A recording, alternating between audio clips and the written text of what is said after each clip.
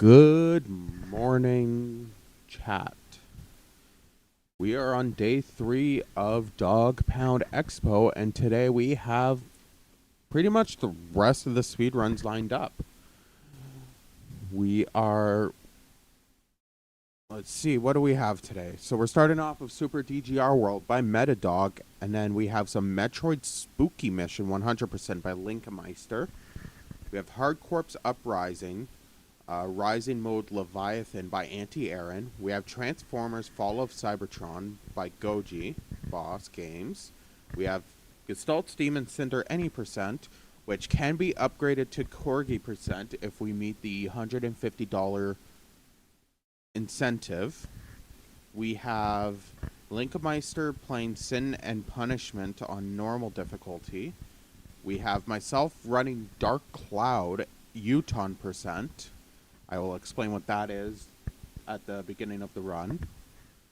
We have, and then we're closing off the day with some Super Metroid, starting off with Max % Suitless by Kevnastics and Kyzentun, and then some Super Metroid Drunk % by Metadog and PGA. So that is our schedule lineup for today. So I would like to remind that we are currently rising. Yeah, we're rising.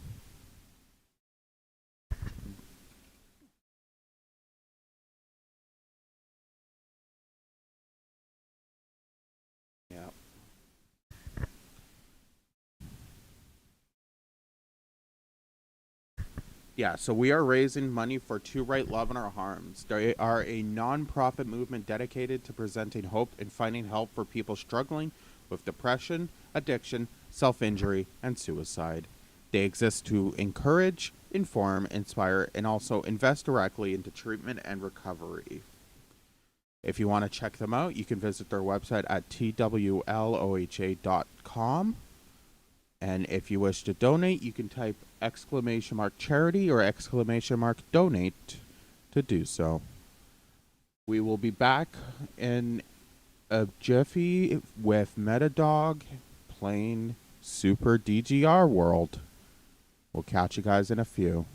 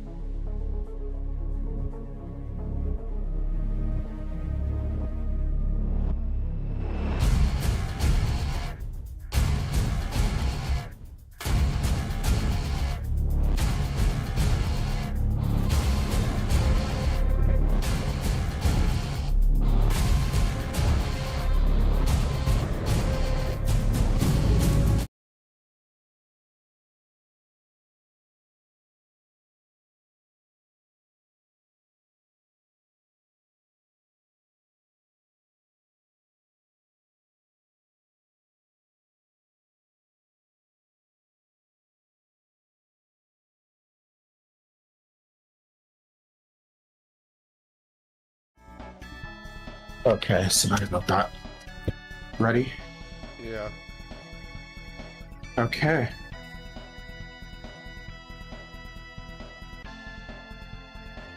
We are live. Hello and welcome to the run of DGR World during DPX. It's 6:45 in the morning and Matt made me do this. I am not a consenting adult. Please send help. Matt, are you ready? I am ready when you are. Alright, 3, 2, 1, go. Look, we didn't hit the bullet bills off the start. This is the first for DPX, and we didn't have to restart. Let's go. What? World record pace already. Aw, damn, now we're no longer world record pace. You immediately die. No, this is gonna be the one time where, like, I actually do decent. Oh my gosh, you're kidding me. I say that. It'll never be the time I do decent. We all practice for next year. I say that, but I'm not going to.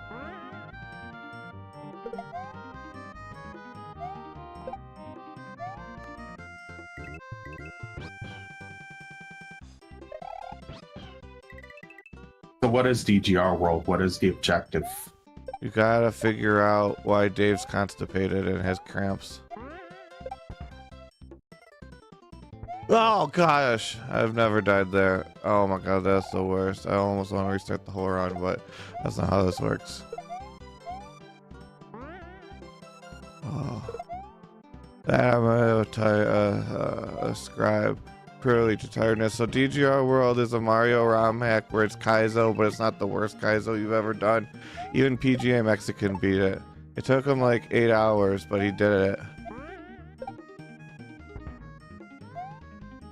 Look, first level down.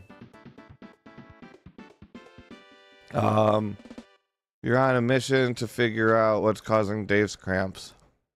We'll find out at the end. It's uncomfortable. Some people have probably seen it online, you know. It's a niche, I guess, probably. I don't know if it actually, but I assume it's a niche because there's a niche for everything. Matt, do I go for the fucky jump? I died before I get to the fucky jump. Matt, do I go for the fucky jump? For the fucky jump. The fucky jump saves like 45 seconds. But it's also like ridiculously difficult to do. I mean, you have the time to do it. Alright, let's go. We gave you way more time than you need. There goes that fucky jump. So you have to get just right, and then just on the edge of that fucking Koopa. I don't think I made it that time. Because you gotta land on that platform right there and skip the Yoshi step. This might. Yup. Because this momentum carries and it's not supposed to. Darn it! I just didn't pull back fast enough. You know, pull-out game's gotta be strong if you want to make this work.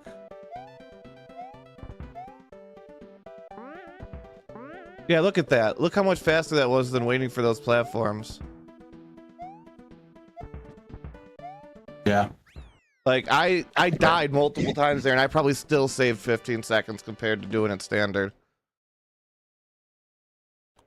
Imagine imagine waiting in a speed run. Right, and that's my own personal skip.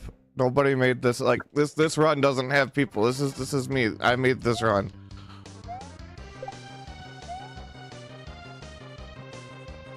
So, I'm very proud of that skip. How many times can you say you found your own skip for a speedrunning game? How many times can you say you fell for no reason? All the time. That's what time it is. Yeah. Matt, why don't you tell them what charity we're doing things for? You're prepared today. We're doing things today, that's right.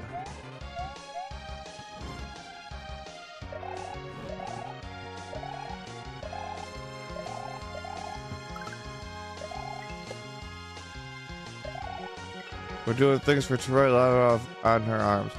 a nonprofit dedicated to providing help and hope for those suffering with addiction, self-injury, mental health issues, and suicide.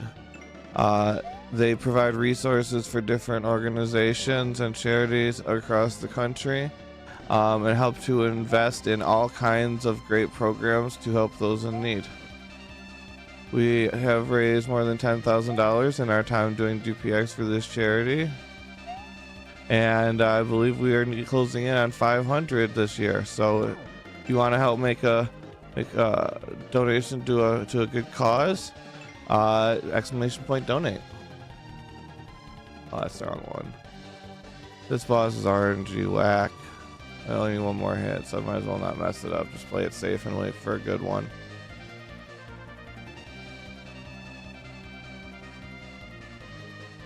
There we go. Boss down.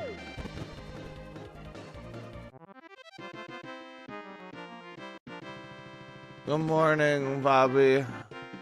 It's too early. It's too fucking early. How you doing, buddy? Man, I can't see chat. You have to tell me if there's chat. What chat? Your chat or DPX chat? Your chat. I don't have Okay. anything up to like even do a dual stream. My setup Yeah, was I pure. did. My setup was pure survival mode today. So no, this I water, know. That's why I didn't. this water is fucky. I hate it. We'll see if I can get up in it one though. Getting up in one is important. Ask your wife.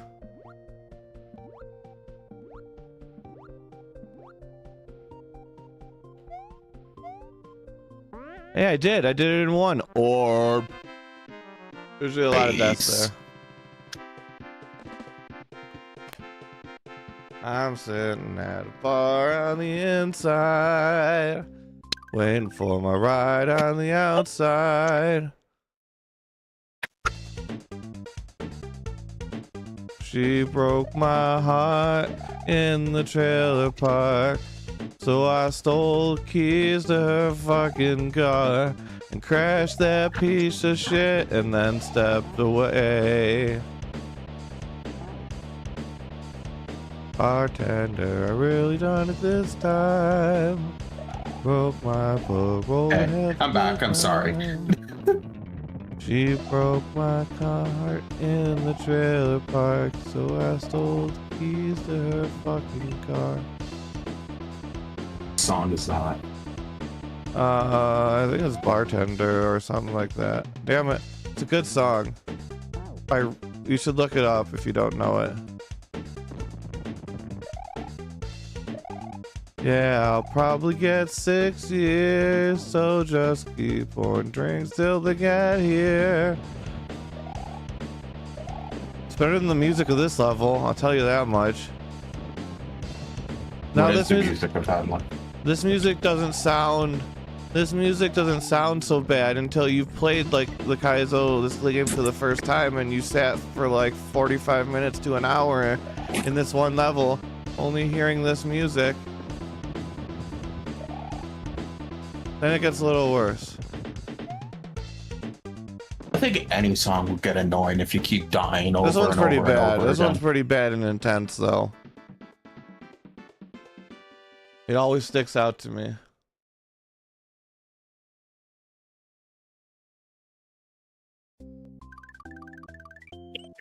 Yay, we're at the gauntlet. We're gonna die at one point of this. I know, I just don't remember which one. Not that point.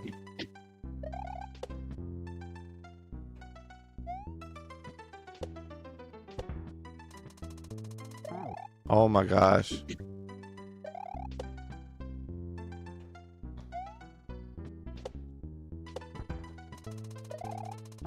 I hate this saw. I hate everything about this level. This level always gives me fits.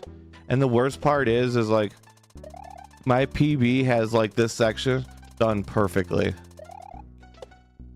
Ooh. Mother flipper. Hey look, can you tell that I'm a dad? Some of my profanity actually gets replaced with non-profanity. Yeah. just by habit. I'm habitually not swearing.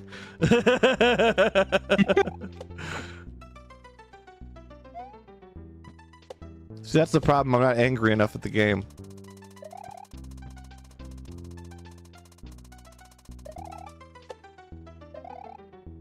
Just chilling. Chill.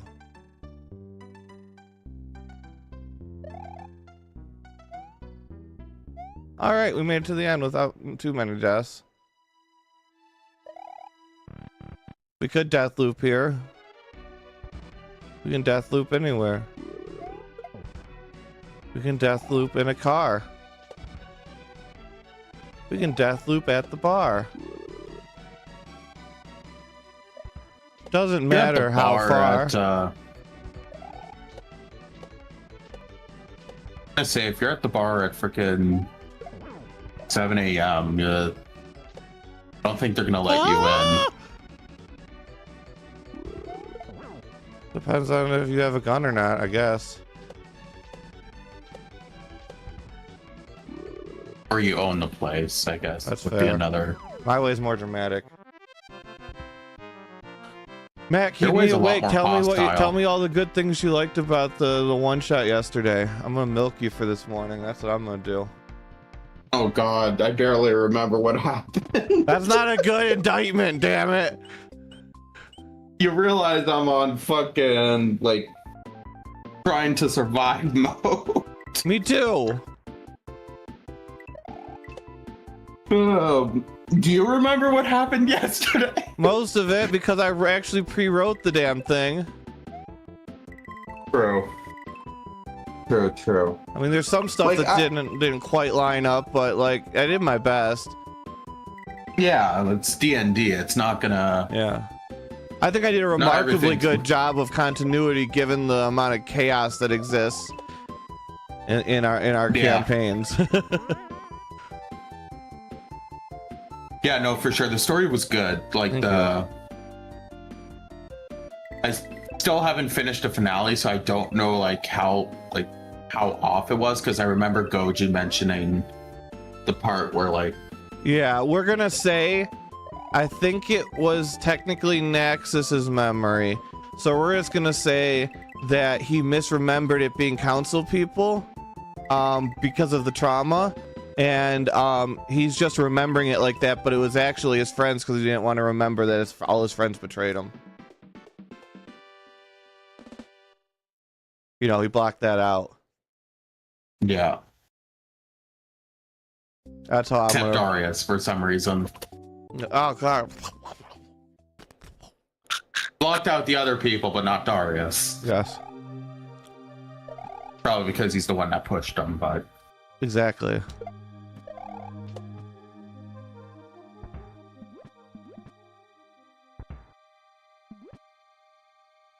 no alarm's going off again.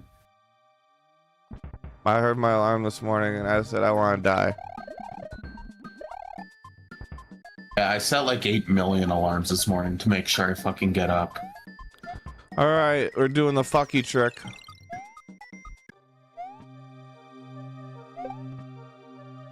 Oh my gosh, we got the fucky trick and missed the second fucky trick.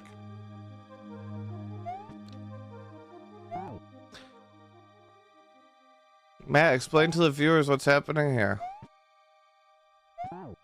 He's dying. You've seen this part before, Matt. You know what this trick is. We've done this The trick for bullet bill 5 one? years. Yeah, we've done this trick for 5 years. 6 years. Isn't it like you have like 1 pixel that you can Yeah. get above? Yep, like that. And look at that. That's also my own trick for Skip. That and the little pause hesitation between the fireball and the little mini thwomp. That whole last section, which saves if you get it right, something like 45 seconds, is my own Skip. Nice. Sorry, I'm gonna go shut up my alarm. Okay.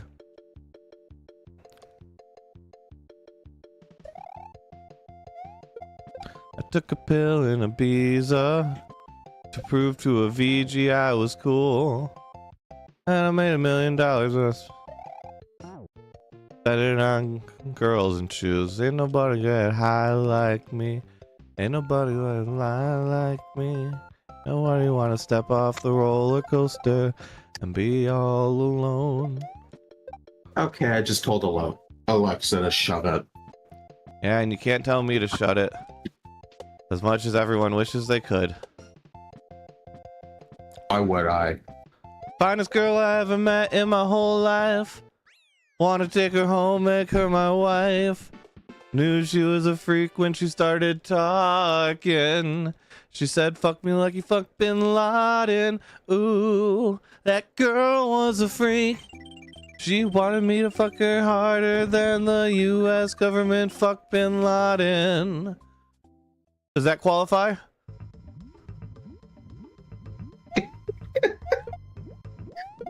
You did ask why you would want me to shut up. No, I didn't. Oh, yeah, I guess I did. You did ask.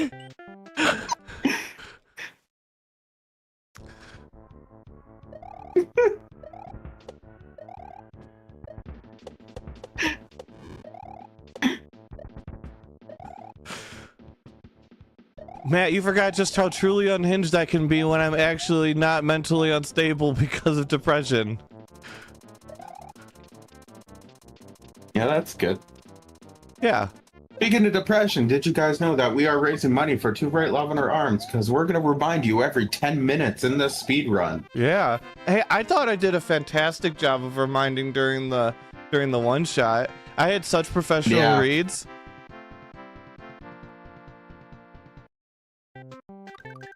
Okay. Why did I close? I had So who the are we mission raising money statement for? right in front of me. Who are we raising money for, Matt? This is important. We're raising money. We're raising money for Two Right Love in Our Arms. Why did you get an accent? They're a nonprofit movement dedicated to presenting hope, finding help, and finding help for people struggling with depression, addiction, self-injury, and suicide. They exist to encourage, inform, inspire, and also invest directly into treatment and recovery. Matt's not from Boston, by the way. I don't know where that accent came from. Oh my gosh, I hate that fireball. Fire. But if you want a case of fireball delivered straight to your home, call 188. Call Matt. DPX is not responsible for what happens if you call that number and somebody actually answers.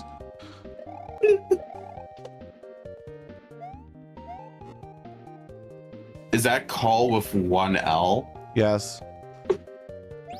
We don't worry about details at DPX. Or All is it speed Matt all with the time. one T? What? Maybe it's both, and we just add a random letter in there. A random number at the end. Yeah, exactly. It's fine.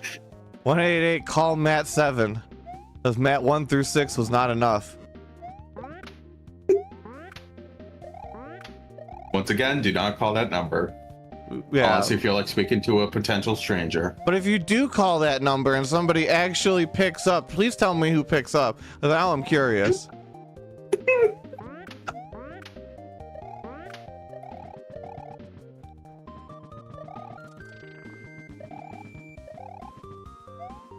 These guys split into 3.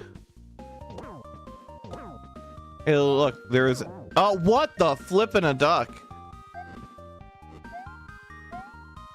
I should have just done the normal jump over and not tried to be safe. You know, safety first always loses in the end. Remember that, kids. Safety first doesn't always work. Don't listen to anything I say. I'm a bad influence, kids. You heard it here first, folks. I save all my good influence for my own kid. All I've got left for you is debauchery.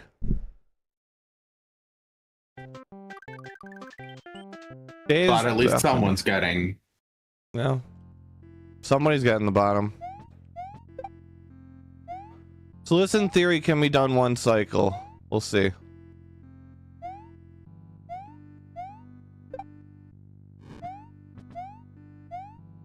What? Nope. No one cycle, and it was a cycle fucked anyways.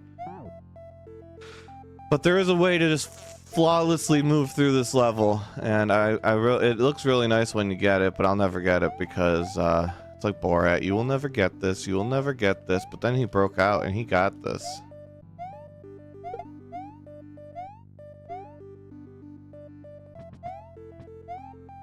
Yeah, look at that. Look how nice that flowed. That was the one cycle. That was the one cycle. Let's go.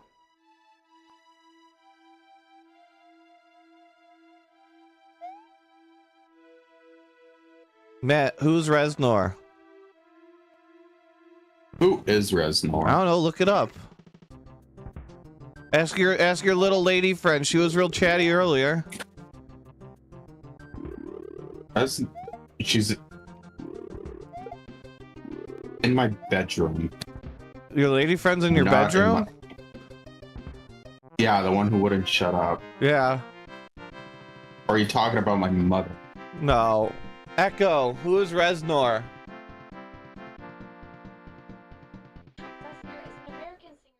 Trent Reznor is an American singer-songwriter, dog.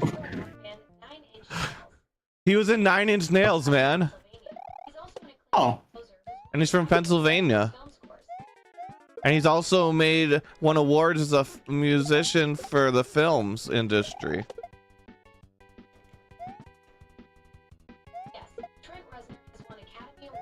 Academy Awards. Academy Awards. And a Grammy Award for Girl with a Dragon Tattoo. I've Oh, heard of and that for movie. Watchmen. Oh. Well, Trent Reznor is apparently a very accomplished musician. We didn't know who he was. Hey, now we all know. Everybody in chat knows more about Trent Reznor.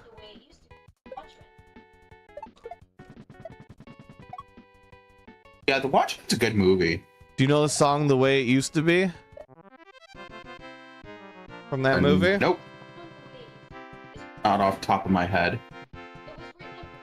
That's good. Apparently.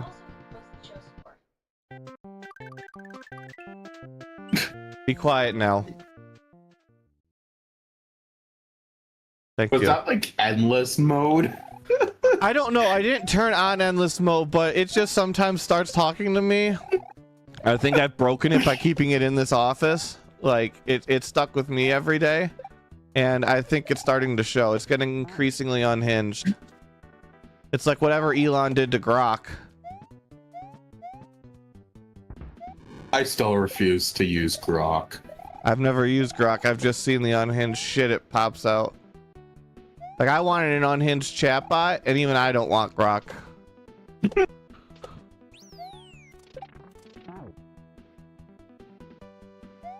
Apparently, it's got like an unsafe for work mode that's like just activating people's Teslas and telling kids to like do crazy wild shit. Oh, Jesus. I've heard rumors. Can't substantiate, but I've heard rumors. Man, is there anybody in chat? Nope. There's nobody in chat? Hi, chat. Dude, it's 7:10 in the morning. Matt, you're supposed to do your job. I expect at least 17.3 people in chat. You figure out that 0.3 on your own. I'll go cut up a child. Time. That seems extreme. Man, this is the worst level in the game. Ah, yes, the wall jumping. The janky fucking wall jumps.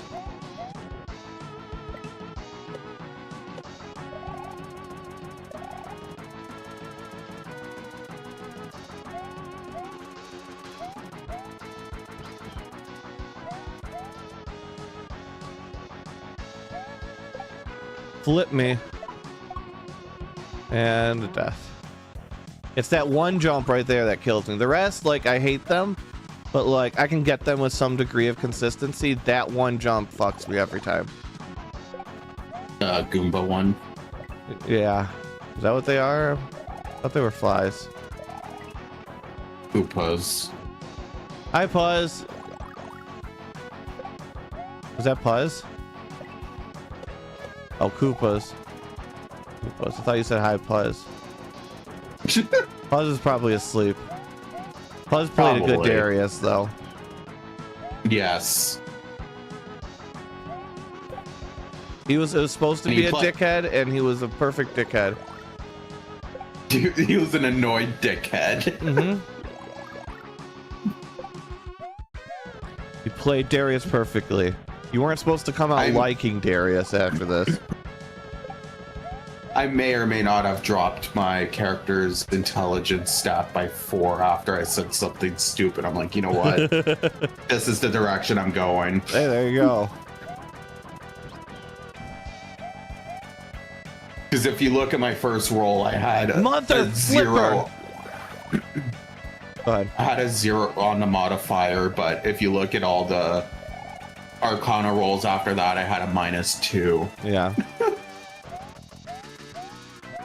I hate this part. See, it's just that weird jump. That timing is so fucky.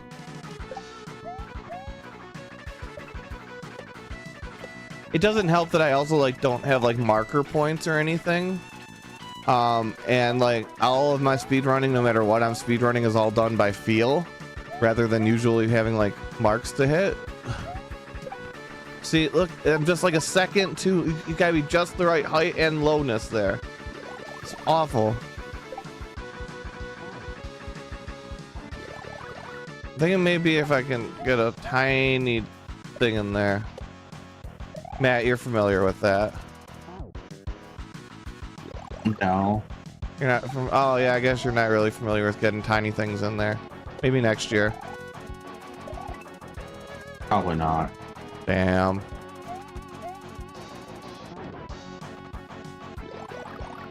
Hashtag sad boy hours.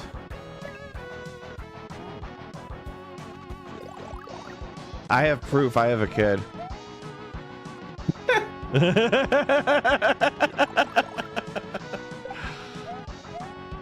Yeah? See, Yeah. see, yeah, like I can't argue with that one. Oh my gosh.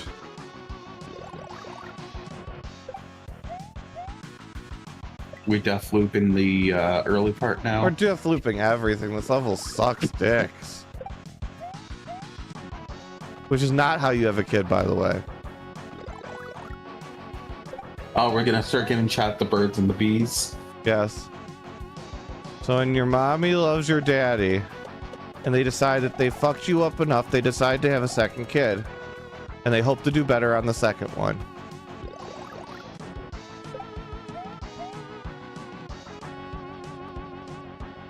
The end. Oh. Oh my gosh, I can't do the weight version. I just don't have it in me. I don't have the muscle memory. So we just go full speed ahead. Matt, I blame you. I don't have a reason yet, but give me like 15 minutes. I thought you already had like 15 reasons to blame me. No, that was 13 reasons. That's my 13 reasons why, Matt. I don't know what that movie's about. Do you know what that movie's about?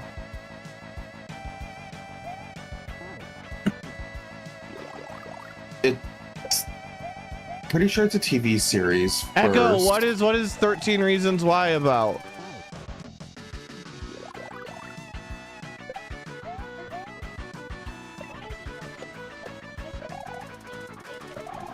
It's about Clay Jensen.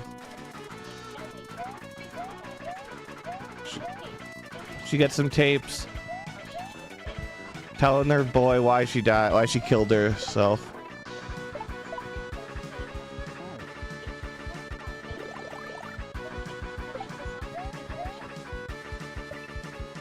There you go.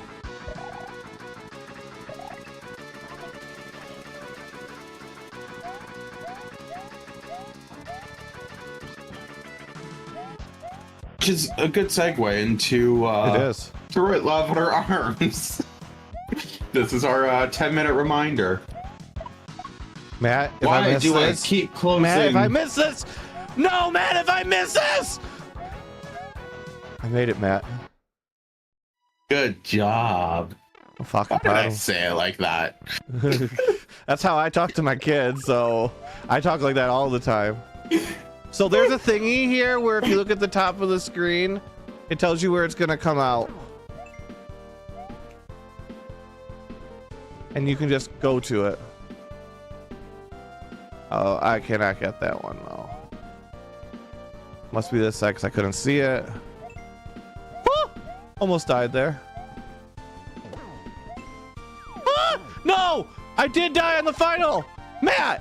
Why? Why did you do that, Matt? Are you blaming me? You made the wall slippery. Because I have that ability. Obviously, you're running DPX. You control everything that goes on. Except for me. I'm uncontrollable. And I won. That was only a second attempt at that, though, so that's pretty solid. Make up for the 400 deaths in that level. Don't worry, there's other death levels we're gonna death loop. Matt, what time am I supposed to be done by?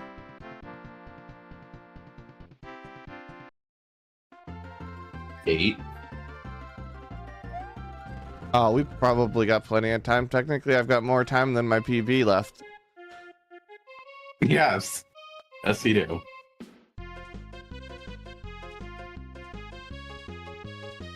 This one's much harder than Quickie World 2, though. Yeah, but you also have more hours in this one if memory serves. A lot more hours, yes. This is the best level in the game. How often do I say that?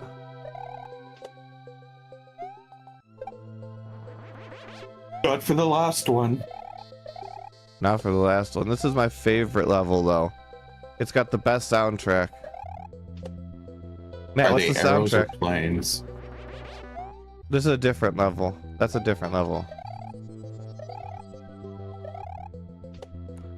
This is the this is the Bramble Blast from Donkey Kong Country, and it's the most greatest song. Okay, it is Donkey Kong. I can't hear it, so. Oh, well, that's your fault. I was just going off of memory. No, that's a different level. Get together, Matt. You're the host of DPX. You've seen this too many times. Doesn't mean I remember it. Well, whose fault is that?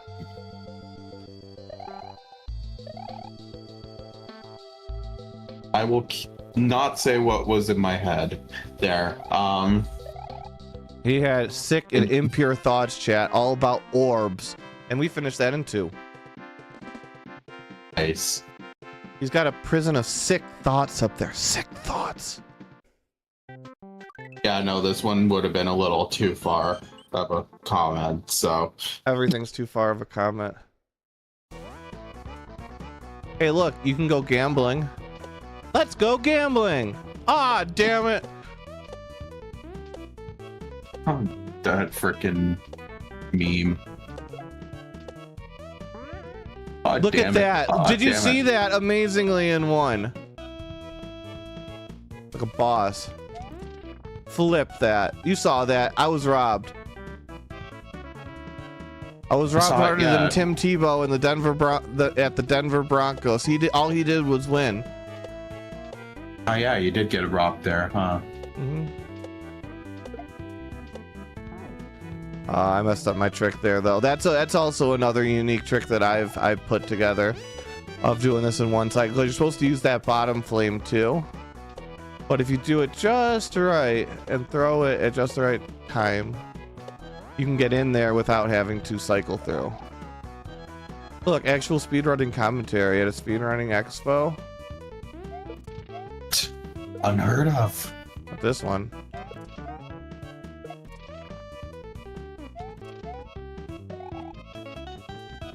There we go. Who put speedrunning commentary in my speedrun? Exactly. I didn't agree to this. Oh, Flip, you saw that. That was a lot of Did wacky, I? wild shit that happened.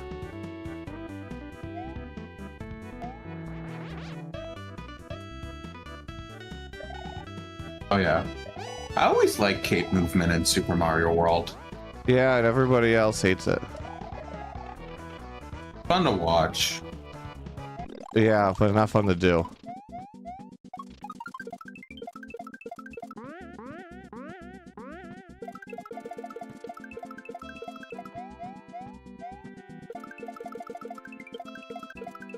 Boom, level done. Minimal death looping.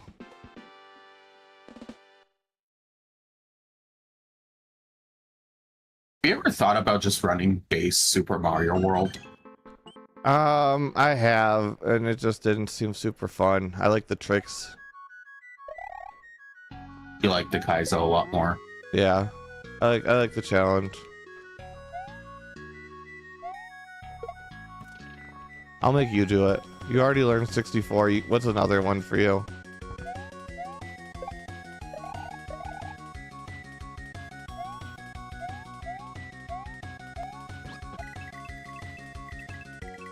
No! You saw that, Matt. That was illegal. Oh yeah. That was illegal. You hit the Kaizo block. Sad. I call it illegal. I'm calling for a full investigation. Oh my gosh. You hit it again. Nope. I missed it entirely. I just couldn't get it up, man.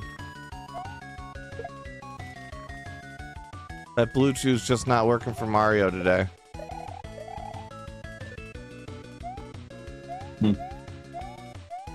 Yoshi's fault. There we go.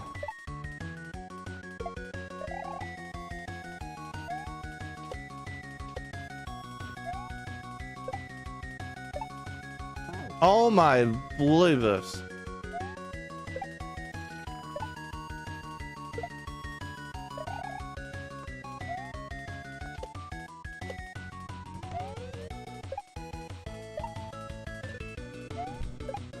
All right, that level's done.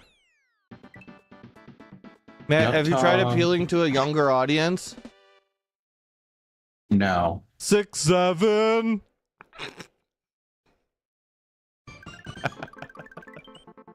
And that's why I will never appeal to a younger audience. I could never. Man, you have to. You have to embrace the brain rot. I'm fucking Gen Z and I can't stand the brain rot. That's your fault. I keep up with the times. I'm hip. I got the 411, and I don't care how dope his ride is. You are not going to prom with that man.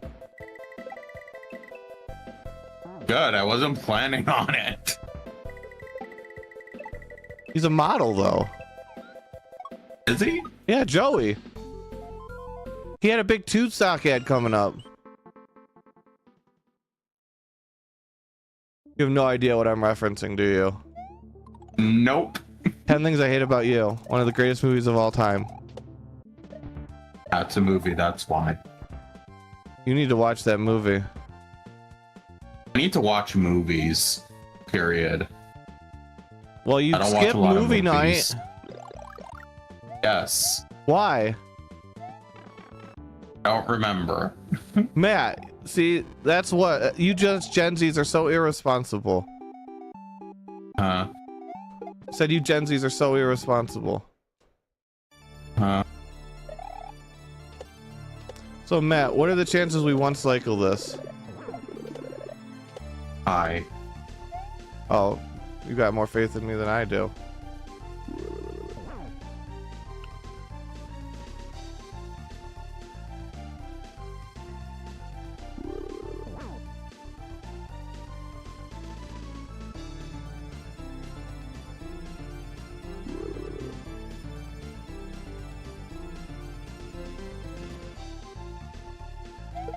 What? You saw that, right? Not yet. The key's gone now. And the key's gone. I had that one cycle too. That was the biggest load of bullshit I've ever seen.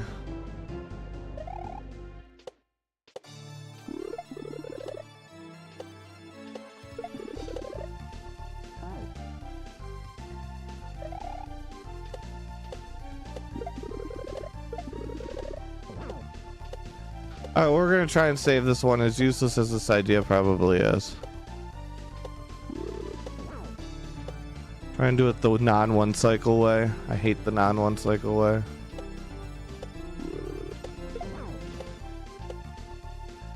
Oh, I was supposed to get that last key out. That's my bad. We're gonna go back to one cycle way, because that's the best way. Forget what I said.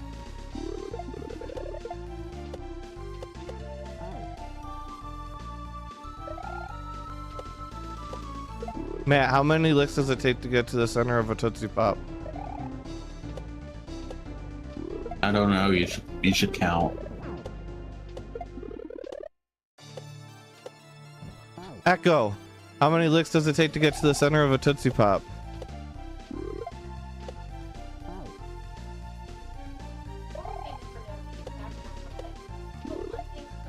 Oh my god, my up input.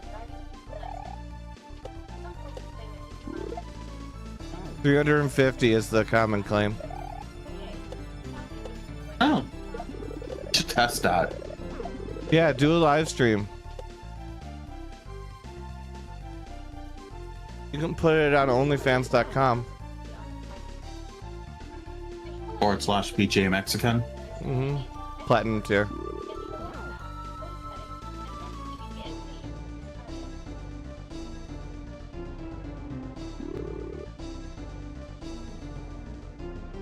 Is Echo still talking nonsense? I did it! It is. I did it! I finished it!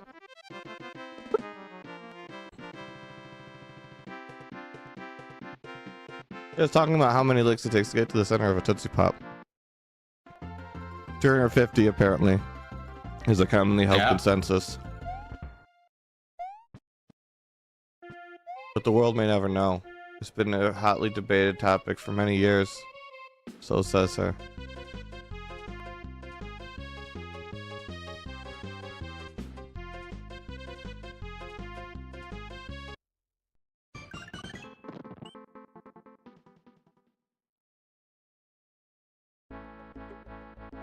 Matt, this is a great level. Turn on the music. My watch alarm. I turn on the music, it means that I go dark, because if I start to hear myself, I go nuts. If I talk and hear myself at the same time. That's a risk we're willing to take. It's Africa.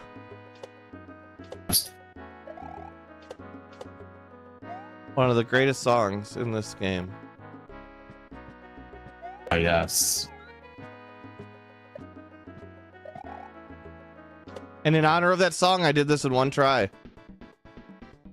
Good job. Now we can't hear it. Exactly.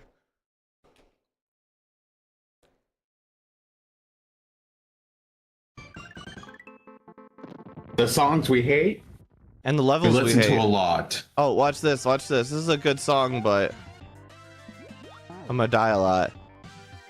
This is a Teenage Mutant Ninja Turtles song.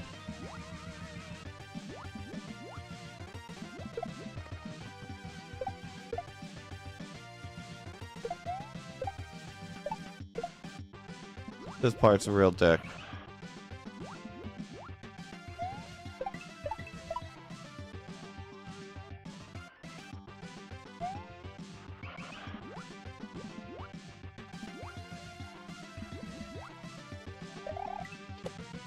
Oh my gosh, I got through that with relative ease. That's not the hardest part of the level though, that's coming up. Right here.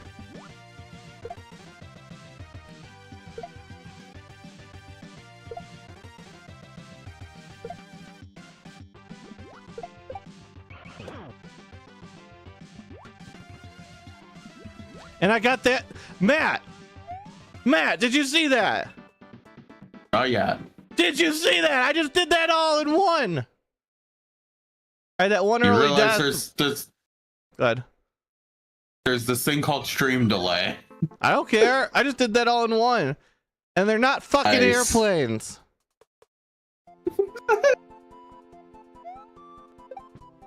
I fucked that.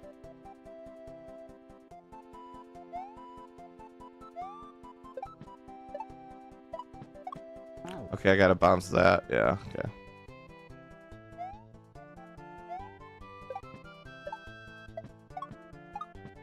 Those are airplanes. Those are no, they're using the airplane sprites, but they're meant to be darts or arrows. I don't like they're using the Mario Paint arrow like airplane sprites, but why would there be this many airplanes flying in the middle of the fucking woods? Can we just look at the cannon here and not the limited sprite palette? Why wouldn't there be a million planes flying through the woods? I mean, with today's FAA.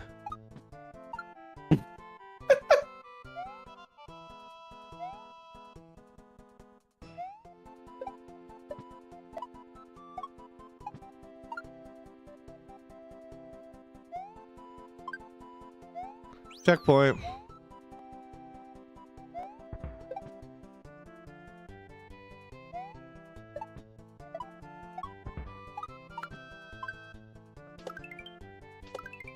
Oh my gosh, I just went a couple too small of jumps there and I died. Okay, let's do that again with the proper spacing.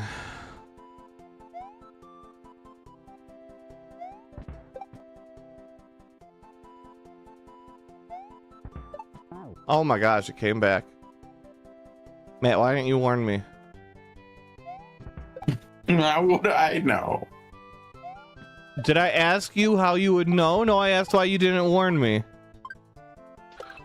And that will require me to know in order to warn you. No, it doesn't. It requires nothing of the sort. Okay, well, it's gonna come back, Meta. Okay. I'm warning you now. Thank you. That was I important. don't know when that warning's gonna be relevant, but it will be It'll relevant. be important a year from now. And then you're gonna be like, "Why didn't you warn me?" Exactly, And I'll be like, exactly. I did last year. Yeah, but I'm unreasonable. I'll still bitch about it. We'll bitch about anything. Exactly.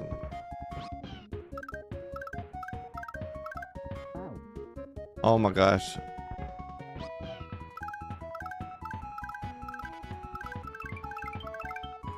There we go. Bye, Yoshi. This has the worst boss of all of the bosses because it basically has to be a one cycle. Matt, do you remember this boss? Yeah. I feel like you should. I feel like you're doing a disservice to the people. Well, it would require me to see the boss to remember it. No, this is the one boss that always takes forever. Remember the level. Level is also not a fan of me. And I'm not a fan of it.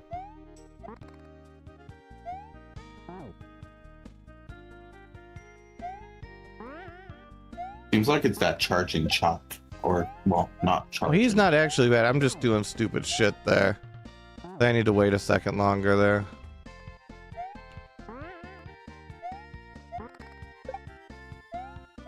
Yeah, go buy your viewers at gofuckyourself.com. Yeah. That's where I buy my viewers from. They're having a sale right now. It's a 2-hole for 1 special.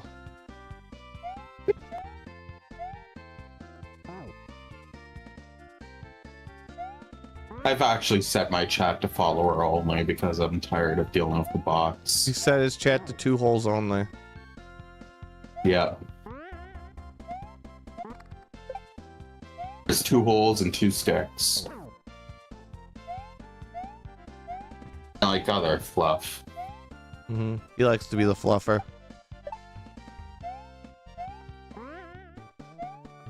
Oh my gosh, I just got cock blocked by that football. You just get people ready, Matt. That's your job, right? Yeah. Okay, that makes sense. Matt's gonna go back over this VOD when he actually looks up some of these terms and he's gonna be really angry. More like I'm gonna forget to do any of that. Oh, good. That's how I like to operate. Trust me, this VOD's probably not gonna be on YouTube at least for another 10 years. Immunity through obscurity. Hello, Not us gonna from make 10 it. years from now.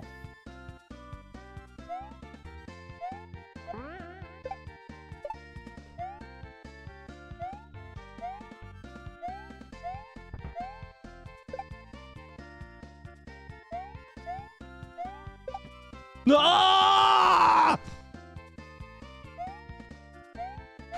You can hear the rage. You can smell it. Smell it on your insides.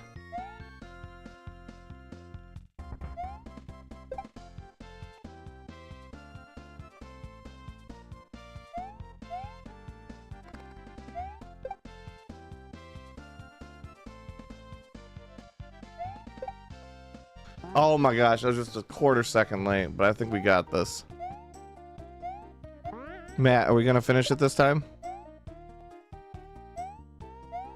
I mean, you still have 20 minutes. No, we're gonna finish this level this attempt. Oh. I believe in you. You were the only one.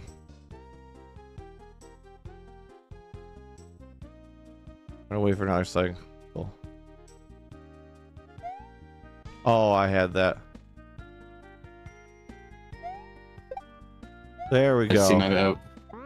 Oh. I made it. That was a little scary there.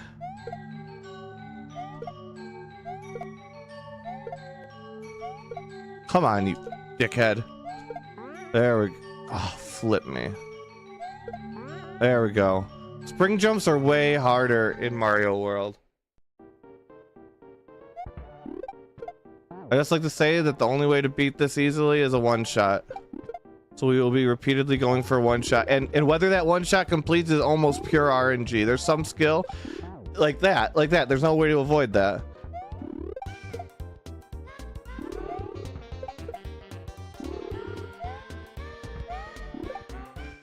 Yeah, This boss is I very remember heavily this boss RNG now. dependent, yeah. Like, there is performance to it because you gotta get all the tricks right every time. And I'm not doing that. But there's RNG that can just absolutely destroy you. Doesn't the RNG get worse as the fight goes on? Because It feels like that. the Oh, no, it's not RNG. It just doesn't line up well. It doesn't line up the platforms well, and you have to wait for a ton of cycles for it to line up. Whereas if you do it like I just did it, you can do it all in one cycle, and it's consistent every time with where they'll be with the bullets. The only inconsistent part is the rocks that they throw at you. But we cleared that remarkably fast for a charity marathon. I normally die a lot there. normally there's at least like 10 more deaths. Yeah, how much time do we have left? 19. Oh god, we're gonna finish way ahead. Yeah, which is good, because it'll give me time to make a bite to eat. I literally woke up, walked to my computer, hit start stream. I went to the bathroom, stayed in there dying for about 25 minutes, and then stumbled into my office. I set up most of my streaming stuff from the toilet because I remoted into my PC. Good old remote desktop. No, Moonlight, actually. Good old Moonlight. I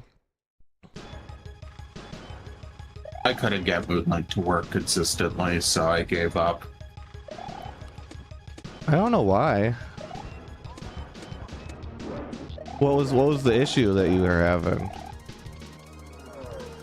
Just what it was giving me a bunch of errors, even though like. Did you do the port forwarding? Yeah. Are you trying to connect from an external connection or an internal one? It was an external. Did you try setting up a DNS? No. DNS. As I dogpoundmc.ddns.net.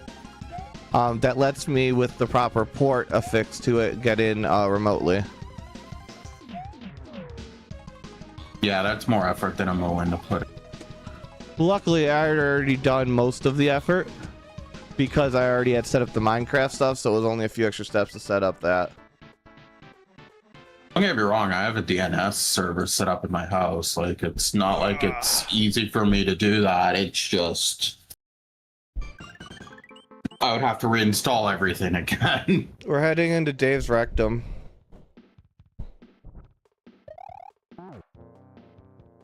It's also like I have to install the 500 gigabyte SSD that's been sitting on my desk for 2 weeks. I still don't know if Noah has put in the one that I bought him.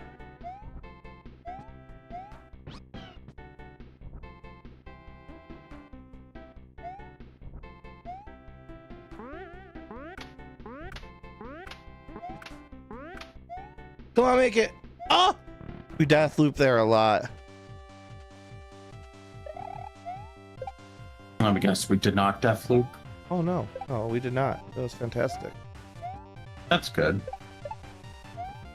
We are actually Happy to burning hear. through this level.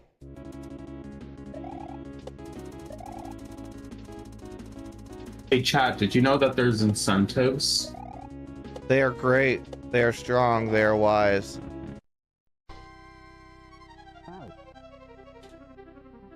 Personally, the one that the one I'm eyeballing is the Gestalt Steven Cinder Corgi percent. He has been trying to raise money for that this whole freaking weekend. He really likes corgis. It's unnatural, his obsession almost.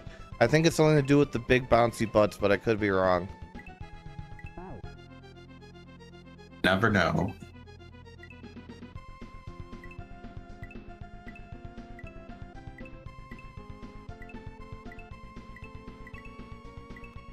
Ah! Made it through.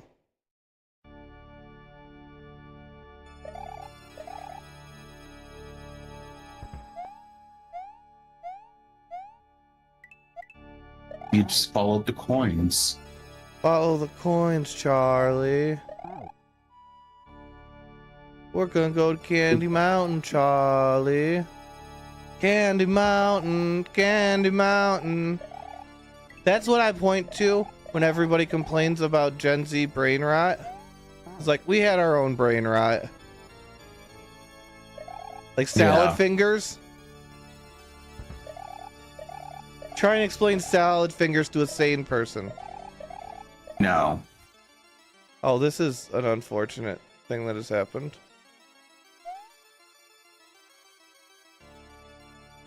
Ah! I thought I was going to be able to cheese that.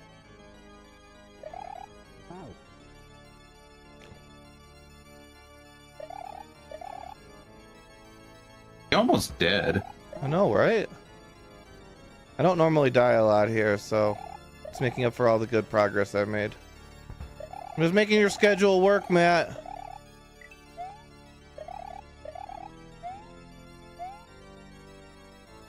No! You gotta tap into that, and he freaking got me.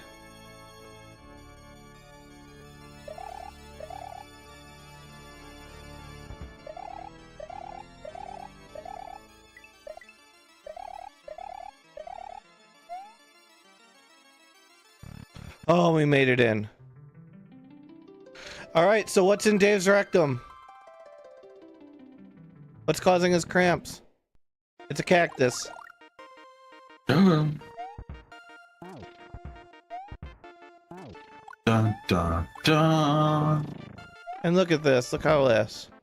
No! I almost one-shot that whole fight. Now this is a much harder fight than it looks.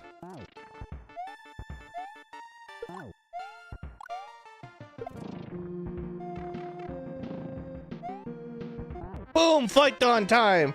But I've mapped out that fight to be able to do it that quickly. Matt, what do we finish with? 5932. Ta-da! We beat it within the We hour. built this city. We built this city on Ragdom Cactus. So thank you everybody for watching. We have more speedruns. I'm sure Matt will tell you some shit here. But I am going to go lay down because I have to get drunk later and run Super Metroid.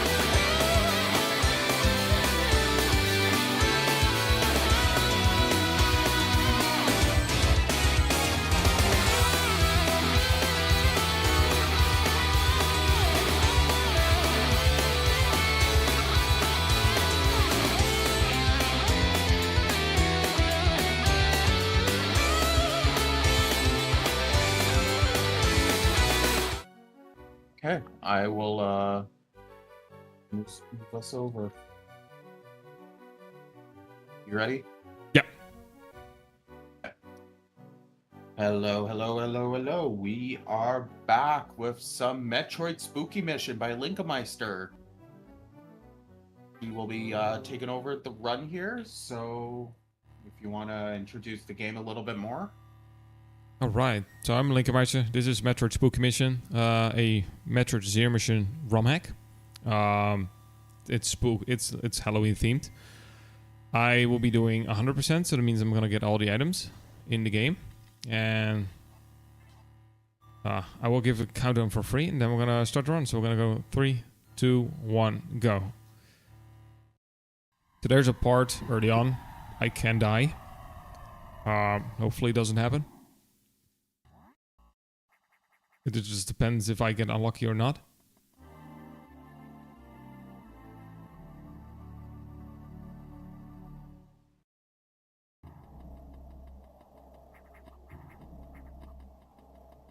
So items and the flavor text are all different.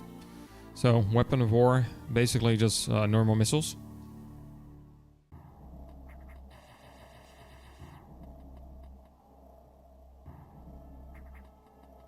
We'll be saving here soon.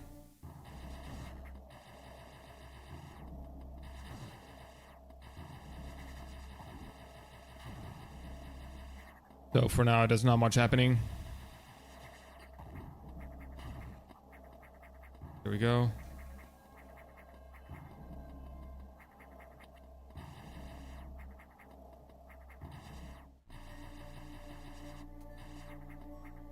So use Murray, just basically morph ball.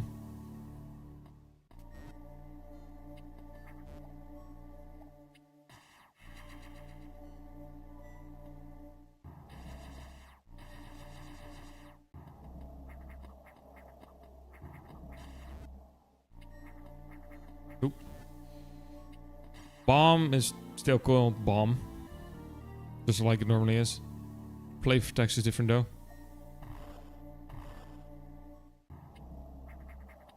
I did not want to grab there. So now I'm going to save. I'm going to sell my soul. And we're going to hopefully get to the point where I am not going to die. Hopefully. I'm going to lay a bomb on top here so it just destroys both bomb blocks. Instead of just one if I put it in front.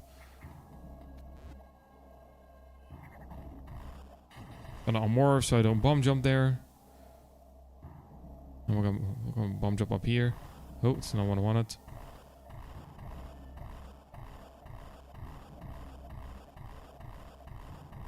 There we go.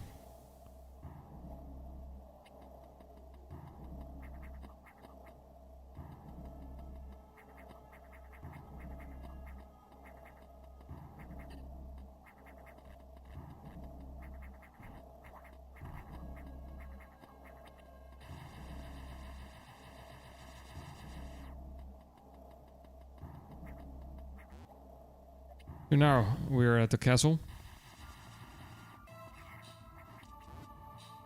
So the liquid down there, that's beer.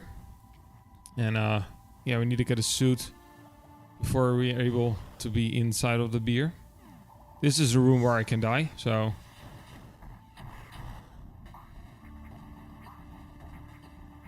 Then I got lucky, really unlucky.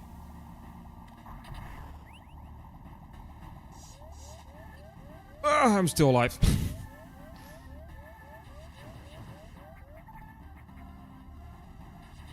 I got unlucky with the enemy. I'm just gonna farm here. That was close. I barely survived.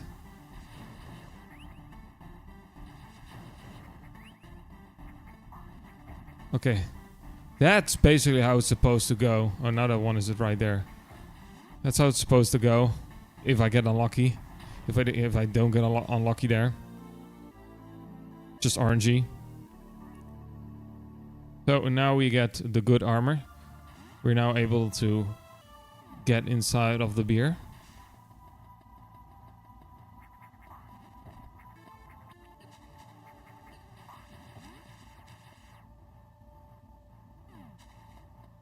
Yeah, come on. So I'm gonna shoot this item, grab it, and do not do a full jump. If I do a full jump, I get on top of the platform and I need to kill those enemies and bomb the walls.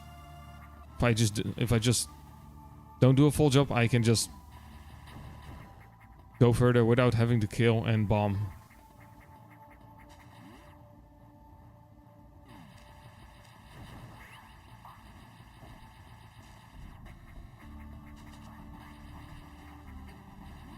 But there is a different route for this hack. I'm not doing it. It involves bomb jumping upwards. While there are some rippers going left and right. And at the top you need to do a diagonal bomb jump. Need from going straight up to diagonal. Yeah, and the rippers, it's just RNG. And it's actually the world record for this hack. Oh my god, the Rios are annoying.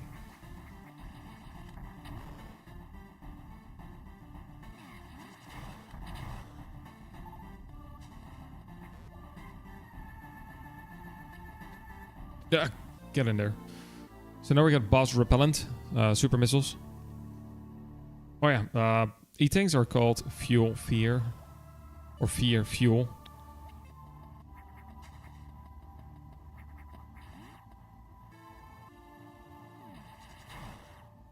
Wall jump, please. Yeah, I'm getting unlucky with these enemies. Can you get out of my way? Oh, come on. Jeez.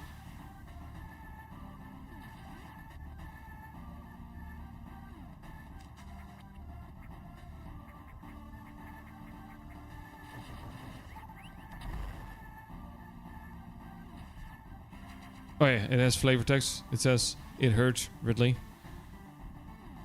If I could get a super now, cool, I got one.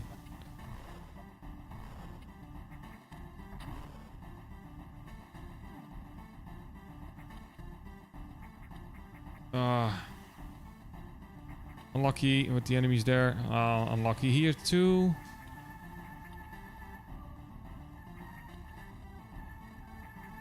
Unlucky here too. Wow, okay. I got unlucky at 3 points. That's great.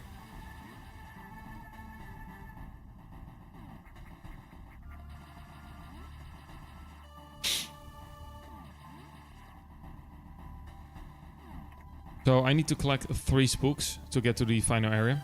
So we got the first spook.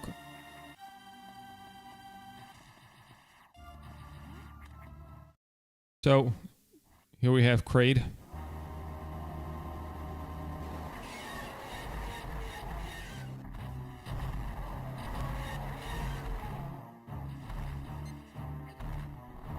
I want that super. Oh.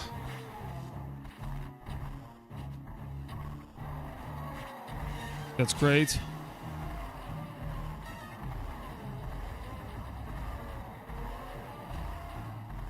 Not particularly hard, you just need to kind of get lucky with the drops.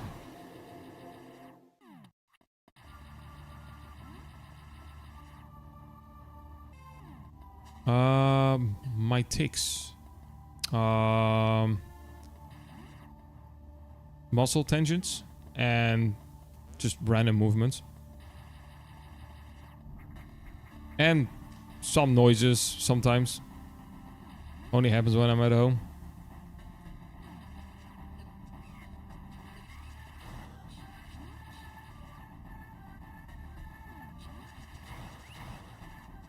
Oh, I got full super, so I don't have to farm at all.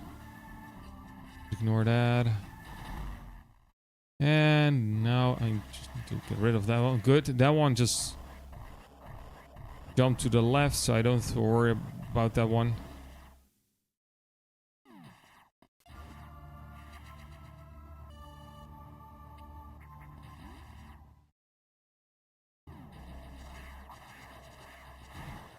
Get rid of the enemies. So I'm done for now with the castle.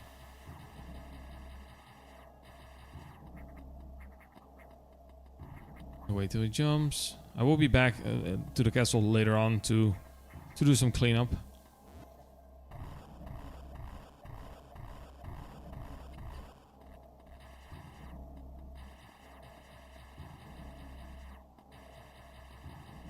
I need to morph.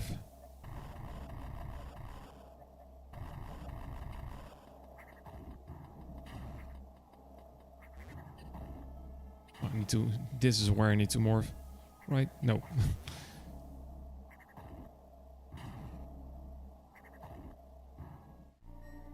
So I don't really have to save.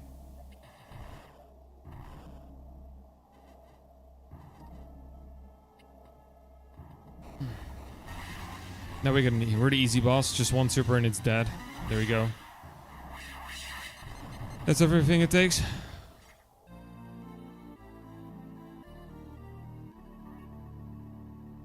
Now we get no ghost, which is just charge beam.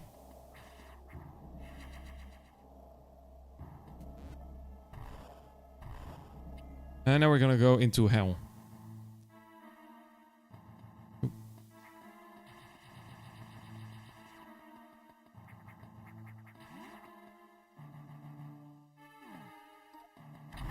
There we go. Oh my god, of course, all the enemies were at the door. Great. Well, I am going to recharge my health.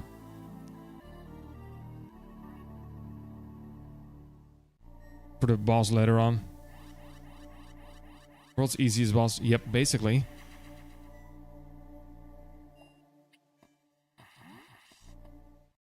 And now we got plasma beam. The flavor text says it's good to use it for cleaning furniture. Will be handy though, having a plasma beam that cleans your furniture. Let's grab that. Oh, please, enemies.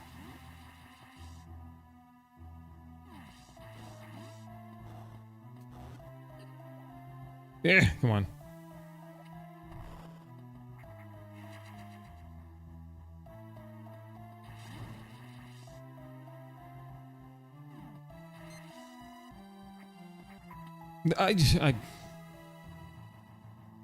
Okay, now we're inside blood. That's the liquid right here. It's blood.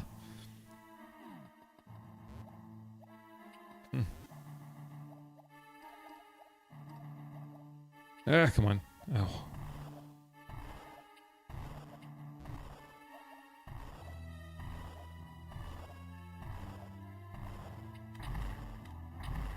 Nice. Okay then. I hit the block below the super block. Cool. Thanks, game. Not that I really need supers right now anyway, but yeah, that's just... That was great. Oh yeah, that was just spikes here. So here's Ridley. He looks different.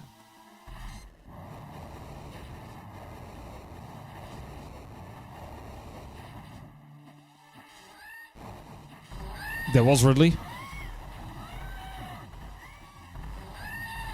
He is dead. So now we're gonna get into real hell. And we get fast pants. So, basically just speed booster. It says this is not that useful. So, we will see.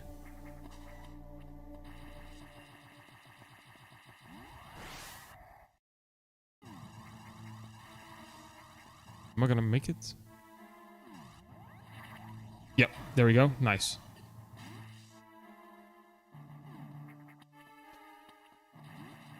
So now we get the second spook of the 3.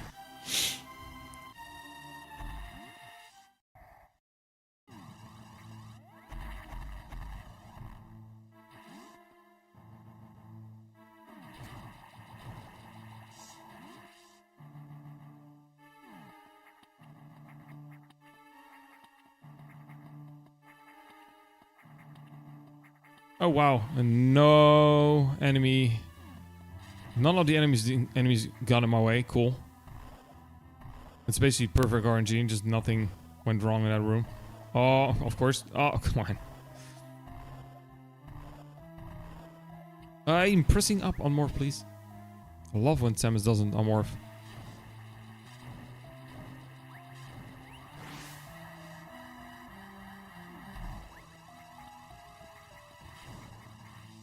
I was just the tiniest bit too late. That's a shame.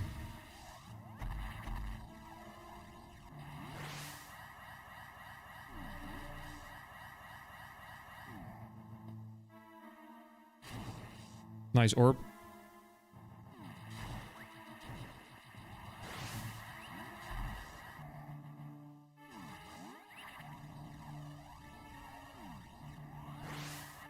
Ooh.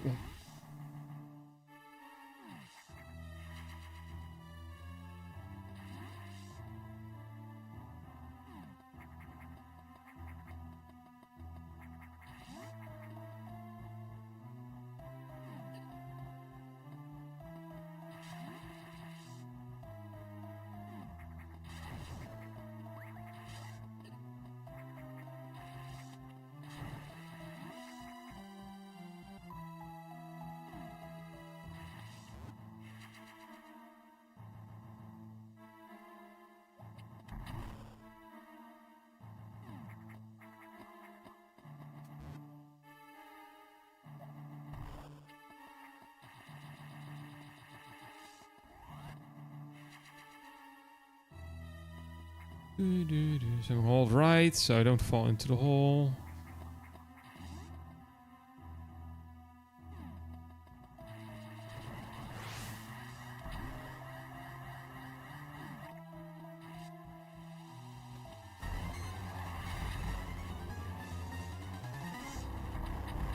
Really hard boss, as you can see.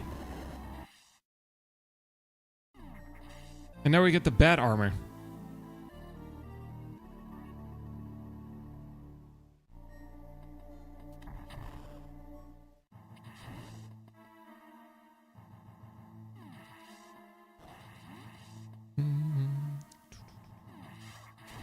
Yeah, come on. Enemies.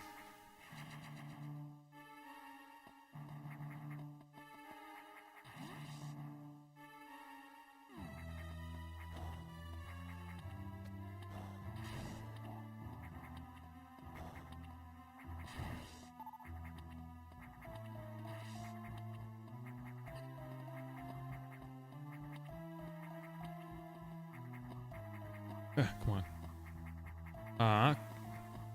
There we go. It's not that hard. So for now, I'm done with hell. There's still... Nice. There's still an item that I can't get right now. So I will get that later on.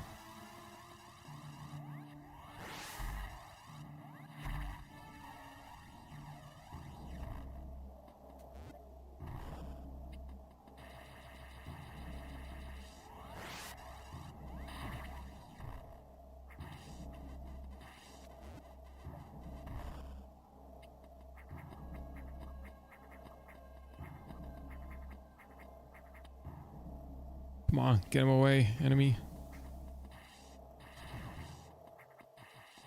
So now I'm on my way to the mansion.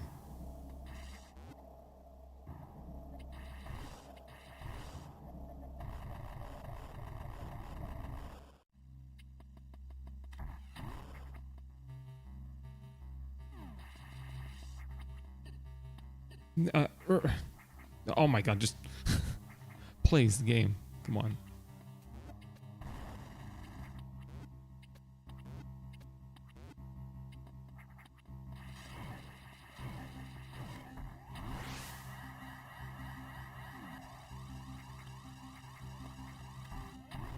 Nice, I got it.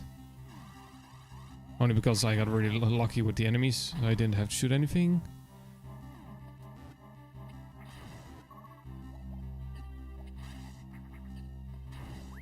Here's some familiar looking tiles.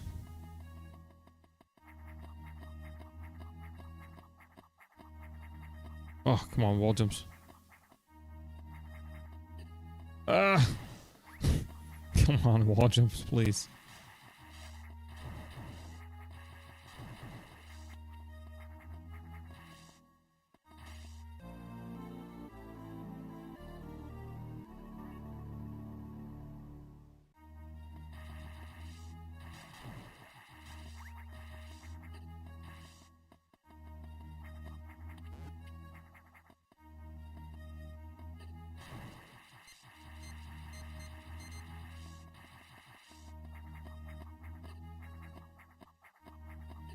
Ah, come on. Yeah. Oh, what the hell? Ah, what the... Nice, I fell all the way down. Cool. Why am I having issues with wall jumping? It's not that difficult.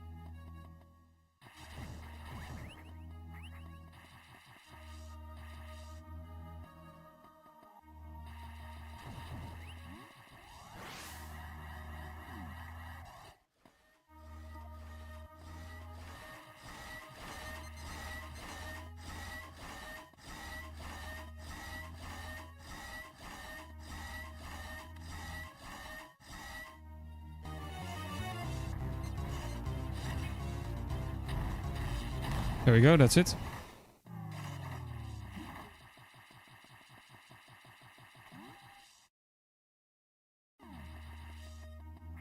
And now I have the full set. I can redeem my free tour of the pumpkin now. First, I'm gonna collect a few more items and then we're gonna do that.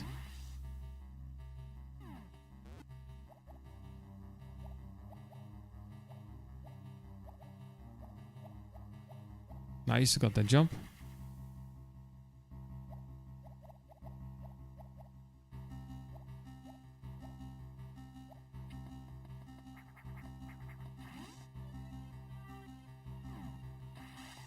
I just want to fall straight down, please.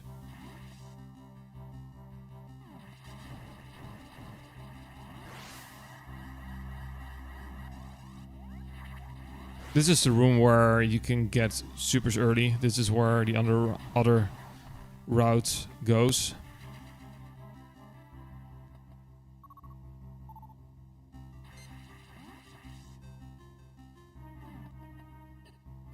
Nope, stop grabbing ledges.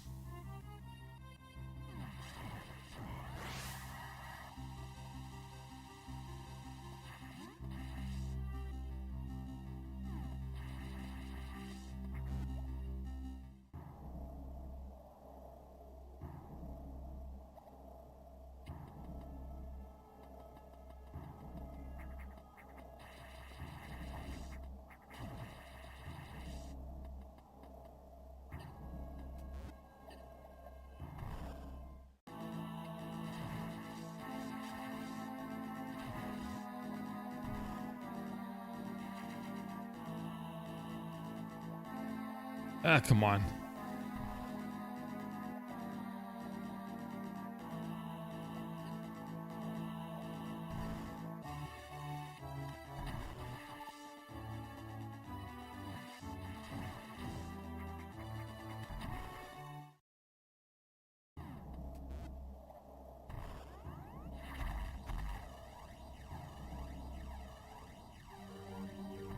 Then we're gonna collect 2 items and then I'm gonna do cleanup.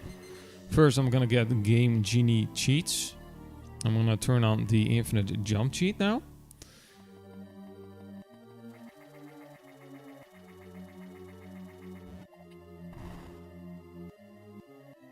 And end game trash, which is screw attack.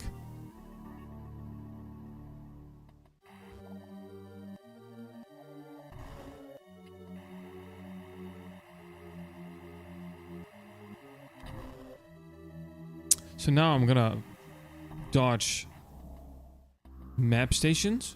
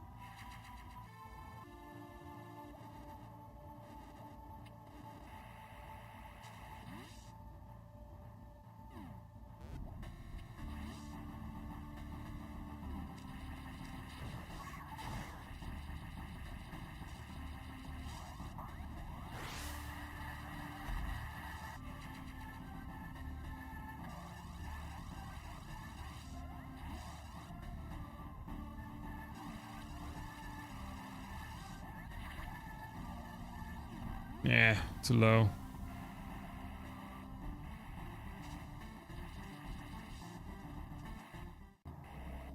And there we go, that's clean up for that area.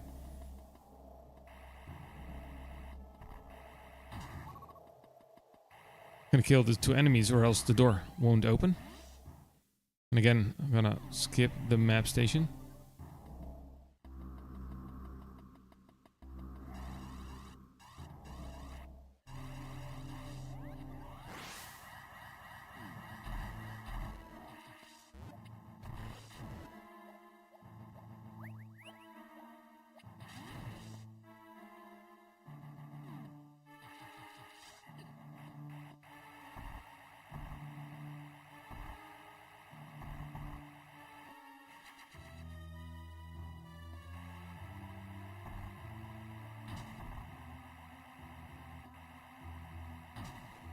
There we go, that's it for cleanup.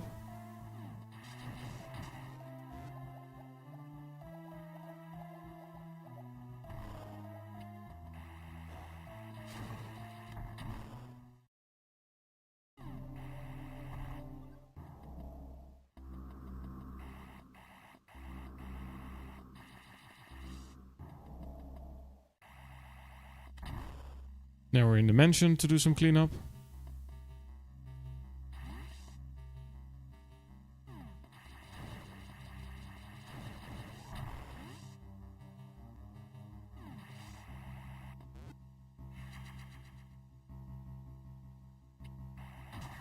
Ooh, nice lag.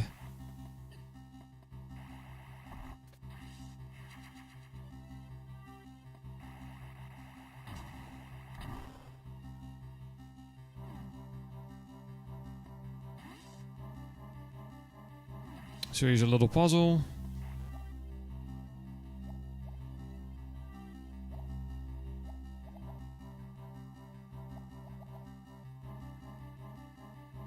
There we go.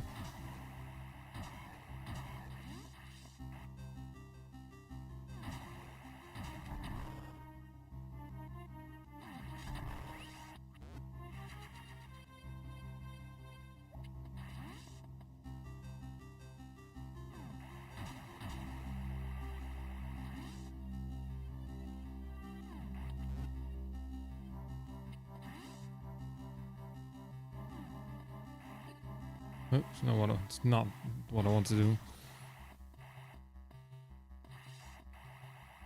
This is what I wanted to do. Now we got a boss. Pretty easy. He's already got, like, most equipment.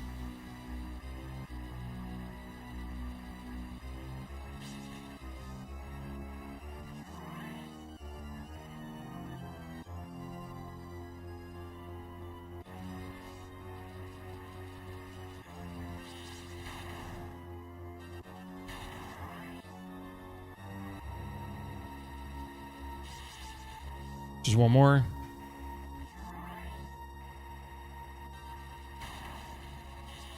There we go, that's it. That's all fight.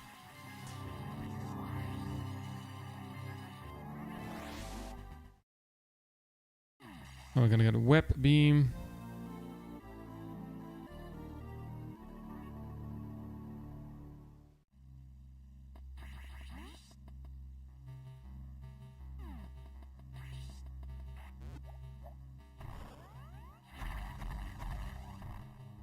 Just one more item, and then we're gonna go to the final area. Again.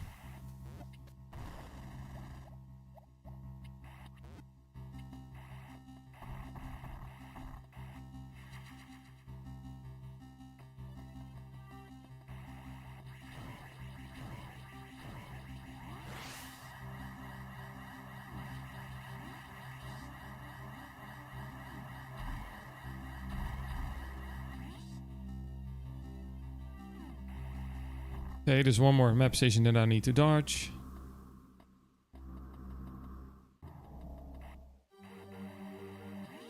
And there we go. No more map stations.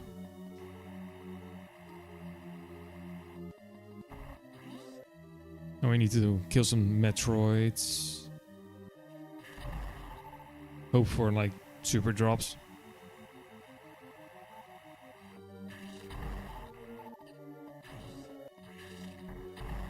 Of course there's a super drop with that one. Nope. Come on.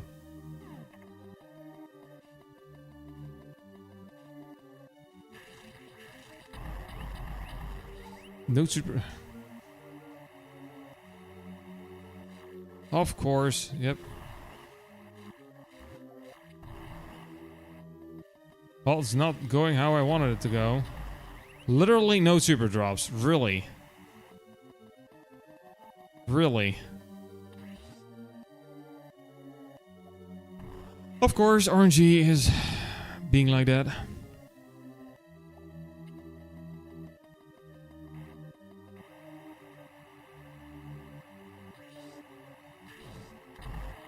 Of course, no super drops there either. Nice. Okay, cool.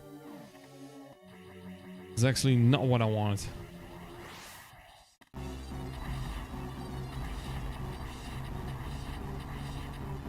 Yep, didn't kill it.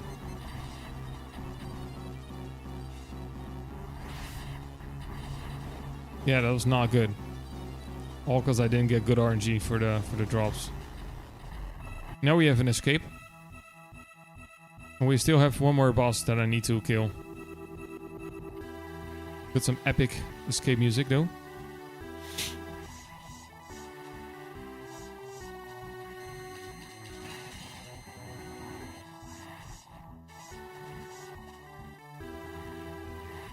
This one is really easy too.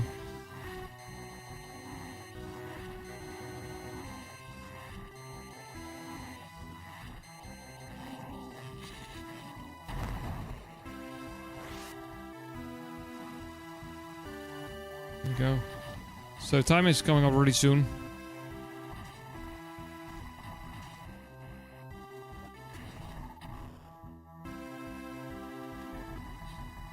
And time.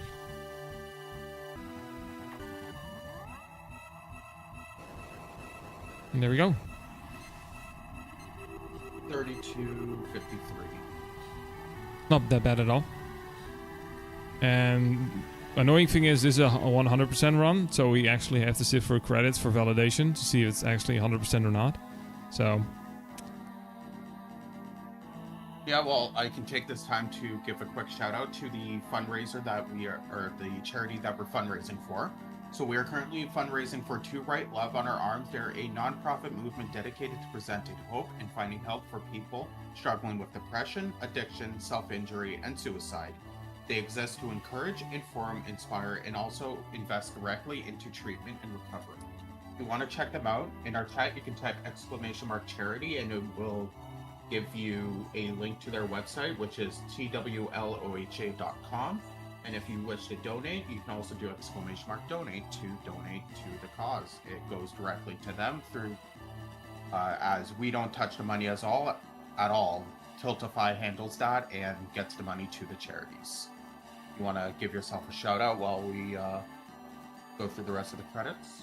Well, you can find me on twitch.tv/Linkenmeister. I do a variety of stuff. I try to stream. I try my best to stream. Because of personal problems, it's not that easy. But what I mostly do is I do speedruns in marathons like this. That's what I mostly do. But I mostly do Metroid stuff, but also do other consoles and other genres. like shooters, racing games, 3D action games. I do a variety of stuff. And what else?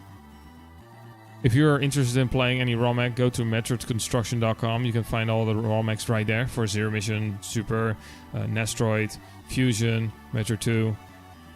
There's also a Discord link to the Metroid Construction server.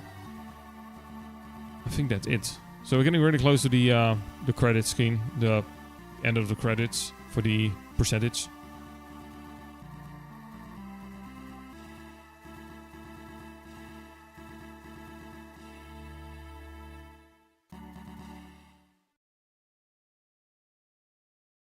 Unfortunately, you cannot skip the credits at all, which is a shame.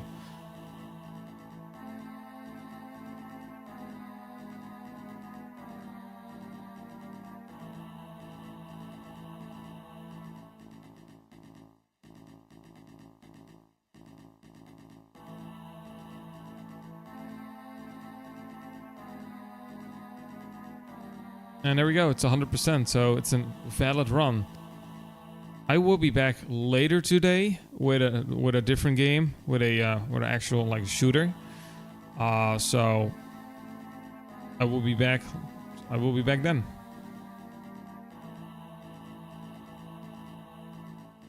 Alrighty. Up next, we have Hardcorp's Uprising by Anti-Aaron, so we will catch you guys then.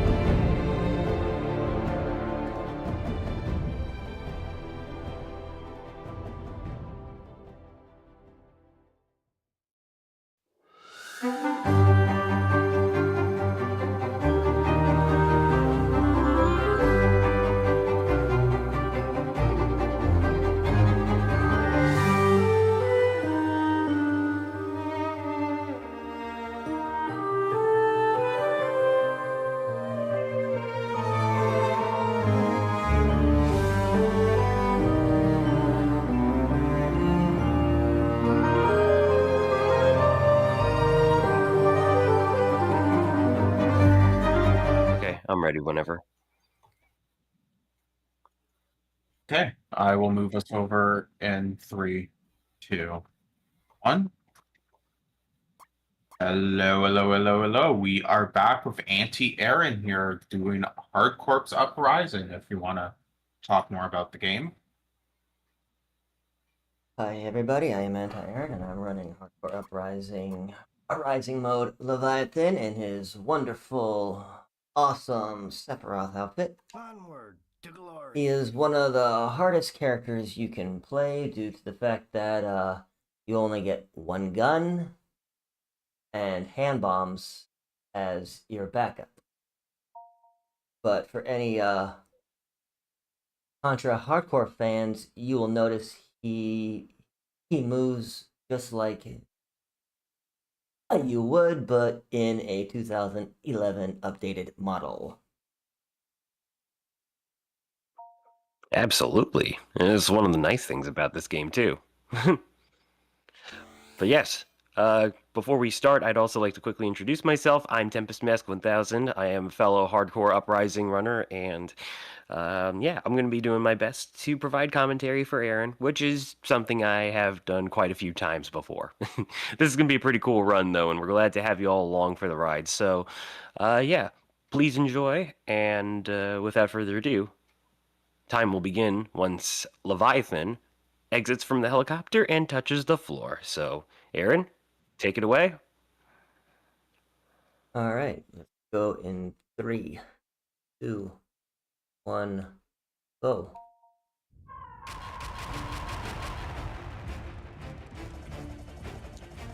And just for your listening entertainment, something else we'd like to cover is that Aaron is going to be presenting this gameplay without the standard music that you may be familiar with for HCU, and rather a little something that he likes to call the Final Fantasy VII Symphony, or ballet, if you will. And how it works is Aaron has actually been experimenting with songs or different versions of the Final Fantasy VII songs, and it actually works quite well when you think about it. He's also put his ear into the perspectives of all the different characters. So for each different playable character, it's a different set list. So if you'd like to listen back to some of the other examples that he's done in the past, by all means, definitely do so. But for now, as Aaron had already mentioned, Leviathan as a character is one of the 3 DLC packs that you could buy for this game, and still very much can to this day.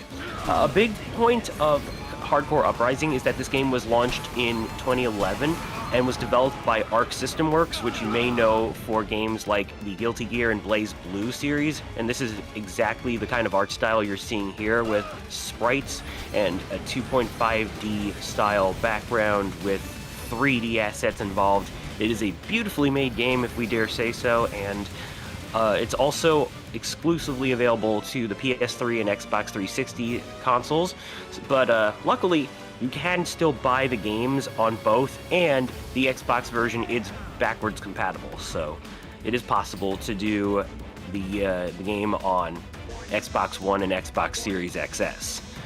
That said, it would really be nice if one of these days we did get a PC or Switch port. Just saying. Now we're going to jump into our first major boss, the Lotus Worm, and the worm is, well, the weak point is the head, so we're going to start a setup by using the heated plasma shot to get some damage before he sinks into the floor and then back right up, and is just taken out as easy as that. Now, a big point of Rising mode is that, as compared to Arcade mode, which provides more of a hardcore challenge for all you Contra fans out there, Rising mode is something of a beginner-friendly mode, which also provides a New Game Plus aspect to it. For one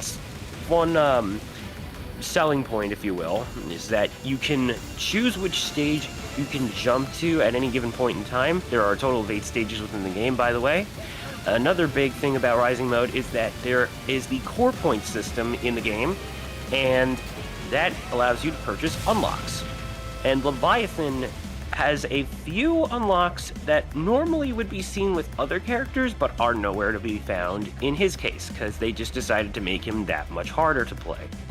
And the challenge is absolutely worth it in some ways, I would dare say, but overall, yeah, there's a few trade-offs here and there for those that decide to take the route of Leviathan. And by the way, he's also a bit of an unorthodox character, in that this guy is actually supposed to be the bad guy, and they've made him playable despite that. So, we're actually going to be seeing a little bit of, what's the word, deja vu, imposter syndrome going on here in the jungle stage. But for now, we proceed onward into the jungle, and one of the big obstacles that Aaron is going to be very mindful of are poisonous flowers. Yes, there are a couple of minor forms of damage within this game that your character can take, but the big thing about poison is that it ultimately slows you down. By the way, that was the final defense gate that represents the classic Contra style of defense gates, so yeah, no more of that. But quick shout out all the same.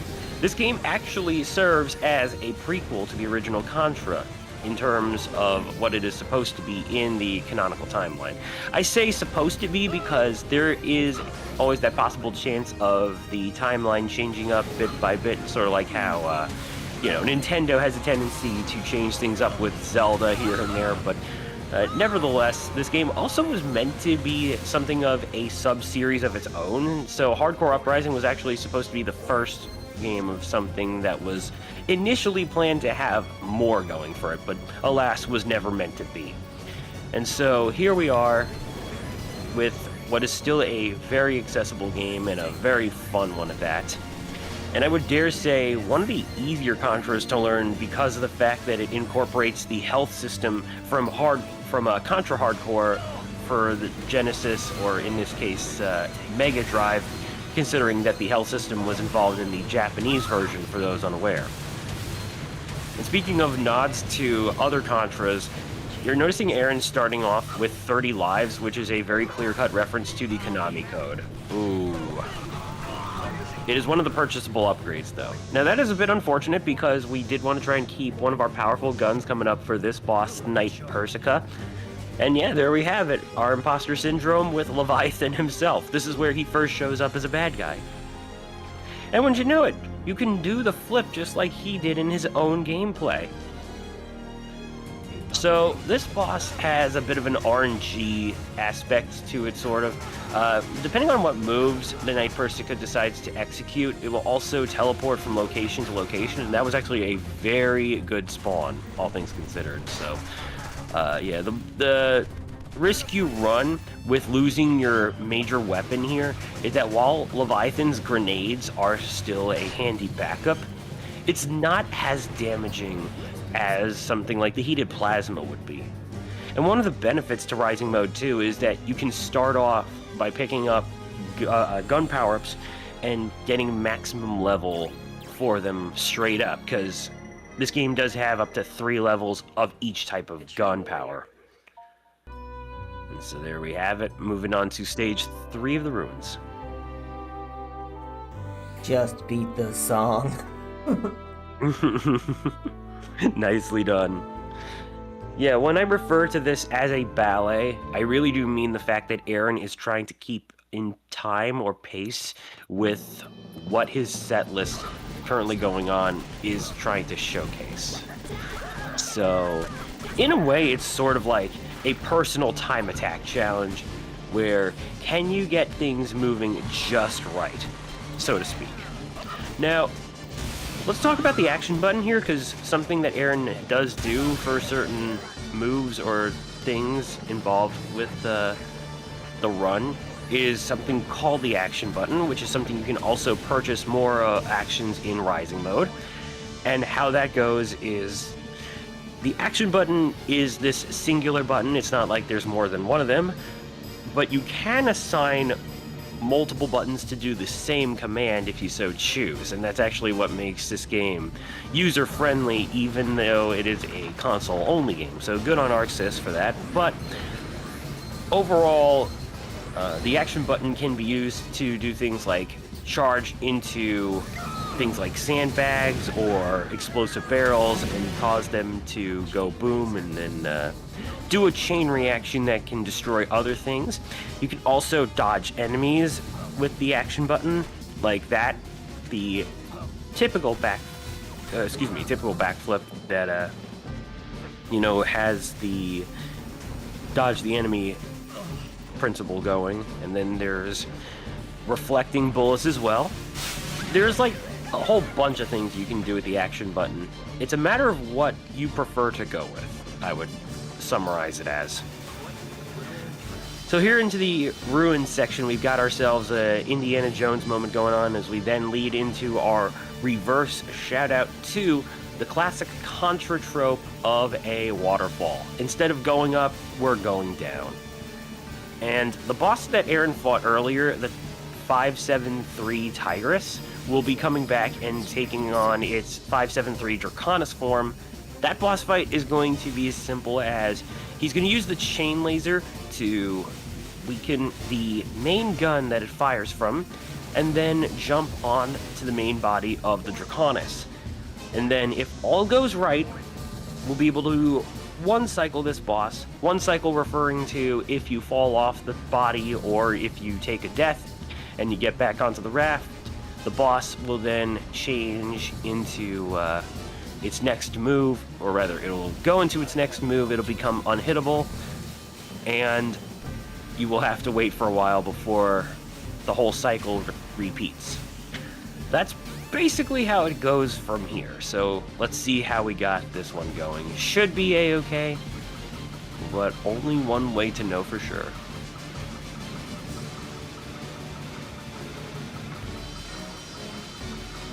Let's get a little serious time, and voila. One thing that you also got to do, though, after the boss is starting to explode is you jump onto the helicopter like in level 1. We're going to be doing that at least one more time coming up pretty soon. Well, not pretty soon, but later down the line. So, coming up right now is going to be Stage 4, which is going to be one of our 2 auto-scroller levels. So the highway here has a auto-scrolling aspect where we ride on a hoverboard for basically most of the stage. And spoiler alert, it turns out that this thing can actually do omnidirectional flying, so why we even bother to ride along the highway in the first place is officially beyond me. But here we go. And with that, I think we can pass it on over to our host for any announcements or anything that you would like to discuss for this event, so go right ahead.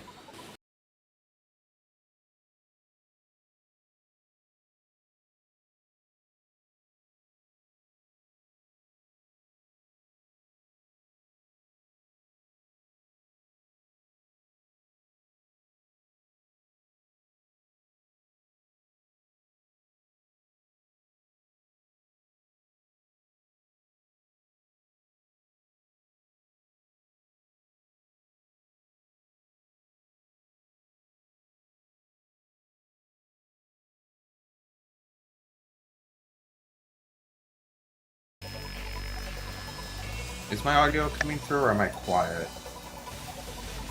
Audio is dropped, apparently. Oh, that's probably my fault. No worries, we got plenty of time here in this stage. This is actually, like I said, this is an entire auto-scroller, so there's not really much to explain going on currently, so take your time. Yeah, no, that was my fault. I hit the wrong button and I killed the audio, and sorry if you just got 2 of me. Okay, let's try this again.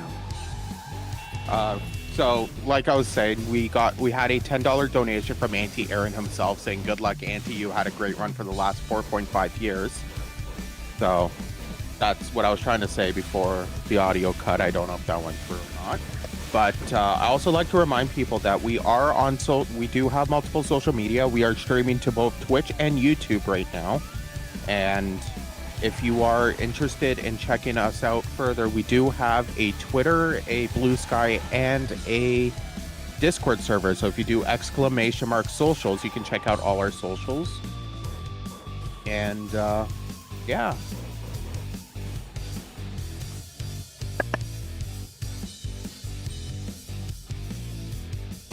Let's see. Let's find out.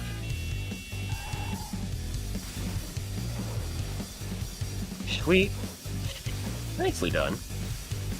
So the thing about this highway is that despite all of the overall memorization going on here, it is still possible to effectively trip yourself because this game does try to throw a few curveballs. For instance, you saw how some of the cars that were crashing into each other happened to bounce and stuff.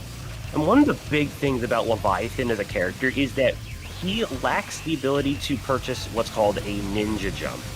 So, ninja jump, for those who may or may not have played this game, it's what happens when the game gives you invincibility in your upwards arc for the jump specifically. And with the ability to double jump or even triple jump, you can keep that chain going as well, which effectively becomes a godsend for trying to keep your gun power up. Because whenever you lose your gun power up, that's from what I classify as knockback damage. So if you see a character getting knocked back, then unfortunately that does mean they are losing their gun power up more often than not. There are some saving grace moments, far and few, very conditional moments, if you will, but either way, it is one of the things that just makes Leviathan a very tough as nails character, considering you do not have those kind of backups to fall upon even in rising mode. So, and this mini boss is not necessarily viable to beat within a full-on cycle as a gunner character. One of the unfortunate things about it, considering that the weapon is just not that strong enough to be able to take out the second phase's health bar before it goes into the background. The good news is that there is one character who's capable of such, though, and that, of course, being the blade user, Sayuri, and she's very, very capable. Like, if you play Sayuri, you're effectively turning this Contra game into a Ninja Gaiden game, but in one of the best ways possible, I dare say. Now, we've taken on 2 mini-bosses. We're actually going to be coming up to the Lux Corona, which is the main boss of this stage. And like I said, this is where we get to see that our hoverboard was capable of flying in the air this whole time, so nuts to that. But we've got a boss that'll be coming in multiple phases, and by multiple phases, I do very much mean that. Starting things off in a Gradius-style shmup sort of aspect, we're going to be going around the entire boss and trying to shoot the weak points, in this case the green crystal-like areas, and once those are all broken up, oh, that is unfortunate, but it is what it is. Still, we got the grenades to fall upon, so blast away, and then once the ring opens up, we're going to go for the inner crystals like that, to then reveal the main mech. So here we go, nice animation right there. And from here on out, the boss is going to be divided into segments per its health bar. I would say quarters, also wow indeed. So each quarter of its health bar, it's going to explode, become temporarily invulnerable, and then switch up its tactic. It could be a fifth. It could be fifths for the health bar, yeah. I don't know. It's not always easy to math. But what I can say is that was pretty funny how you just decided to give yourself a $10 donation. I see what you did there, my dude. And it shows that his hand bombs can be a good backup, but on some bosses, there's no hope. No, unfortunately. Yeah, this game still has its difficulty and its worthy place as a Contra game, for sure.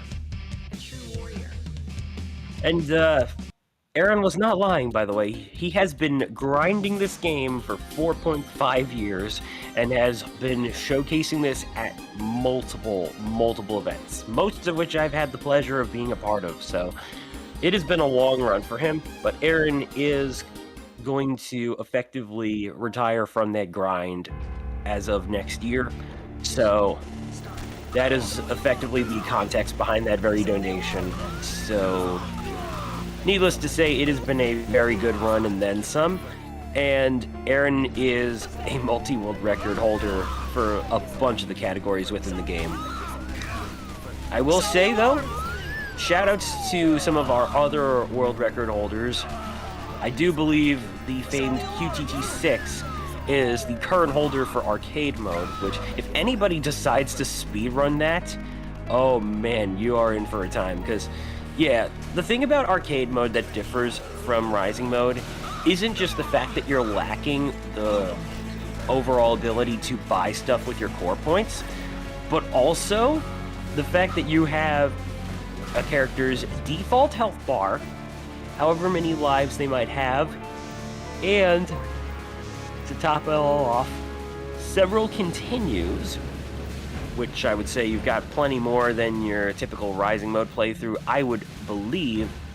But even then, you cannot continue from where you left off. There's no stage selection or whatnot. So arcade mode is definitely one of those challenge runs that can be effectively mercy killed by the game if you're not careful enough.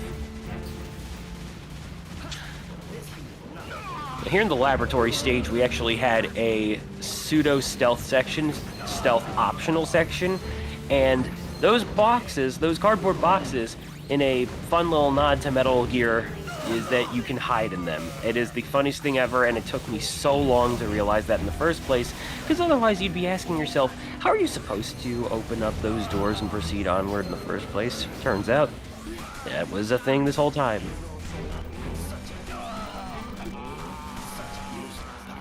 Unfortunate. Fortunately, though... Oh wait, this is unfortunate as well.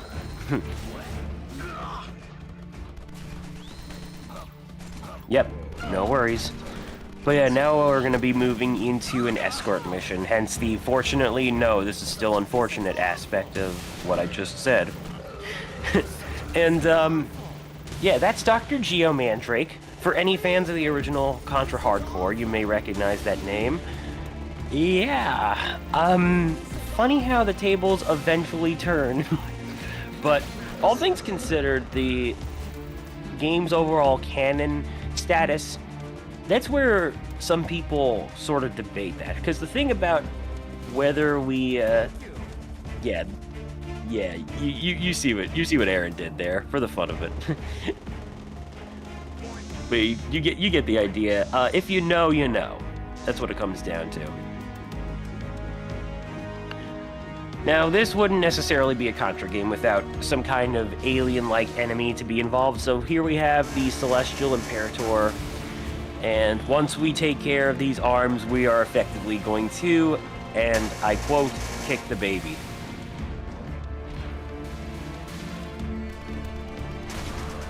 Unfortunate, but hey.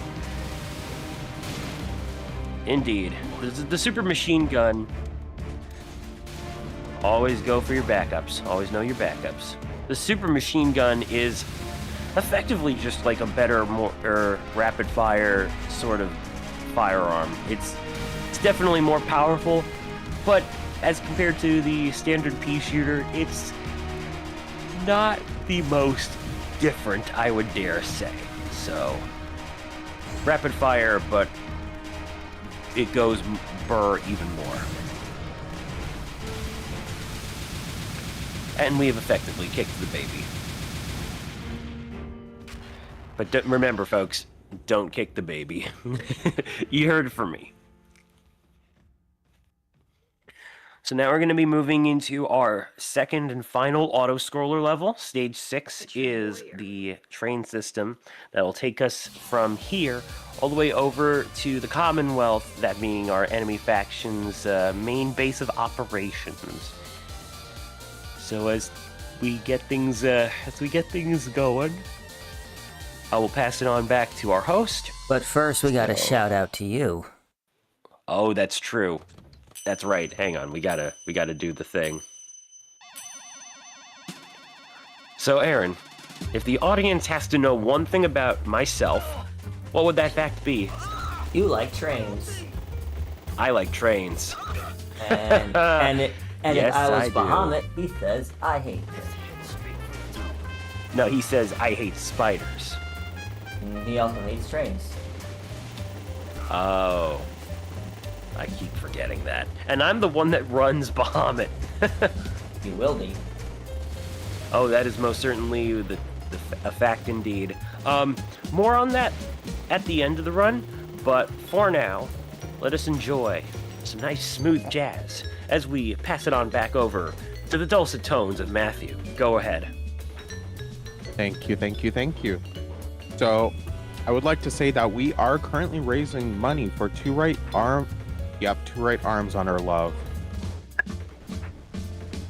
English is hard, folks. English is hard to write love arms. Yes. Yeah. Very good charity. So mental health charity. So together we're making a difference, erasing stigma, providing support, and promoting mental health awareness. Every donation is a step towards creating a brighter, more compassionate world. Your presence here and your contribution are helping us share hope and healing. Let's continue to raise our voices and funds for those who need it most. Thank you for being a part of this vital cause. I will say this is not the first time I've supported that charity, and they do some really good work, so let's raise as much money as we possibly can, folks. No matter how big or small your donation is, it is always appreciated. So we proceed onward through the train system. One thing to mention before if you want to just say a few more things, Matt. But I was just going to say that the train system works where the train cars here, they will take damage, and once they take too much damage, they will eventually explode. So be mindful of that. Anyway. Yeah, I was also going to add that all donations are handled through Tiltify, so we don't touch the money at all. And we actually do have a few incentives still up for the taking. So if you guys are interested to see some bonus content, we do have a few targets that we're looking to meet. So the one that, personally, the one I want to see is Gestalt's Demon Cinder Corgi %. As it stands right now, we're currently on the any %, but if this gets met, it will be upgraded to Corgi %, which means that instead of just beating the game, we're petting all the Corgis on the way. So there's that. There is also a glitch showcase for Gestalt's Demon Cinder if you guys are interested in that. Otherwise, we also have a few other incentives. So one of them is a bonus game that is currently set to 500. If you're interested in a bonus game, you can donate towards that.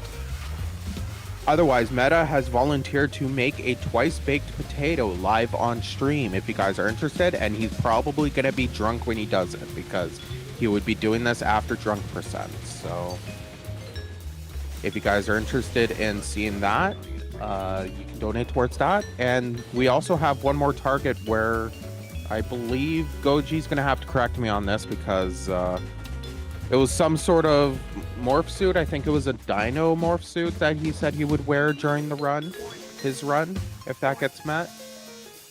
So there's that. So if you want to donate towards any of those, feel free to.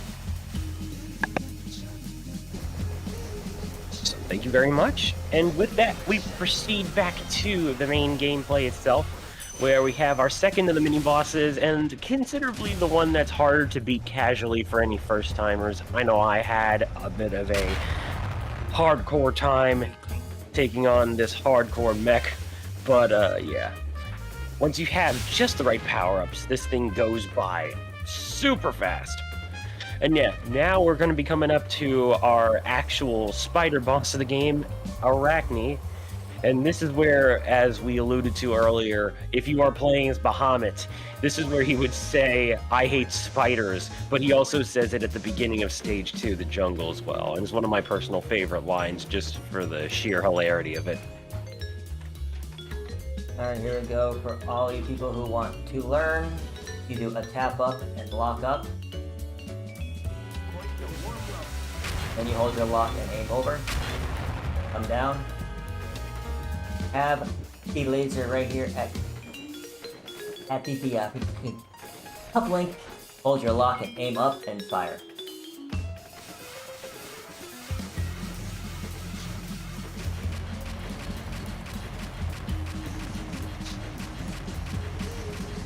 Nice. Very nice. I will say too, it's not every day that I do a commentary in the morning here. For those unaware, I go by Eastern time. It's 9:19 over here. So my morning voice is not typically the kind of voice I use for commentary, but it's a bit of a rare serving. A little nice little thing for those who are curious. All right, moving into stage 7. Thank you. Yes, I always try to bring my best no matter what the situation. And with that, we are going into the Capitol building, or Capitol Tower building, I should say. So, let's talk a little bit about the game's lore after this epic intro. Here we go, crashing in from the bottom, using the train we hijacked, and then beginning our full-fledged assault. With a few nicely thrown in sirens by way of the soundtrack that Aaron has chosen. No, this is not a siren that you actually hear within the game, but it is a very aesthetically pleasing and fitting sound to include regardless, and oh yes, this is indeed the Final Fantasy VII boss theme you're hearing, one of the iconic tracks to have ever graced the soundtrack, if I dare do say. Oh, but wait, what we have here, an elevator sequence, and a nice little nod, yes, a little bit of lore. I'm gonna let you all listen to what the track has to play, actually, and we'll talk about that decision after the fact. So please, listen closely.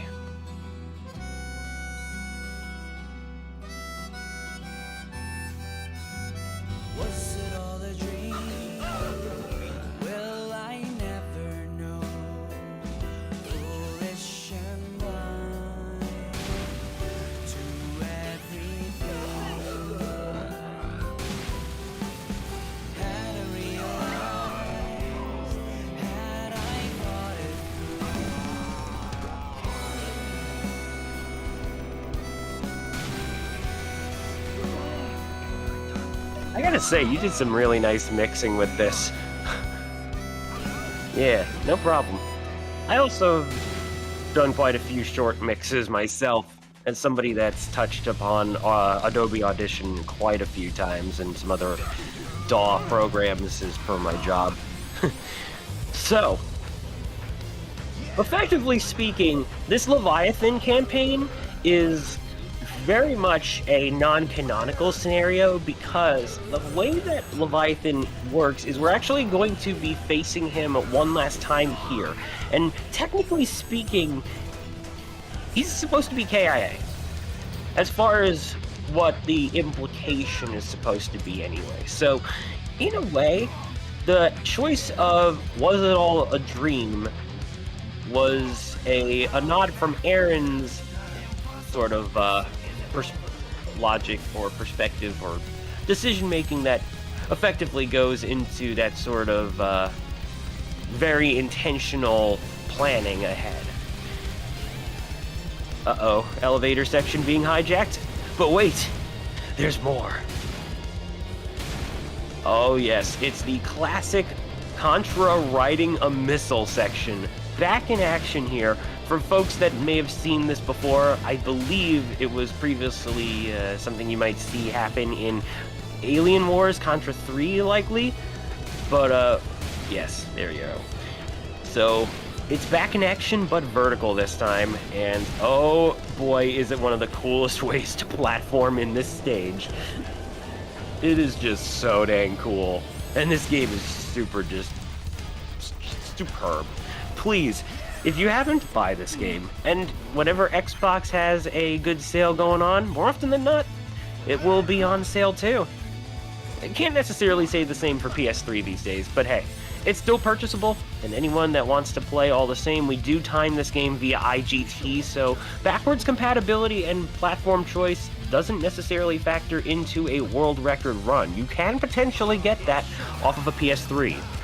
And we also do accept use of emulators as well, so it is a very accessible game to this day because we want it to be accessible to those who simply want to try it.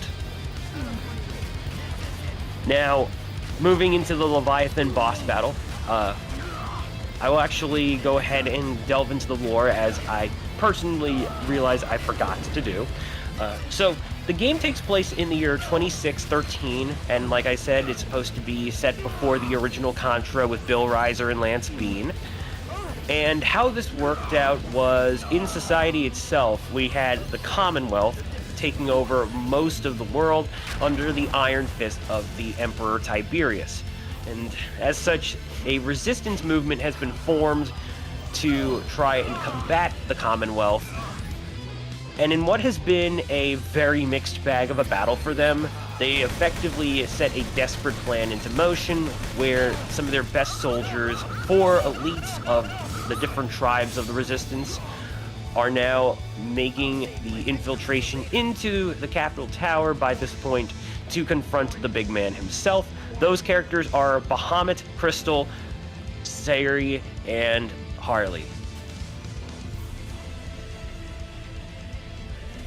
And so now we have our final showdown with Leviathan, which started off against the guy himself, but now he's piloting the Knight Lunatimeg. And that's basically all she wrote. It is pretty cool, though, that they do have the giant sword going on. It is very nicely designed, and also the fact that it can extend is pretty neat. And note that when the mech collapsed, we did not see it explode, but neither did we see Leviathan get out of it either, so that's the implication that he was KIA within the game's story. Alright, so now moving on to the main boss of Stage 7, we've got the world's worst doggo. And I dare even call this thing a doggo. I really dare say I wouldn't, and for good reason of, is this even a dog? But it goes by the name Cerberus anyway. There's 6 heads on this thing, actually, and 2 of those are used as its limbs. So this boss is... We're actually going to wait a little bit. Yep, there you go. So this boss does have an upper side that you can jump onto, but without the ninja jump, Aaron wants to do that ducking strat right there to position himself just right. Alright, moving from Stage 7 to the last level, Stage 8. And this time we're going to be confronting Tiberius on his airship. So, the first section of the game will be yet another auto-scroller. It'll be a callback to the bike section that we had going in level 1. And at this point, we will have a shout-out to happen a little bit later, once the auto-scrolling is finished. But for now, I'm just going to ask you all to listen very closely to the choice of soundtrack used here. Indeed. We're not going to say anything for now. We just ask that you listen closely.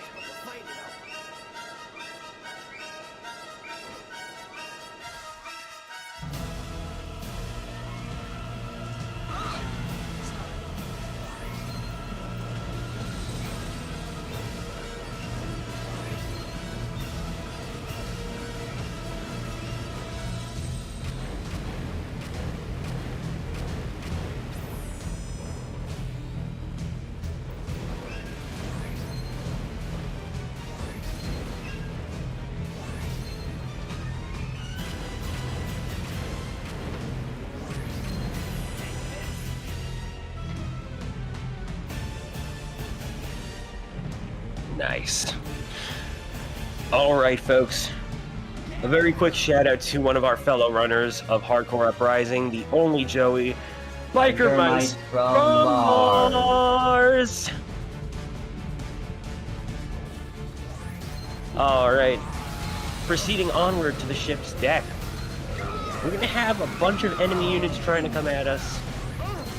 We're noting that those gate-like enemies that try to absorb your bullets, that's their whole point. They just take in the bullets and then they shoot back at you. They can be pretty annoying that way, but we're just gonna try to avoid those to the best of our ability, of course. Now let's talk about the different weapon types. And we're gonna start things off with, oh, by the way, that was an intentional death warp. So you saw that the character respawned right then and there. It was a pretty tactical trick, really. Nice underhang jump. There you go. So we start off with the super machine gun, which is your obligatory rapid fire weapon. You also have the spread shot, which is a contra staple of sorts. The crash shot is a low arcing missile shot, so something akin to what Leviathan can do by default with his grenades. You have the heated plasma shot, which is a charge shot and also very good for frying enemies. The chain laser is a tracking shot, which if you've played Gunstar Heroes, you might be familiar with it if you've used the Chaser and Lightning combo. And that's pretty much what it is. But laser is also one of the contra staples, making its comeback as well. Rapid fire as well for that case. But then we also have the ripple shot. The ripple gun is something that isn't really used within the speedruns, but it is handy if you so need it for pushing back projectiles and enemies. It is a short-range gun, but it has its uses. Anyway, so we've been going through the Vitus engine boss fight, and this is the final phase with a little bit of a gigantic bowling ball aspect to it.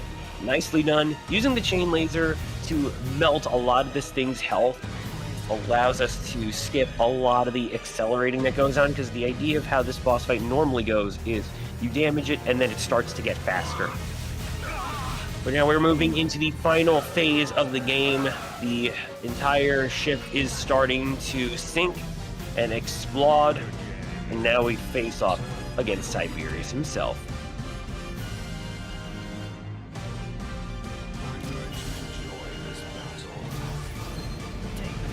A quick shout out to the voice acting within this game, by the way. The voice cast definitely tries to have some fun here, but there are also some voice lines, if you listen very closely. Oh hey, he got to do his go to hell.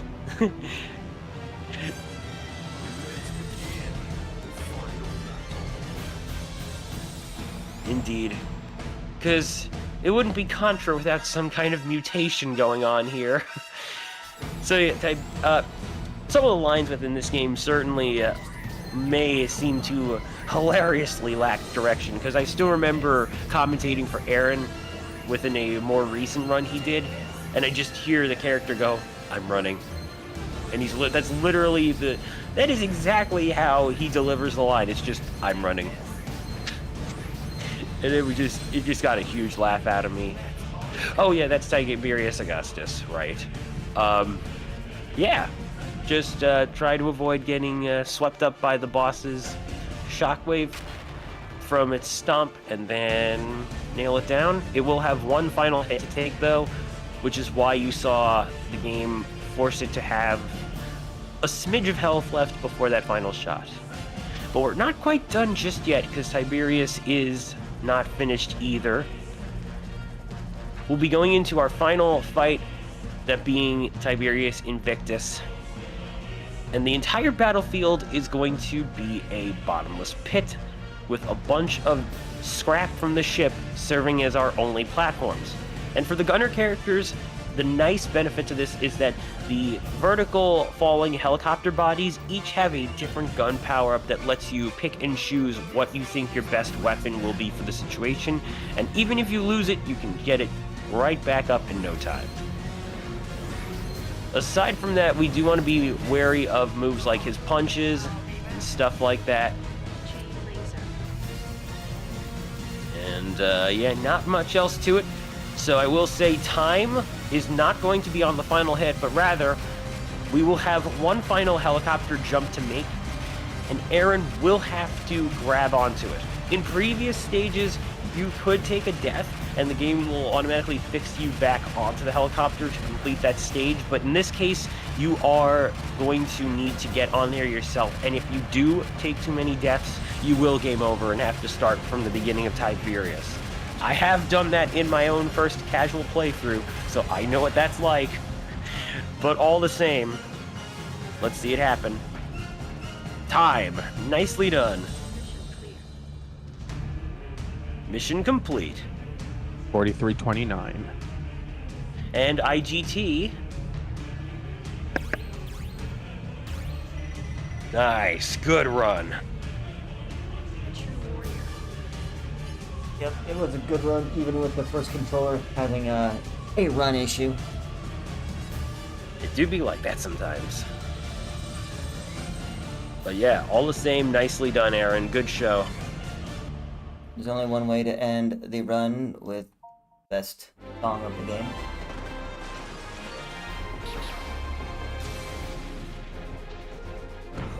And some lovely music. How this works in its entirety, I would say it's just...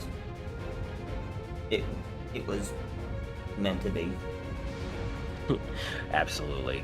And yes, not only is it some lovely music as well, but also, too, some wonderful animation from Studio 4 Degrees Celsius. If you're not familiar with their work, they don't really do a lot of TV anime. They mostly do OVAs, guest animation work, such as with The Amazing World of Gumball, that one episode where Gumball and Darwin's mom fights another character's mom in an anime style, and it was one of the funnest scenes to watch.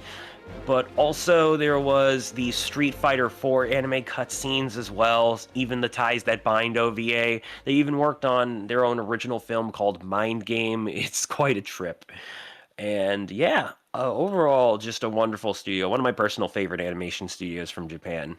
But yeah, as we wrap things up here, Aaron, if you'd like to start your shoutouts, go right ahead. I'd like to give a shout out to everyone who's ever put in a time in this game, especially the OG for Yuri, a Rising Mode, a Mecha Richter. If it wasn't for them, I wouldn't have tried to push this game as hard as I had to get it to the incredible time of 34:45. This has been a game that I put. If you look at the here, I'll show you. If you look at the time that I put in this game over all consoles, but on the Xbox itself, if you look at the main menu, which the game is built to track your total in-game time. Playtime, I capped that out January of last year. Which is incredible, by the way. So I've put an insane amount of hours, and almost all of the strats and everything that have been, or what I have contributed, I never had a save state. So I had to go from the stage before to the spot, then do that again, or go to a checkpoint if I was able to, and go off of there. Yeah. So a lot of blood and sweat and broken controllers. 4 years of broken controllers. I'll give my shoutouts at this point. We have our shoutouts to the overall Contra speedrunning community. If you'd like to join us and learn any of the games that are a part of the overall Contra series, whether it be Operation C or even Rogue Core or Operation Galaga, we have a spot for you and some wonderful people that would be happy to help you along the way. Just feel free to go to any of our leaderboards on speedrun.com. And also big shout-outs to the community members that had put on all the different community races. It was how I got my start with commentating for this game, and it's been a wonderful ride ever since. And I will say, too, that if you would like to see more hardcore Uprising, I myself am actually going to be showcasing this on the GDQ hotfix as Bahamut Rising mode. So we would absolutely appreciate it if you could tune in. It'll be Wednesday, November 12th, and the segment starts around 7 p.m. with Angry Links on the OG Contra. We would very much appreciate your support there. Also, Anti-Aaron here will be doing one final event run for Shine in the Dark, which is a blindfolded speedrun marathon. So if you are interested in that, please check it out. And that'll be November 30th.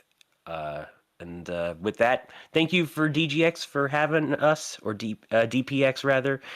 And yeah, with that, let's keep on raising money to write Love on Her Arms. And yeah, that'll be it for us. So until next time, folks, this is Tempest and Aaron signing off with a good old ciao, Michi. Michi.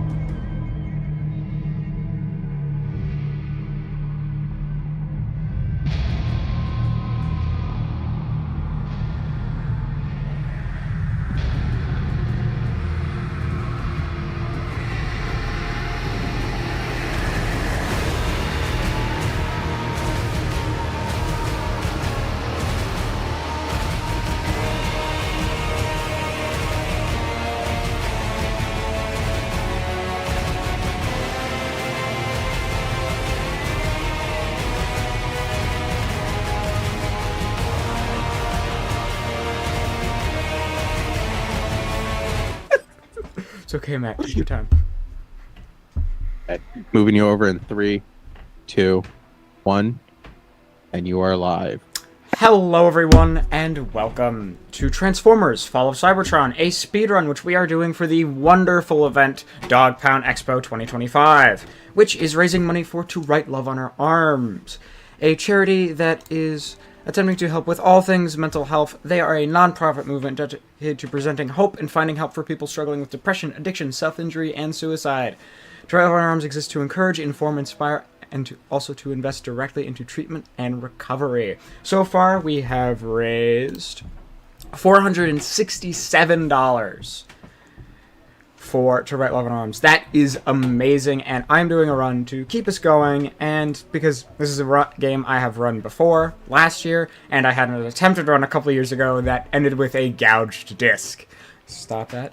So we are going to go ahead and get started right into the run. We are going to be playing New Game Plus on easy because that was what I played last year, and Lord knows I'm not going to bring the difficulty up because I haven't practiced since last year. So we're going to go ahead and select, hit OK, and then when we're ready, I'll be starting my timer.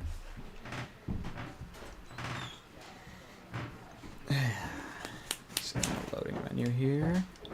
Okay. Start. Shoot, no, it's like A or something. Huh. There's a button. There we go. And start the timer. Okay. Alright.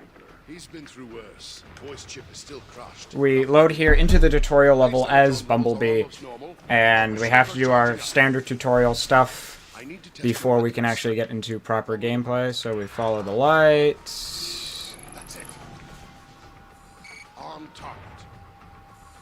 Alright.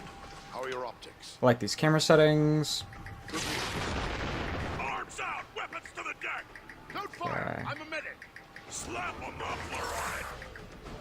Take them out, Bumblebee. Okay, your goal is to just take out as many of these guys as you can. Really, it's just those three. Then you're gonna reload. Pretty much. Come on. Okay.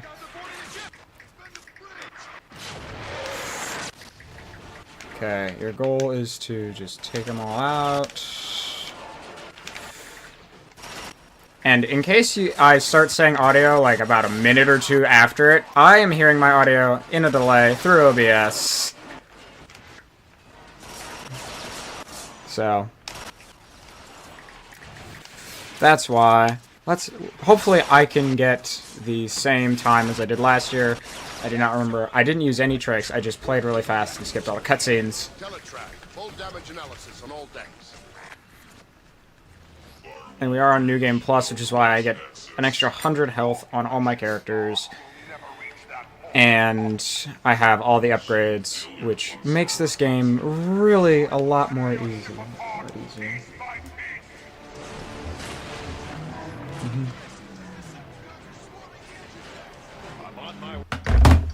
Alright.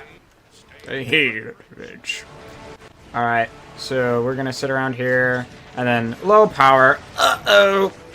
Ratchet is going to yell at us, pretty much. Where is he?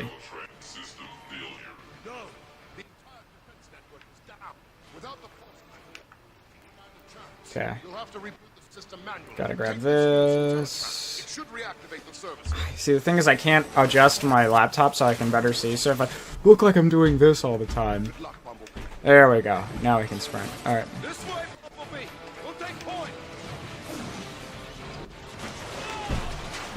So we just keep running. And then Fake Prime is going to hold this open for us. Spoiler alert, don't get too attached. They get killed. You can actually see him fly past you. Yep. Come on. That gets sealed, and then we are going to jump dash.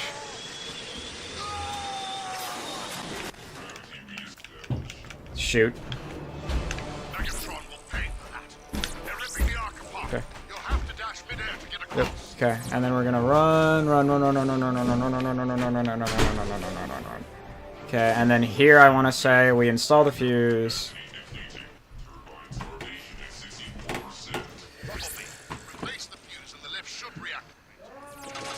Reactivates. Okay, and then we're gonna run through. We break those. Come on. So we let this go up.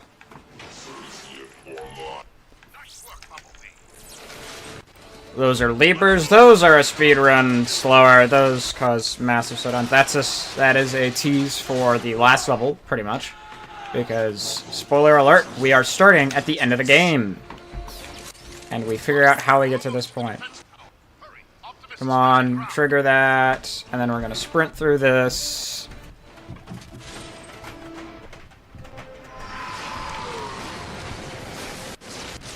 Okay, we're going to get an Energon Cube, which fully restores our health all the time.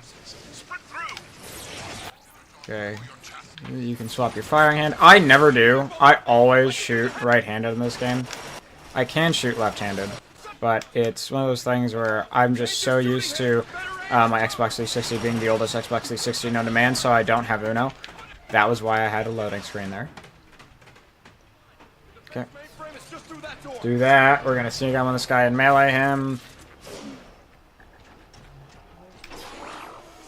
And we're going to... Come on, come on. There we go. Alright, kill him. And then we press a couple buttons. That gets the Arc Defense Systems online.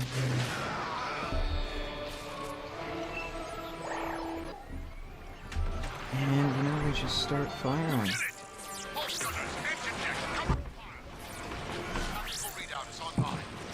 Okay. Okay. I'd like to point out, I heard that he's taking Metatron head-on, like, a solid minute into the cutscene after it happened. Come on. But, it's fine, this is how it is. Yeah, see, he says... yes, I'm happy with these control settings.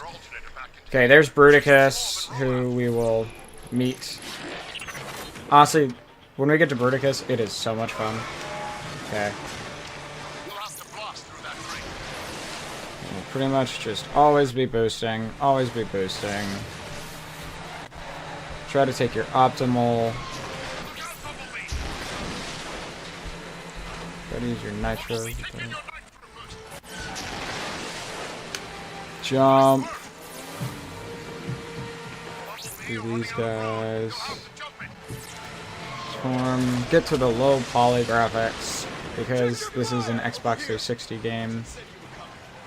And I'm going so fast that the game is having trouble keeping all of this stuff loaded. We walk past these guys. Thank Primus, the defense grid is back up. You pull that off? Yeah? Okay. I think the odds are now. Equip the heavy weapon. Okay. Through here, Bumblebee. You want to be tip of the spear? Sprint up. Okay, and then what we're gonna do is pretty much we're just gonna try to blast our way through here.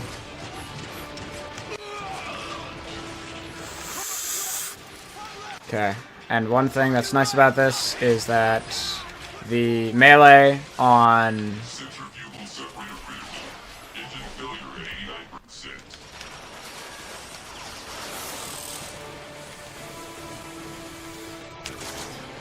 we're gonna pretty much just okay, and then we go through here.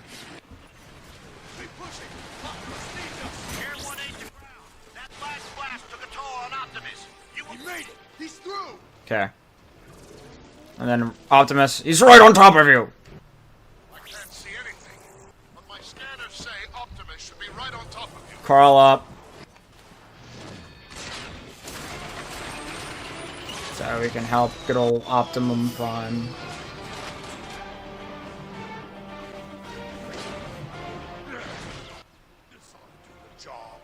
Boom. Destroy me, Megatron. Others will rise to defeat your tyranny. Then I'll just have to destroy you all. Okay. That is level 1 cleared.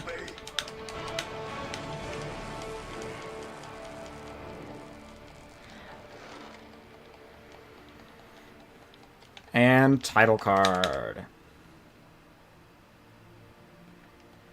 High Moon Studios were the people who made this game, and they did an absolutely wonderful job creating one of the most enjoyable games.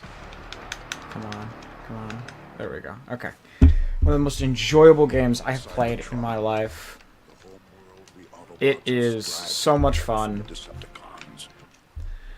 It is genuinely like one of those things where it is probably one of the best Transformers games ever made. Okay, pick up Path Blaster, and we make our way out. When you have a chance, Goji, can you make your timer a tad smaller? Yes, I can. Because as soon as we start hitting the hours, it's going to clip the scene. That better? Megatron isn't holding back Like that? anything this time. Or any smaller? It's targeting the Ark. That should be good. Okay. Thanks. No problem. Okay. And we're pretty much just going to be making our way through here. Try to avoid the warp cannon fire, because it will just kill you in one hit, though I'm pretty sure you actually can't get the fire. So, an Optimus can just pretty much just break right through these walls. You don't need to be...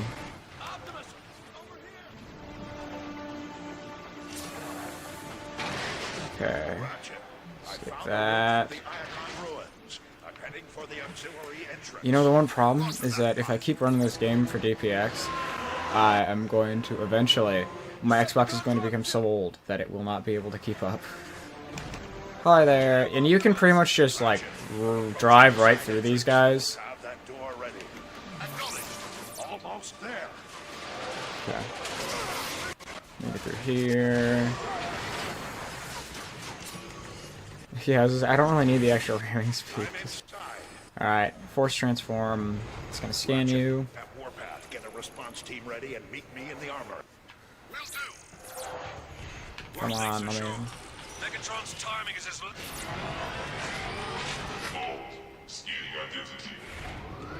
Let me in. Out of my way.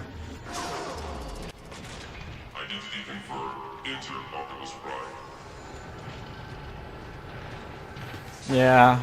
Megatron rolled right over us.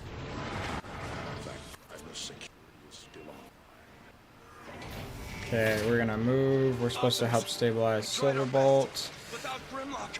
Megatron rolled right over us. Easy, soldier. Thank you, Bumblebee. Okay, we're gonna do this. And, you know, Silverbolt is dying. Optimus, I need your help. Ratchet, how can I help? Silverbolt's leaked too much energon. We need to stabilize his power. Grab that cable. There we go. Power goes out. Power comes back. Power supply. We blew a regulator. Okay, and then We we need that leave. power online. Power's back. Well met, Ratchet. Thank you, Primus. I'll handle the Okay, rest we of have it. to help I'm Cliff sure you'll Jumper. need it elsewhere. Come on. Now, unfortunately, we have to skip all the cutscenes, which loses this game's beautiful story. I'll get you out. But we Together now. do get to enjoy the gameplay, which is superb. Pretty much story-wise, the Autobots, they're trying to leave Cybertron because Megatron corrupted the core with Dark Energon in the last game, and so, like, you really Left his post. I need don't get any kind of support from that. I'm gonna access Teletran 1 because I have everything. Path Blaster is a really good one. We're gonna take the Cybertron because that's really good. Okay.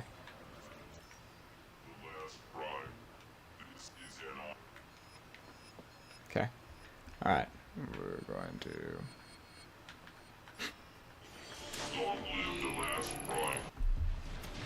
Energon is in short supply. You want the honors, Optimus? It's your show, Warpath. Listen up. We got cons right outside this door. Okay. When the door opens, we go out hard. You will engage the enemy with guns blazing and gears grinding. Yes, sir. Hit on 3, 2. Yeah, the Path Blaster in New Game Plus, the best upgrade you can get for it is the one that I know how to swap my firing hand game. Is a pretty much once in a magazine explosive shot, which pretty much as soon as you get it, just reload. Do not waste your time firing anything else. Just reload. Just reload. And the Path Blaster has a very high damage output. I don't know why I did that. Try to avoid picking up Energon unless you absolutely need it. There's another thing. Go here. We're gonna pull this jetpack. Clear. Warpath, meet me at the door to the nerve center.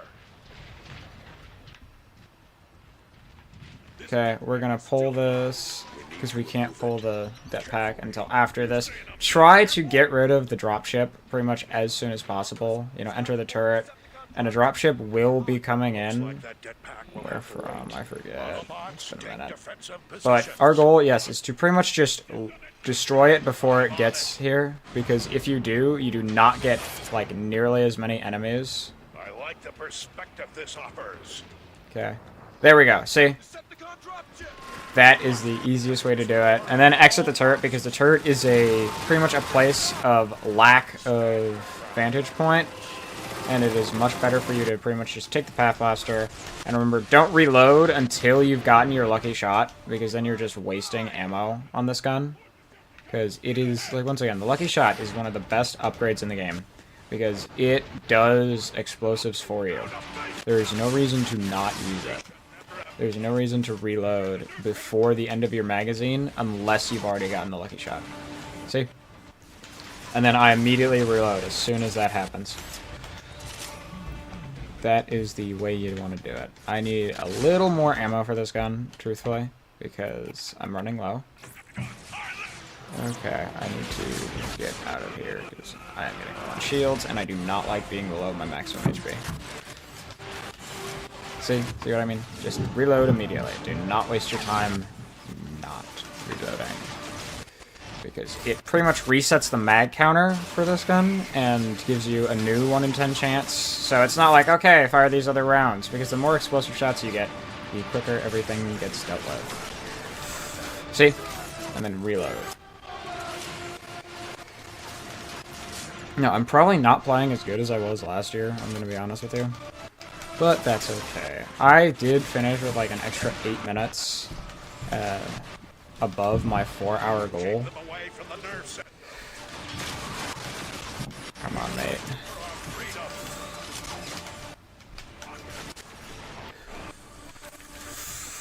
And melee is also one of the best options in this game, especially if you have the upgrade for the neutron assault rifle. Okay, and then we go back over here and we help Warpath with this.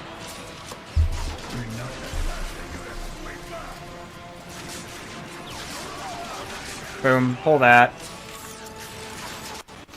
And we get into the nerve center. There's a bit of nerve center messing around. That's the last of them. Good work, Autobot. Come on, my man. Now, let's deal with that jetpack. All right, Warpath. Okay, there we go. On 3. We find Perceptor. We have to talk to him. I want to say, yeah, it takes. They have the. This is another way to keep the game from loading too fast, is by limiting the areas you can go. And you can always activate armories. So, like, I can pay 250 of my credits, which I have a billion of. I don't want the Scatter Blaster. I like the Path Blaster better. The Scatter Blaster is a nice shotgun. Like, it is, and it's really good at close levels. But the Path Blaster's explosive shot is just too good. I will also say the neutron assault rifle is another good option, because if you are fast enough and you just get in and just start meleeing people, you can really tighten your time up. I have played this game enough that I know how to use every wait for this. You gotta wait for that to clear, go through, grab that, hold X, wait for that, go up here, and then run back with the locking on fuse, and then install it. Come on. There we go. Alright, so we're going to be installing this. Just keeping on. I'm going to make this a little smaller, guys, because this is, like, genuinely, like... Okay, that's probably good. That's probably good.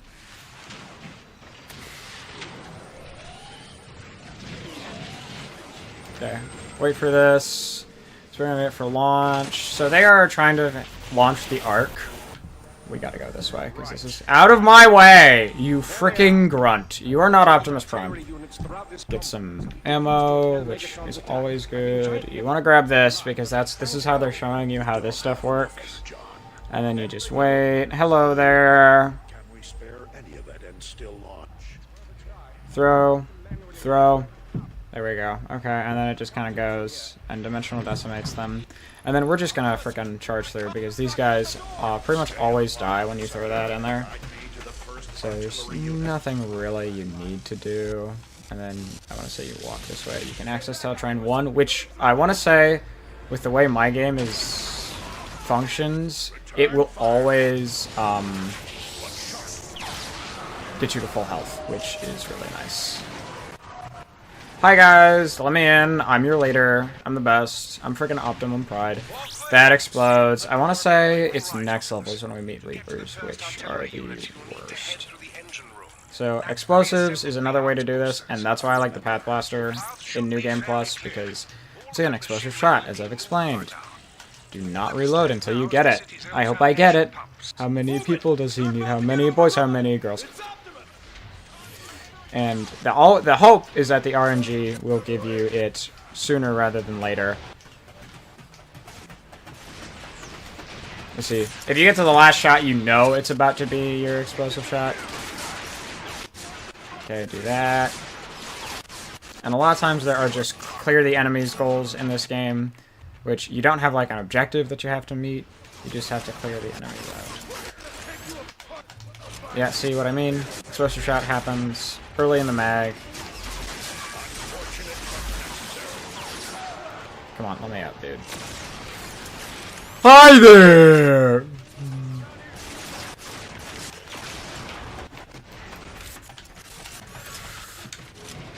Okay, genuinely, how do I get up?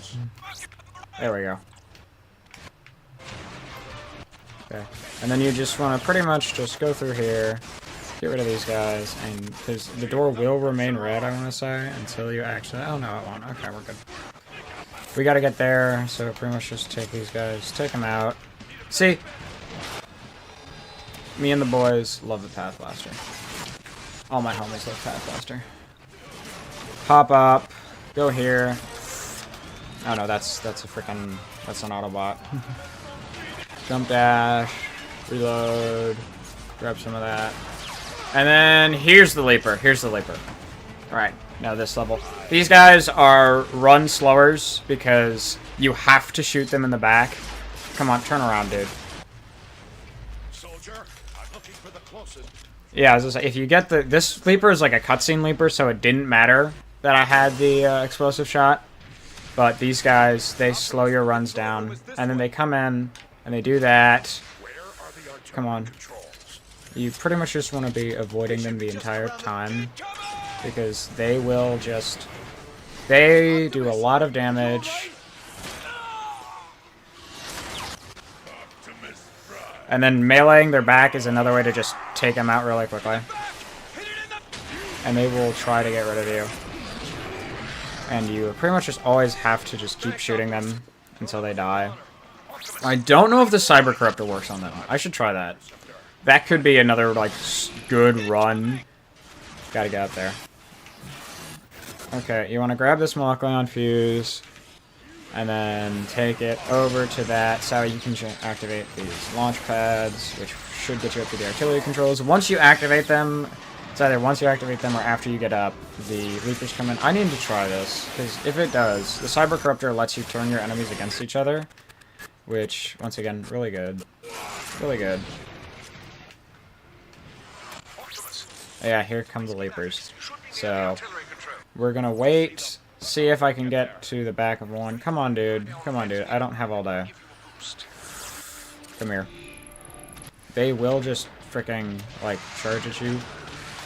Okay, I don't think the... Oh, I switched freaking weapons. You want to try to just stay away from them? Oh, it does work! Let's go! Okay, that should be a big speedrun strat, is cyber-corrupting Leapers.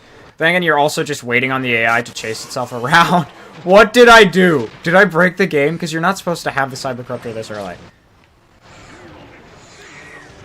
And once there are no... Oh, there's another one.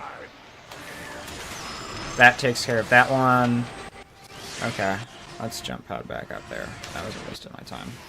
But I think the cybercryptor did work really well, or it didn't. Okay, and then you just want to really just kind of be dashing to avoid these guys.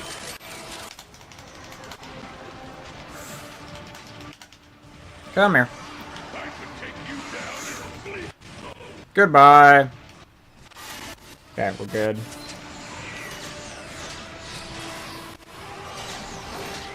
More cybercorruptor ammo, more path blaster, and let's grab this. Pull the lever. Lever pulling is a big part of this game. It's very important. You gotta make sure that you pull the levers.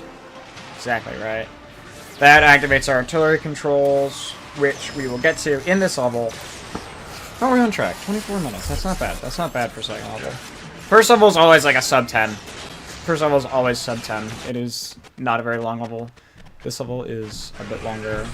Let's say it's this door. It looks pretty rusty. You're targeting. Yeah, it is this door. Okay.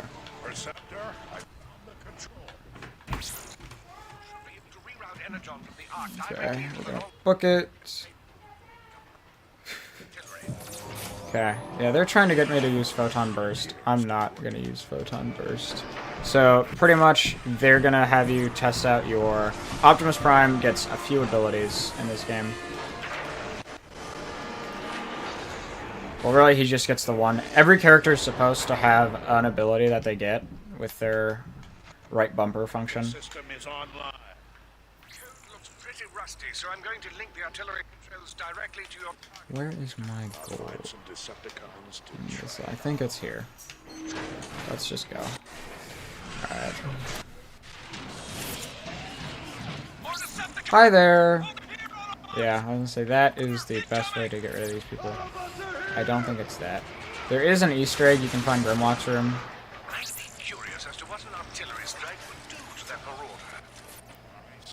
Is it that? Or is there something else I can do? I think it's where the marauder is. Yeah, I'm gonna do it. Okay. Or maybe guys, maybe it's possible that I genuinely forgot where to go. No, I did not. Okay, there we go. See, like I said, it's been like a year. And I'm probably running behind. As a speedrunner, I should know this better. I should have practiced. It's not all muscle memory yet. I remember this game very well. But until they give me the little diamond, I don't know where to go. Okay, we're gonna pull another lever. Pull. And we're diverting Energon away from our arc, which is kind of like hurting how we can take off. And so, for those of you wondering, will this game entirely be played by Autobots? No, you play on both sides, which is how you always come out on top. And I want to say last year, I ran as Optimus at the end. Actually, that would be a good idea. If I run this next year as a poll, is polling who I play as in the final battle. That should be a poll. It doesn't change anything time-wise, but it is interesting. I would love to see how people vote. Because in the final battle of this game, you can play as Optimus or you can play as Megatron. And they play very similar. I want to say they're about the same. Because... Okay, and then we get here, and then we wait for this to, like, crack open. Barely. Wait for, I want to say it's this one that you have to pry open, which gives you that little animation. That's the pry open door. The room is shifting. I am noticing a strange power surge in your area. Okay, we're gonna go. Yeah, we launch down. We're gonna fight. Yeah, we get to watch some people get murdered by Starscream, which is fun. Then we're gonna fight some shotgunners who are always kind of a pain. Come in. Hi, friend. Hi, friend. There they are. Okay, and then we're just gonna frickin' once again Path Blaster. I did shoot my explosive shot there, so I should. Yeah. Hi there. Reload. Okay. Wow, these guys really were not very good at their jobs. Okay, we're gonna move up. We're gonna pry that door open. Okay. And then we're gonna here. Oh, yeah, I have to walk through the dead people. Starscream murdered someone. If anyone can hear me, feel free to listen in as I execute your friend. They're firing on our art. I can't skip this cutscene.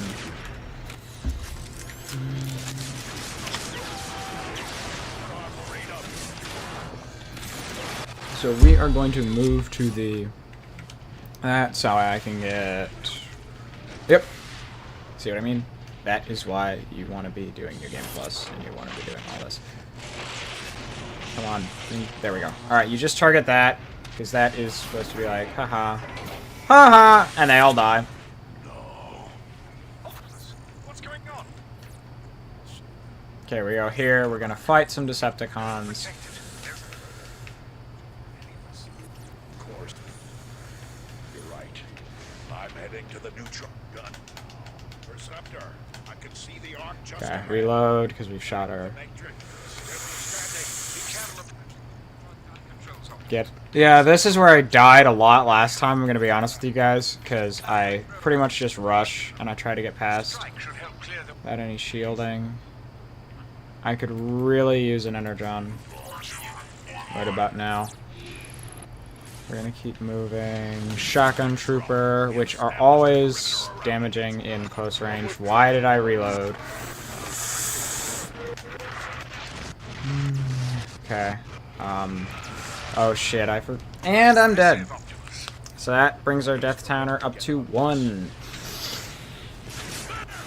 I was gonna add a text for that, but I am mid-run, so I do not have time to do that. So yeah, that's 1 death. Oh yeah, I'm supposed to take out the dropship as soon as you can, pretty much. Okay, there we go. Come on, come on, come on, come on, come on. There we go. Alright, we target that, and then we just keep moving. We just keep moving.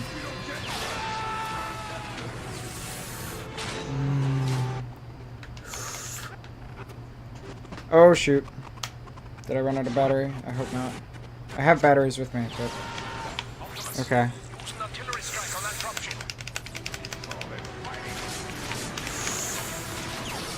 Okay, yep, we are out of battery, so... Pull these...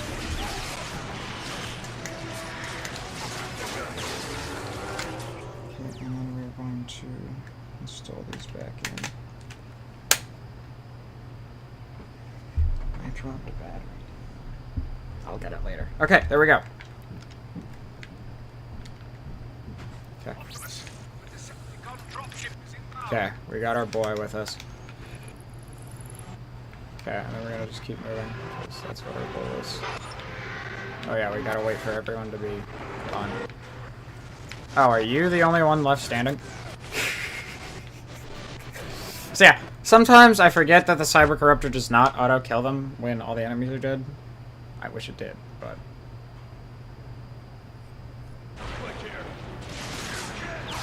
Okay.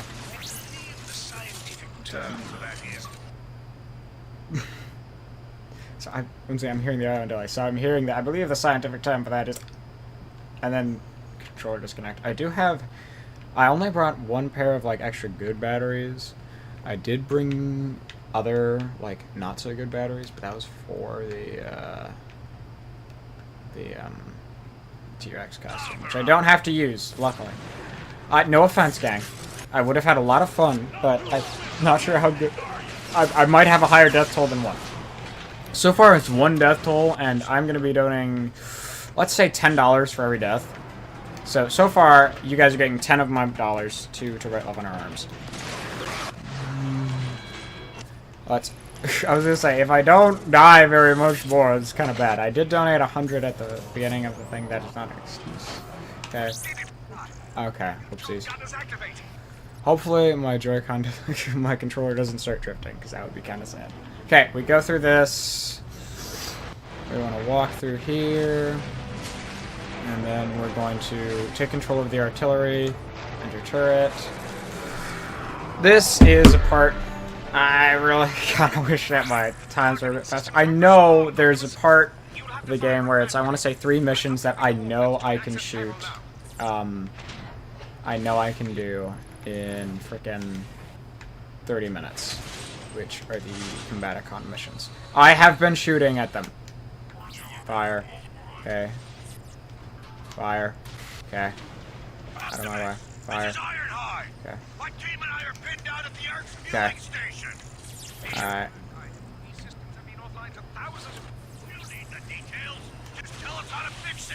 Ironhide's right, Receptor. We don't have much time. Yes, keep moving on this. You should see the manual controls shortly. There we go. Okay, that handled that, and then I think we're also supposed to take out some of the drop ships. Just trying to make this go as quickly as possible. I feel like I'm moving very slowly.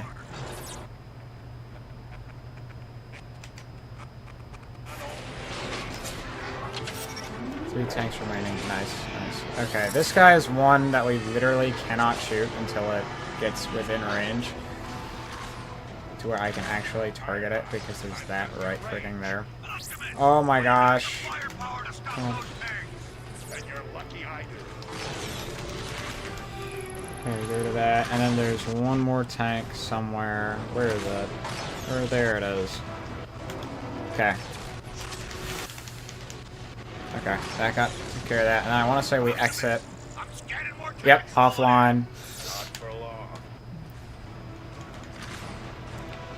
Okay, come on, let me out, let me out.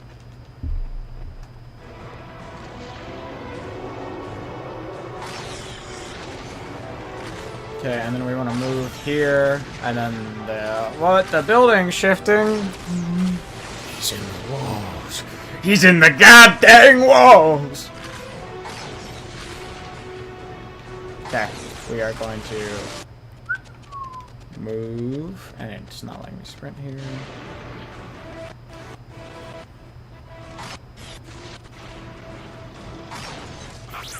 Enemy dropship coming your way. Okay.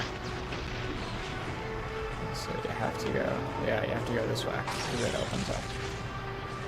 And here we are going to be activating Metroplex and moving into the next level here soon. There's no more combat in this level. Okay. Come on. There we go. You cannot move faster than these cutscenes. They're not really cutscenes, but it is, once again, the game limiting how you can move. Something's wrong. The neutron gun isn't working. It isn't what? That is how far behind my audio is. I just heard the neutron gun. You're out of energy, Optimus. As I go on, I will become less and less synced. Grab the lever. Pull lever. Most important part of the game right here is pulling these levers. Always want to be pulling levers. Okay. So, alright, we do this, and we're going to get Metroplex takes the call. Try our best to skip this cutscene. This is cutscene part. This is Metroplex waking up. He is transforming into his robot mode. Come on. I'm pressing A. I'm pressing A. There we go. Okay.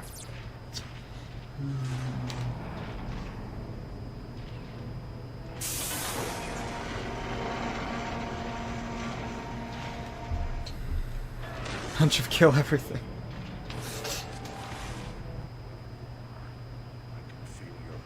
Okay, we are going to book it. Metroplex heeds the call of the last prime.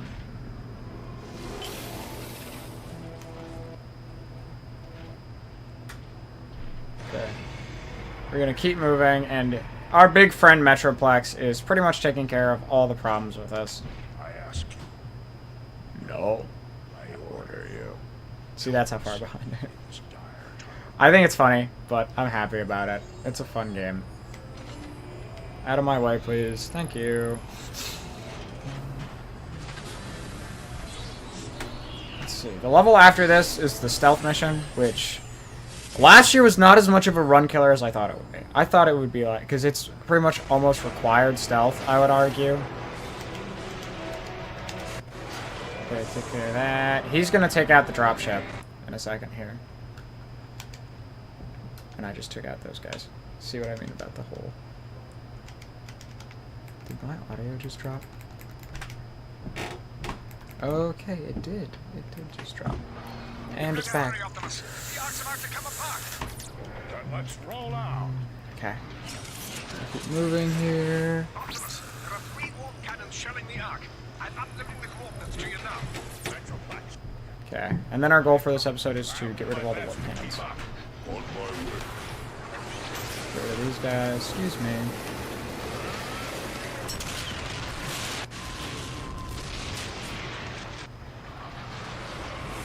Get past these dying Autobots. We don't need to care about them.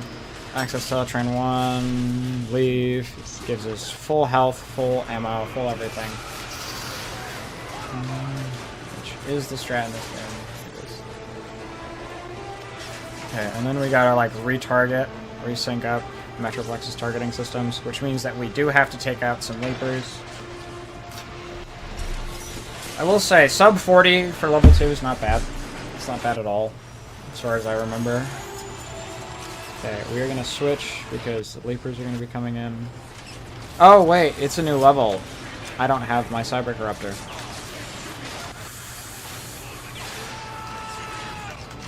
Essentially, this is another just try to beat the frickin' bad guys. Beat the baddies!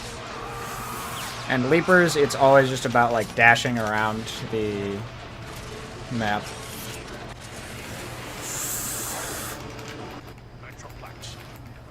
Okay, that leaper's handled. There we go. Okay, that handles that.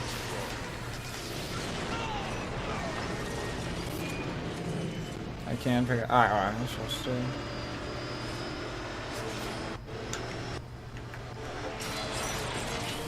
Then we're gonna get some more leapers. Yep.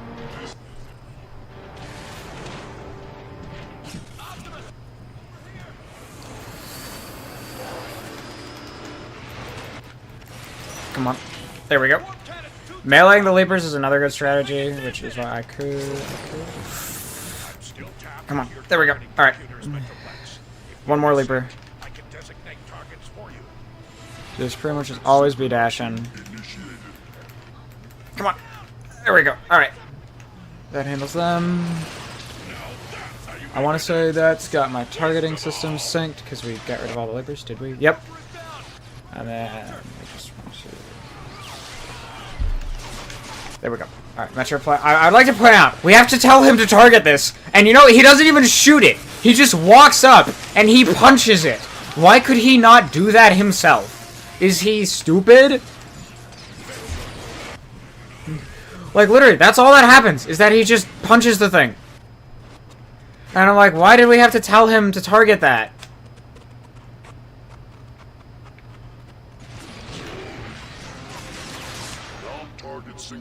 Oh, hi there. Okay, and then we run. There's a really funny... You have to keep shooting him. And eventually he says, "Why do you fire on me?" Okay. Why do you have to tell him to do that? Why do you have to... Okay, Metroplex, we have to sync our targeting system up. And then he comes in and he's like, "I hate you!" Go away, go away.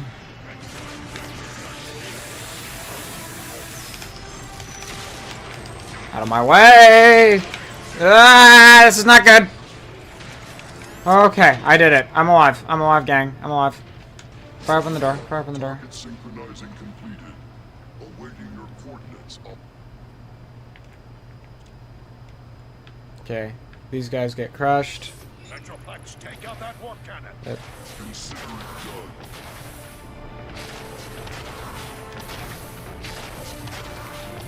Okay, go here.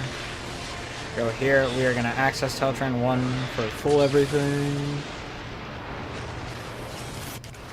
Okay, actually, you know what? I should choose a heavy.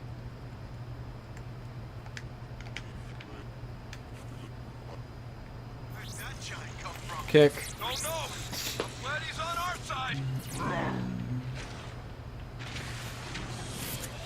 ship goes down, we're gonna go investigate it, and then we're gonna take out the second warp cannon.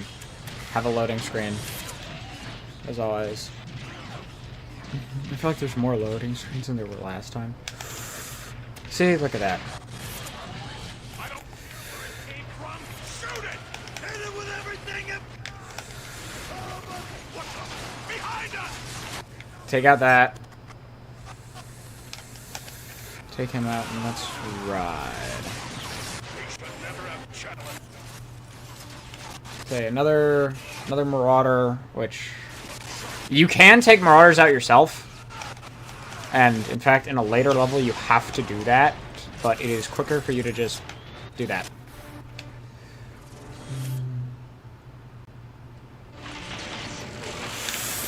Come on, let me over, let me over. Okay, we're gonna go meet Warpath. You're supposed to pretty much just hold up fraction barriers and be like, do that, and then just see. I love justice. I hit target. Kill him.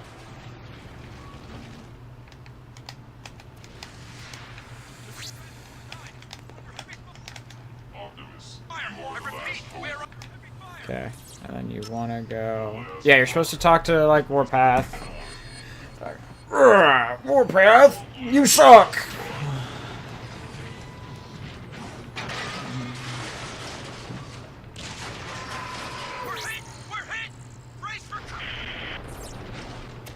Okay, Maintain your headache. I'm just gonna go here, because they start leaving the thing. And I think you can actually target here with your artillery. Yeah, no, we face them together, and they're all like... Oh, they're over there. Do that. And pretty much he just shells the area. Explosive shot.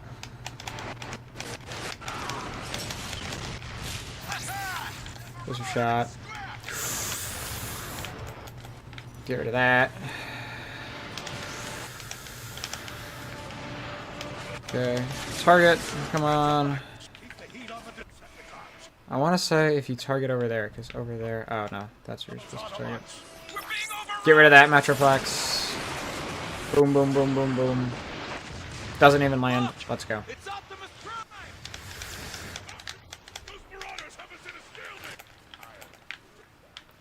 Okay. We need to be here. Technically.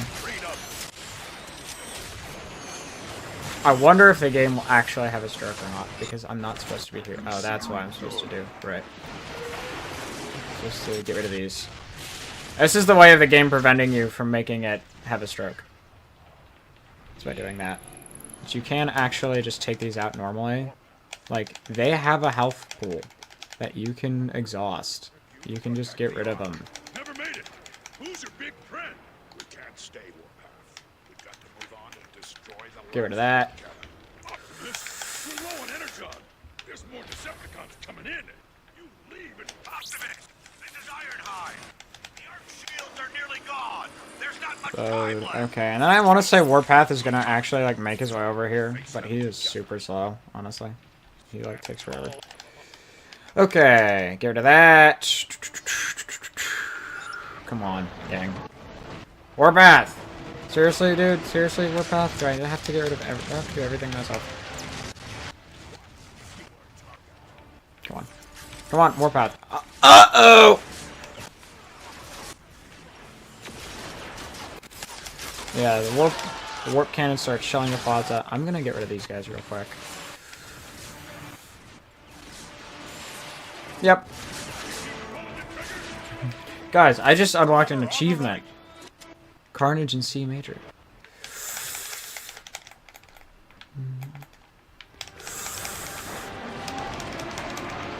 Got rid of that.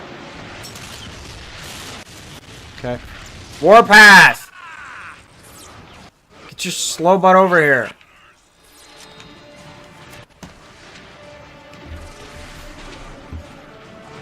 Alright. I'm betting... I'm a little slow. I'm betting an hour.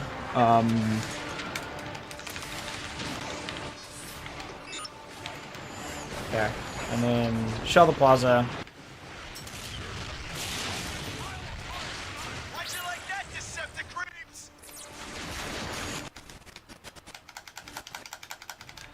is easier to do so. Okay, I'm still at 1 death so far, which usually I've died more by this point, so maybe I am a little cracked. I don't think I'm running as fast as I was last year, but I am doing pretty well, I would say, in terms of deaths. Okay, we're gonna keep moving because I have places to be. I want to say it's this way is where no, this is just the plaza. Am I insane, guys? Am I crazy? It might be. Okay, it's very possible that... Oh, that's what I'm supposed to do. Whoopsies. Get rid of that. Okay. And then... That is supposed to be gotten rid of, so I can get through. Yep, and then I'm supposed to target that. I know how to enter targeting mode. Alright, and then Metroplex, this time he just shoot. Oh no, he still just walks over and just shoulder checks it. Why couldn't you do that before? Huh? Why do I need to tell you how to... Why do I need to tell you? It is a big cannon that you can see. Why do you need to figure it out, man? And I will say, even with my faffing about, which I do a lot of.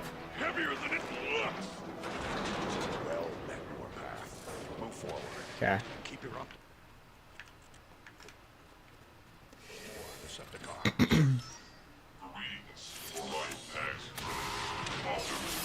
Oh no! Leapers! What'll I do? Thanks, Metroplex. Okay. I am full on ammo and health, so I'm... Oh, yeah. I forgot that it destroys the Teltron one. So anyway. Come on, Xbox. You can do it, mate.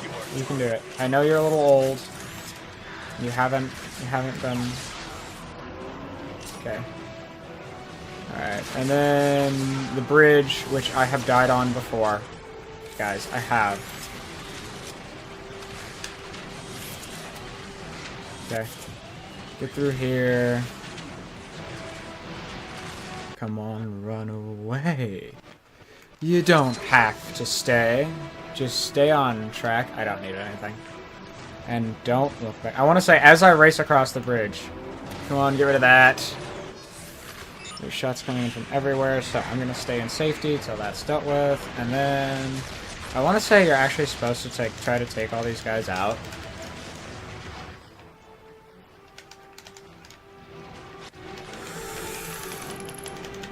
That's another problem.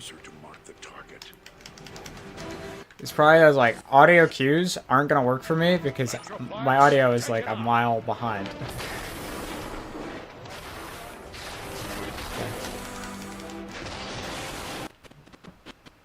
I don't know why I keep reloading. I think I'm just supposed to have it at this point.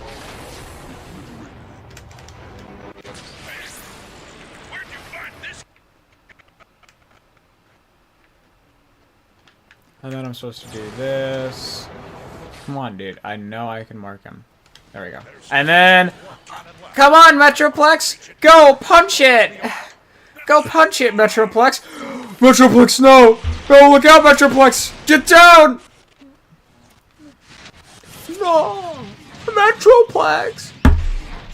Alright, I would like to take a moment to talk about To Right Love in Our Arms. To Right Love in Our Arms is the charity that we're supporting here for DogPound Expo today. So far, in this event, we have raised... Let's check. $467 for charity. That is wonderful, guys. Thank you so much. And you can continue to raise money if you use !donate in the chat. You can see the donation link we have. And To Right Love on Our Arms is a charity for mental health. They assist people who are dealing with suicide, self-harm, addiction, depression, and they want to provide hope and inspire them, and just assist overall. We have been raising money with them for the past 5 years. They are wonderful. We do not touch a single dollar of what we get here. It all goes through Tiltify, so none of us touch any of the money. And you can use !charity to learn more, !donate. supposed to fire at start screen. Yeah, just want to give a shout out. And thank you guys to being here, watching with us. And thanks to all the runners, all the people who put it on. Matt, especially, because he is probably worn out by this point, because he's been running tech for the entire event the whole time, which I can imagine is a lot. So I just want to give a huge thanks to everyone here, everyone who's ran so far, everyone who will be running.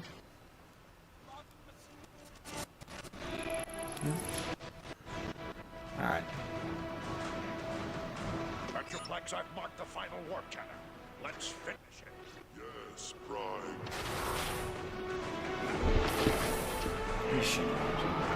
Alright. Yeah, Megatron shot someone.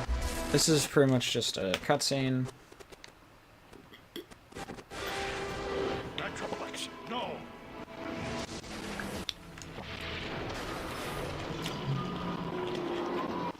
Boom.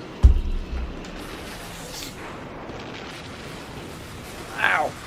Oh, backhand from Megatron. And this is his Fall of Cyber... No, that is his War for Cybertron model. Because some characters actually changed models in between games. I think Optimus did, I want to say.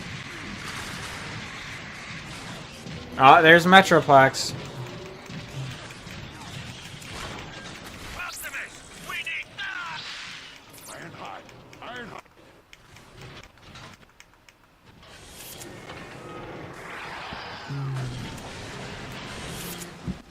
He's alive! My baby boy is okay!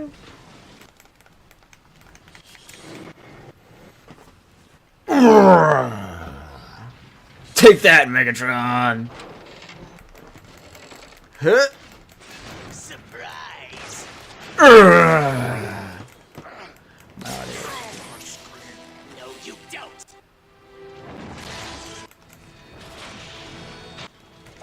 How's the stream sounding? That's my question. Optimus, do you read me?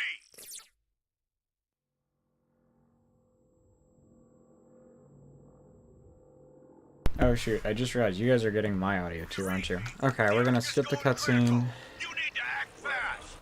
Enjoy our nap. Okay, so I probably need to drop desktop audio. Okay. Okay, we need to skip the cutscene. Skip the cutscene.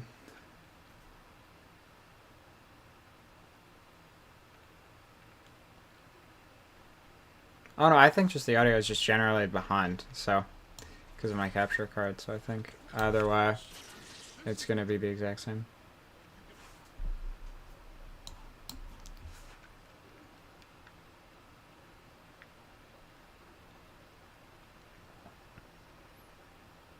Okay.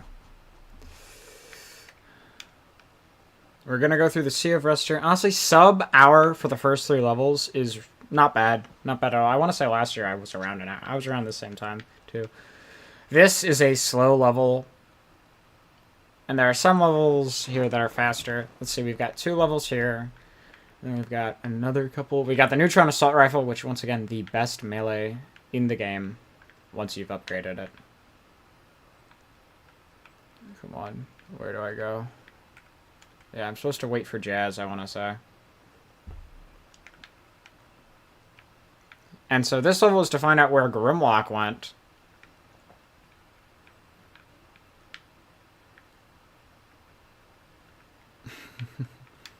Okay, and then we're just gonna keep moving.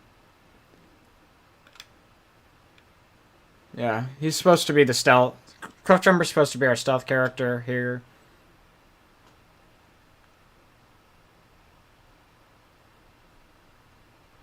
And then...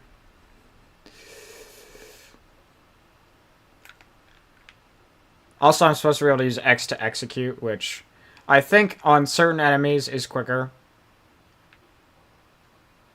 And then he also plants det packs and blows things up. Come on. Okay, there we go. And then this one, you transform and you hide in vents and stuff. Yeah, see, that's executing, which is about probably as quick as just hitting them. Okay. Alright. Let's go. We got those. Those are the anti-stealth characters. Or, well, they're supposed to force you into stealth because their normal form is almost impossible to deal with. But if you use the Cyber Corruptor, so if we find a Teletran, I might grab the Cyber Corruptor and hit one of them with it. Like right here. We are going to grab the Cyber Corruptor because it is the best for these, because that you can turn them against each other, which is really the best way to deal with them. Because that means that they are very powerful. The problem is that then you usually have to deal with them after, which is not fun. Because they kind of stay in their attacking form for a while. We're going to just keep moving. I know how to play the game. I'm going to move fast here, just that way we can... Okay. Yeah, Cliff Jumper's supposed to be like the stealthy guy. We're going to execute him. Oh, okay. Kill him. Once again with the neutron, assault rifles, melee, we can really effectively take people out.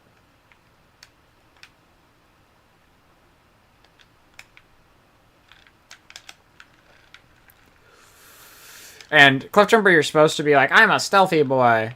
But you really don't have to be. You can just, like, move fast. And if you're lucky, based on how people attack you, you can just frickin' pull the lever. Because as long as you don't get interrupted when you're pulling the lever, you're fine. And then we just wait. And then we can leave. See? Look, we just left. We left them. We didn't get hit. So we're good. Oh yeah, I'm supposed to frickin'... Okay. And then take them out.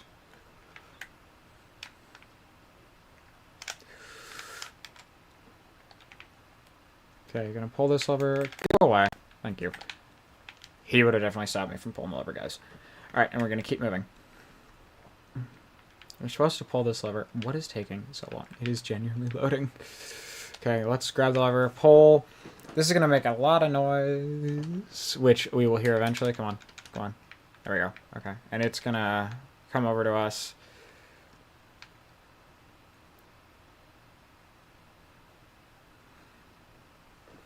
And rotate. Okay. We are at just over an hour, and we're doing pretty well. I do not think I'm going to finish this thing before almost 4 hours, so... That's not a big deal. I don't think we should worry about that. Oh, for the love of God.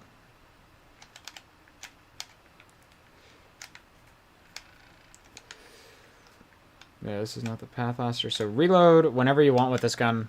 You don't need to worry about, oh, lucky shot. You might be saying, why don't you just use the Pathmaster? It takes more time for me to switch a weapon than just be good with all the weapons.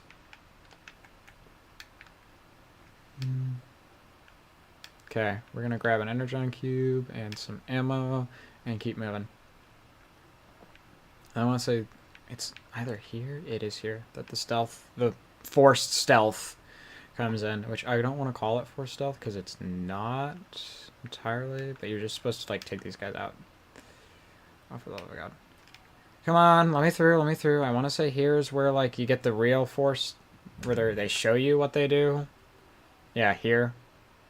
They, like, scan something that they don't like, and they blast it into smithereens, and they turn back to normal. Those forms, they spend a lot of time in that. Like, when I was 7 or 10 or whatever and playing this game, I would pretty much just, like, ultimate stealth strategy. Here, we're not doing that, okay? We're not doing that.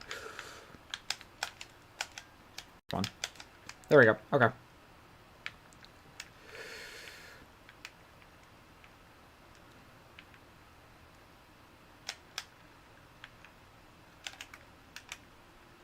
And they can't see you when you're cloaked when they're like this. They can only see you when they're when you're cloaked, and they are like the other form. And you can, yeah, you can just kill them. So that's what we're gonna do. They are much easier to kill when they're like that. But I will say, when we're fighting a bunch of them, it will be easier to... Oh, there. Okay. We're going to hold here, and then we're just going to execute this one, because that is the biggest threat. And then we can just pretty much just kill these guys. Okay, done. And then we're just going to leave. We're just going to leave. And then, generally speaking, we get, like, marked if we don't go through these, so... You're supposed to avoid them.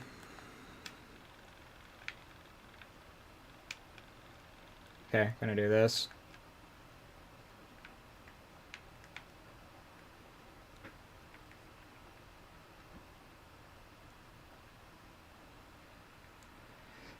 We're gonna go here, we're gonna go through this.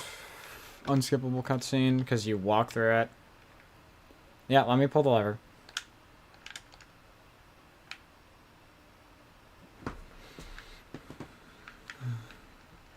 Okay, come on.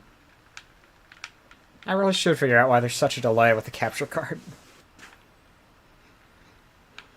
Because my video is perfectly synced between the television I have my output running to for the Xbox, so I can see, and my OBS. So it's not having any trouble. Okay, we're gonna get jump scared by Earth.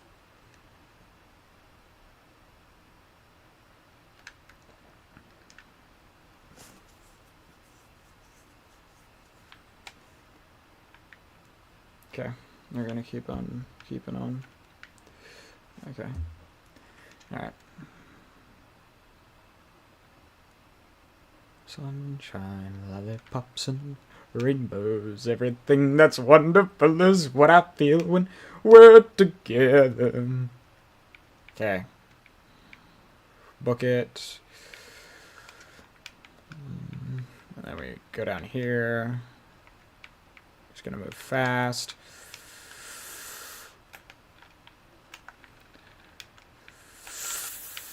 And we are just gonna friggin'... Yeah, I don't feel like... That was the wrong button. Okay. Reload. Do I have any... I do not. That's not good. What am I waiting for? Oh, that's what I need to pull. Okay. Yeah, the idea is that, like, you're stealthing through and killing all these guys slowly. We do not feel like doing that, chat. Okay, oh yeah, he goes through the security gate. Dead! Not dealing with that. And this jams my cloaking and pretty much just alerts all of them. Let's handle that. That should distract the other one long enough for me to just pull the lever and leave. Actually, that might just keep him like that until I leave.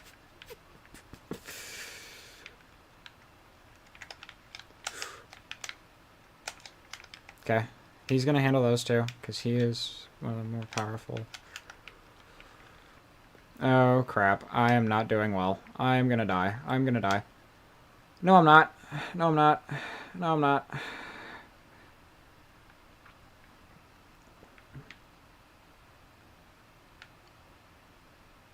Shoot. That's not good.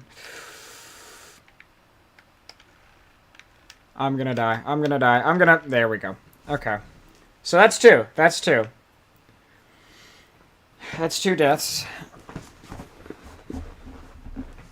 And my capture card is not picking up anything. There we go. Oh, so yeah, I think the delay must be gone with the capture card. Okay, we're going to pull that lever. They're going to be like, secure this room. Mr. Gorbachev, tear down this wall. I'll hold, because there's no reason not to. Die. Okay, kill him. And we're just gonna leave. We're just gonna leave, gang. Okay, I want to say we're supposed to... Yeah, we're supposed to do this.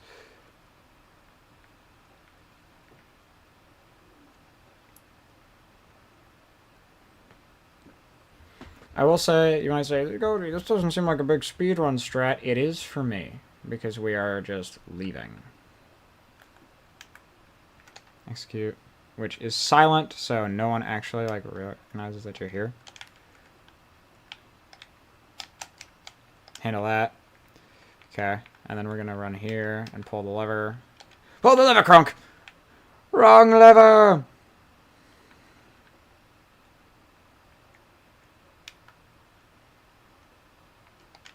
Oh yeah, I wanna refill my cyber corruptor.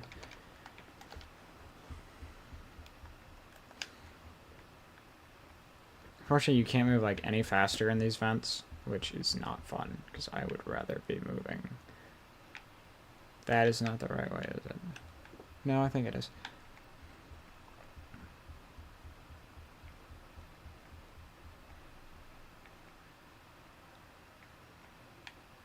Here, which is a big spot with a bunch of these.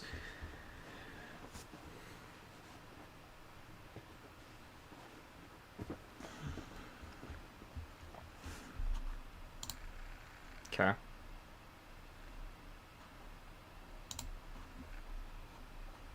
Alright, let's go. Okay, I want to say we should be able to... Yep, gotta get past this rust storm, and it's forcing us to move slower. Okay.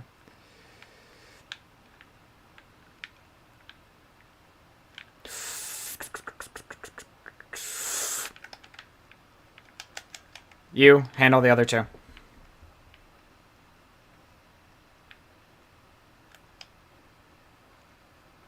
There should be a way to just take all these guys out. Take him out. Knock, knock. Okay, and then we're gonna keep moving. Because I can't waste any time trying to stealth around these freaking things. Okay, this is one where there are multiple, I wanna say. Wait around a little bit. Actually, I think if I go in here and I just watch this, I should be able to kick it out really quickly. That, or I try to just bug it. Okay. Come on, come on. There we go. Alright, take him out. Okay, these things can see through invisibility. And then, bye. Let's go.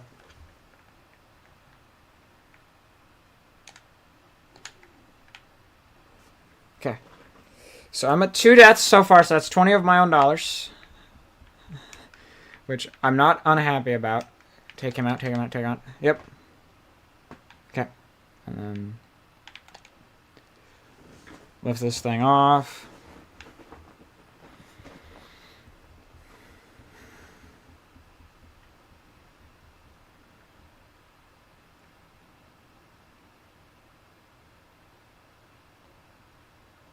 Pull that down.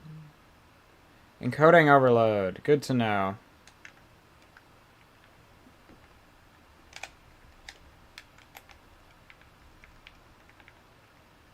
Okay, and then let's go.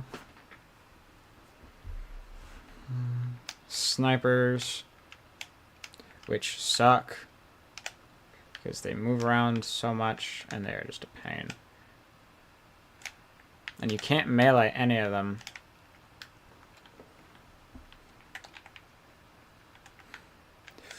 Out of my way, out of my way. Get out of the way.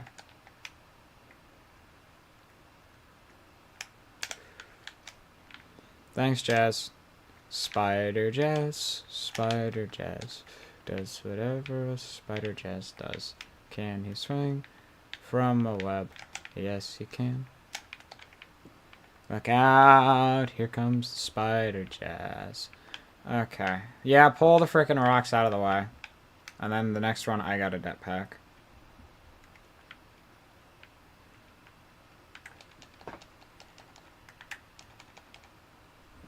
We're gonna step back.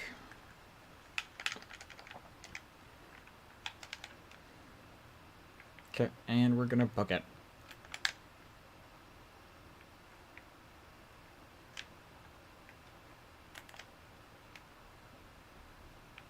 Okay. Come on. Alright. Oh, I think I have to, like, shoot one of these, I want to say.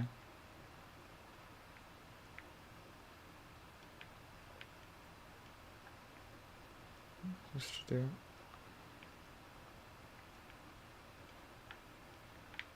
I'm waiting on Jazz to... Okay. There we go. No, I had to wait on Jazz. Okay. I'm not insane. Give me full ammo. Thank you. Okay. More snipers. I know what we gotta do. We gotta crack that lid. So we are almost done with this level, which is really good. Goodbye, goodbye, good friends, goodbye. Okay.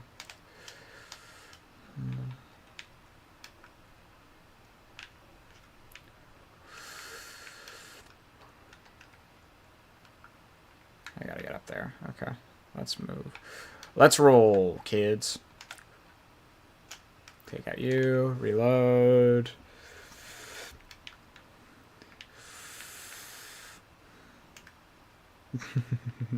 Now they literally do not know where I am. Out of my way.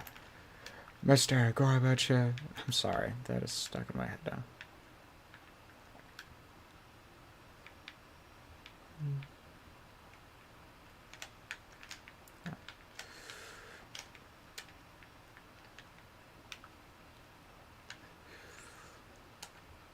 We're gonna escort the bomb. Okay. This gets mounted, and we're gonna... Pretty much our goal is to not let the Decepticons... I need someone strong. You. Start taking out other people.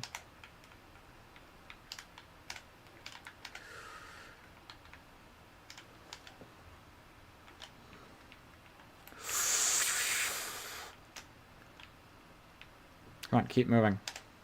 Die.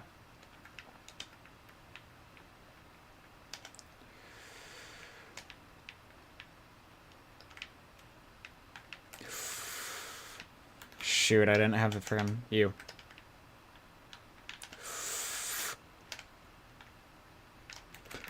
Come on, take him out, take him out.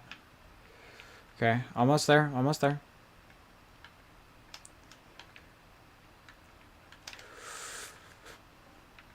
Lots of shotgunners. Okay, come on, you can make it.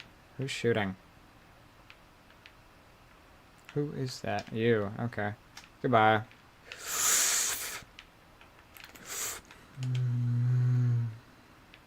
Okay.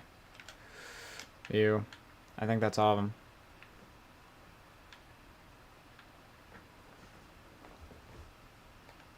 Plant the jetpack and let's move. There we go. Okay. And then cutscene. Okay.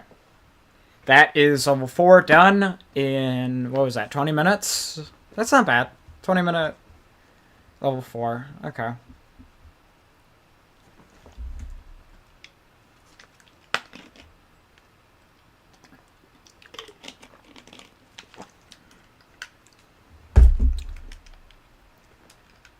Okay. Cut and run.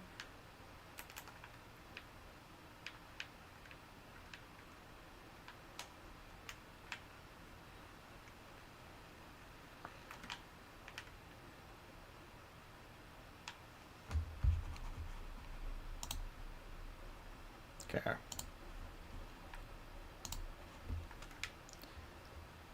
Alright, we found Sludge, or what's left of him. I genuinely, part of me does not know why they didn't just put Sludge with the rest of the Dinobots. Because, like, they have 4 of them. I think it might have just been a time constraint, is my guess. Time and budget. Why they didn't. Because his model is done. Like, his model is finished. Okay. Jazz is a grappler.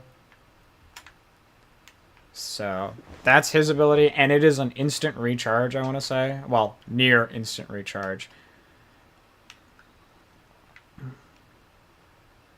Oh, goody. Insecticons. Insecticons are not fun to deal with, if I'm being honest with you. They are kind of a pain. Because they just kind of swarm.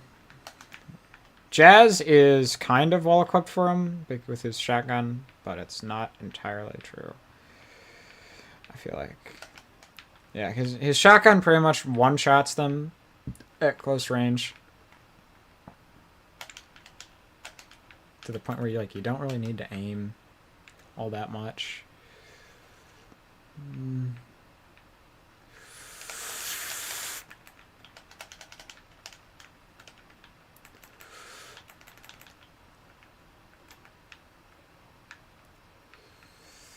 So just screw around.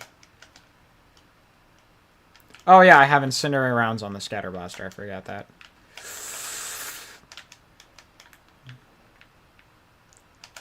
New Game Plus. The luxuries of New Game Plus.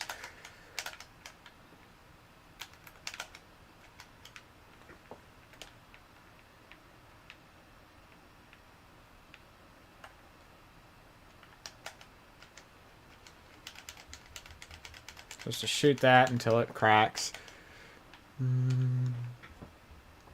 Reload.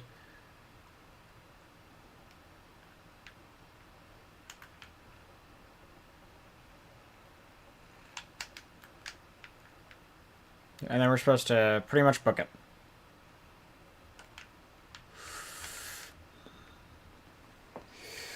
Swing ourselves around the corner here.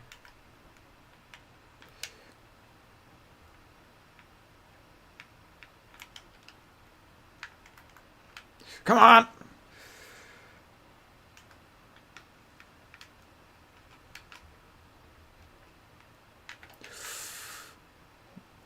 Nice thing about Jazz is that he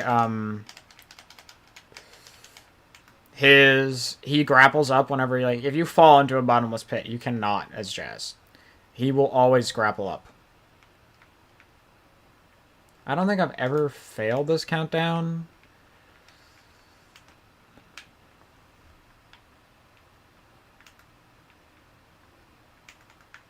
Okay, there we go. And then Jazz one-shots the... Boom. And we just pull down.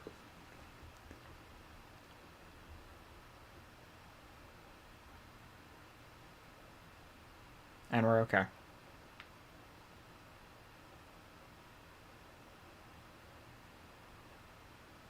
Oh, yes.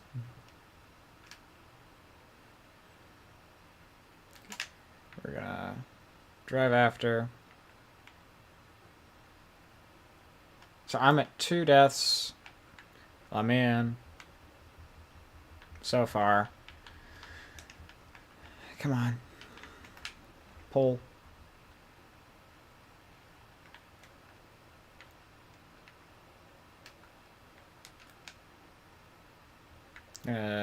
Drive.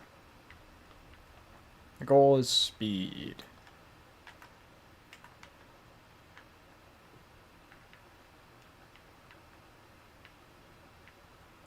Why are you so slow, Cliff Jumper?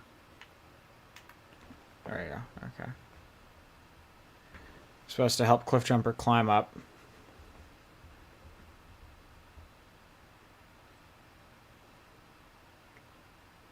Boom.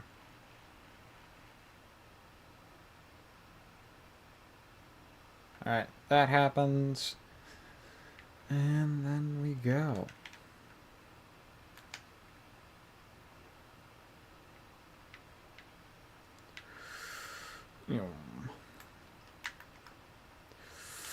This is all Spider Jazz.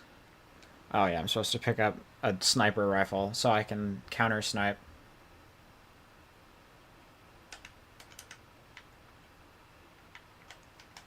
Nice thing about the nuclear on charge, the longer you hold down your thing, the better your shot is. Like, it is a strong... I'm gonna be honest, though, I probably don't like it that much, because you have to aim, and it takes a while every single time. What am I supposed to do here?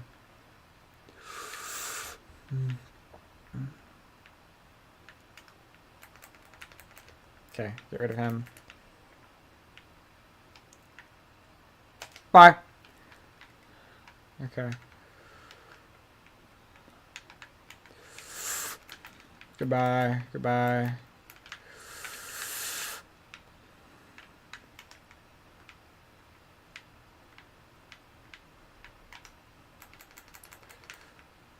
Okay. Where is my goal? It is down there. Okay.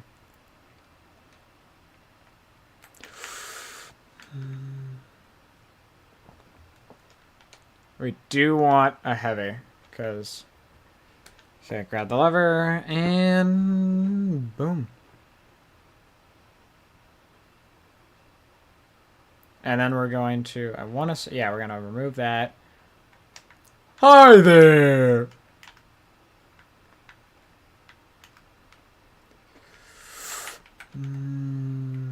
Where is it? Pull, and then try not to get shot as you're all here, because I think shooting actually disrupts you. Hi there! Snipers are a pain. Come on, mate. Okay. I want to say that you have to, like... Okay. I think you have to go over there somehow.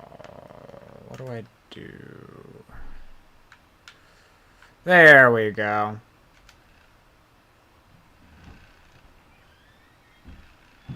That's where I needed to be. Go there. Go there and pull. Oh, shooting doesn't disrupt you. Bye, guys! Okay.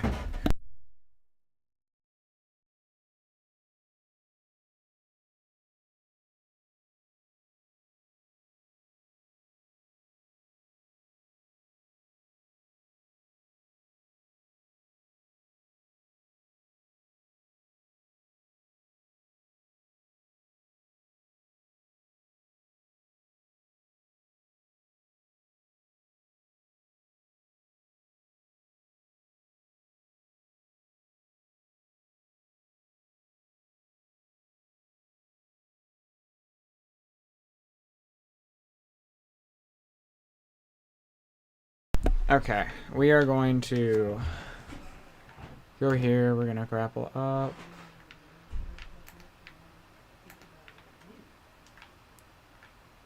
Grapple that, pull that down.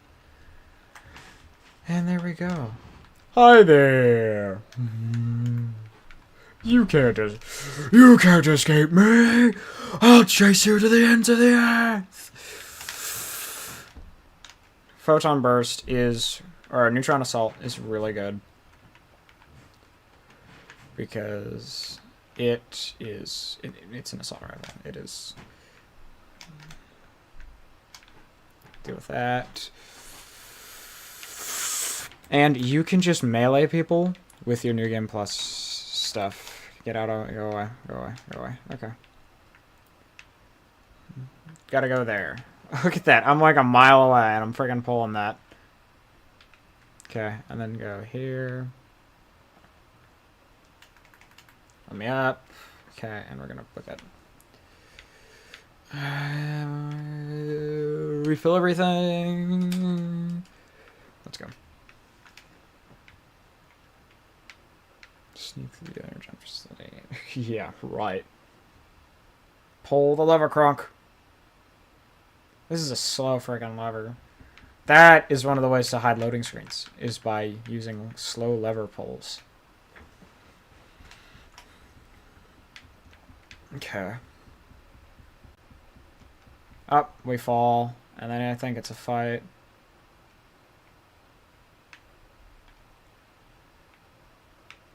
Hi, Decepticon. I like how they mark, look, a Decepticon. And then they're going to be breaking in. I'm probably going to cyber corrupt one of them as soon as I get in. Come on, take your time. It's not like I'm on a speedrun or anything. There we go.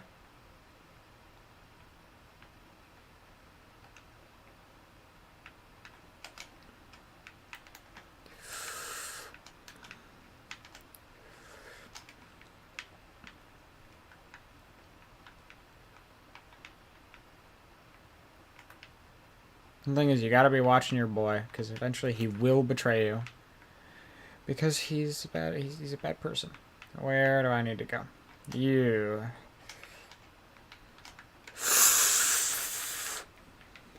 This is one of those guns where you can get really up close and personal with people. Okay, we gotta kind of grapple away because we are low on shields. Goodbye. I want that. Okay.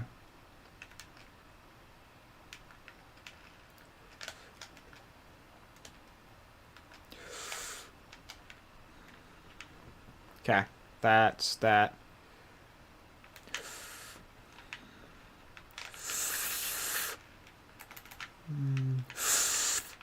Handle that. Okay.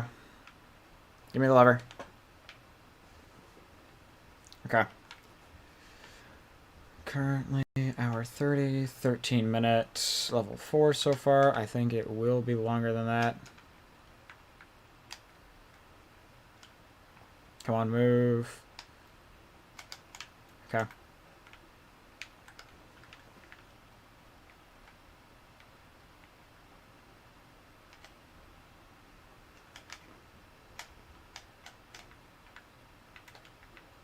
Holy cow, did it catch up?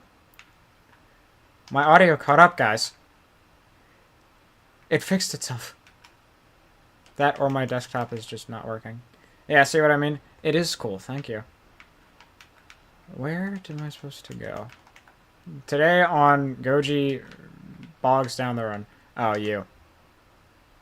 There we go.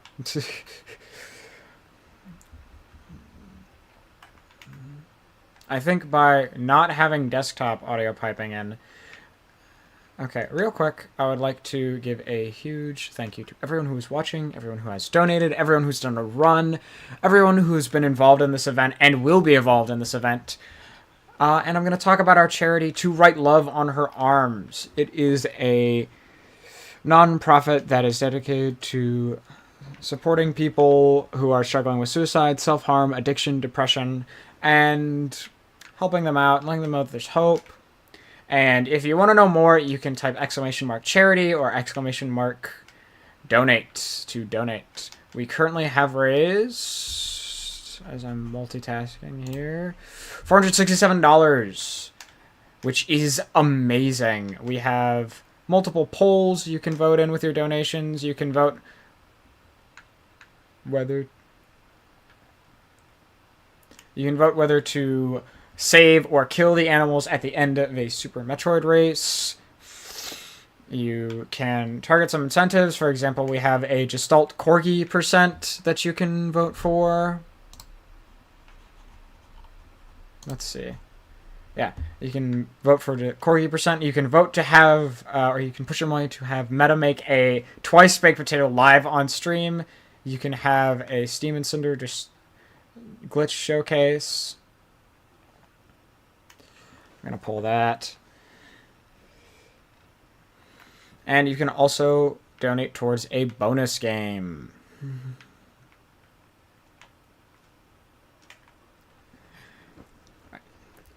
Once again, I would like to thank everyone for being here. You can also check our socials. We have YouTube, we have a Twitter, a Blue Sky, and you can check our website, as well as a Discord.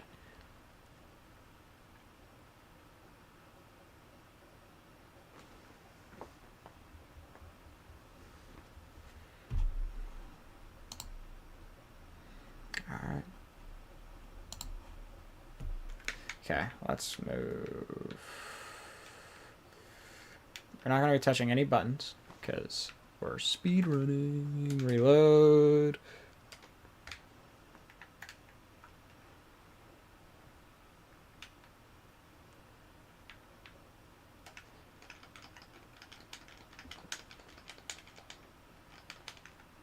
Deal with the Autobots!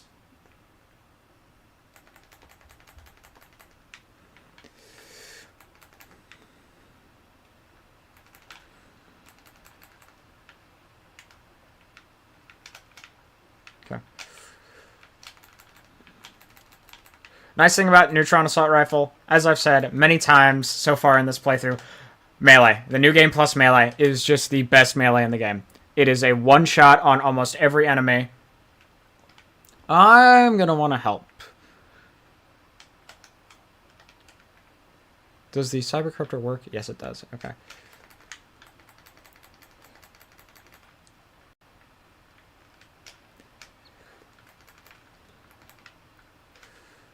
Okay. Okay. I think they have the Scatter Blaster here for you if you want it. I am going to... I'm supposed to take the supply depot so I can, you know, use stuff. Yeah, these. Because they're like, you should use these. And I'm speedrunning, so we generally don't because we do not have the time. Come on, mates. Okay. Hi there!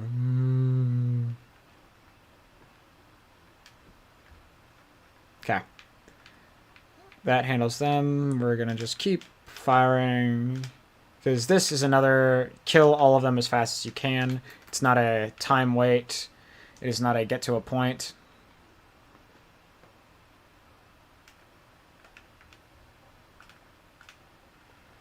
I don't want the pulsar cannon.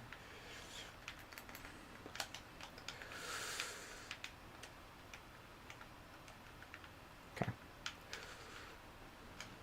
I think the Cybercryptor is generally probably the better option because you can just...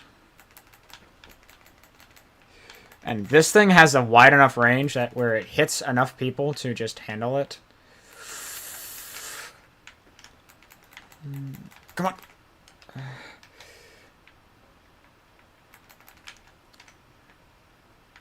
Although the pulsar cannon would probably be pretty good here. As well as the riot cannon, which is the primary that Megatron starts with.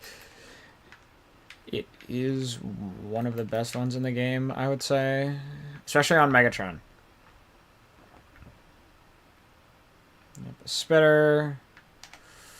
Which these guys are the worst, because you just pretty much just have to lock onto them.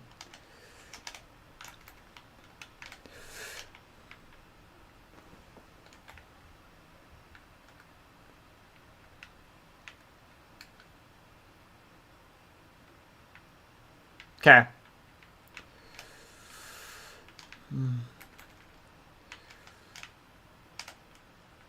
And then you and Cliffjumper are just supposed to...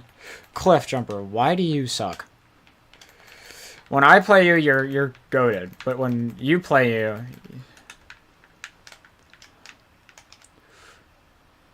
You do have auto-lock in this game, which is... Once again, the strat is to just keep re-aiming.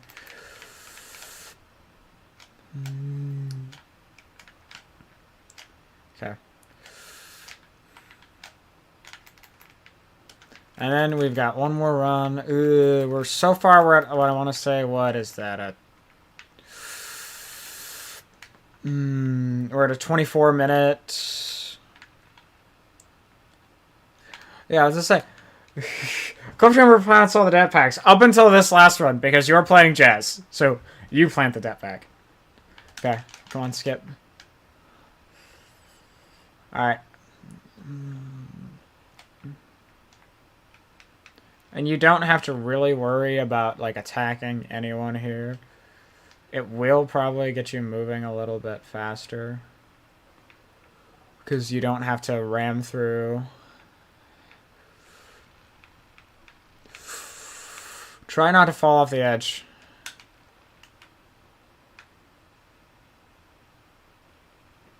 Use your nitro whenever you can. Try to avoid big stuff in the center. Just keep on moving. There we go. And that is time on level 5. Whew. Alright, so... I want to say the next one is a Decepticon level, and this is... Yeah. These levels I have gotten done in, I want to say, 30 minutes before. These are the Combaticon levels, and you're playing as the Combaticons, which, in the Transformers community, is pretty much everyone's favorite team of combiners, which are specially named groups of Autobots or Decepticons that become one giant robot. They can combine into one giant robot, which we will see later. But right now, we don't need to. It's usually either that or the Constructicons. Constructicons were first. But yeah, these levels are really fun, and it assists to how much people like everyone, pretty much. You get to see their personalities wonderfully in these levels. Okay, we're just gonna deal with these guys. Vortex is a really fun character to play. Like, genuinely, his playstyle is wonderful, and you are able to be really effective with it.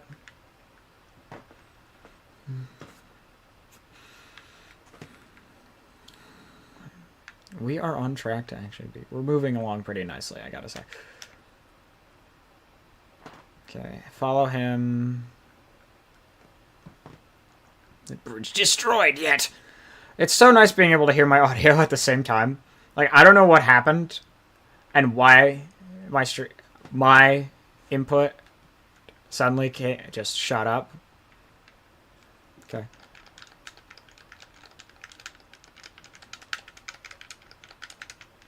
Oh yeah, we're supposed to use the... You can't skip this one. There we go. Okay. They cut us off from the transport.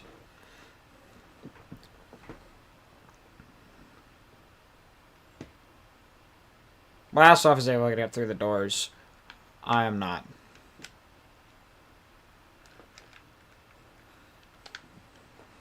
Okay.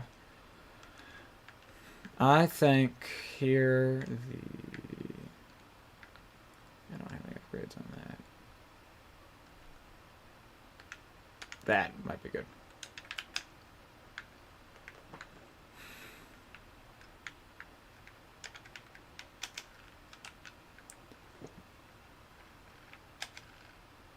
Handle that. Remember, Vortex's guns are probably, as I said, he is the most fun I have.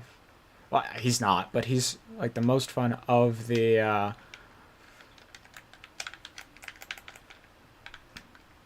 Combaticons that we play as, which we play as... I really like this level, is what I'm going to say. Vortex is a really fun person to play. He's really fun. Okay, let's go. And he is apparently really good for speedrunning, because he just moves fast and you can dodge almost every shot you take.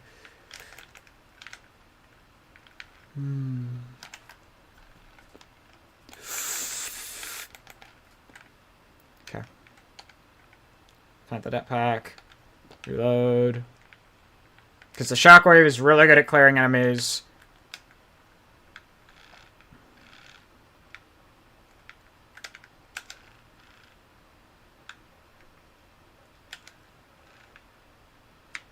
Dude, hearing Starscream talk to the Combaticons is so funny because he's such a moron.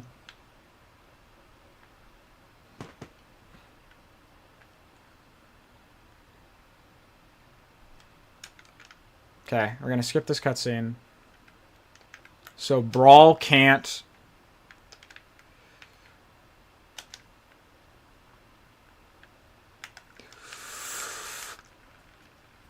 Oh yeah, I'm not supposed to get too close, otherwise it just kind of drains your health.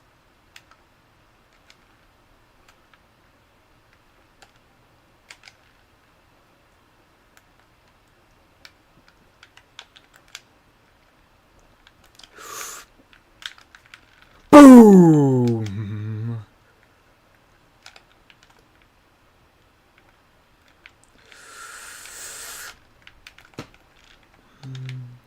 Okay. Grab the lever. Shoot, shoot, shoot, shoot, shoot, shoot, shoot.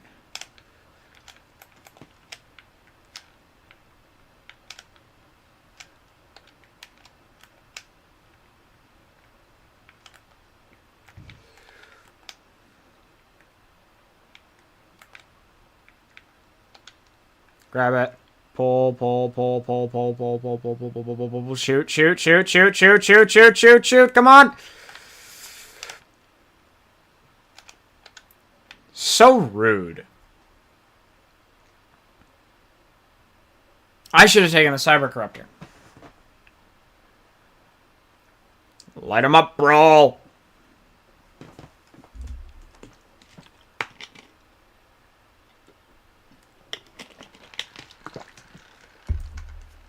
Okay. And then the bridge shifts away. This bridge is just like the most immaculate bridge in the world, I'd like to point out. Actually, that would be really useful, so we're going to pick that up. Oh, no, that's just heavy ammunition. I don't care.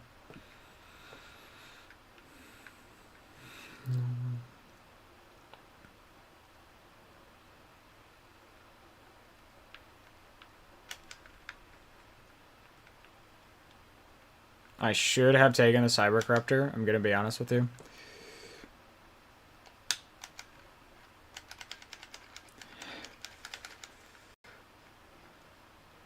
Essentially, your goal here is just to shell these guys as much as you can.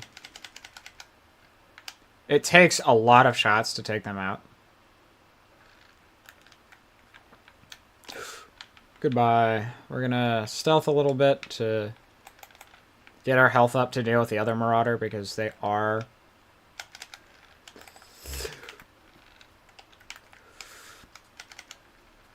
Back up, back up, back up. Okay, and let's go.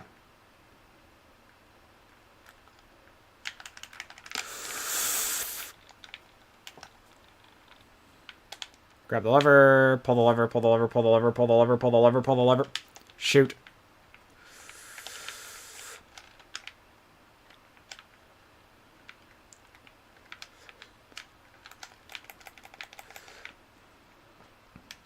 Anyone else? I don't...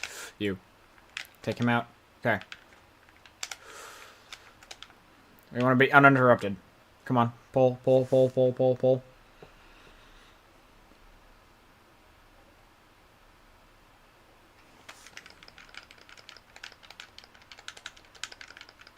Incoming! Boom, take that out. And once again, if you type !socials, you can get our socials in chat. We are here for Dogpound Expo 2025. We're supporting To Write Love on our arms. To grind my gears.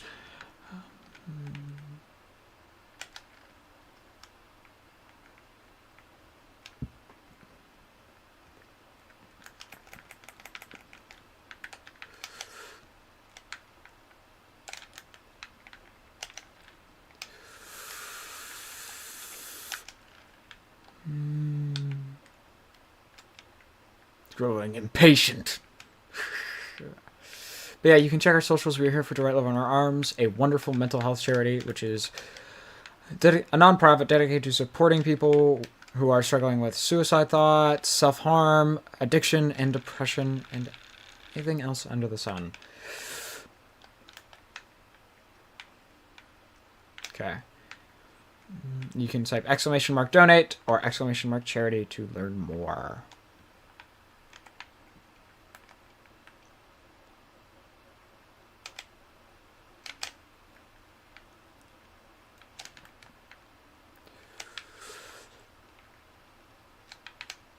Okay, we're gonna go here. Bye-bye! Okay.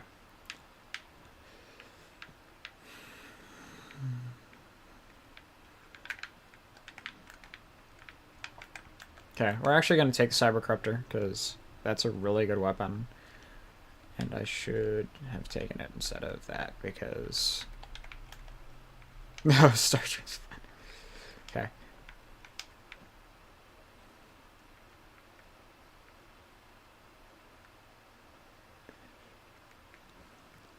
I'd say that is not too big of a damage.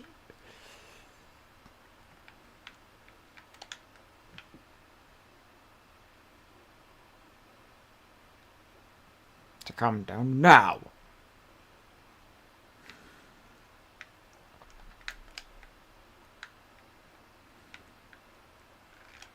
Come on, let me through.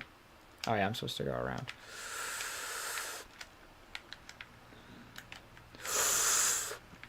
Boom. Ba ya ba ba.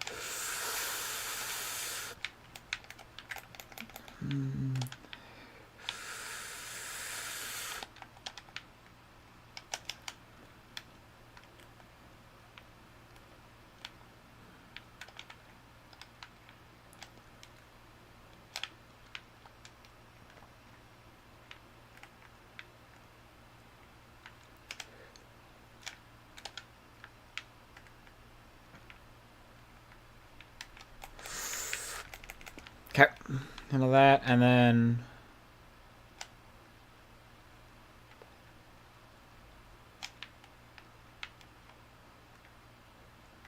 are you kidding me?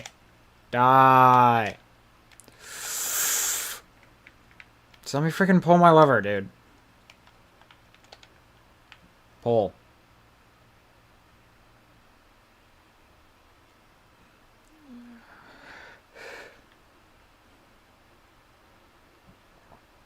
Uh-oh.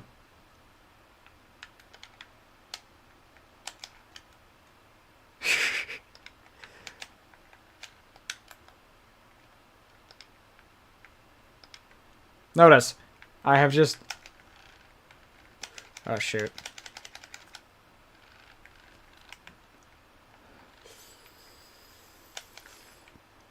I think there is a point where you have 2 Titans to deal with, so...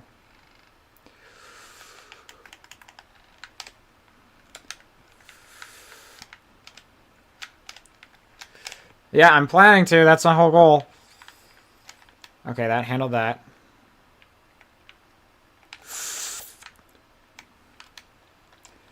Dep pack, dep pack.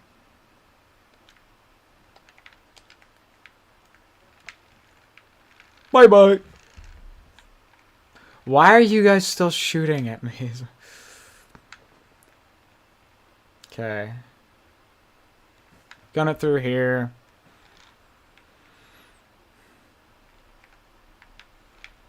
Try to avoid as much fire as possible. And there we go.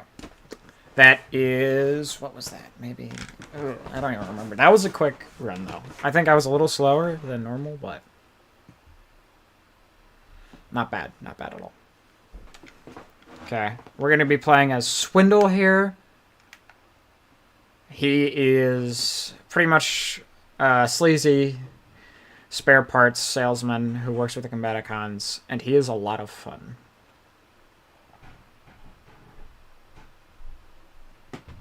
Okay. He has another grappler.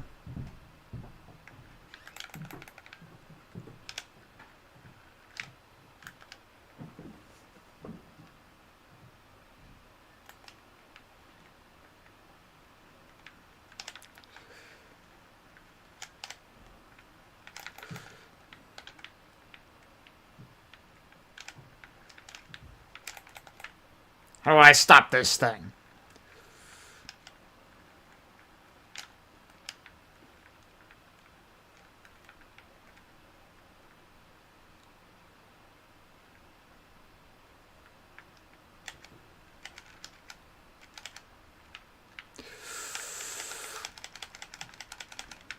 Okay.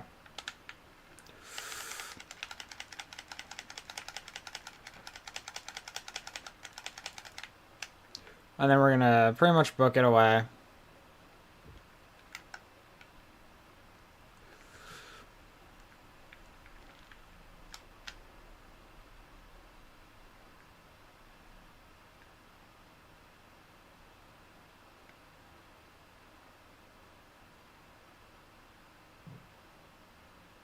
See, the thing is, I'm so quick that I'm genuinely outrunning the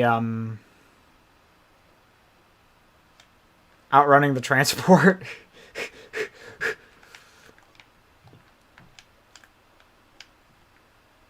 Like, that is how quickly we have solved this, because you're supposed to, like, take out the Autobots.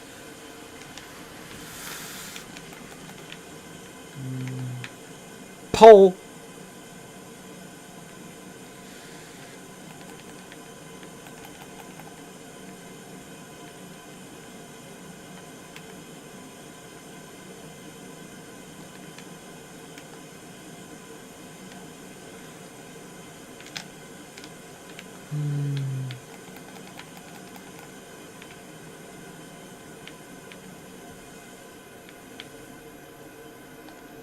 Okay.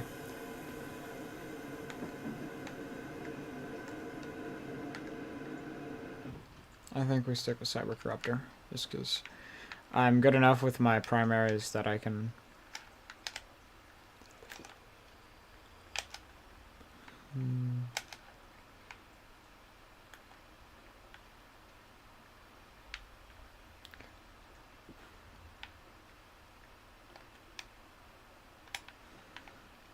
Am I genuinely just stuck waiting?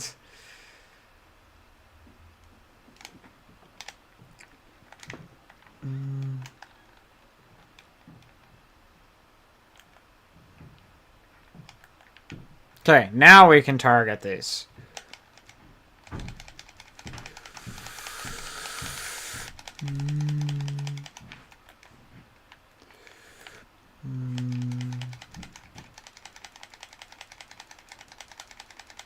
Okay, done. That's transport stopped.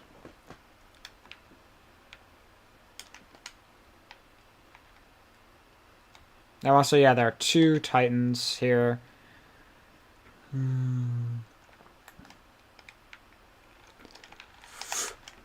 Handle the other one, please.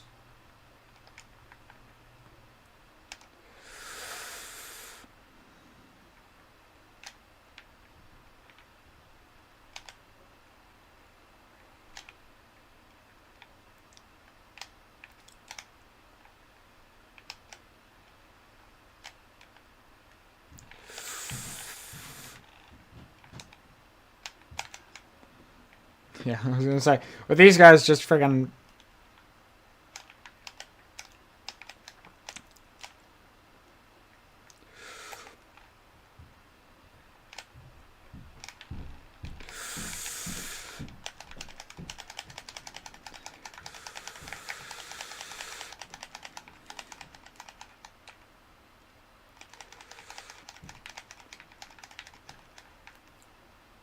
Rockets are your best option for larger enemies like that, especially because Swindle comes pre-equipped with them.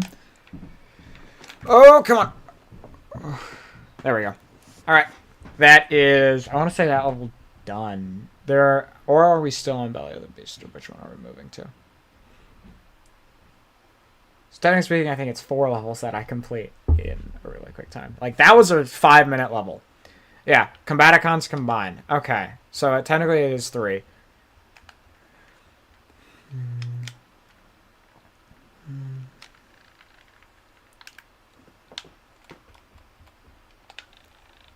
Store.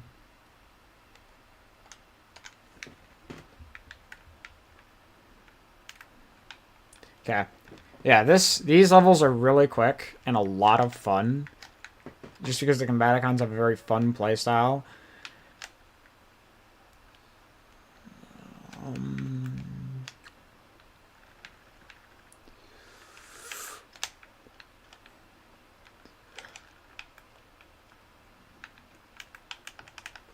Okay.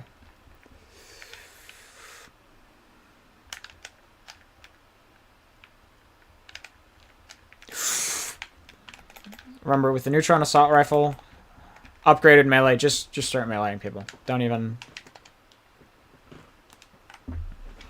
Just start taking folks out.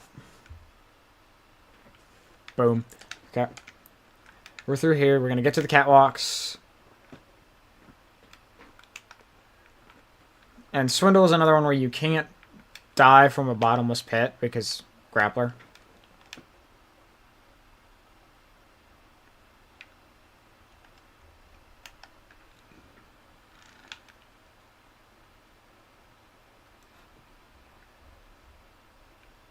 Okay.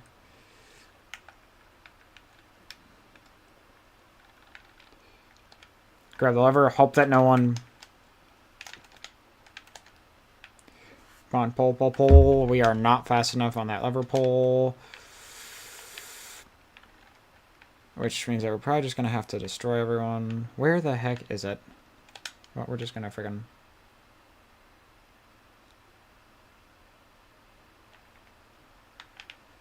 Where are these friggin'... You know what? Actually, let's get ourselves some help. Who's firing on us? Genuine I'm crazy moment. Where'd he go? I say as I haven't moved. See, as soon as I grab the lever, you back me up.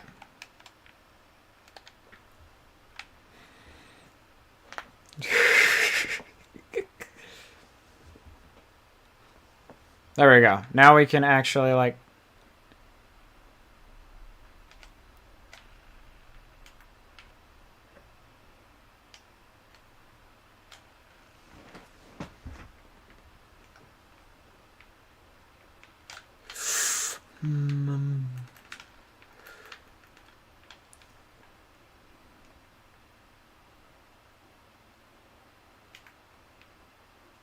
Okay.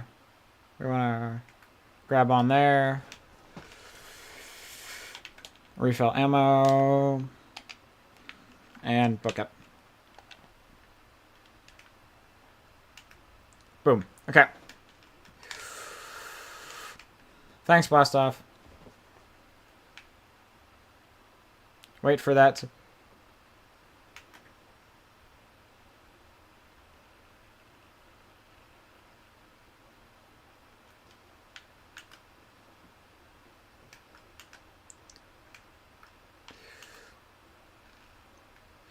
And generally, the environments that they create with this game and everything they do is just wonderful.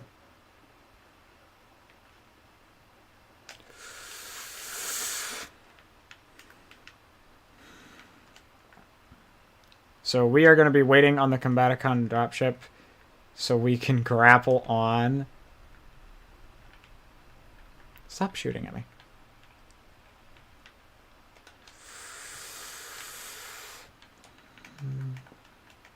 There we go.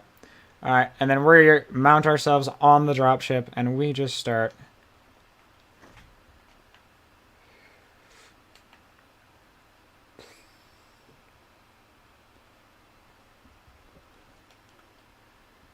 Pretty much, we just gotta keep moving. And then, boom! Oh yeah. Now, we're in for a lot of fun after this loads in. Line, ready for action.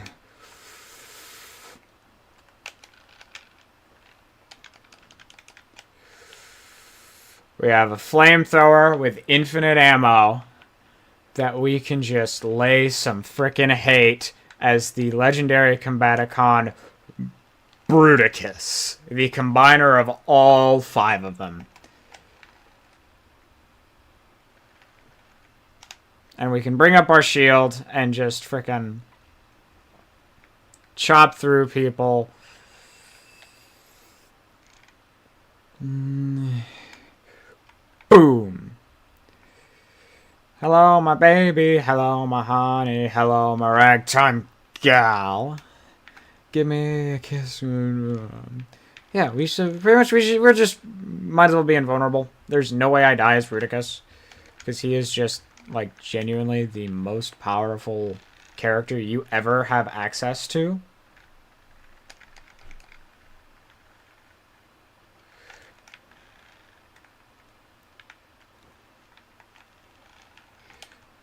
I think this is the way you're supposed to go.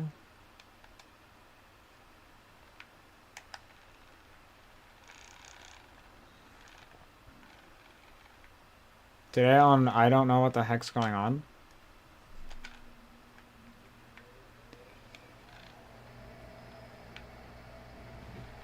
Genuinely, where am I supposed to go? I might be a little stupid. I thought you were supposed to be able to break these.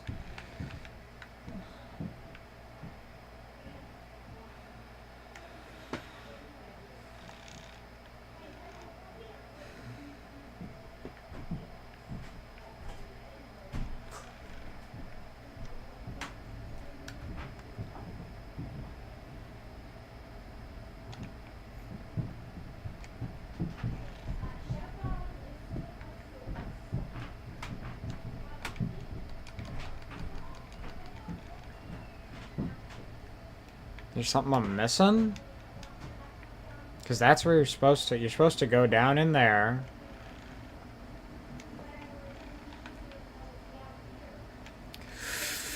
Uh-oh, kids. Supposed to go that way? I can't go that way. Looks like Goji's lost his mind.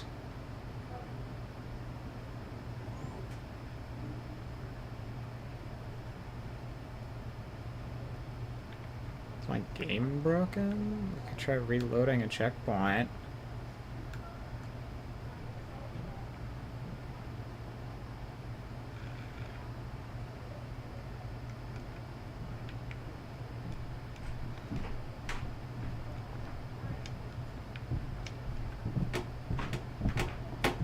Yeah, because you can see all the stuff you're supposed to destroy there.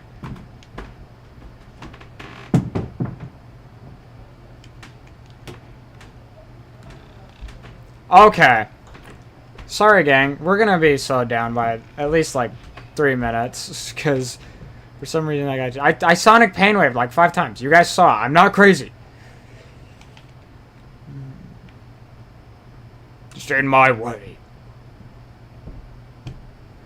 Excuse me.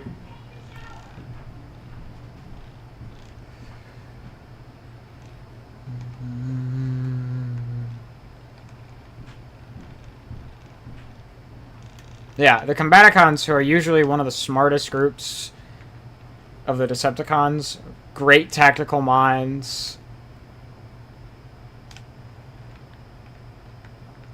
All the combiners, except for one, lose a bit of intelligence when they combine.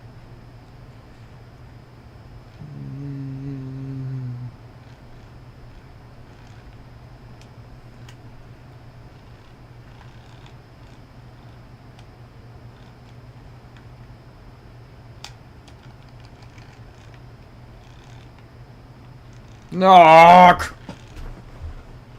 And we are about to skip one of the greatest cutscenes in the world. It's such a cool cutscene. That is one of the ones where it's like, I don't know if I need to speedrun for that cutscene, but we're supposed to. This is a speedrun. This is not just me playing the game. Well, the way this speedrun works is that it is just me playing the game. So here, if you remember, Megatron is a corpse right now.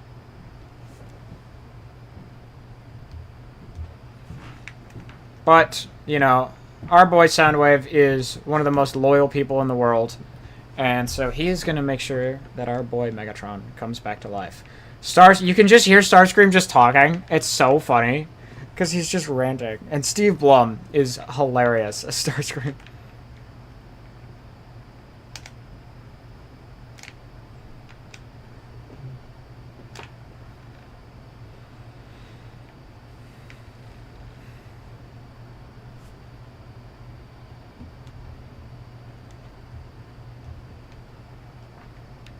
Okay.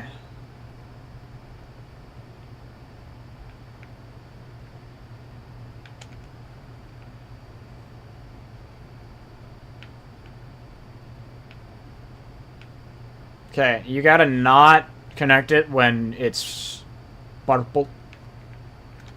The grape is purple.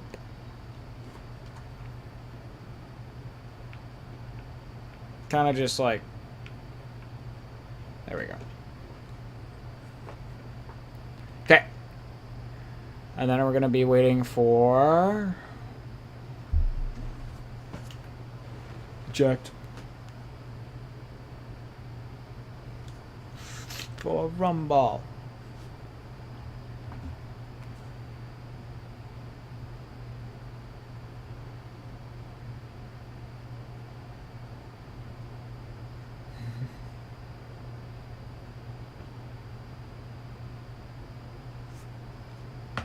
Sequence. And then you're gonna do the same thing with Megatron's head. Actually, no, wait, you don't. Instead, you power him up. 3, 2, 1.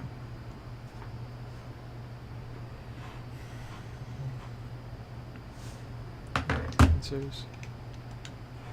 It's online. You wake up as Megatron, voiced by Fred Tatasciore, for those of you who know, is also the voice of Hulk in lots of animated Marvel projects.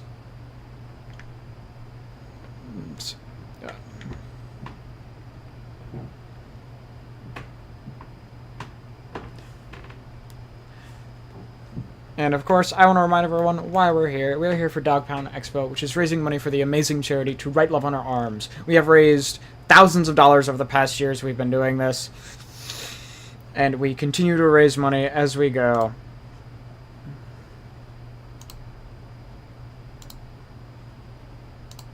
See, we have raised $467 so far. And I would like to thank everyone who is involved in this charity, everyone who's been working tirelessly through the event, all the runners, all the people watching, especially.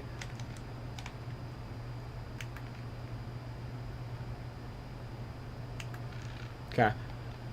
And just thank you guys for being here. Thank you for supporting. Every little bit helps, as you know. You can take exclamation mark donate. And let's get back to the run.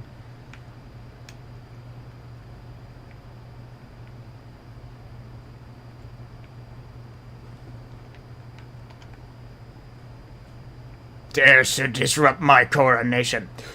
Coronation, Starscream! This is bad comedy.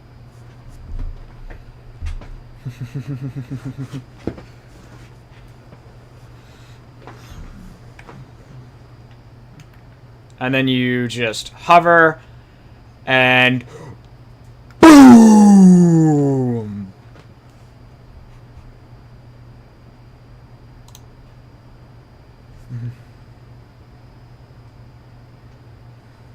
Scream. God. Okay, and we're going to ice all these people. So this is a survival.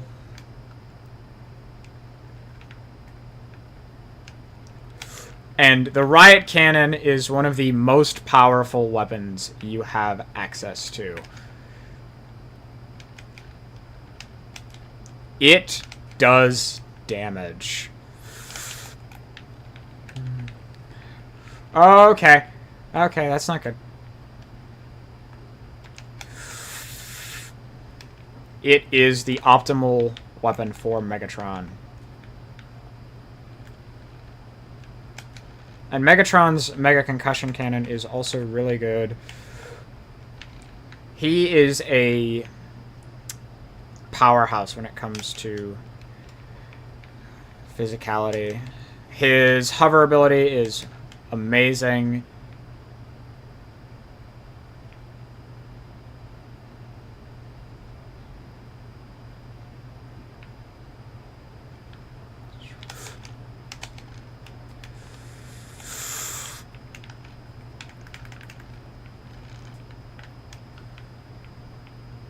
Greater honor than to fall at the hand of a king. Come on, man. Okay, handle that.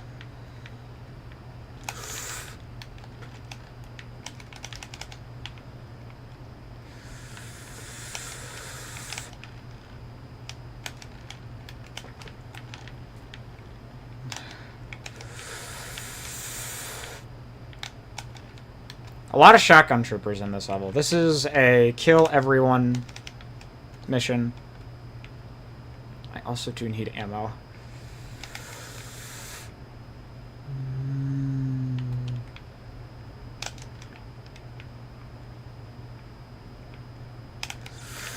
Take care of that.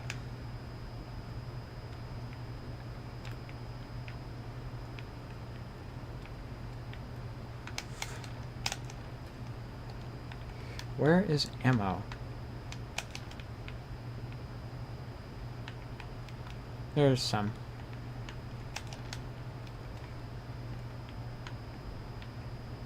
Okay. You gotta take out the snipers. The problem with snipers is that they move around a lot.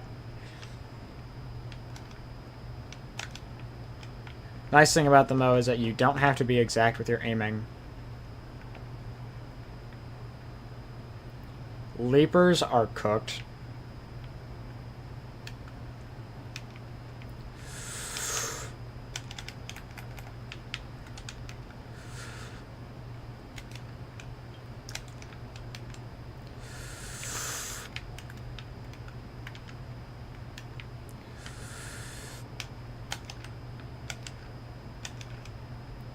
take care of them.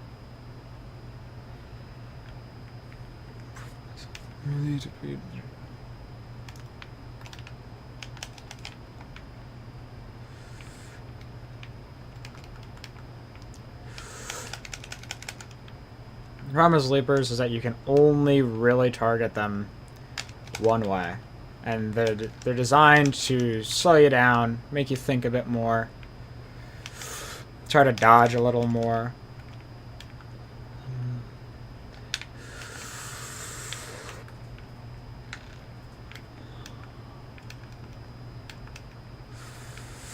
And I am not taking these guys out as quickly as I want to.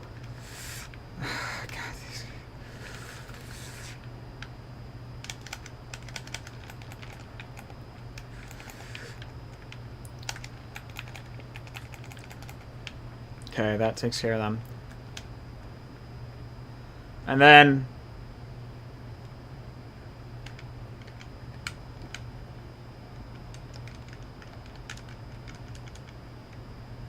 oh no.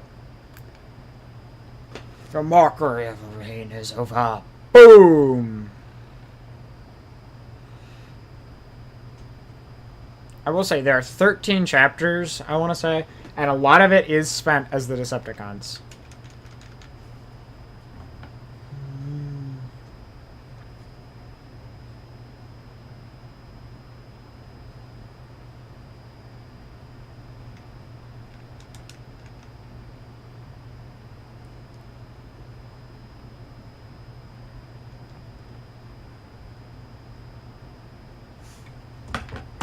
Returned. And then you just run. And see, look, he puts one giant statue of himself up as they destroy all the golden statues of Starscream.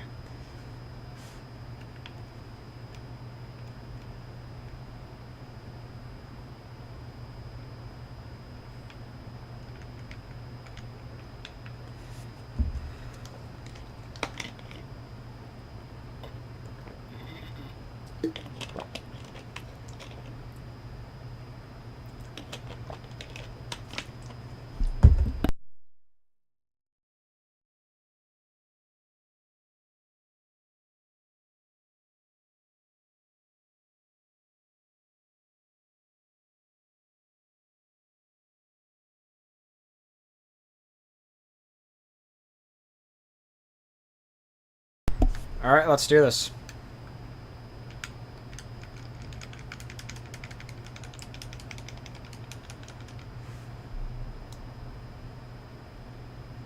Okay. This is a really fun level with my favorite Transformer in it. Kind of. We're going to be going to free Triptychon. And he is one of the Titans, who are just the really, really tall ones, like Metroplex. He is the same size as Metroplex, roughly. Depends on who you ask. Some say he's a little shorter, some say he's a little taller.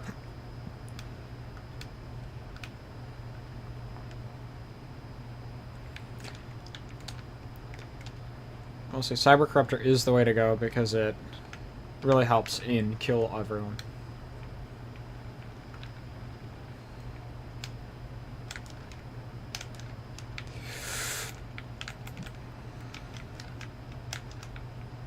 I'm just gonna leave. But I will say a lot of people, Frank Welker or David Kay is their Megatron. In my opinion, yes, I love both of them, but I think Fred Tatasciore does an amazing job.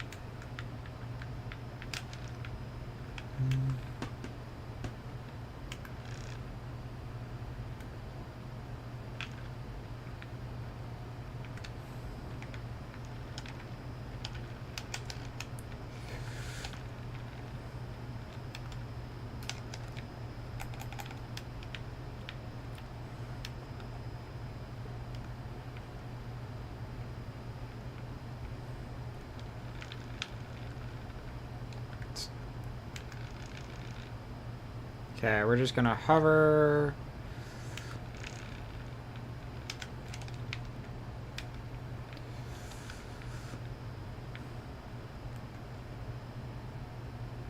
They fly now? They fly now! And nice thing about Megatron, all his attacks do more while he is hovering.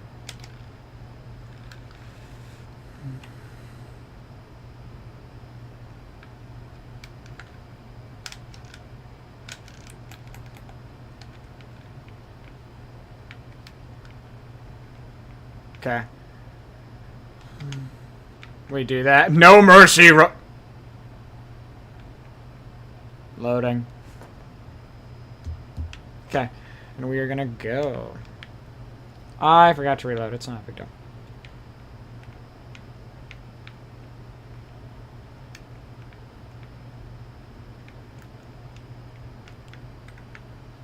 Really?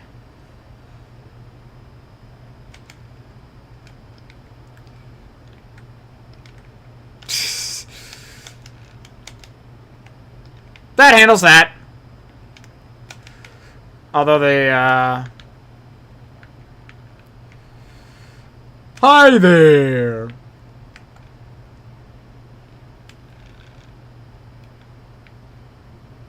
I want to say there's actually a door we're supposed to get through here. Oh, no, we're supposed to go this way. Okay.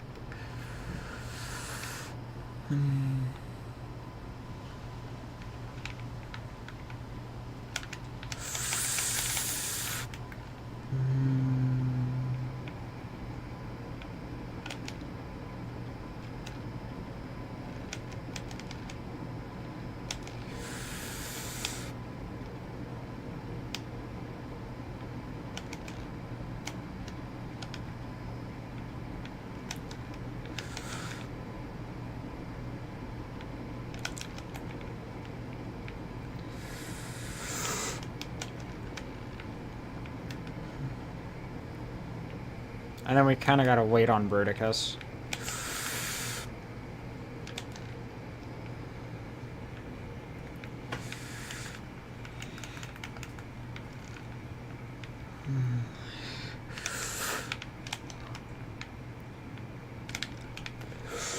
I hate you! Okay. Okay.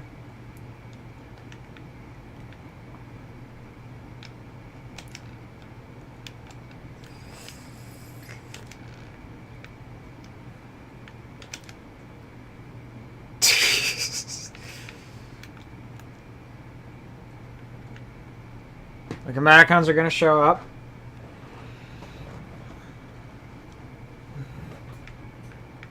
And they're gonna form Bruticus. Thanks, Bruticus.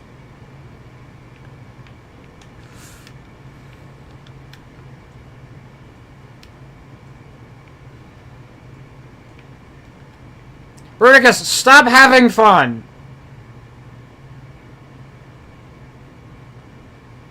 I ask you to do this. Okay, break that open. Right, stop wasting my time. I'm on a tight schedule here, Broody.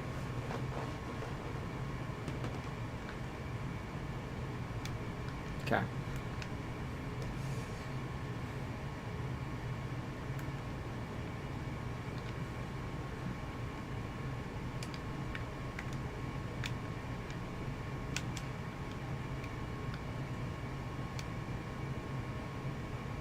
I live again. It's so fun seeing the Autobots just run for their lives from you.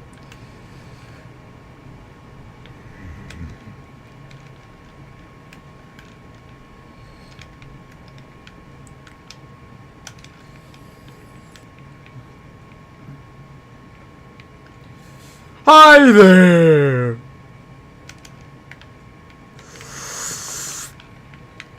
Excuse me.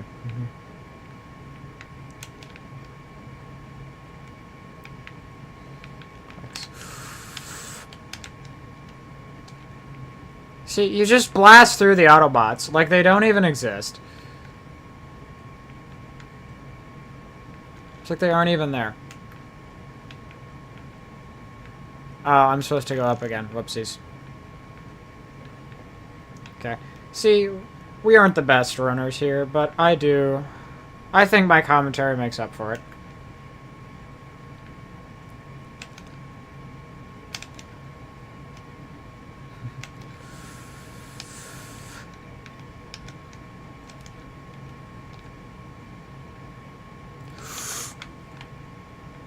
Okay, I'm just gonna leave. Bye.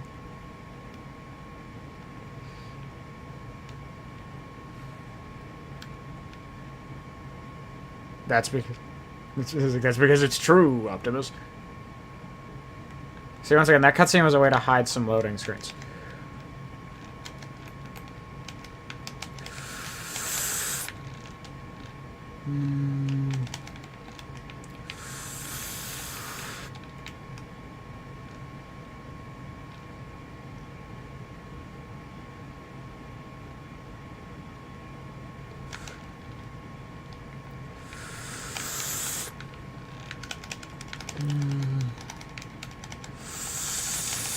Oh yeah, and the riot cannon, the last shot is more powerful. So it's kind of like the Path Blaster, which is fitting because the Path Blaster is Optimus' signature and the riot cannon is Megatron's.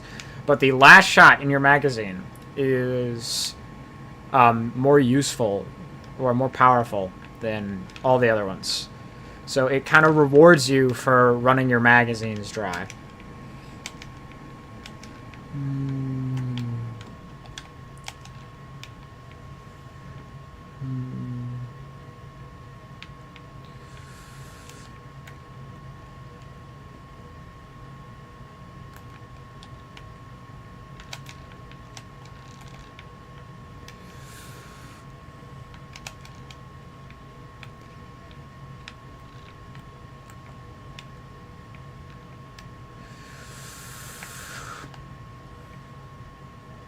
Oh, you've got to be kidding me.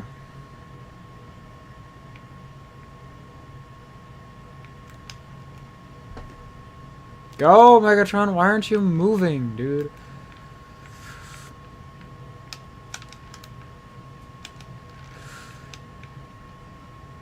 Okay.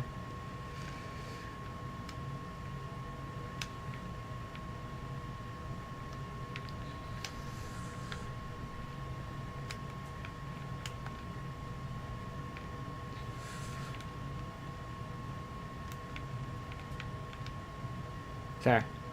We are in here.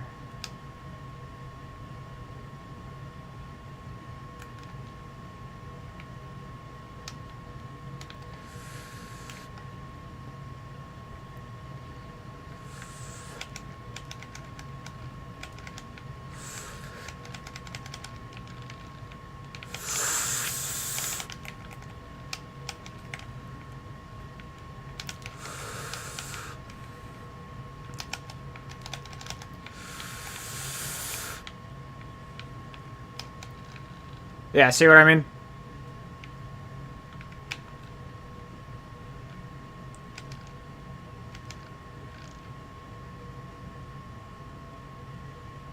There we go. Alright. Oh, the lever crunk! And then here we are in the Trypticon facility. Just hearing the scream, dude.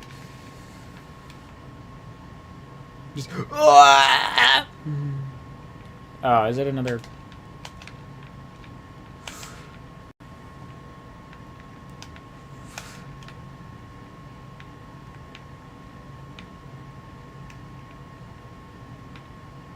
It's another kill everyone.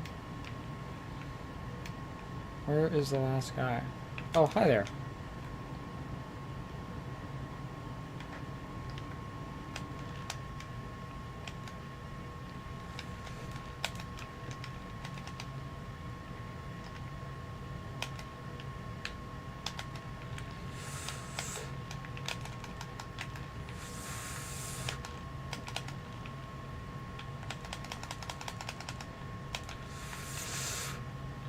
Dealt with that.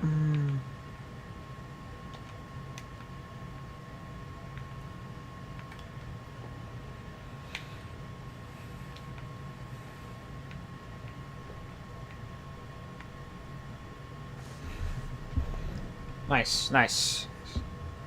Let's see.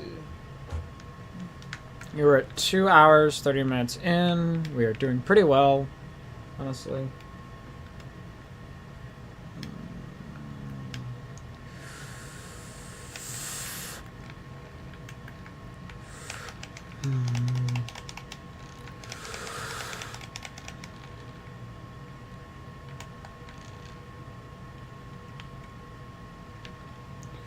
Who the...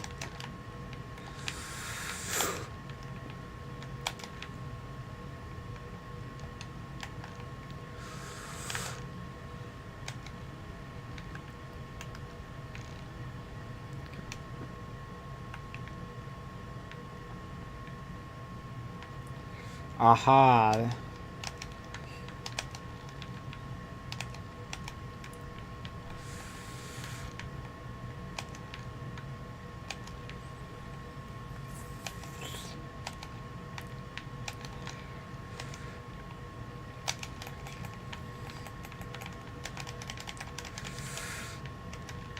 Okay, I need health.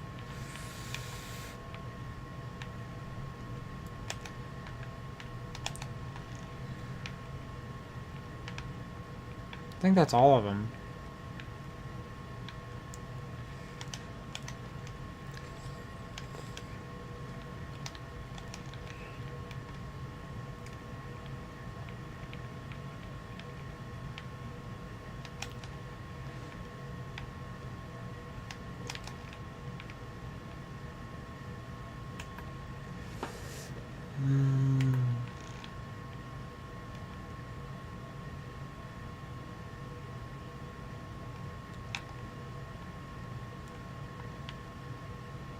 I need ammo, gang.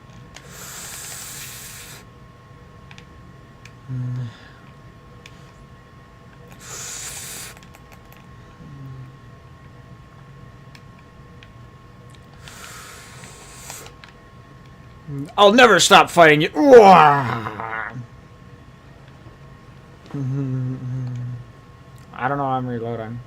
Because this one reloads you for not reloading, while the other one reloads you for reloading. Okay. Gonna free the torso unit.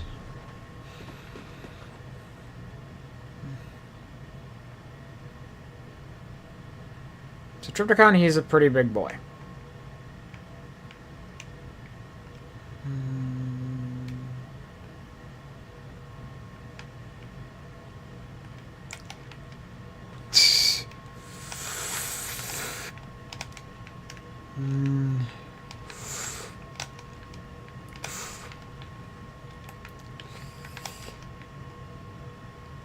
Megatron's playstyle is very... Generally speaking, any Transformer can have any playstyle. But, you know. Alright, and I would like to take another moment to shout out our charity To Write Love on Our Arms. We have raised thousands of dollars in the past. I want to say 5 or 6. Currently, we have $467 raised for this event. That is amazing. Every bit helps. Everything you donate goes a long way. They help people who are dealing with thoughts of suicide, self-harm, addiction, and depression. You can learn more by typing !charity, and you can see where to donate by typing !donate. So far, I'm at 2 deaths, so after this run, I will be donating $20. If I'm a little worse at the game, I'll be donating a little more. Where's our final target?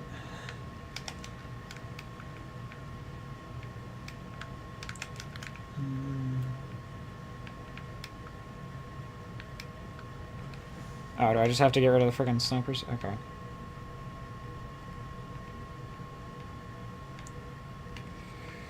Okay. But yeah.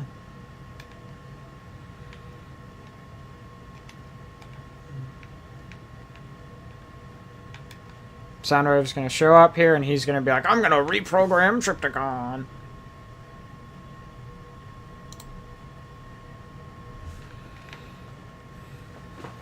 Okay. Okay, and then Triptychons everywhere is gonna start rising.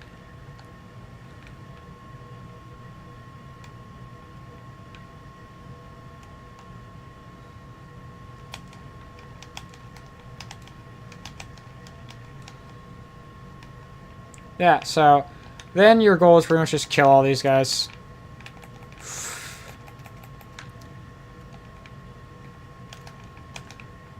Do your worst.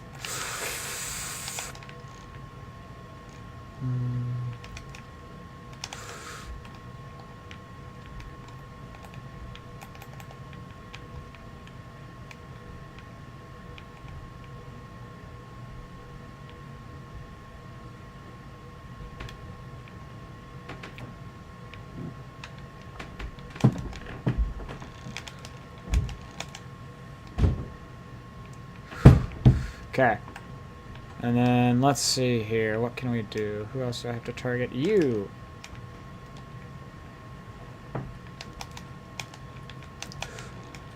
Goodbye.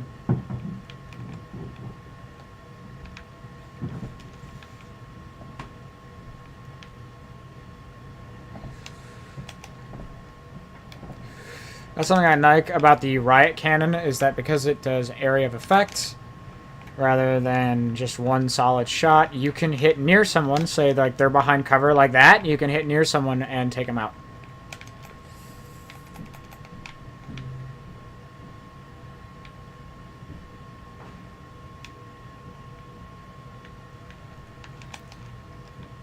See what I mean?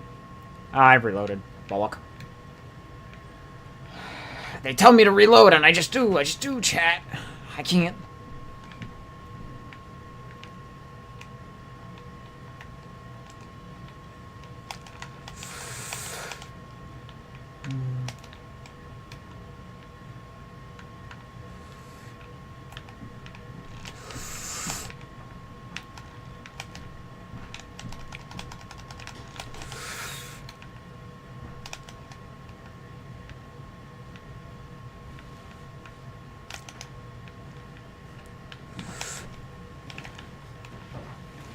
I think that handled him. I'm making so much destruction, it is causing my capture card to have a stroke.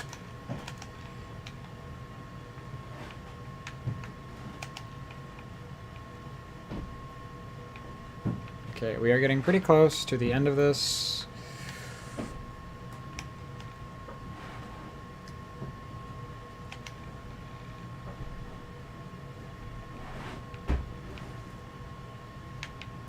I'll say, this is a better, like, wait for your assistant to work level than in Fall of Cybertron. Or no, War for Cybertron, the game that preceded this one. Because you've got a mission with Ratchet where he is trying to fix Omega Supreme. And it is just the most unbelievable. Like, please, Ratchet. I will say, War for Cybertron is a much more difficult game than Fall. Who is still alive? Who is alive? Who is procking? Start shooting. This is what it has to do, is you always have to just start shooting people.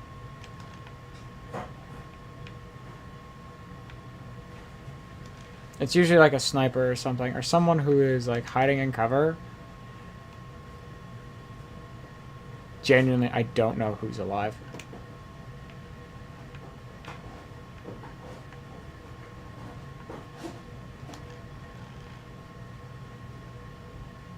I do not know what enemy is still alive that is keeping him from...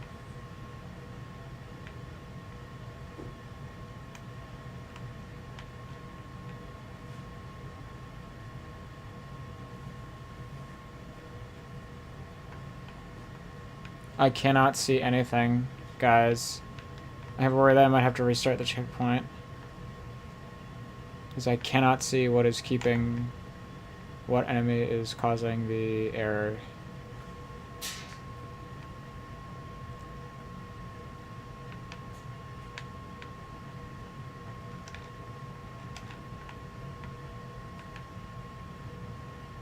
It's usually like an enemy that got stuck on something.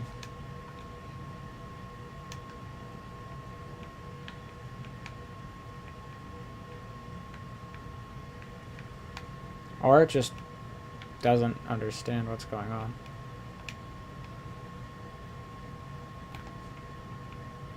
Okay, I think we might have to restart from last checkpoint.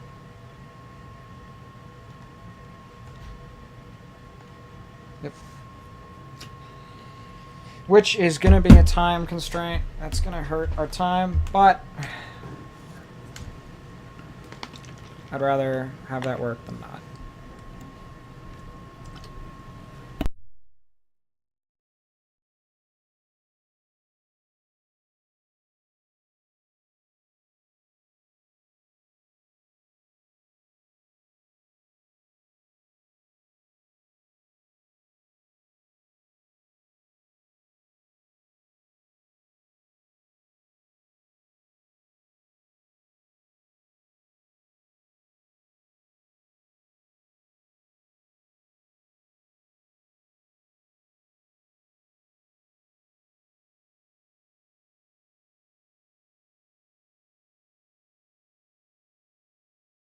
Okay. So yeah, we had to reload the checkpoint.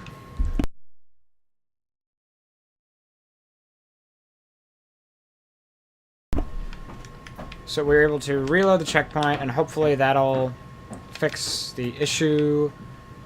Because it might have just been that an enemy got stuck or didn't register as killed, which was keeping our energon level from completing. Hopefully I play as good as I did, because if I don't, that'd be kind of sad. Reload the checkpoint and I die. Okay, handle those.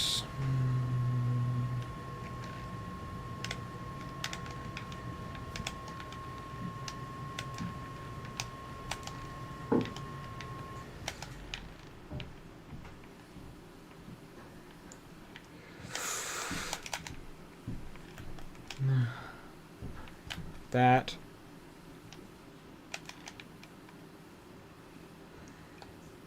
The thermal mines would be real nice.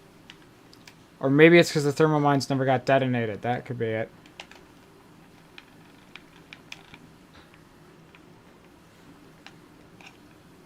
Okay. It's about where we were last time.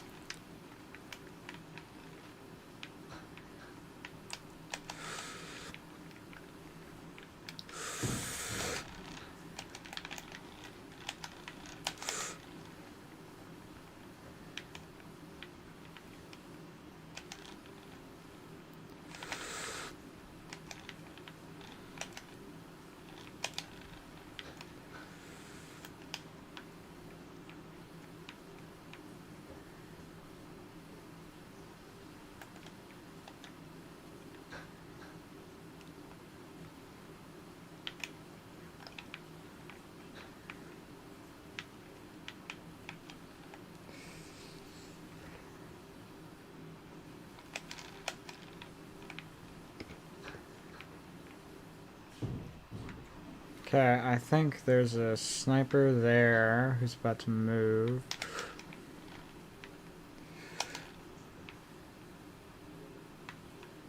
And reloading checkpoint, that's just something that happens sometimes in these older games. You know. Come on, die. Sometimes you just have to reload a checkpoint to get the game to... Yeah, see? All we had to do was that. And so he turns Triptychon into a ship. R.I.P. Triptychon. You will be missed.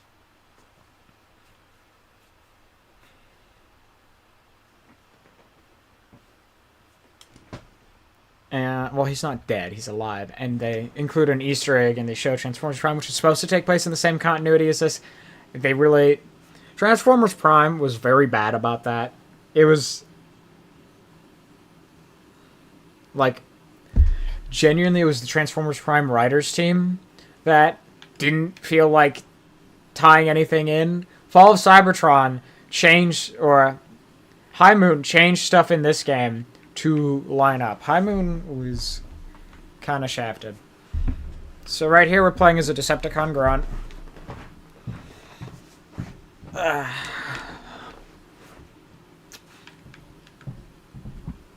He's just trying, you know, just doing his work.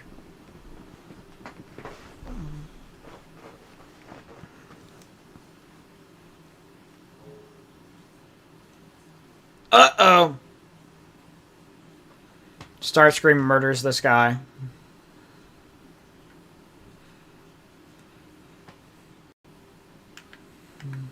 Decloak. And here's Starscream.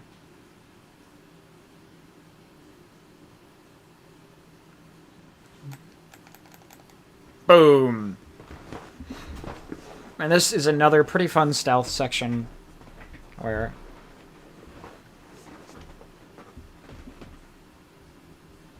Alright. And Starscream is making his way.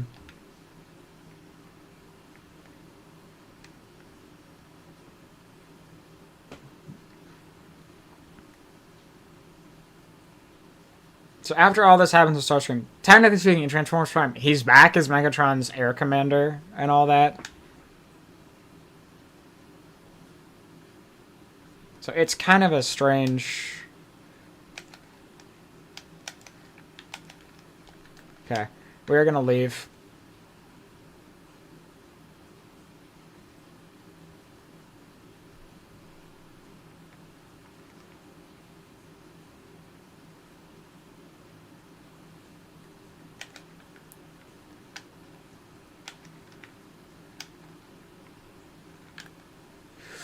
Plant the DMP det pack, and then we run.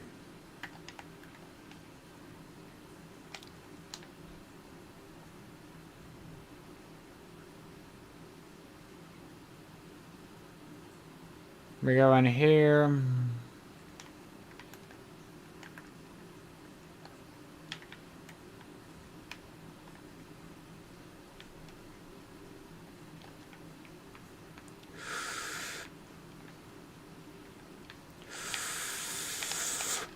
Okay, do that. These you can pretty much, like, because of Starscream's abilities, you can pretty much just speedrun the entire thing and just friggin'... Yeah, he's Air Commander Starscream.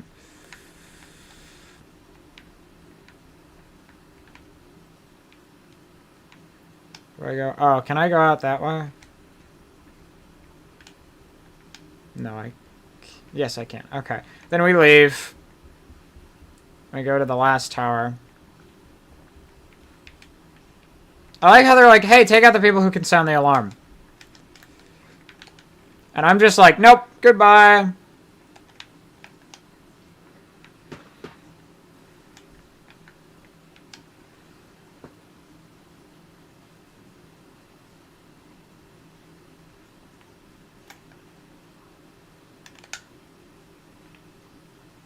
So we just leave. And we're waiting for the maintenance shift to open.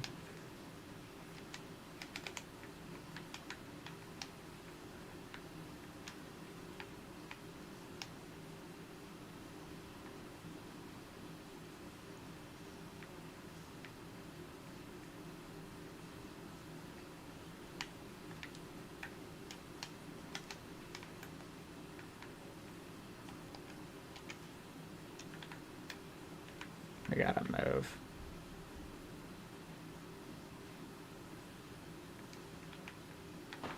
Come on.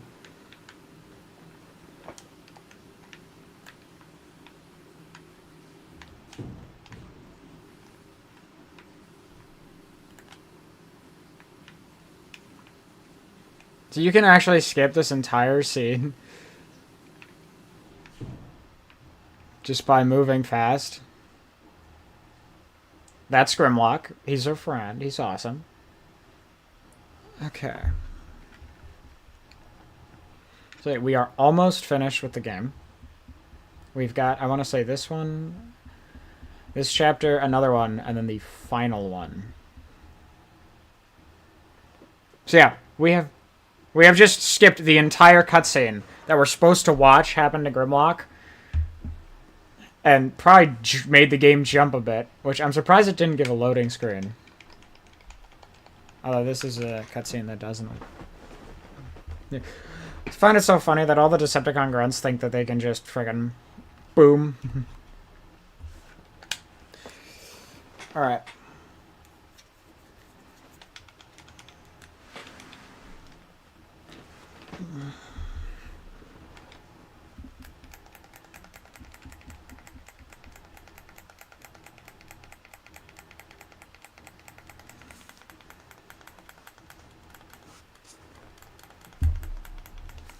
Yourself.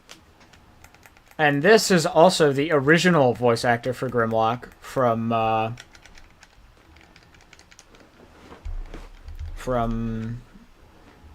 G1. So he was one who, me Grimlock team, me Grimlock, smart, and you know, all that stuff. This is still him. He is just allowed to be serious here.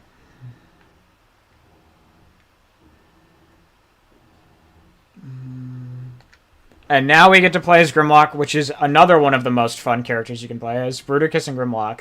And I gotta say,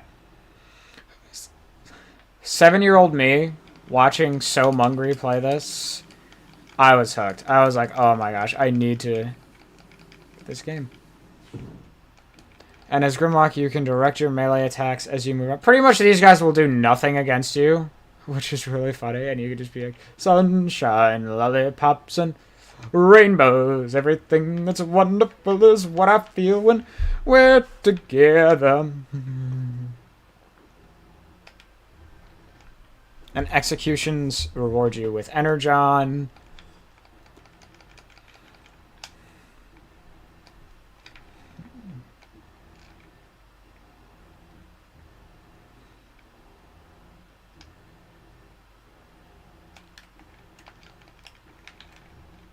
You can sprint around as Grimlock.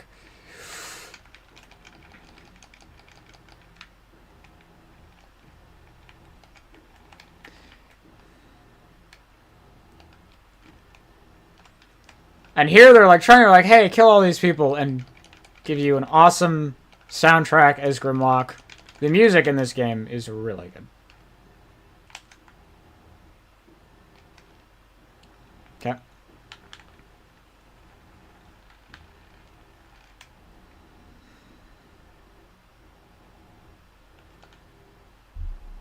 Crack the door. Swoop.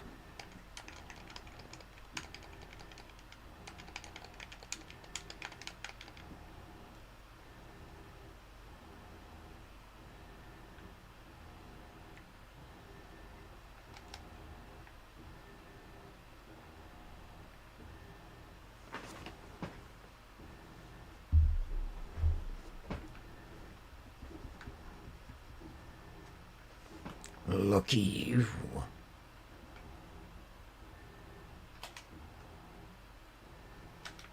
So you're supposed to take all these guys out.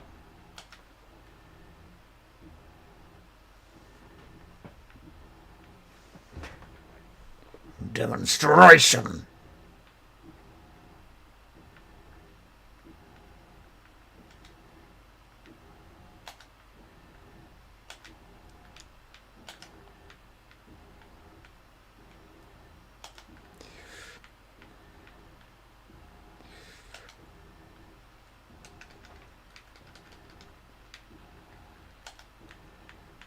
Grimlock has a lot of shielding capabilities.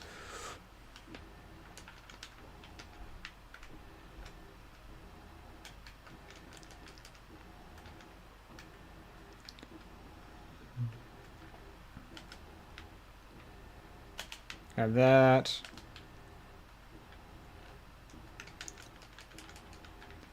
Deal with that.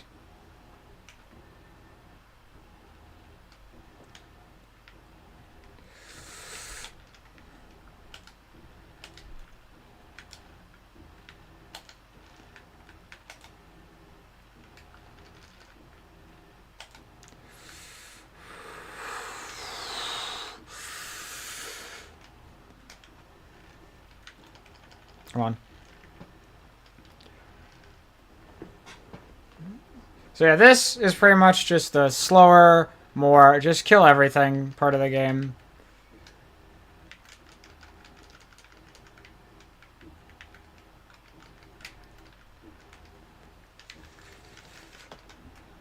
Because Grimlock kind of moves a little slow because he's so big.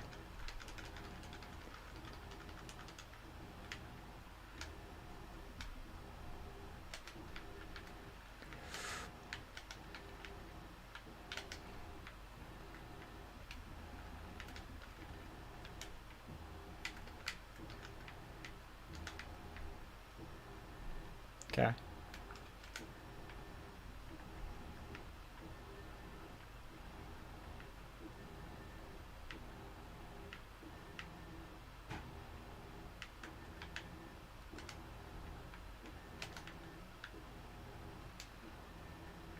Okay, that's swoop free.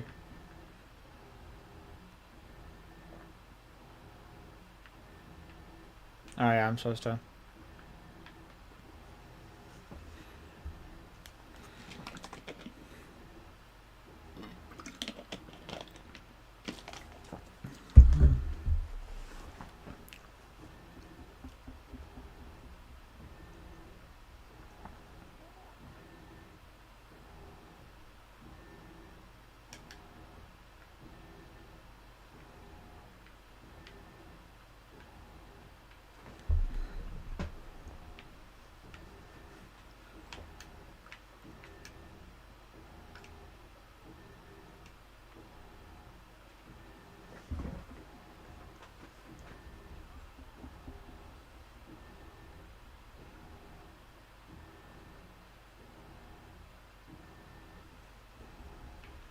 I will say the Grimlock levels do take some time. I think that's because they put so much work into Grimlock's fighting system as opposed to every other character in the game. I think Bruticus just puts too much of a load on the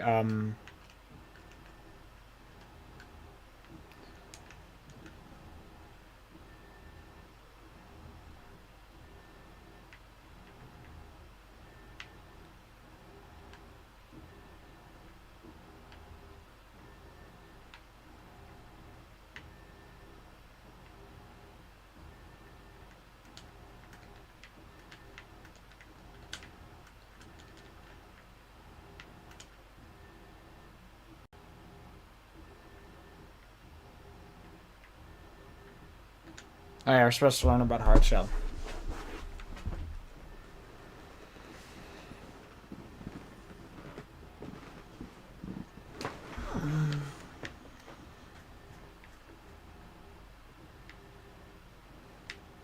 Slug.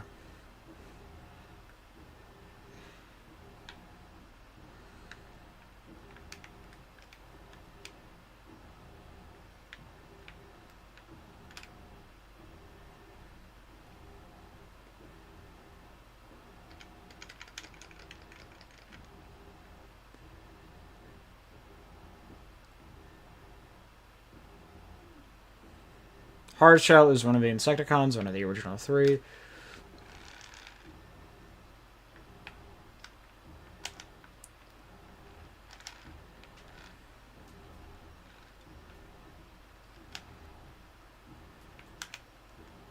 Okay, our goal here is just...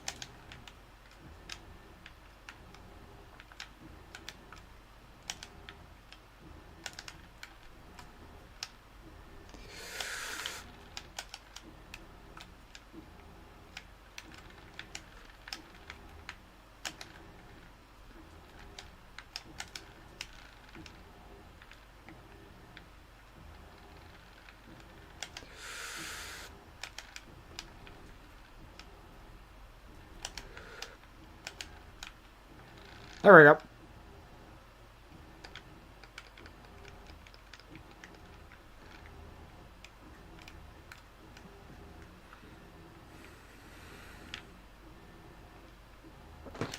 Stop squirming! Boom!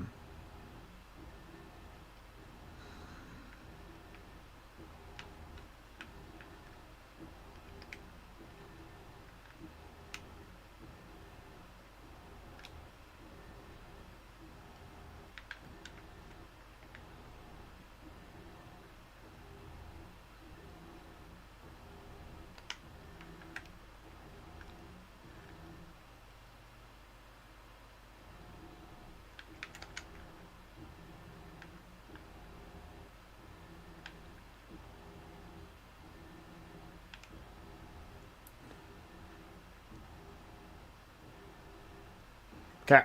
And then we pry this door open for the slug room.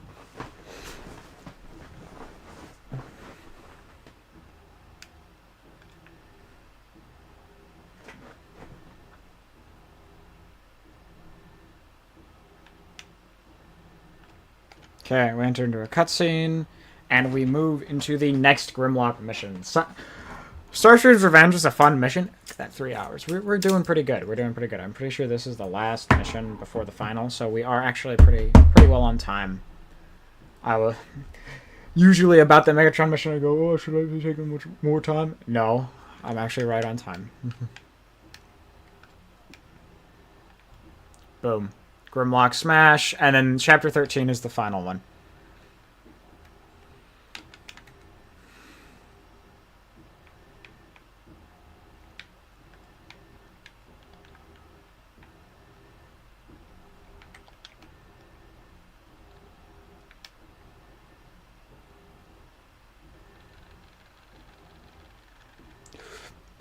The Insecticons are here. And those will be our opponents. Lock. We're going to meet Kickback. I'm a Kickback fan, personally.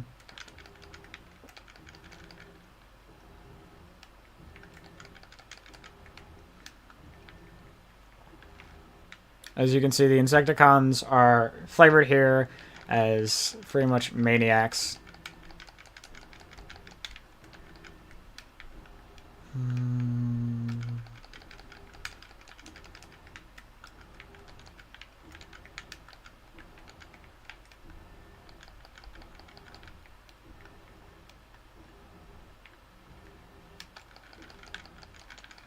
Nice thing about Grimlock is he just walks through most of the enemies you have to deal with.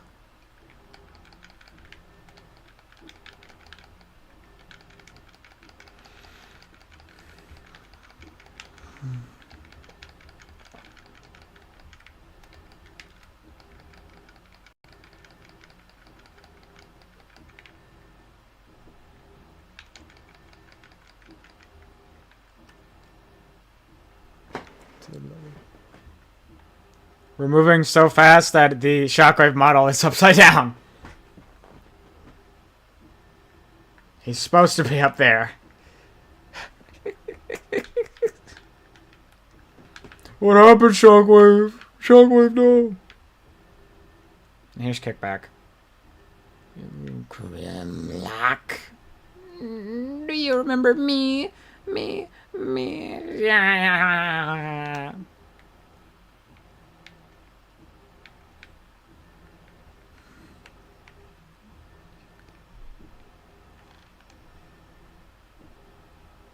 We're gonna enter.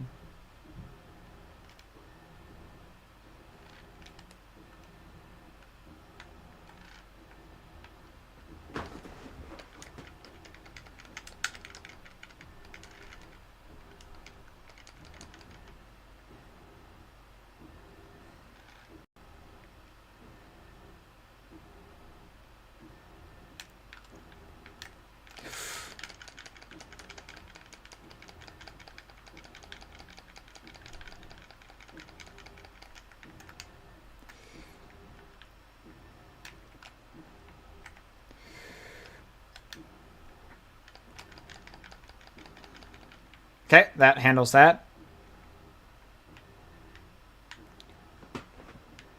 It's like we did in the Sea of Rust. And here's where the real fun with Grimlock comes in. This. Grimlock cannot change forms normally, but he does have an ability that lets him enter his dinosaur form, which is...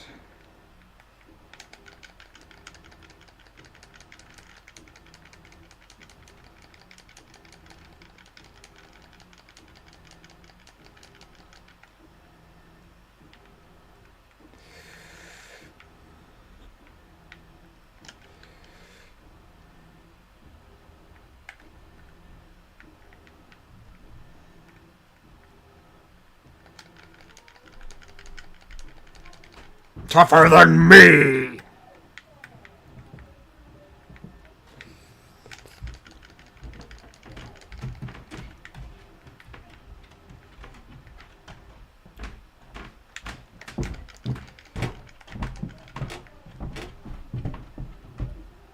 And then once you run out of rage, You transform back. Back's gonna try to run away.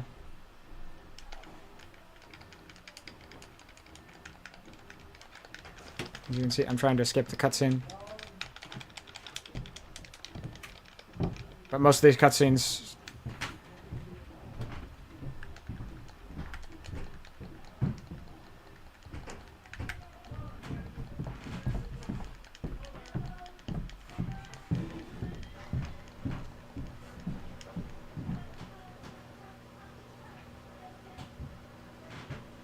See, Grimlock is like twice everyone else's height. But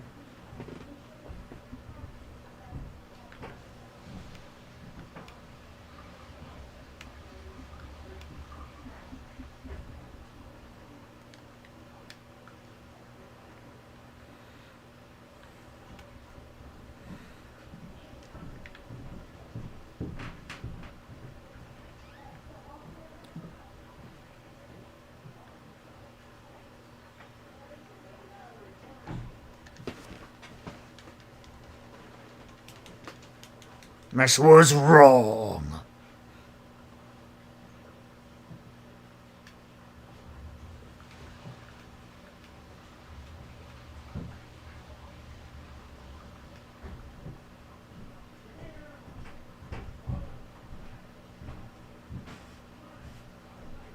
yeah, I'm moving so fast because I'm trying to speedrun that I'm moving faster than Snarl.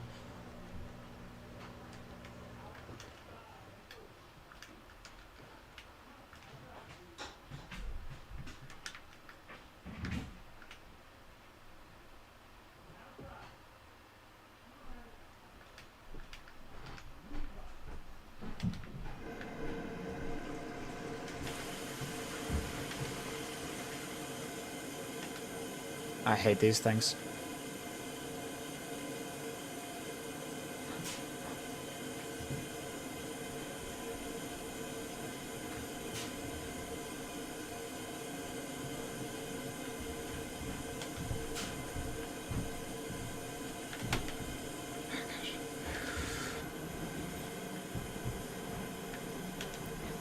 There we go.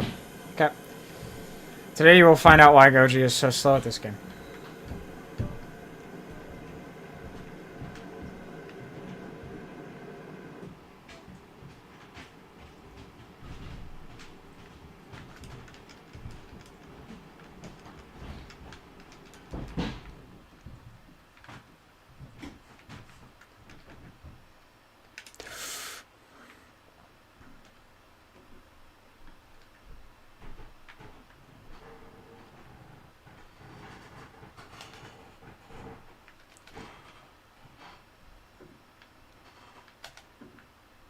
So, Grimlock's ability does not have a passive charge. It is a build up. The more damage you do, the more attacks you make, the more it builds up. It is a rage, and it is easily probably the most powerful ability in the game. Unless you count Optimus's artillery fire, but every ability has its own merits.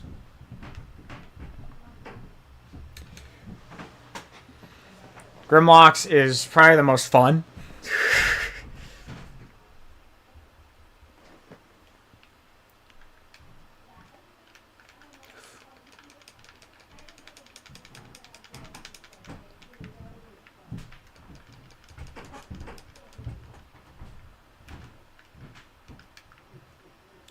You want to use your rage as best you can. Wait for them to catch up to you, and then pull one of these.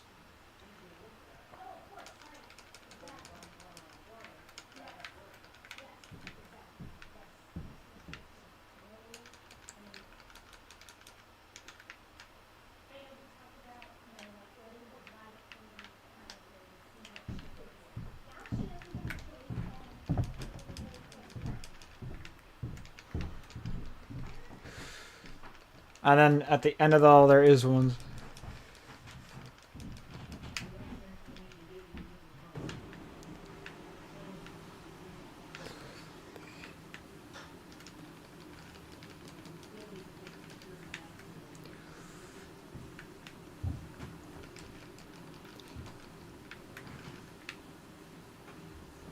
He's designed with the intent that you are using his abilities frequently.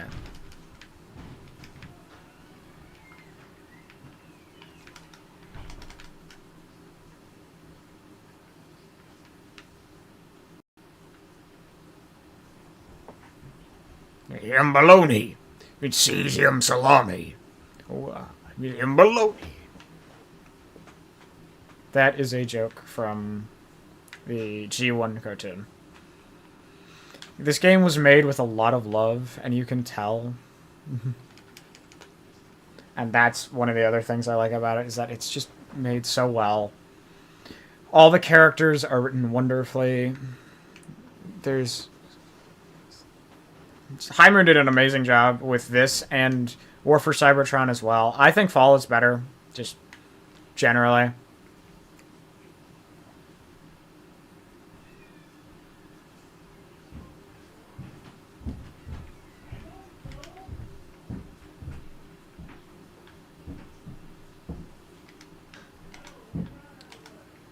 Okay, and then we're just gonna... There we go.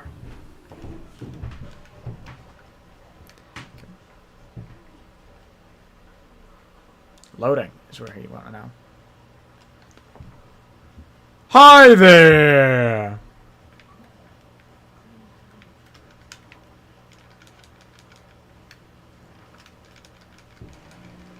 One thing, these you have to be in your dinosaur form to actually take out. I probably should have. So they try to give you plenty of things to use your rage for. It's really just do damage. There we go. Alright, and we're gonna change form real quick here. Grimlock's so much fun. Because you have to use that to destroy it, and then we're gonna change back.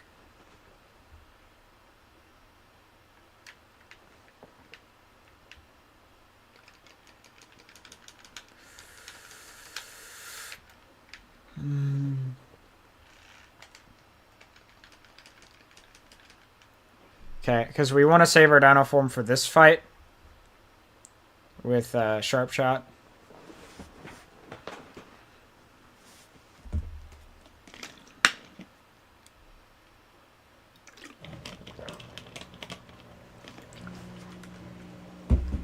Shot.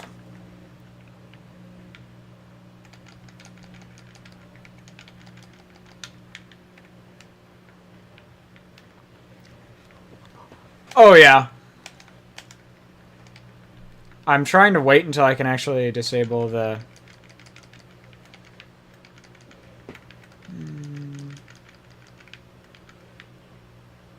Because there comes a time where you have to destroy all these, and once again, you can only use your fire breath on them.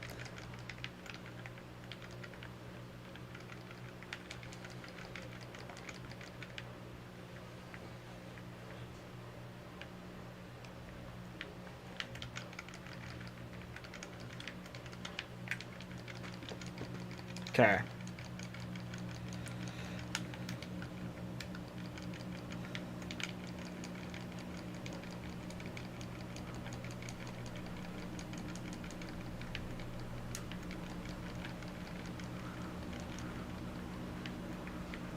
There we go.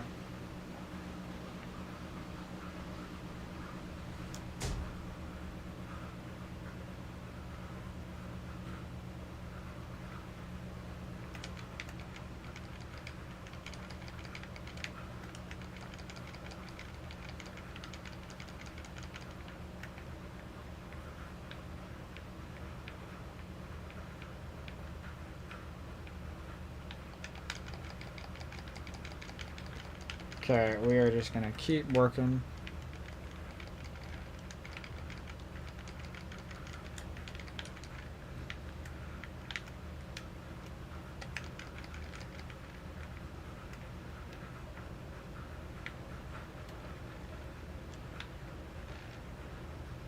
Races are easy.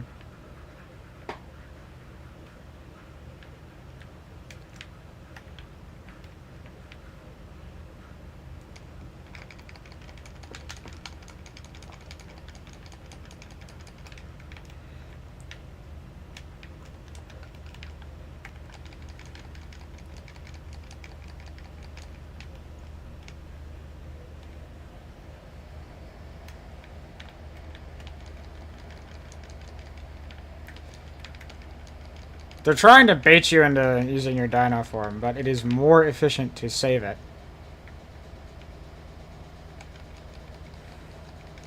So you can just get rid of all of those.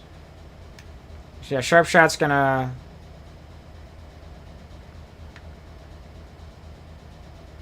start electrifying Snarl. And all of those we have to take out.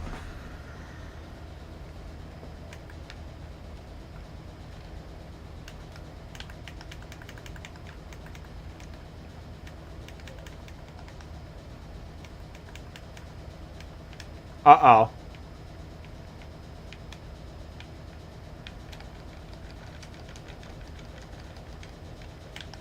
There we go. Just had to trigger it.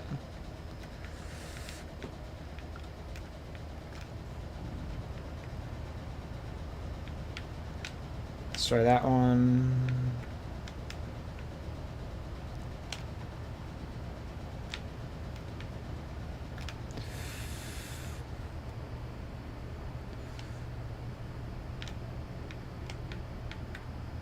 Almost done. And...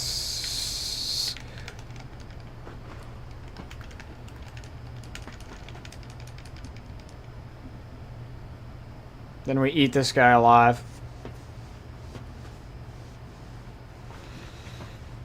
Once again, we're here raising money for To Right Love on Our Arms. To Right Love on Our Arms is a mental health charity dedicated to supporting people who are dealing with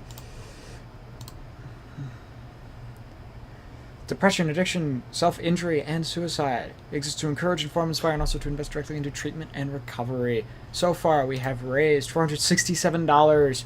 Thank you so much. If you type !donate, you can find the donation link. And we have many incentives you can go towards. You can vote whether to kill or save the animals.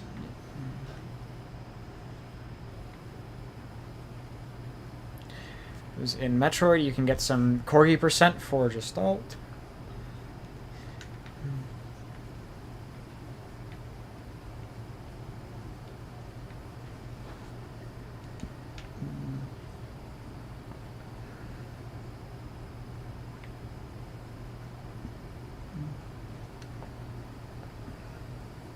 Oops.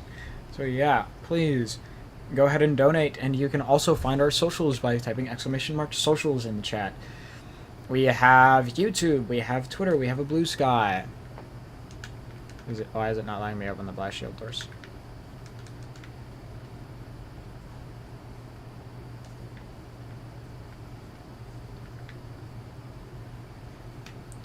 That's not good.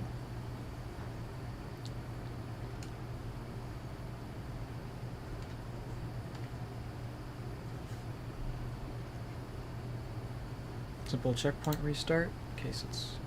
Ah, good to know, Meta. I'm glad you're alive. Okay, we're gonna reload checkpoint because we had a bit of an error there where it wasn't letting me interact. Yes. Okay. So this again. We are gonna be cutting it close at 20 minutes. Yeah. Whew. Man, Meta, that sounds rough. Okay, there we go.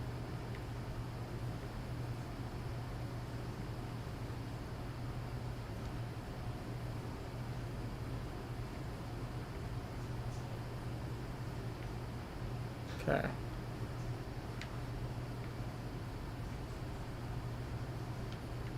Let me open up the blast shield doors. Well, I'm glad you made it through, Meta. I hope you're doing better. Okay, good to know.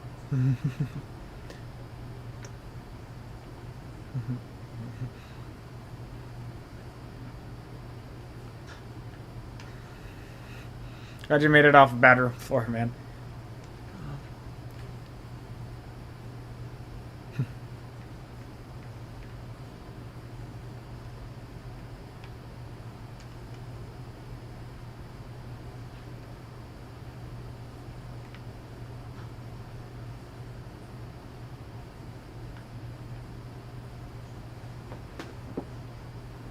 But I already...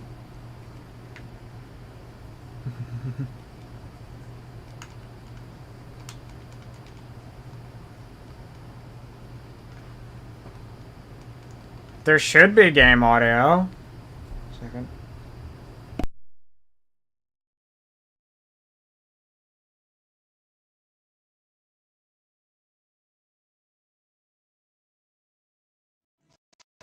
I'm taking the space bridge down. Grimlock, wait. This whole place is coming apart. Take Snarl. Get out of here. I'll lower the blast.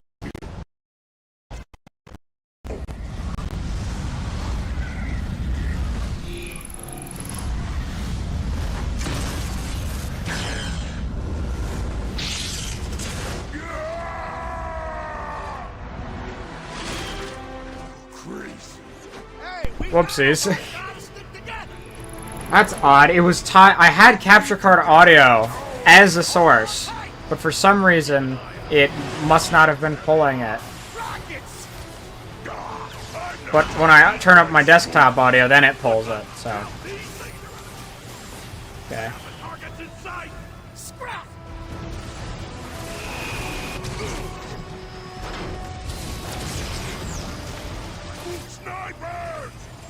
True, true. The 360 is set horizontally on the ground, so luckily it cannot fall.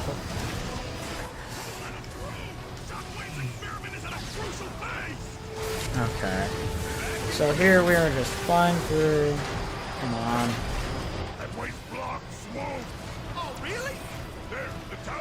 Okay. Watch the rockets. This is the second to last level, and hopefully I can get this done before 30. The next section of the level does take a bit. Earthquake makes it casual disc. Oh. Okay, there we go.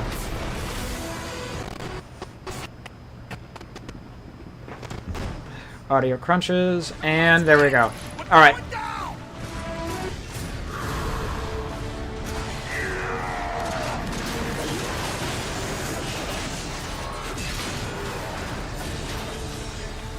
There. We are gonna... You speedrun the game quick.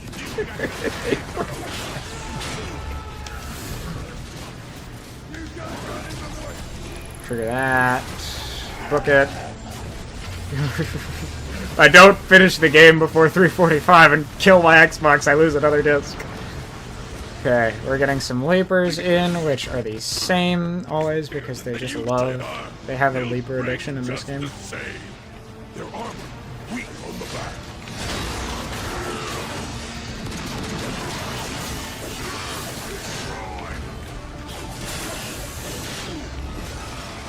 Is it not gonna let me? Yeah, kill him out. Oh, you gotta be fucking kidding me, mate. Deal with those two, and now give me my fuel pods. Yeah.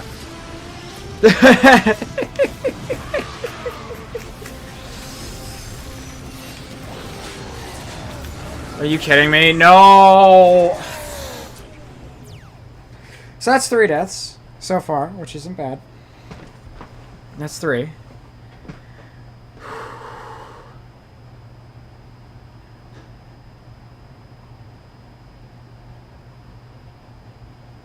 Okay. Which means we've got to fight, kill the leapers again. Where are they? Oh, they're there.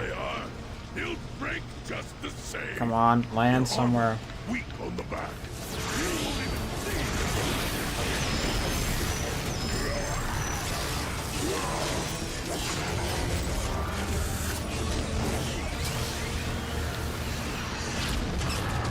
Okay, that handles those two, and then hopefully we do not die. Come on, give me the fuel pod. Jesus Christ, dude.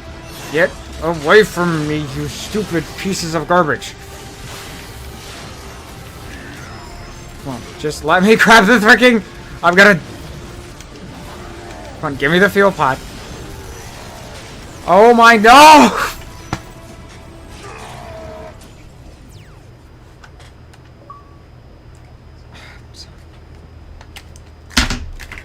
Okay. Perfect time for me to die.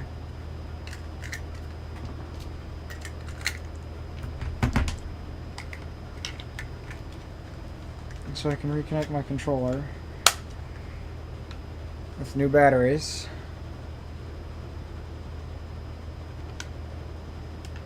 Okay.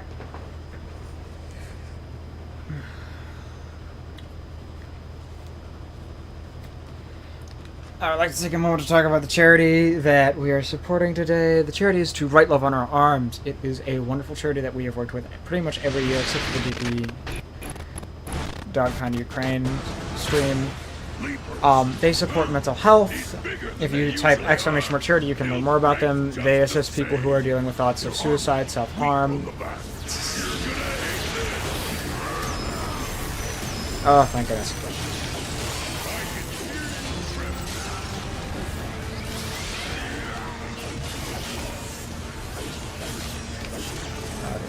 No, no, no, no, no, no, no, no, no, no, no, no, no!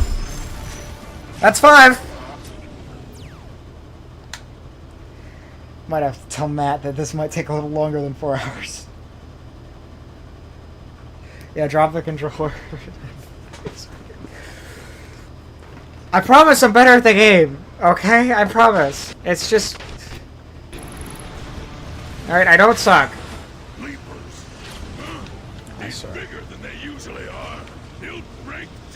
Our plan is going to be to just kill the leapers and get rid of them. When they throw 2 at you, you can't... There we go. That's that one dealt with. Okay, that's that one dealt with. Then we're gonna kill all the leapers who show up. Because I'm not dealing with frickin' getting pushed off the cliff a 3rd time.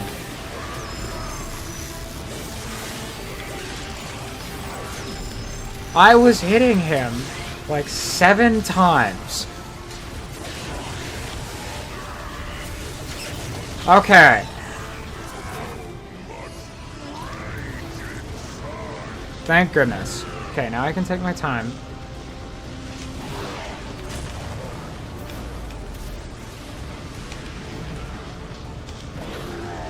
There we go, see? See. Bye! Look, I didn't even have to kill him.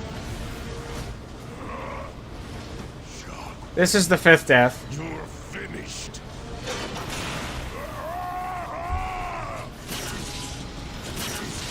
Yeah, this is 5th. So we're at 50. We're at $50.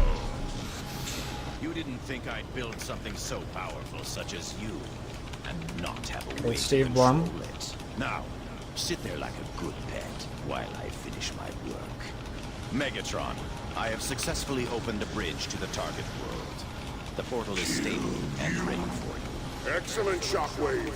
No one controls Grimlock. Then we get to murder this guy. Impossible. We rip off his arm, which is important because in most interpretations of Shockwave, he has a cannon for an arm. And this is supposed to be their version of like showing us how he lost it. And now... we gotta go!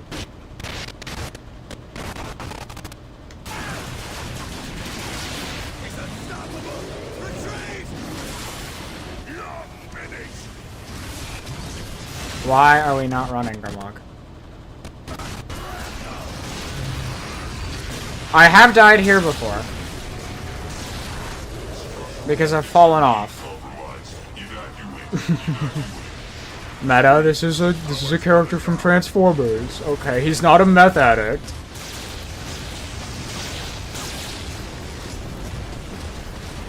And boom, that is second to last level done with 30 minutes left on the clock for the last level.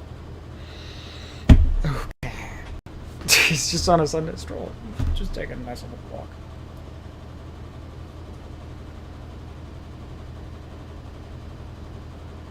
Okay.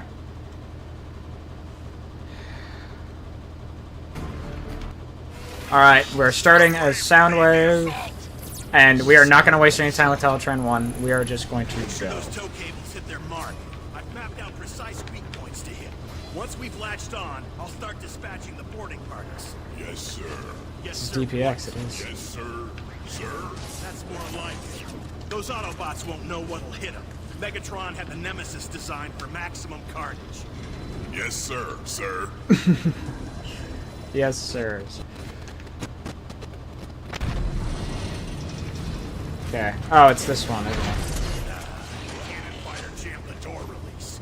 You got any ideas, Soundwave?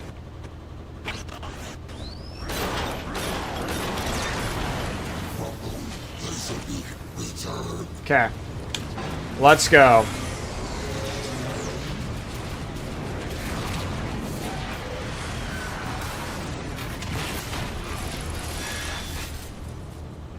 Okay, we're gonna launch Laserbeak to handle that. And then our goal is to kill everyone who shows up. Okay. Whew. Autobots, on your right!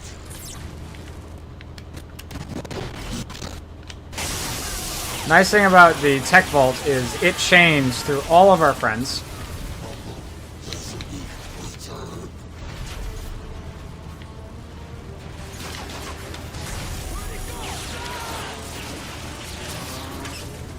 Okay. Alright, we are waiting on Laserbeak here. We have someone here which we're going to take out. And then we're going to get people on the, over here. Soundwave, you're being attacked from both sides!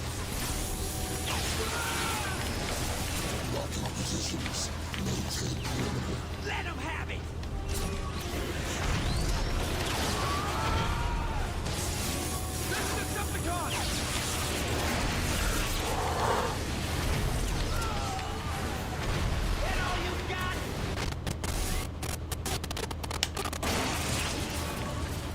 Oh, the sweet sultry tones of an Xbox.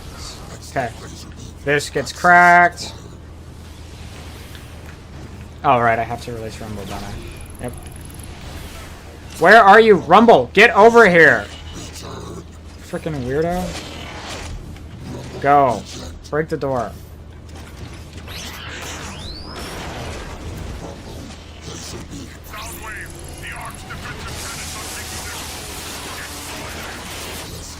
Okay, we're gonna send these guys out to help distract while I pull the lever.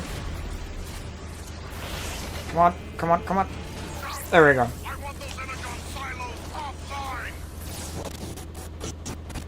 There we go. Handle that. We're gonna go to the other one.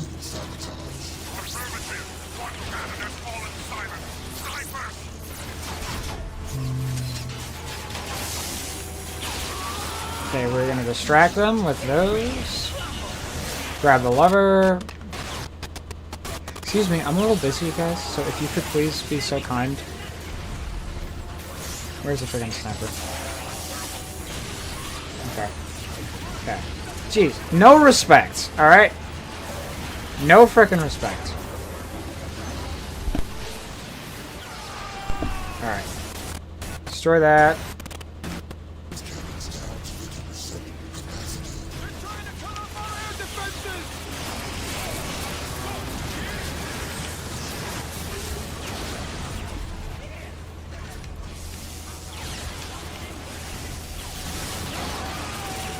Reload.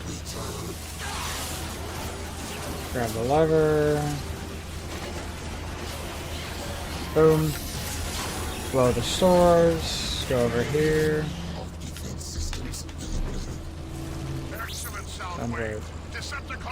Alright, and this, they're pretty much... Oh, no, I was able to skip the cutscene. Okay. Just gotta wait for the answer. So this level has you switching sides multiple times.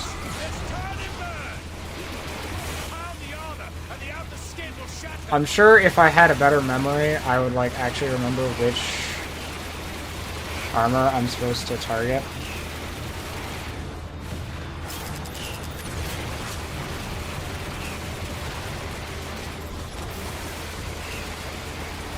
Because there's one part of the tow cable that breaks. That's like a weak spot. A chink in the armor. Now destroy it.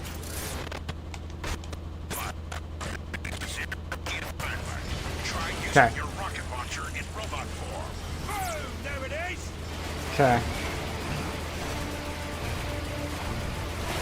It is predetermined where the actual like weak point is. Like I want to say on this one it's closer to the end, or maybe I'm wrong. Maybe it's actually closer to the middle. So like I'm sure if I played this, if I like did runs of this game,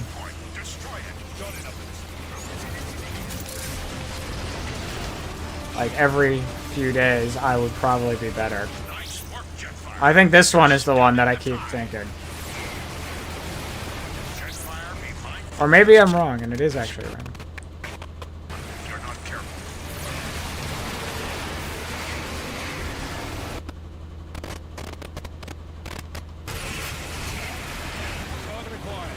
Okay, maybe I am wrong. Maybe it is random.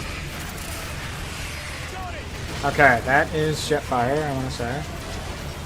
Because these are all the tow cables.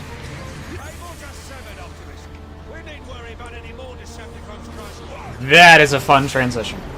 I love that transition. Where we get to land in with Bruticus and just take stuff out.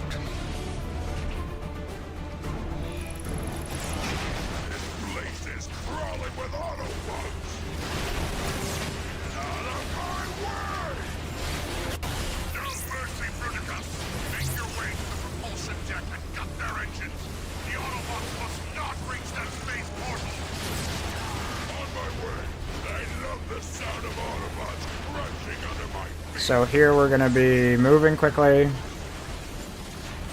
Ship. Here they are. Harder they. I gotta say, some of my favorite dialogue in this game is the enemy dialogue of like, how are we supposed to kill this thing? And it's almost always Autobot dialogue, so that does make it a bit more fun to be a Decepticon when you're playing in one of the Decepticon missions. Fair. Alright, and then we're gonna load in his Jazz, whose plan is to take out Bruticus.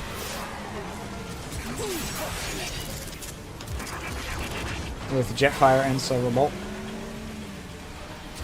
And this is a fun part. We'll get through this. Jazz, I need to find Ratchet. When I return, I can back you up with an airstrike. Oh, Bruticus. Oh, you are even up there up close. We gotta avoid all of Bruticus's artillery strikes. Look out! Incoming! Yeah, you're not so tough without your shields, huh? Take this, big guy! And you just start loading him full of lead. Nobody does that to me.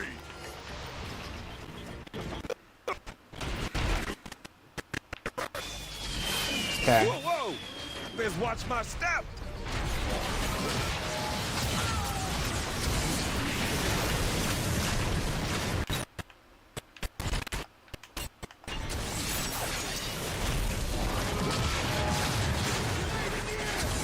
When the shields go down, keep shooting till something breaks. Shoot him in the face. Get off of me, Autobot! Oil my oil. You don't think I'm coming near that, do you? No problem. It slices, it dices. But wait, there's more. That shield's a handful. Jetfire! If you're done playing nursemaid, I sure could use your help. Already on it, Jazz. Lure him to this EMP mine and keep him there. We'll take care of the rest. Come here, big fella. Come on, buddy. It's okay. Now see if you can trip him up.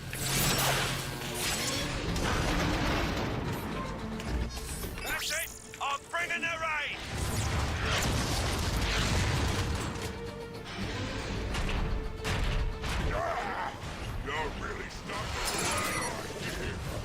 And then we also have to deal with Leapers, because They've decided to make this as fun as possible.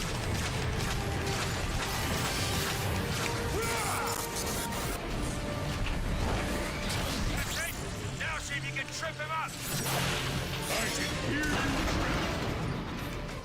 Nice! Airstrike commencing!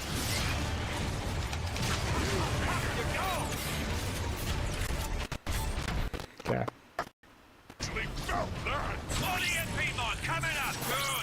That was a good pull of the EMP mine RNG. That was good RNG. Shoot. Yeah, that's because there was a leaper right fricking there.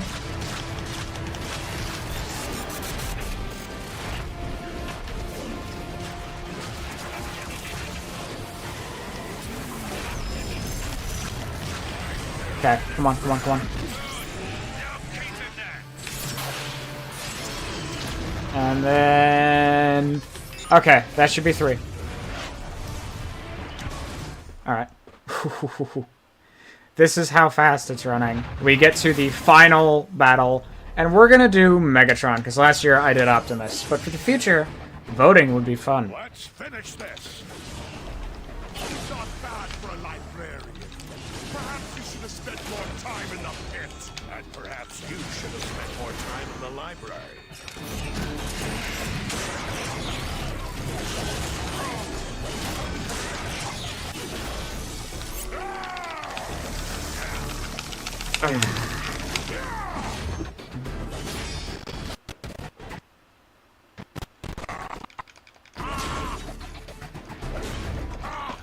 You're as soft as the weakling. Beat Optimus into death.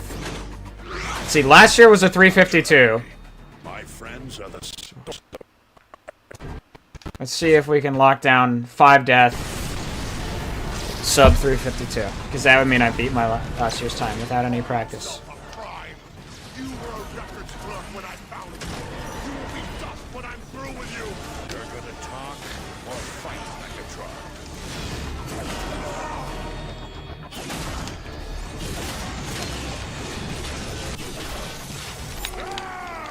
That's what we're doing. That's what we're doing, chat. 4 hours of break help you out, Matt? Ugh. Stabs us through the gut. You know what we're gonna do? We're gonna start beating Optimus's face in.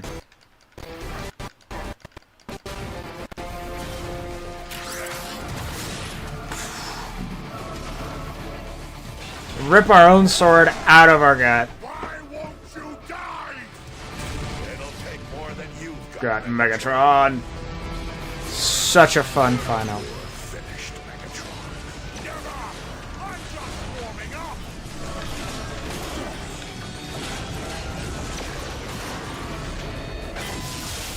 Boom.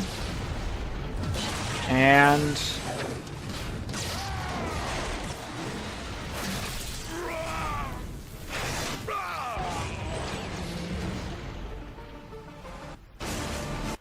that is...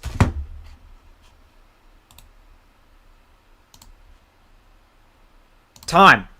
That's time. 3:44:04. That's time. So I'd like to thank everyone absolutely for watching, everyone for tuning in, checking out the stream. Hoo-hoo. That was a heck of a lot of fun, being able to run for this event this year. And I beat last year's time by 8 minutes, which I'm not going to complain about. New Game Plus, Xbox 360. I would like to thank the event for having me. Letting me do a run for them. I'd like to thank everyone behind the scenes. Zethros, Dragonheart, Fuzzy, Frostscale. All the runners who came before me, all the runners who will be coming after me.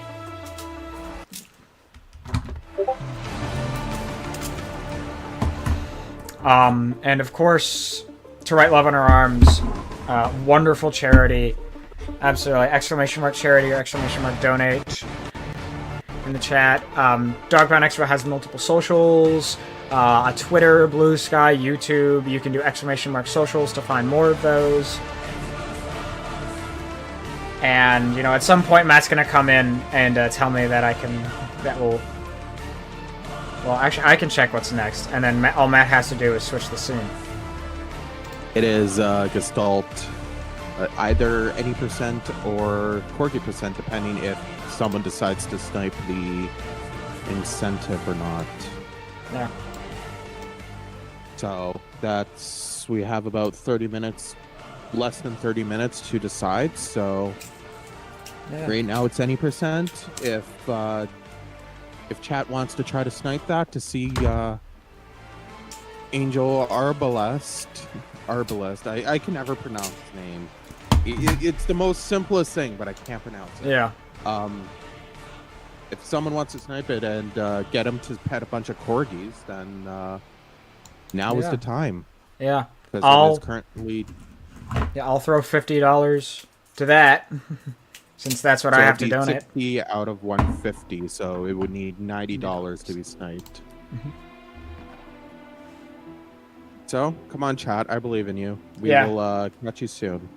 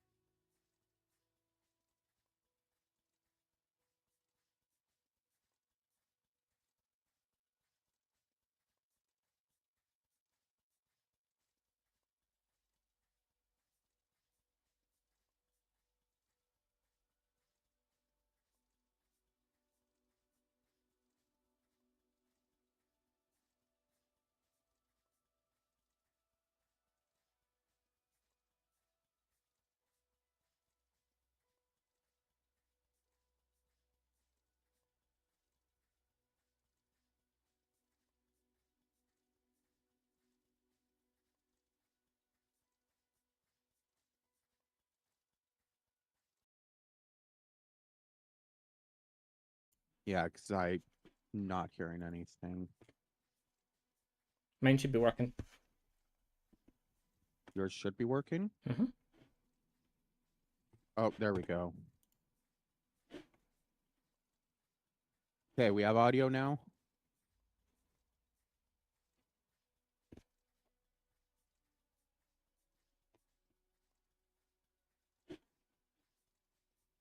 Okay, perfect. Okay, so let's try this again. Welcome back, everyone, to Dog Pound Expo 2025, where we are still currently raising money for To Write Love on Our Arms, a nonprofit movement dedicated to presenting hope and finding help for people struggling with depression, addiction, self-injury, and suicide. They exist to encourage, inform, inspire, and also invest directly into treatment and recovery.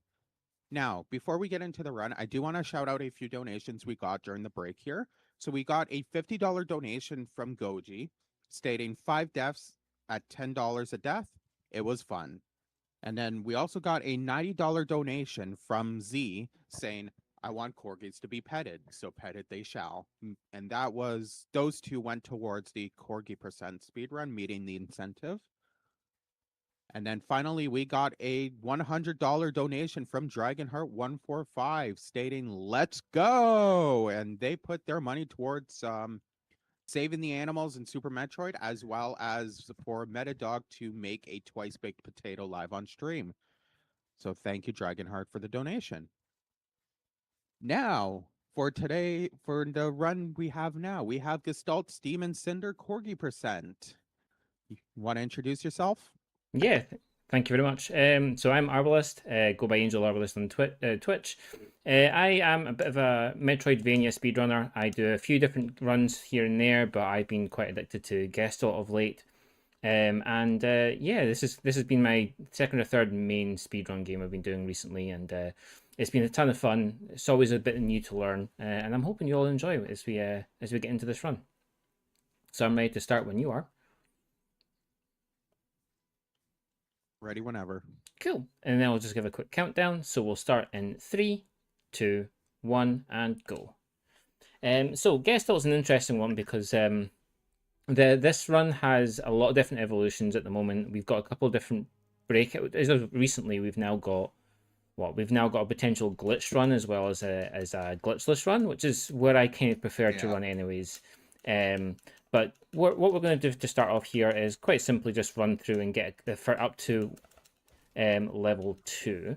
I apologize if I'm a little rusty with this. My controller's been a bit weird this morning, but in this afternoon, but we should get fine. But this one's an interesting one. If you do like your steampunk and you do like your Metroidvanias, this is a nice little game to play. And we've got a very lovely community going as well, which has been ever growing over the last couple of months, I think, as well, hasn't it?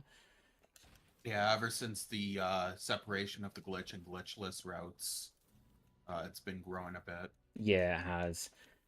So the first thing we're going to do is now we've hit level 2 is we're going to go to our first little cutscene. Now, just a fair warning, this audio might spike a little bit in this cutscene. It has a habit of doing that. But once that's passed, we'll do our first level up. So from here, we now get access to the save points. Those are the kind of portal things we get there. They're going to give us access to also give us ability points when we level up. There we go. That's the first cutscene there. And it's going to just teach us about the skill tree as well. So the first thing we do now is we're going to get a skill point into blade damage. That's going to allow us to get through the first boss of this fight just that a little bit quicker as well. So we'll just grab that there. And we are going to pass a corgi, but we're not going to come back and get this one just yet. So we will come and get that again closer to the end of the game here. There's our first one, and we'll just say hi and bye for now. So we're going to get our first mandatory upgrade here, which is going to be Tesla bullets. This will allow us to do damage to break, which is going to be very important for us going forward, as well as use more of our skill point experience we have there as well. So you'll see we've got a meter growing at the top there, which says level 1 at the moment. That is our meter for using Tesla bullets. So all our heavy attacks we'll get later, as well as our Tesla bullets, are all charged using that. And our battles really kind of work around managing our our resource management effectively with that. I got the jump. We'll just put the ladder down. Audio for the game is quite low. That may be the reason why there's not much audio there at the moment. I will try and see if I can crank up for us in just a second there. But game audio can be quite low sometimes. I don't know why it happens, but it does happen for when we're playing through it. That just seems to happen to me all the time. It is one of the small issues, I guess you could say, the game has. And there's a certain battle or scene that we see too at points where, as you go on, the audio also starts to drop as you do that fight more and more. So if you replay this several times, I mean, you with speedruns, the audio event, especially the background music, just seems to disappear for some reason. I don't understand why exactly. So apologies for that there. I need one more bit there. That's fine. I will see if I can turn up on my side as well. It was quite loud earlier on when I was testing this, so apologies for that. We're just going to use our Tesla bullets to pass through these enemies, so again, using that brake to allow us to get past them. And we're now on our way to the first major boss of the run.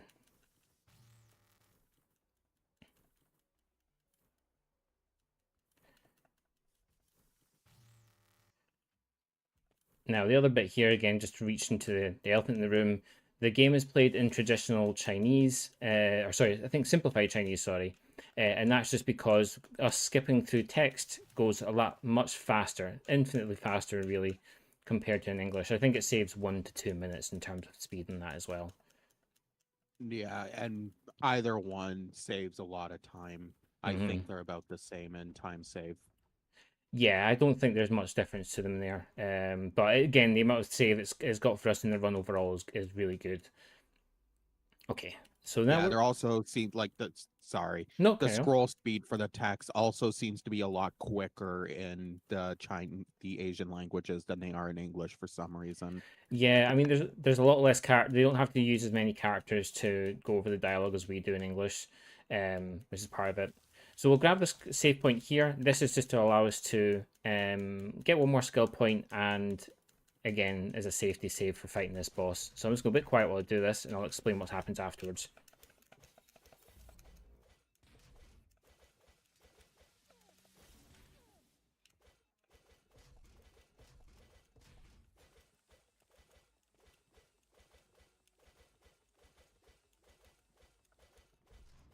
A bit slow on that one.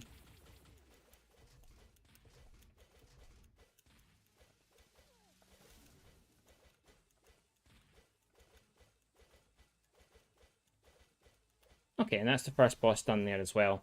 So what we were doing there, and what will effectively be the main way we fight here, is try to use sword flurries. Sword flurries are basically done by cancelling your attack in the air. So you'll attack once in the air, and as you land, you want to slash just before you hit the ground, and then slash again when you hit the ground, and that gives you basically like a 3-strike combo each time. We have just also done our second batch of upgrades there. We get the second bullet at this point. That allows us just to do more damage quickly with the next boss coming up. And we do need to use that as well to get an XP boost we're going to get very shortly too.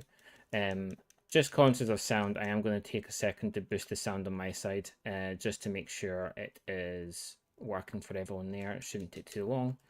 There we go. Hopefully that's a bit better now. I just forgot to speak to the person. As I say, game audio is quite loud, so hopefully that's a bit better for you here, hearing that. Now onto the black market. So here we'll kind of learn a bit more of what's going on. There seems to be some weird goings on within the black market at the moment. We are being asked to investigate this by the barkeep. Barkeep is a very nice man. I'll just have a drink on the for free to start. Now again, experience for this game is very, very tightly put together. We want to try and make sure we get as much as we can. That's the first batch. I need the second one. There we go. And that gets us to level 7. That's where we want to be at the moment.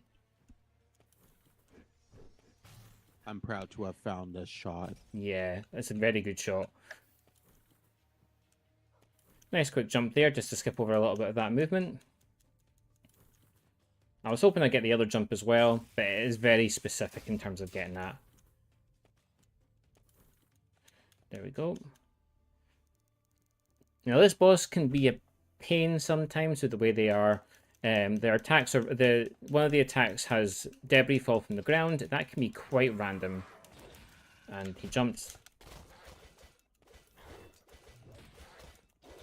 This boss is also a little bit glitched on the fact that we actually deal double damage to the boss.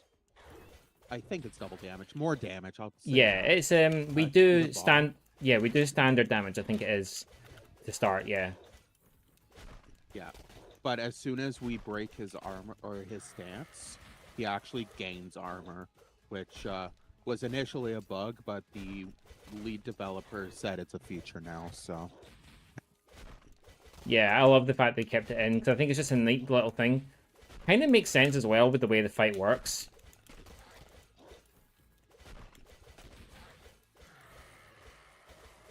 And there's the fight done. We are quite lucky as well, so there is one other bug this fight does have.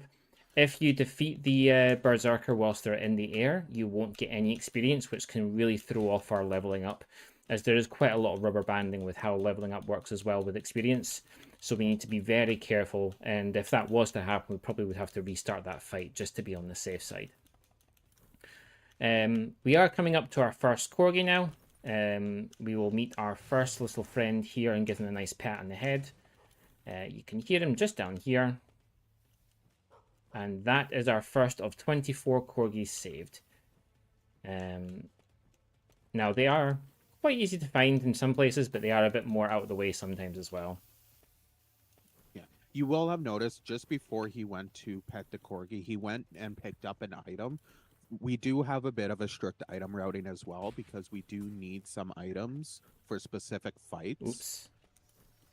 Oops. To either make it easier or just to one cycle or two cycle the boss. So he'll be going out of his way to pick up some items. I have just made a slight blunder though there, in that the ladder didn't fall at the top bits, which isn't too big of an issue, but it does mean that my routing to get back up to where I need to be is going to be a little bit slower. But again, it's not that too big of an issue, as we'll have our jumps and everything else, so we should be able to climb that wall if need be relatively quickly. As I say, we do now have a glitch run we can do. I won't be using any glitches in this run, so I won't be using the ladder skip that we have discovered as well to try and figure a way to get up there. So I will probably just work my way around instead. Just restore my health there. And we are now going to go on and speak to two people, Ada and to Bran. The way you would probably do this if you're running here in the first place, you would probably speak to Bran, who's in here first.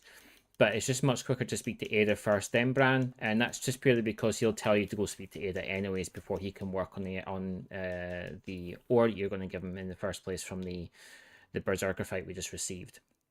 So this saves us one lengthy trip to Ada and back. You would have seen a Corgi here as well. That is our lovely boy Finn. He is going to be the one that's going to give us all of our items once we finish this run as well. He's the one that quests us to go and find the Corgis that are scattered around the world as well. So now we have our heavy attack. We can use this to break down walls, like this one. And we haven't been lucky enough to get the ladder RNG here, which is sometimes when you're transitioning through an area with a ladder, it will let you fall instead of holding onto the ladder. So unfortunately we didn't there, but it's not that much of a time save. It's just a small little one really. It's quite inconsequential for the most part. That's fine, didn't get that, so we'll just carry on. Now we are going to get our second item here, which is an accessory. And we're going to open this up here just to save us some time when we get up here. I'm going to miss this timing, I think.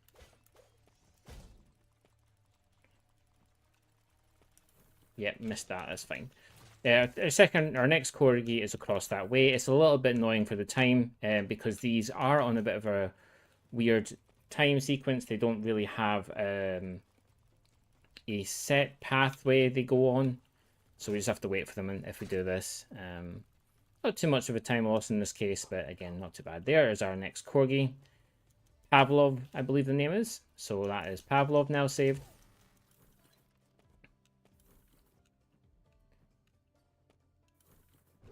If we continue here,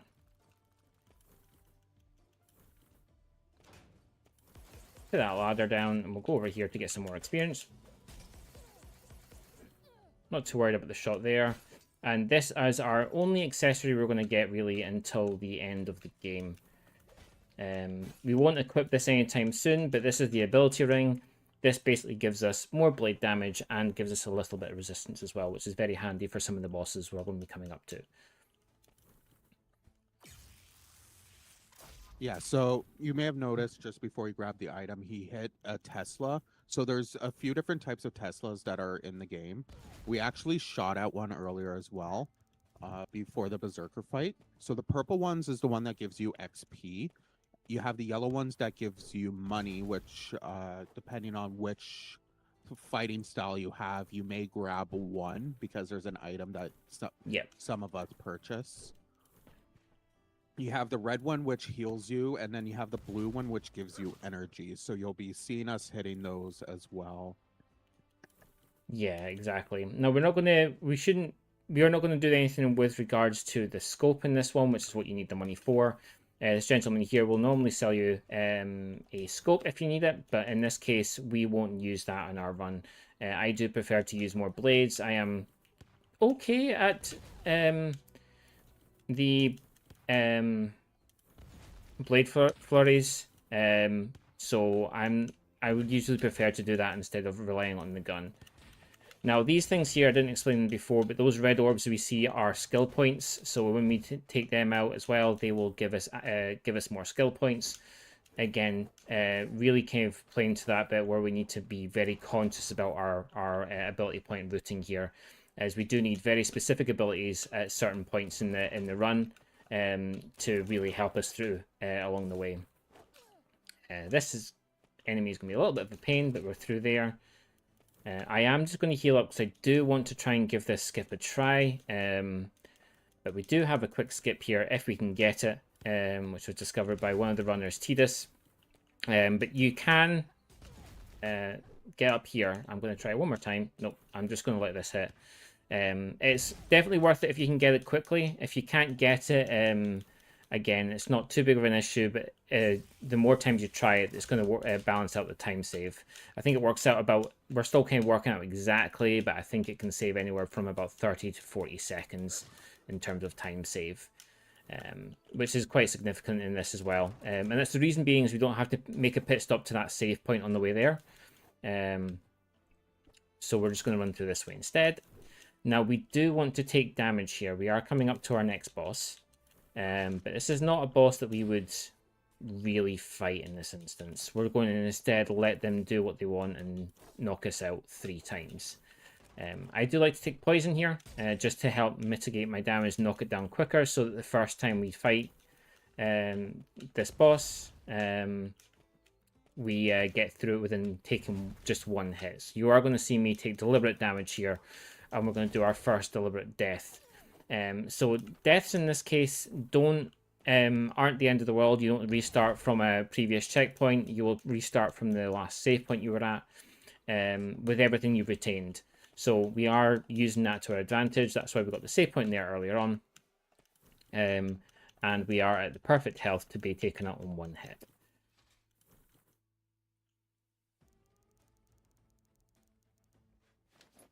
Which is a nice grenade, and there we go. So we get defeated by Reinhard 2 more times, and then that will let us proceed on. If you've got any kind of things you want to read out at the moment, Zethros, then by all means, it should be another 30-40 seconds of time yet. Yeah. So I do want to give a quick shout out to the event organizers. That isn't myself, because obviously I'm on that crew, but I just wanted to shout out to everyone else who's on the team, because even though some of them are not able to be here today because of commitments, a lot of work goes into making these events. You have the art, you have the you have the art, you have like all the settings, the tools, and all that. So we have a whole team that goes behind it. The website is managed by a single person, and God bless him for keeping that thing together. So I just want to give a shout out to the team behind the event. Perfect. Thank you very much. And again, yeah, thank you very much for this event as well, and thank you for letting me run this too. It's good, been a ton of fun watching the run so far as well. Right, now we're moving into the next section here where we're going to get our next ability, which is going to be our double jump. This lab here is going to have our one and only major skip of this run. So whilst it's not glitched, we do skip one boss because it's not really deemed a glitch in this case, because we are able to do it with the abilities we have in place. But once we get double jump, we will get our main movement tech as well. So let me just go and grab this quickly.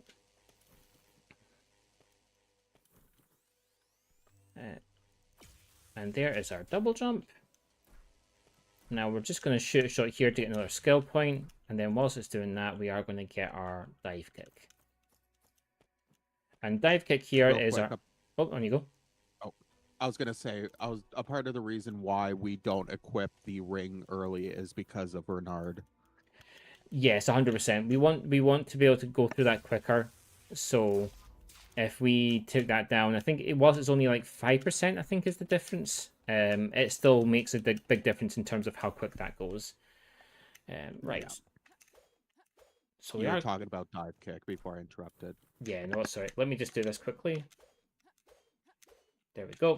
So that is our boss. That is our boss skip there. What we do is do a quick cancel with the dive kick and slash, which so effectively allows us to bypass fighting. I think it's 4 or 5, 4 or 6. I can't remember exactly how many berserkers, and those things are really annoying to get through in the best of times. So on that fight, especially with how little we do any upgrades, that fight can take an age to get through. So while this cutscene here is going, so just a fair warning, there's a bit of flashing lights here. The dive kick is our main movement. We'll use this to basically jump and dive, which gives us a lot more faster movement, but also will be pivotal for us to do certain skips down the line as well when we get to the final couple of zones in the run. So it is very, very useful, and again, far quicker than just rolling around the place. There we go. Get through this bit here. It always seems to like to kill me. We are at a decent level as well, so we're at 11, which is where we want to be. We want to hit level 15 by the time we get to Fornax, which is the next area we're now going to. So we are going to visit the vaults again from the start of the game. Whilst we could get... up we go, thank you. Whilst we could get those corgis now, we are going to omit them for the moment in time. We have a far quicker way of getting them after we get all of our abilities. And so we're just going to work through this, go back to the vaults, and then skip right through to the next area as well. I can't remember what that chest is, but I don't have a habit of getting it. Whilst we have quite a lot of very strict routing in terms of items and itemization in any percent, when it comes to corgi percent, we don't need to have that same level of strictness, just due to the way the final accessory we get works, and just how much more damage it allows us to do as a result of getting that. So we don't worry too much about all of the items we get. We only need to really get enough to get through a couple of most of the main bosses, bar for the last 3. So we are well on our way to getting everything we need. The only thing we are going to get is some whiskey. That did not work. There we go. And whiskey allows us to do more damage with our blade in combat. So that's our 3 that we can get there, which we will use for our next set of bosses as well.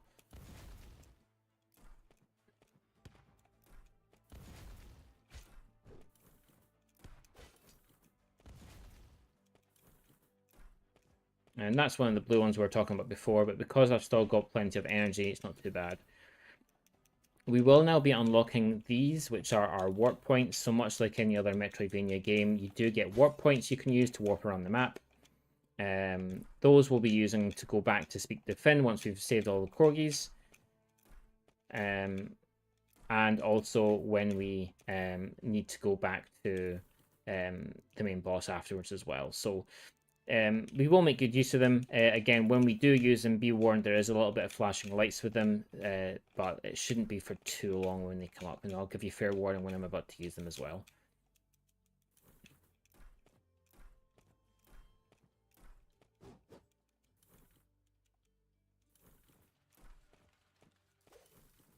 So next onto here, so we don't visit this place again on this side of the town, we are going to go to save 2 more corgis. One is on the left-hand side here.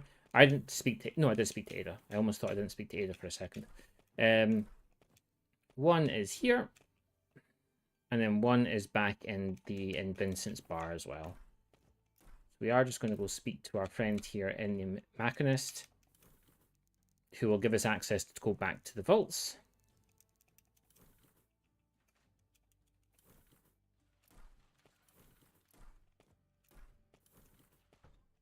And then the other corgi is just across here as well.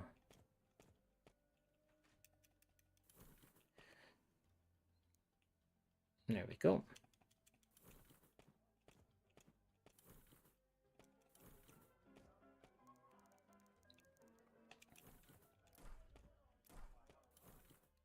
Now then, back into the back vaults for just 2 seconds, and we'll scroll through here, and this will take us back to the vaults.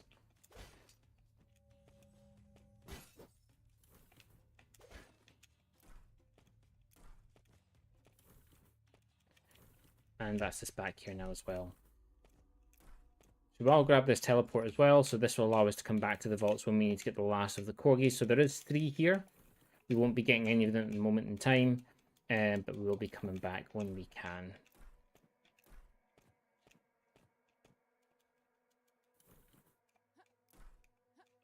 This chest here, it gives us access to another energy vial, which we will be using specifically on one particular fight. Which will be later on in probably the next 20 minutes. I say we'll be getting to that fight. But we need this, and that's again the fight where we need to be very, very specific about the skill point management we've got going as well. So it's very specific skill we need, which allows us to 2-shot that fight when we get to it. But at the moment, I think from what we can see in terms of experience-wise, we are in a very good place. We have got all the experience we expect to get. We're not missing any skill points either, which I will use here quickly just to get another bullet, just to make this next bit a little bit quicker. And we now will come on to our next corgi. There we go, and that's another one saved.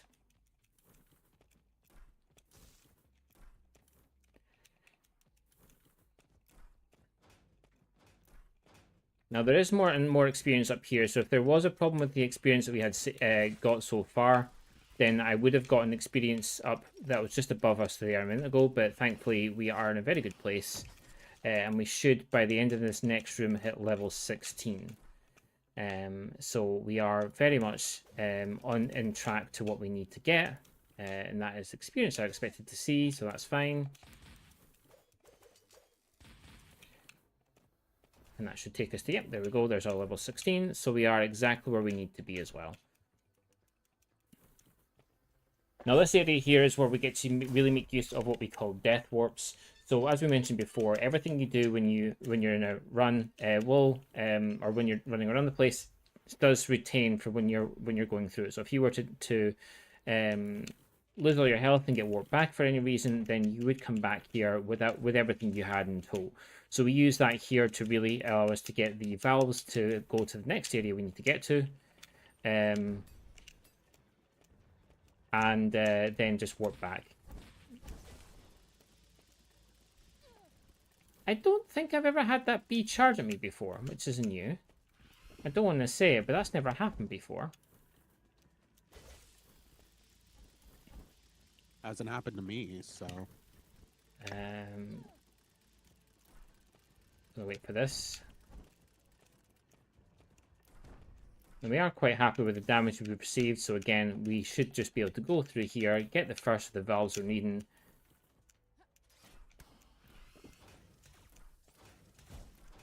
And then die to this lava here as well. So again, we don't equip the ability ring just yet. We do allow ourselves to die with this. It doesn't reduce the damage too much, only by 1, I think, per hit. But it's still something we just want to make sure we avoid. Now, I'm not going to grab the teleport here. There isn't a need to get it, because we will use... but we do need to come back here as well, down the end, to get 2 other corgis. I don't have enough energy for this, so I'm going to be very careful.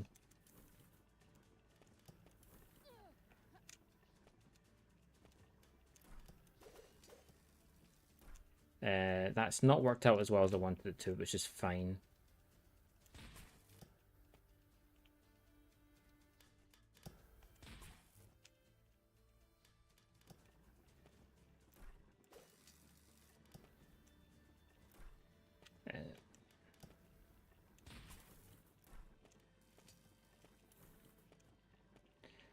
Okay, and now we move into this bit here. So I haven't taken any damage. I should have done on the way up, but we need to grab this vault, so I'm just going to take a couple of hits here as well. And then we'll let the spikes kill us after that. I do like to come back to this person here, who fires shots. This is just a little bit more damage to what we need. But the giant bees decided not to follow me, which is a little bit unfortunate. Either way, we'll just continue on from here. We've got one more valve to get.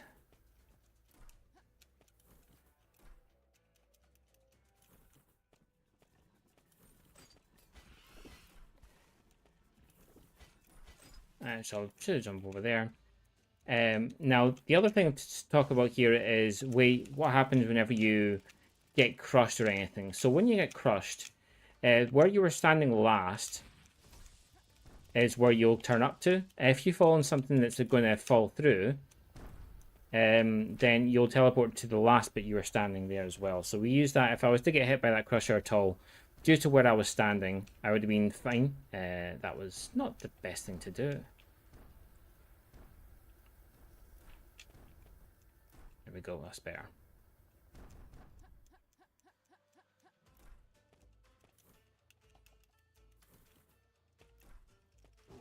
And there's just 1 pixel that we can stand on for some reason, and it does absolutely nothing except just allows us to not do anything.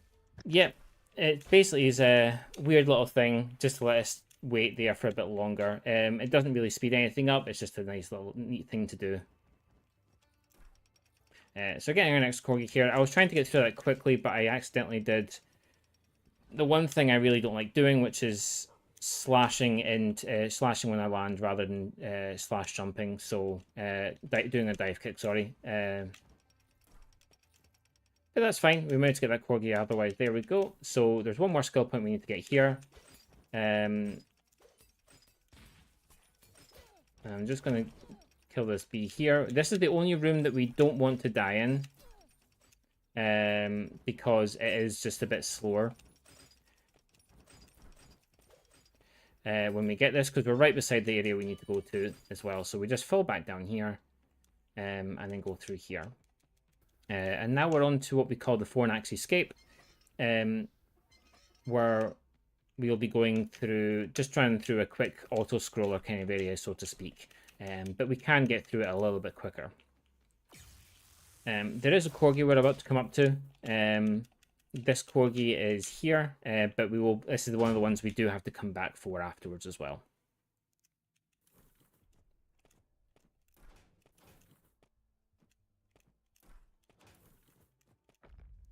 Okay, and this is the escape, where the lava will kind of rise, so we're just going to try and keep ahead of it at all times.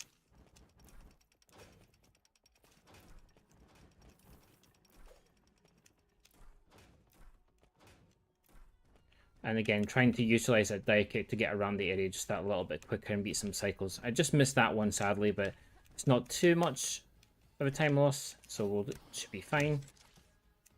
Again, the other thing with dive kick is it does allow you to fall much, much faster. So we will be using that where we can, just to get through some areas a little bit quicker. Now we'll do our first of what we call the B-skip. So every time you dive kick on top of an enemy, you regain your second jump. So we're going to use that here to allow us to effectively try and do a bit of a, not an infinite climb, but an easier climb up to the top here.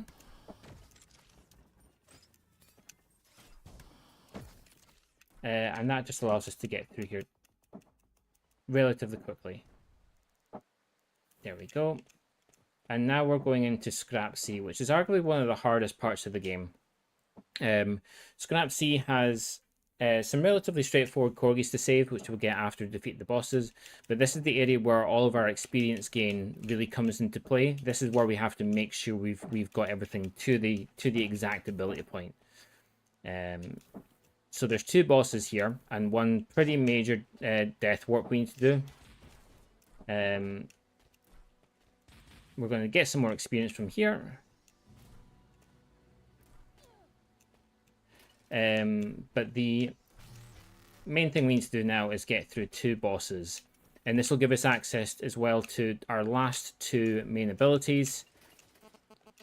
We have one just coming up, which is effectively a stronger charged bullet, and then our air dash. They're the 2 abilities we'll be coming up to. But first we have to get through the Scrap Sea, which is known for the scrap falling from the sky, which is a lot more annoying than you like to think it is, because it is RNG. There is no rhyme or reason for the order in which they falls down. So if you're if you're not lucky at all, then you'll probably find that you'll be getting hit by those very quickly, and it can take quite a lot of your health off as well. So And it can kill you. it can very easily. That has happened and has hurt my runs a few times. So we're just speaking to them here to find out that we need to go and get a specific item from further in the Scrap Sea to try and get to where we need to. So this is the main bit. This is the only save point we're going to get in the entire area. We are going to come across 2 other ones. We are just going to ignore them entirely. We are going to deliberately try and kill some of these enemies though, just to make sure that our experience is exactly where we need it to be. So before we move on to this fight, I am just going to get the last of the abilities here. This is just again to give us a bit more experience and a bit more damage for the fight we're coming up to. I should have equipped it as well, but this is where I'll equip the ring, and I'll equip our whiskey as well. So again, just everything to get through the next boss as quick as possible, because it is a bit of an RNG nightmare. The damage that can be done, not just by the boss, but more specifically from the ads that they'll call forth, is very much a nightmare to deal with. I'm okay at the fight, but I know full well that if I'm not careful enough, that will turn into I'm okay to oh god. So, and this is one of the enemies you'll see, which can do huge amounts of damage to you very quickly.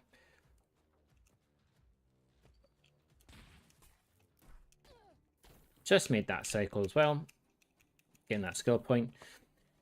For whatever reason, this is the only enemy in the entire game that no matter what you do, you cannot roll through them even when they're stunned. So only way you can get past them is by jumping over them. So we have to wait for them to come by. It's the only enemy we don't try to attack because it's just too slow to do so as well. Whilst there's a couple here, we won't be too worried about them. This is the only place we'll really have to deal with them. We are not going to fall down here to go get our next corgi.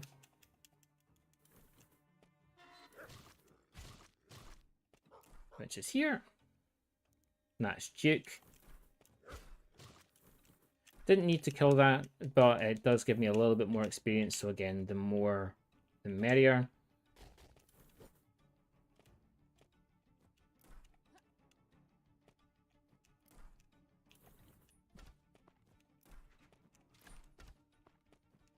There we go. Just one more room before we get to the boss. I am just going to restore my health killing this. Now I have learned that enemy can be baited into the attack they've just done. They have 2 attacks they'll do, which is one's that spin, the other one is to throw blades in a 360 motion, which is hard to avoid. If you do walk up to them though, it does seem to bait them into doing that spin at you. So it's just a little thing to note when you're trying to get past without taking any damage before this boss fight as well. So I am going to just equip this, so I'll go a bit quiet while I'm doing this. So if you want to explain any of the fight to Zethros, by all means, I'll just go a bit quiet while I'm doing this fight. Yeah, so in my opinion, this is probably the hardest fight in the run, just because you're extremely underleveled, and this boss has a set of patterns of attacks. While the boss himself can actually be manipulated very easily, there's 2 different ads that could spawn, and they spawn in a rotation. So you have the raiders that will always spawn first, and then you have the crossbowmen, which I don't remember the names of off the top of my head. So basically what Arbalest is trying to do is he's basically baiting the boss to do 2 different attacks, which he can easily dodge while juggling the ads that spawn.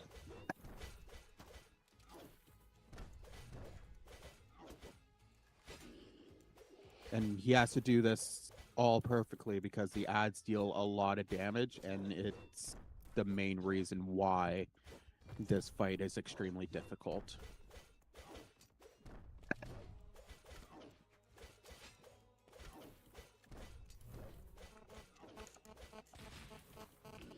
There we go. So a bit messy, but we've got it done all the same. Did take a bit of damage, which is fine. So what we'll do now is we'll get through this, and now we have the ability, we can now just death warp back. So this is our charge bullets. We are just going to take all the damage we need to on this little drill to go back to the start of the area. And I have hit level 23, which is what we're aiming for, which means I now do have enough experience to get exactly what we need, which is this Tesla bullet shot here as well. So very lucky we got everything there. Again, that's so meticulous in terms of the detail we have to get for experience. So if we even just miss one enemy on that routing, which is why you saw me kill a couple more than I needed to, it can mean we have to spend about a minute getting that experience as well. So it is very, very, very specific. This is the fight we need the Tesla bullets for. So we are going to also... I've just used the wrong bullet thing. I'll do that.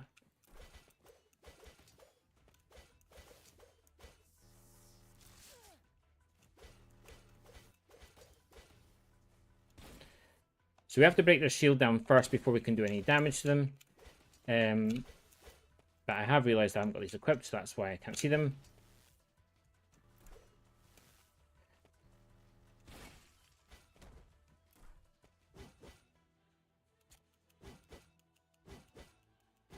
Not very good because I fell through there, but if we can do that, and if we do it quick enough, we can end up doing it in one cycle. Unfortunately, I was a little bit slow and my movement was a little bit bad there at the end.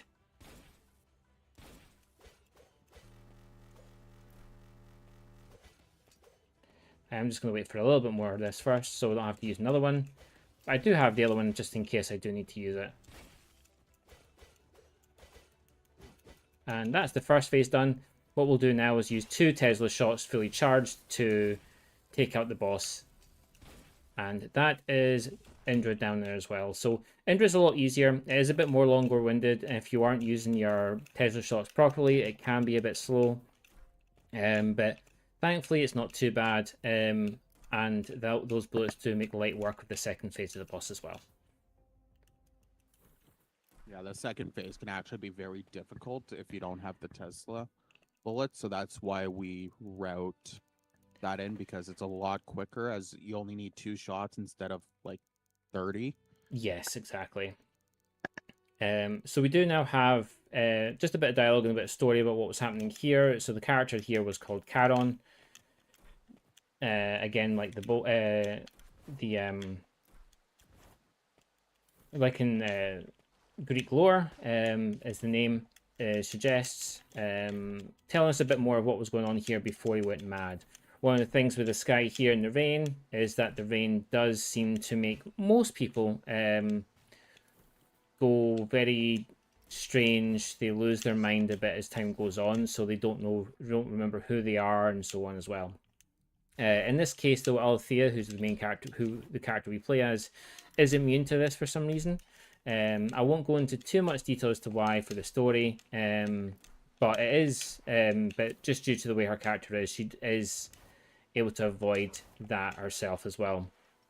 So what we've got now is our air dash, and this is where we're going to get the last two of our corgis here, and then once we've done this, we are going to go and, I've just gone the wrong way, we're going to go through to complete the last of the corgis in the area before we move on to the final zone of the game. And train ride, which I am definitely dreading a little bit. So we will be going back and just everything now we've got all our abilities, just to save us a bit of time. I do want to keep my health low on purpose here, just so I can death warp back when I get the next corgi. I don't have enough energy, which I should have got here just to go through this, but I do need to make sure I've got energy for the next bit. So I will destroy this quickly. There we go. That was not the best jump.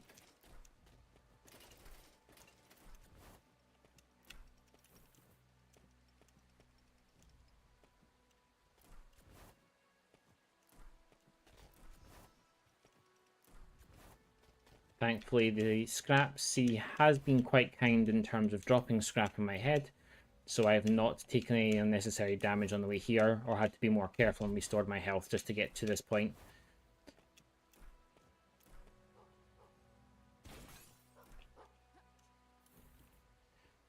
There we go. So what we'll do now is we'll go and death warp back to the save point. We'll restore our energy just to be on the safe side, and we'll move back into the black market area of the map and work our way back as well. So we'll take a deliberate death on this spike wheel. Thankfully it does insane damage, so it only takes 2 shots.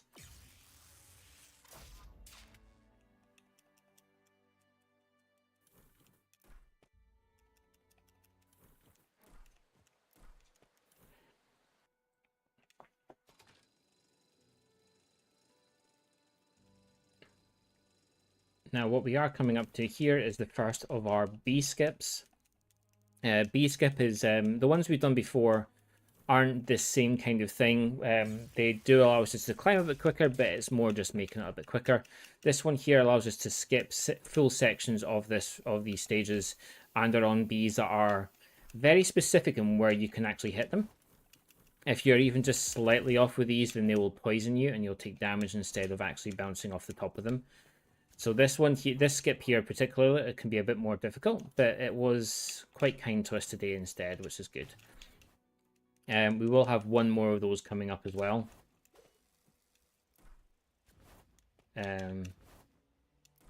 But that won't be for at least a little bit yet, so we're fine.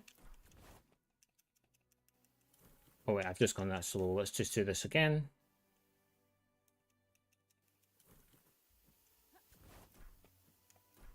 You got it. There we go. This helps us get up this room a bit quicker. Otherwise, we do have to wait an age to wait for all these platforms. And that's just through that room very quickly there as well, which is quite nice. Open this up. We're back into the main area we were in before.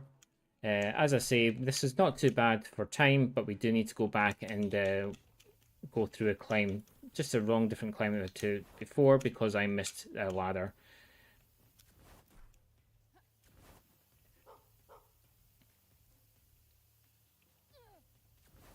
Didn't get the weird glitch there, which lets you move at dash speed when you're through that. It is quite hard to get exactly, but it's not too bad an issue.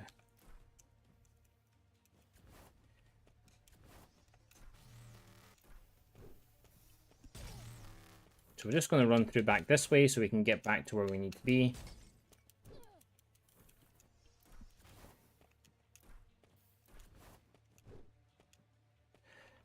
Just realized I probably could have jumped up to where the corgi was as well. But that's fine.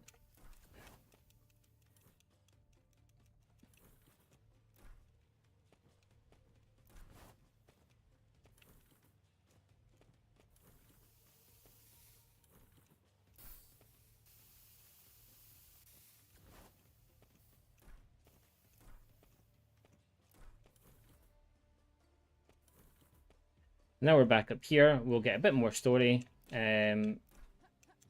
and then access to the train to go through to where we need to go to the last bit. As I say though, we'll be going back and just getting the last of the corgis around the different areas first before we do that as well.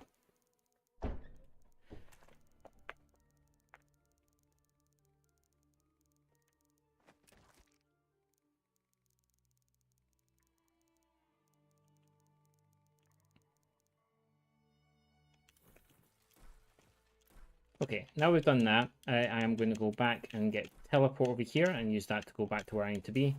I am still trying to figure out whether or not this is a quicker way to go back to the vaults, or if it's quicker to actually just go through the black market. I've not really played around with either of them just yet to see, but we can do both. I do prefer to use the teleports, though I admit that I do forget the names of them sometimes. I forgot to bring my notes through when before I started as well, just to make sure I remembered which one was the vaults. I think it's this one here. Nope, it is this one. There we go. So what we'll do is we'll get this save point here on purpose so we don't go all the way back down to the black market. We're going to save the 3 corgis here, and then we're going to go back to Fornax, which is the furnace area, to save 2 more corgis, and then we'll death warp back here.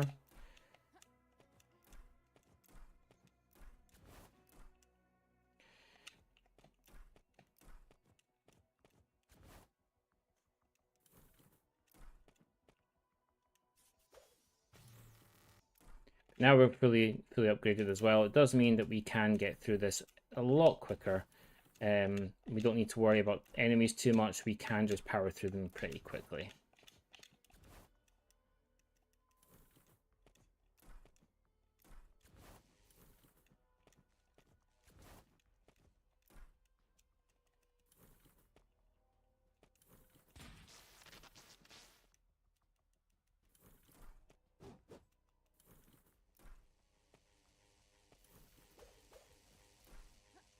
Don't think you need to get that experience, because at this point in time it does very little in terms of what it gives you, but I like to get it anyways just in case. Probably something I can completely omit from doing, but it's just something I keep doing on habit at this point.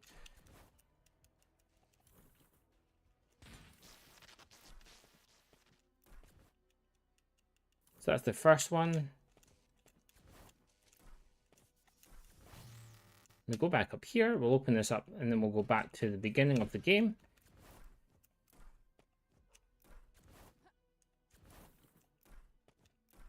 We'll save this corgi finally. It's only been 50 minutes, so that's not too bad.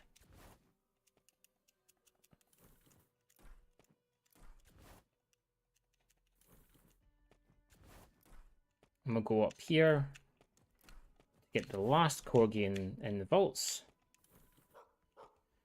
And that is now saved all the corgis in the vaults. We only have 2 more corgis to get before we can continue. So yeah.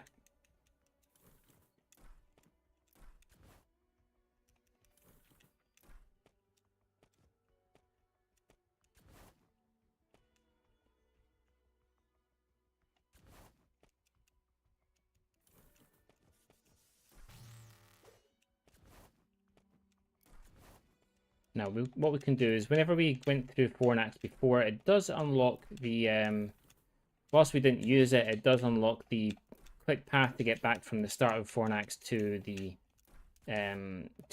area where we go through everything else. So we just fall down here and through this door, and this is where we need to be. So from here, we will go to the left, right at the bottom, down to where we fell through into the escape area. Get the corgi here first, and then we're going to take deliberate damage on the way to the last one, and then warp back.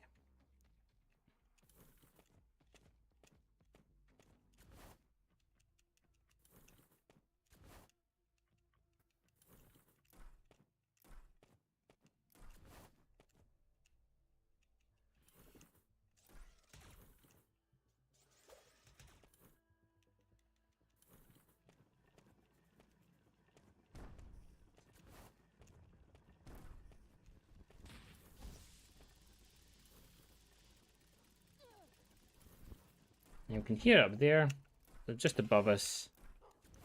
And that's the corgi saved. So now we'll go and take that that death warp.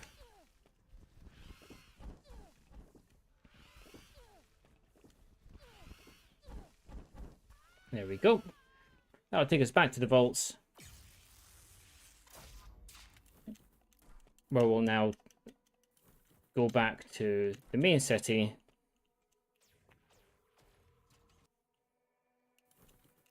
and work our way on to the next fight. Now this area is, I think this is the most annoying gauntlet to go through in the whole game. The boss fight on the end of it though is relatively straightforward, and the last place we'll need to use any other items for damage boost, which is the whiskey. Once we've done this though, we are plain sailing. We just need to save the 4 corgis that's left in the last area, and then go to visit Finn afterwards. And given that we're on corgi percent, we don't have to worry too much if we don't get the B skip we've got to come up with. If we do get it, that's perfect. It's time save. If we don't, it's not the end of the world. What I am going to do though is just do a bit of upgrades in terms of everything else, just so I can give myself as much damage as possible for this fight, and a bit more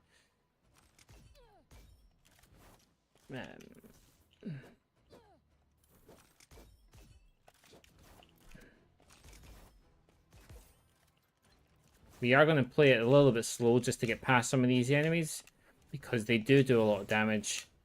And I will use this chance to heal here as well.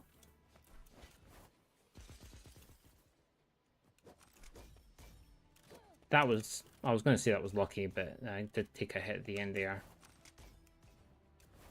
That was lucky though, so both Gauntlet Gatling users do not turn to look at me, so it means I can get past through here relatively quickly. And as it's now through the train section, we'll just restore our health and our energy, and we'll go on to the Cassandra fight. Cassandra fight has 2 phases. The first one, we just need to get her down to to 75% health, which is relatively straightforward. We just need to break our armor first. Then 1 Tesla shot should do it, and then we just do a couple of attacks. And now we're on to that. I've not used the whiskey yet, but that's fine.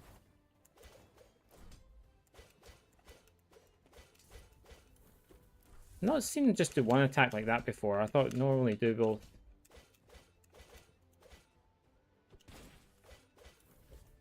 You know, there's times where she'll just do it once. Yeah. Now, I will mention, because there's a chance that it can happen, there is an uncontrollable glitch that could happen that's allowed in Glitchless, because, like I said, it's uncontrollable. And that is Cassandra breaking. So, for some reason, after she does her dash attacks, like where she jumps and then diagonally dashes at you, her AI can break and she will just stand there. And then you can just start wailing on her. So we pray for it to happen, but it doesn't always happen.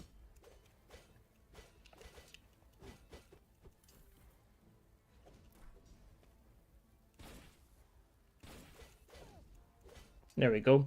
Relatively straightforward fight. It could have been a bit quicker, but to be honest, I'm quite happy with that given the circumstance.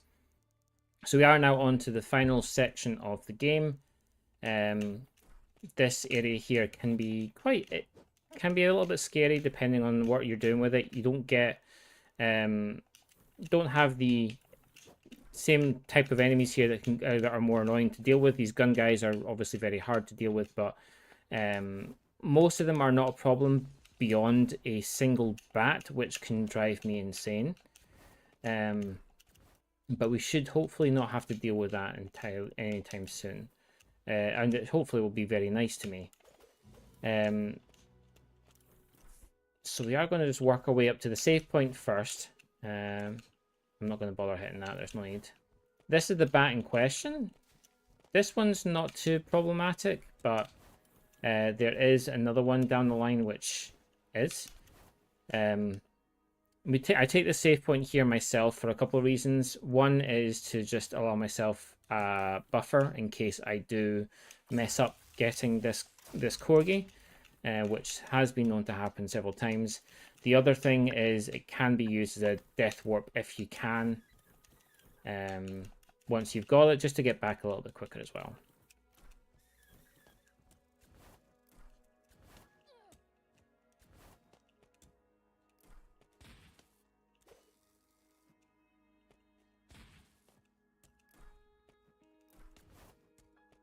There we go. That's through the first part. This one's not too problematic. The next one that's coming up is, though. These vines enemies are not too difficult to deal with. I just jumped instead. But this back here is the problem.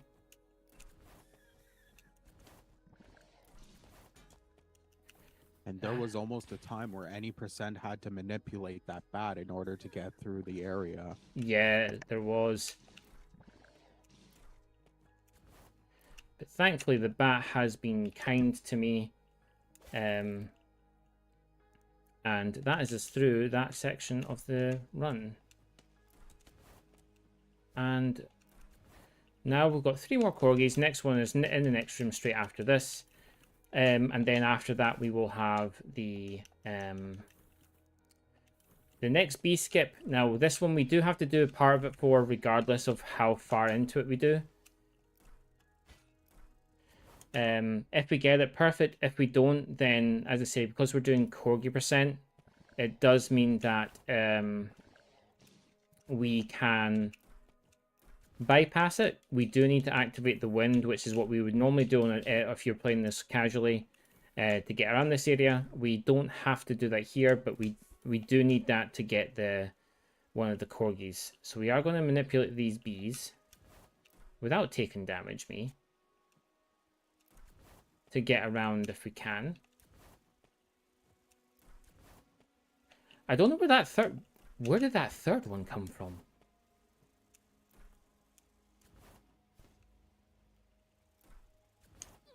That was not the best. I'm going to do that one more time. And we do need to get up to that point at least. But yeah, I've not seen that happen before. That bee came from nowhere. I think it might have spawned and like immediately zipped up. Oh, maybe. You might be right. Yeah, because these bees are a little bit on the wacky side, which makes this skip a little bit more difficult than it really needs to be. And that's if they get too far away, they will zip across your screen. And if they get off screen, they will despawn. And there's a limit of 3 bees per beehive. Yep. And if the bees despawn by going off screen, it does not decrease that limit. So if you get 3 bees off screen, you have to reset the room. Yeah, you do. Thankfully though, they did come around and we were able to do the full skip, so we don't have to worry about the whole thing. This means we can just get through this a little bit quicker. We do need to take that guy out though. He is because of the armor on that thing, and I'm about to die. There we go. I just used the wrong thing. There we go. Because we had to still have to activate the wind, we get the key from here. We'll run back and go through here. This will allow us to now get the last one of the last 2 corgis. In fact, we'll need it for the last 2 corgis, sorry, because you can't get either of them without it. But you activate the wind from here. This, I've seen a couple different things. Sometimes these bees just don't come through afterwards. But I've seen the beehive just not spawn as a result of having the wind on. I've seen them spawn even more sometimes. But first one we'll do is we'll go up here. This is the longest one to get. It's a bit of a maze to get access to it. Just through here.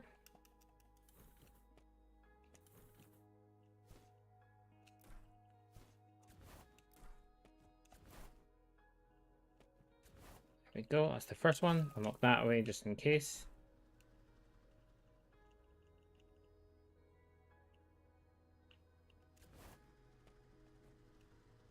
Well, while you're doing that parkour, here's a question that you can answer. Mm-hmm. If someone wanted to pick up Gestalt's Demon Cinder as a speed run, what category would you recommend they start with? Oh, that's a good question. I actually would probably argue you start with a Corgi percent. The reason why I think that is I think the most difficult thing to do with this game is the last two bosses. And I think the rest of the stage is mapped out exactly the same, bar for the corgis, as any percent. So whilst I think any percent is quicker, 20% glitchless. yeah, any percent glitchless. Sorry, yeah. Whilst it is definitely it's definitely slower because you're getting the corgis. It actually works out. If you can do corgi percent, you're more or less already there to doing any percent as well, just because of the fights. The main two fights you have to learn from scratch really are Reynald, and that was weird, and the final boss. The final boss is a nightmare because the damage is crazy high even with damage mitigation in place. But again, that's why we are. That's why I would recommend this, because you're going to find that with just the next corgi. Now we've got all the corgis.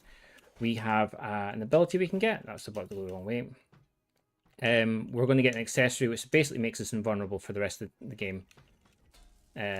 So we will never die, and that's why this is just easier. Once you get that accessory,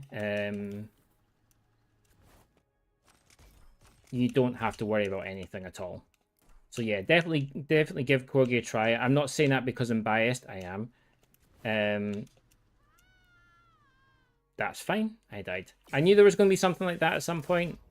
But yes. I didn't want to jinx it. I was trying not to. I realized I used all my health up there as well. But I'm... it's fine. It was going to happen at some point. I'm glad it happened there. There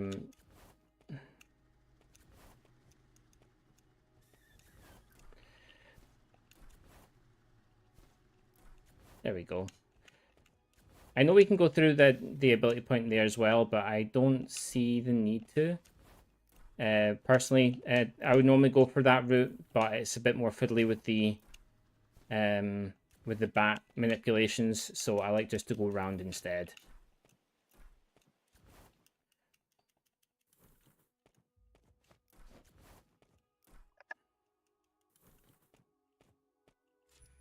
Now we do have the access to the last portal we need, so now we'll go back and speak to Finn, our lovely little corgi assistant who's told us to do everything, or rather our corgi master. What am I talking about? He tells us what to do. He's going to give us, for being very good and very helpful, he's going to give us the most powerful accessory in the game, which has two main features. One being that it acts as a extra life, so anytime you die, it basically brings you back. This happens indefinitely, or infinitely rather. Give him a wee pet as well to say thank you. There we go.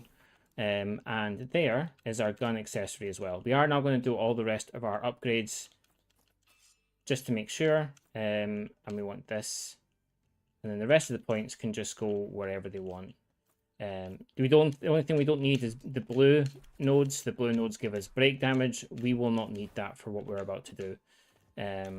Because we have this now, we have infinite lives, we have infinite energy that restores quickly, and also gives us 50% damage boost, 50% critical boost, 50% critical damage boost, just a bit of everything really.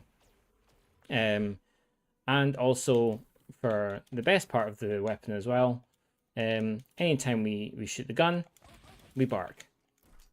So you know it's legit. So there we go. We got 3 quick bosses to go through here now as well. Once they are done, we are through. So this is the first one here. Elise can be a bit annoying, but all we're going to do is spin to win.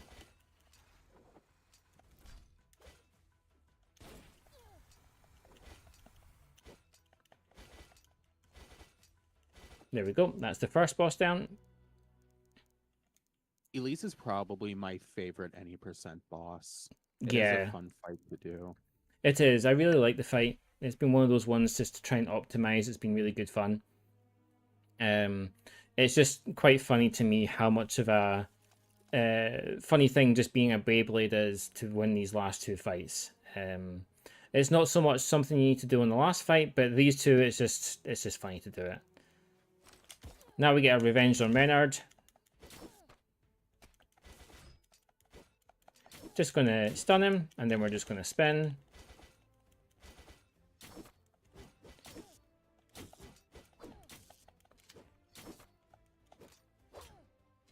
Doesn't matter how much he does anything to us, it doesn't make a difference. And there we go, that's Renard down. And now on to the final boss.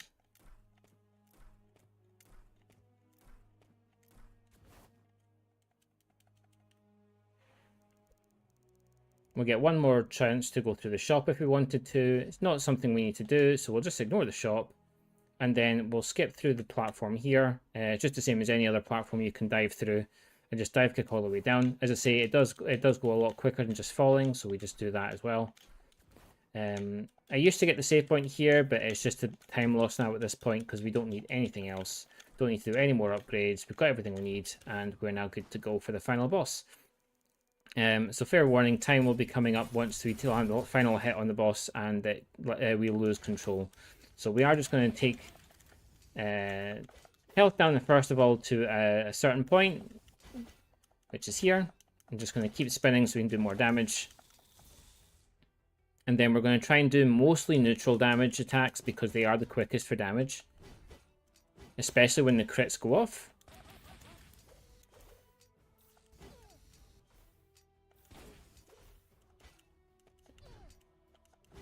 And time is coming up now, time. And that's the run. So yes, again, Corgi Presents such a good fun run to do. It doesn't take long to get the Corgis either on top of it. It doesn't take too much more time on the run. And I know full well that there is a lot of time to be saved on this run down the line. But yeah, that's been Corgi Present on Gestalt. Yeah, you got a 109.29. I'm quite happy with that, to be honest. As I say, I've not had as much time to prep as I'd like, but 109.29 is quite nice. So yeah, really happy with that.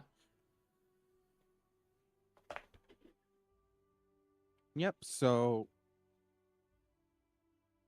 if you want to give yourself a shout out or... Yeah, again, thank you for letting me run this as well. Again, going to a good cause as well for to write love on her arms. So again, thank you so much for letting me participate with this, show off Corgi Present. It's been nice to kind of showcase this to a whole bunch of new people. Hopefully it's something you'd be interested in. If you do, our community is very lovely on the Gestalt Discord. We're always chatting there. We're always having discussing everything we find. So please do come over and have a look if you're wanting to. Yeah, you can find me at twitch.tv/AngelArbalest, where you'll find me playing this, other 2D side-scroller platformers, Metroidvanias, and currently Katana Zero as well. So yeah, thank you very much. Alrighty, we will be back with another run from Linkenmeister, Sin and Punishment on normal difficulty, so we will catch you guys shortly. Thank you.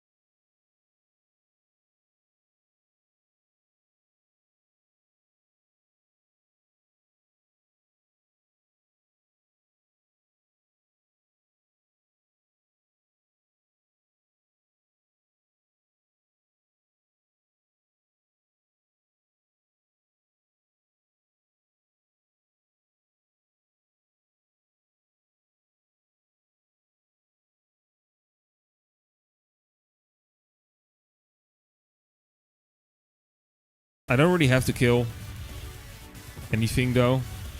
Well, most of it I don't have to shoot or anything. But what's the fun in that? So you're gonna hear a lot of get bonus throughout the run. And every time I destroy something, it increases the hit counter. At 100 hits, I get another credits. And there's manual aiming. There is auto aim. I'm mostly going to be using the manual aiming.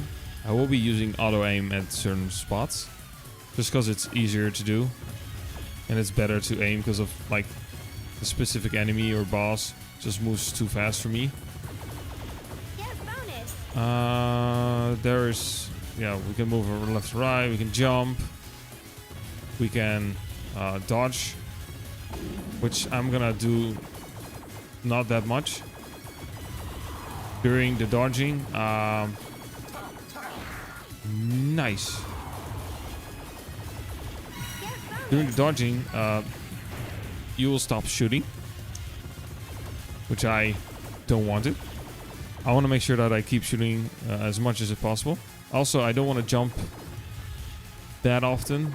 Only when necessary. When I jump and I hit the ground, I stop shooting too for just a split second. We get these enemies. We just kill them. So we can either get time drops, health drops, or bonus drops. We're gonna play as the character Saki. Later on, we're gonna play as another character. I don't know what her name is.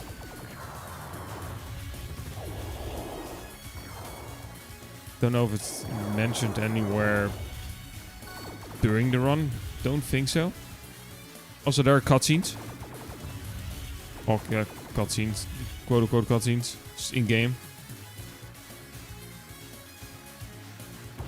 We're not going to see any of them. I'm going to skip right through them.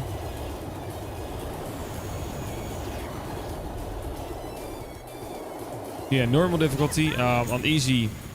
Oh, it's easy. You do less damage on normal. And there's an extra part in a particular stage later on that is only on normal and hard difficulty, and is not on easy difficulty.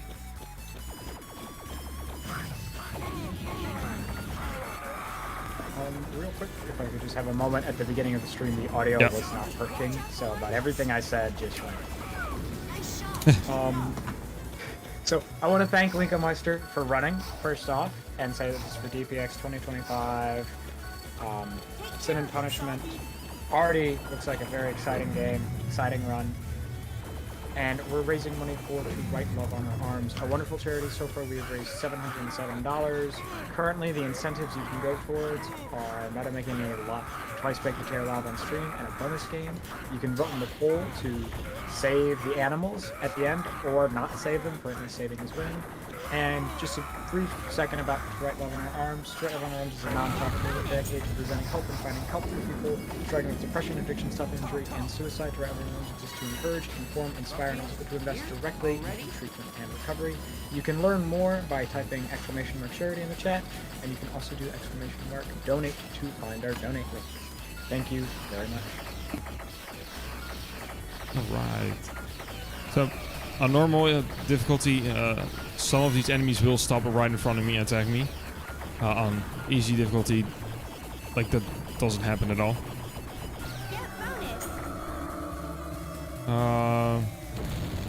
There are some unlockables that you can actually get when you complete the game on hard difficulty. You get frame skip mode, which I'm pretty sure it does what it says. It skips frames.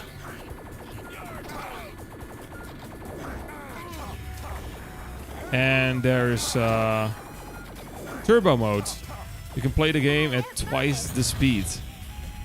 I think someone has done a hard mode speedrun with turbo mode turned on, which is insane. Like, hard mode is legit hard. Well, at least it took me a while to complete it. Oh yeah, we also got melee. It only works whenever I tap the attack button whenever a projectile or an enemy is close by.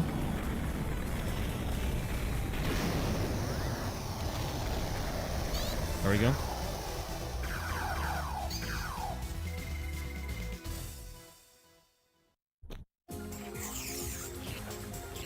Oh yeah, there were 2 characters with us. One is a character I will be playing as later on. And the other is... I don't know. Don't know the name of it. I literally don't know her name. Either character.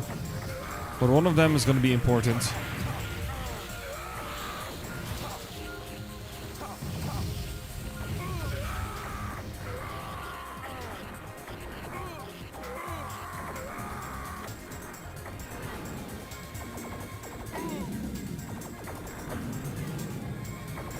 Those like elevators is also a thing that's only in normal and hard difficulty.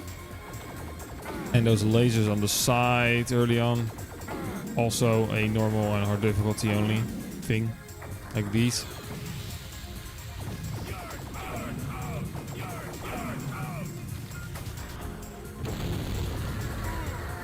I will be using auto aim on this particularly mini boss. Nice. I got whipped. So those flying enemies there shoot projectiles that I can hit back.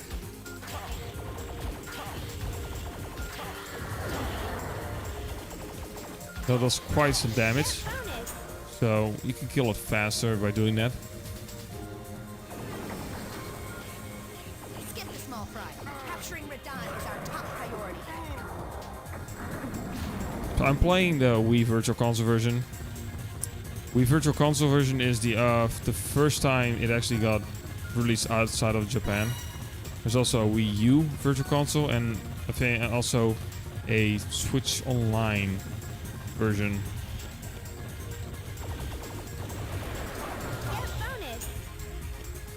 Timing for the game is just mostly done with in-game time anyway, but the Wii U Virtual Console version does have less lag.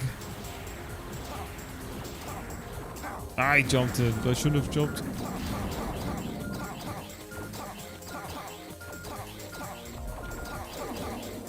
Oh yeah, you can actually shoot her in the background.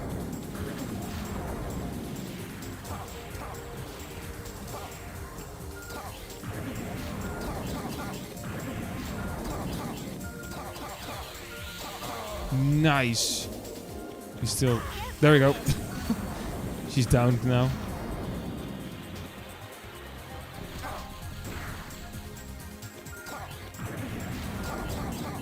There we go.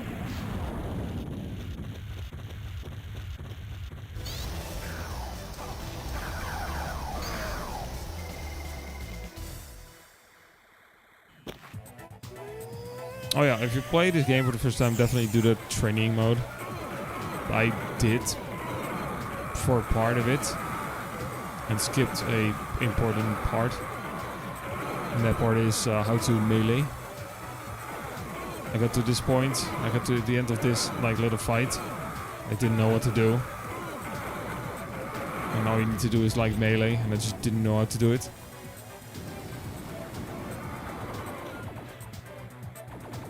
Alright, she uses her own men as a shield and projectiles. Alright, there's gonna be a one right now in the middle, it's gonna just fly in circles.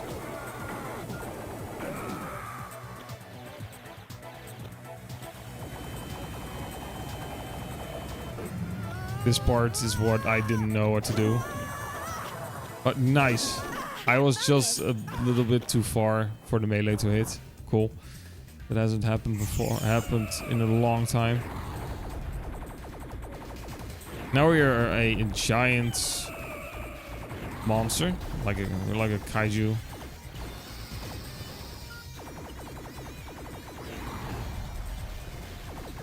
We're still playing as the same character, he's just transformed.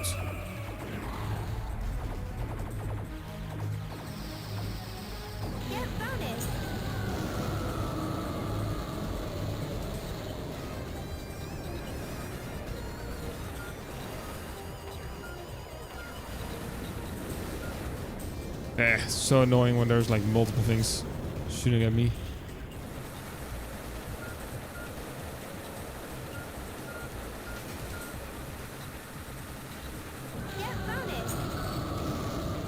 This last part of this fight is super easy. Just go left and right.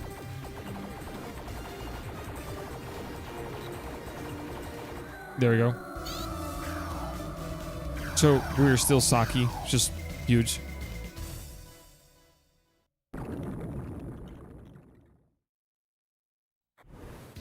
And now we play as the other character, which I don't know the name of at all.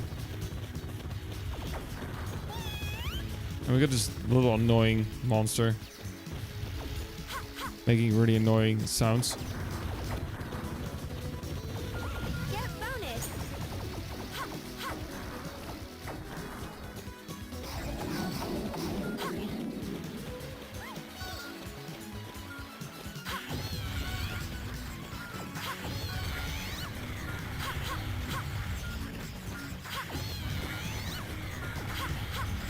Ah, come on.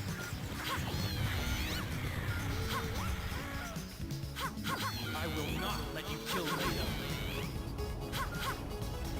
Oh, my melee didn't hit there. What the? Cool. Thanks, game. There you go.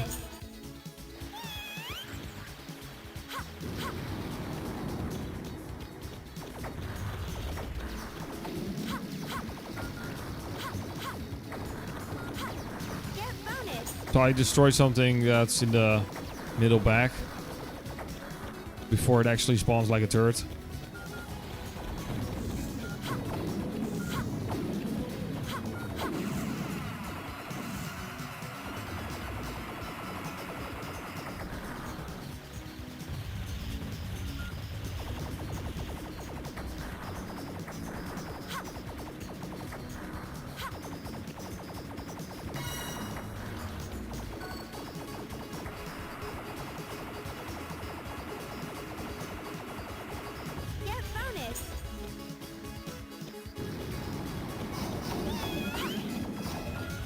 Now we're gonna hear more of this noise.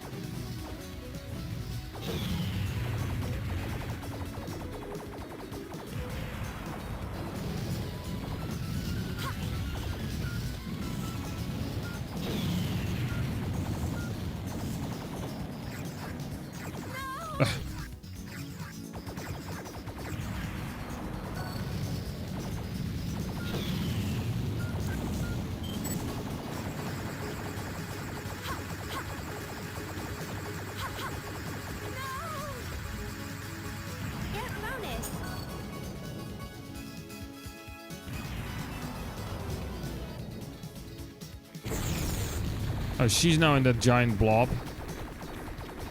Yeah, the other character that's with us. You could technically just teleport her out of it if she wants to, but she doesn't.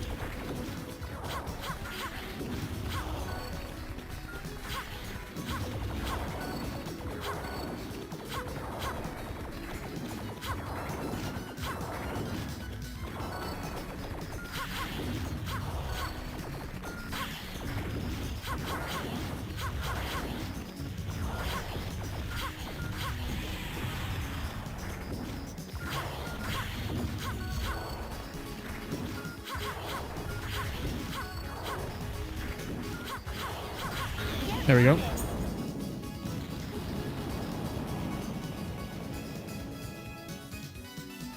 Now we fight Brad.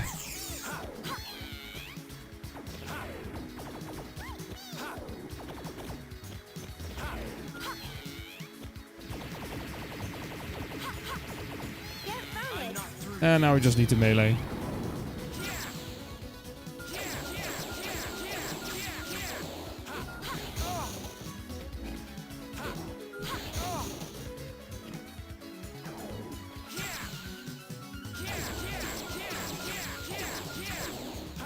There we go.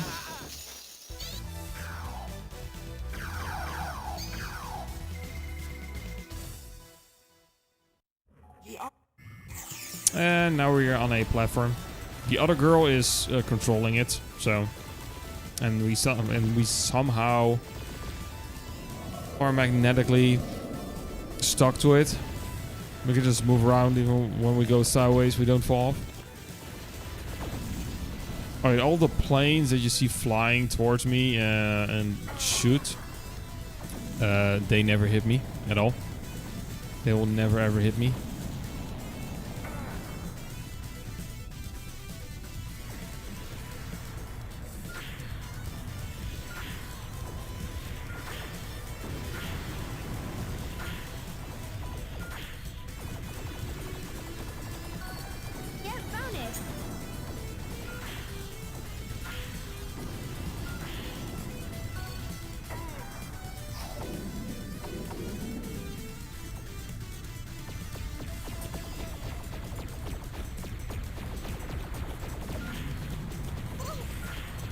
These turrets shoot faster the higher the difficulty is.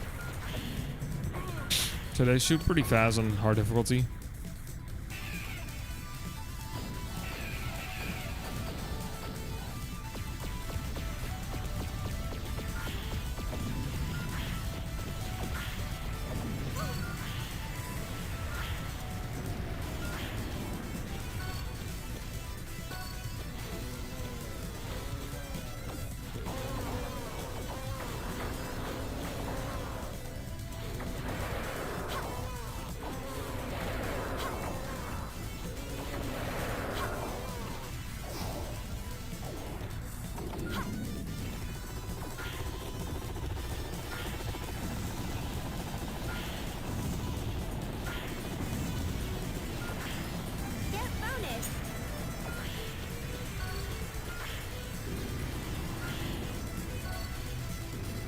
Oh yeah, you can see these enemies on the ships and such.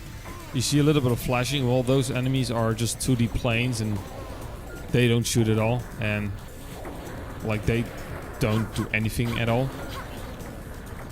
Like nothing.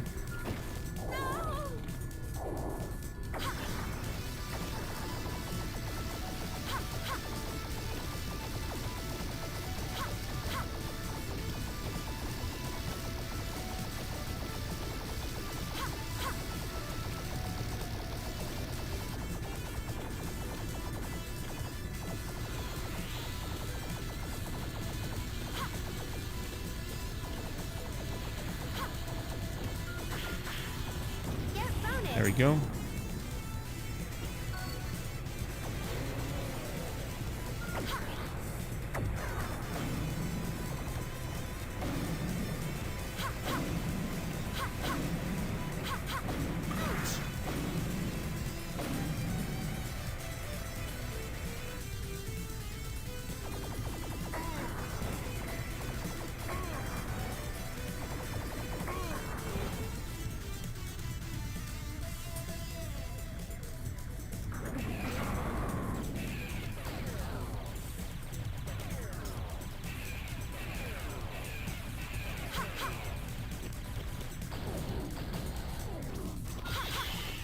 Technically don't have to kill this little enemy.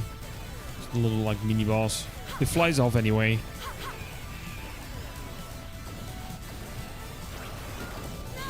Yeah. Never managed to just hit him there. But now he just flies off.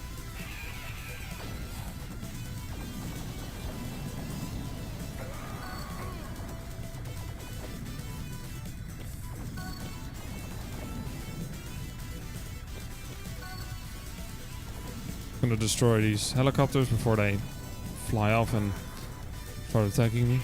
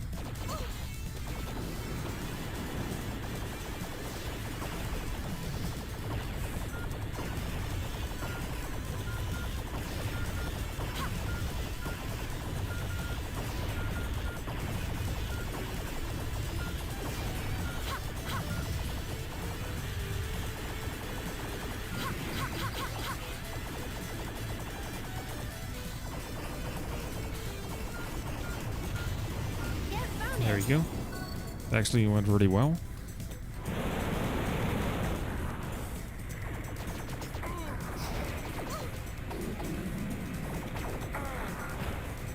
Again, most of these enemies I just don't have to shoot at all. And again, these airplanes, they never hit me at all. So I'm going to be using the manual aiming here just to get to the turrets at the bottom.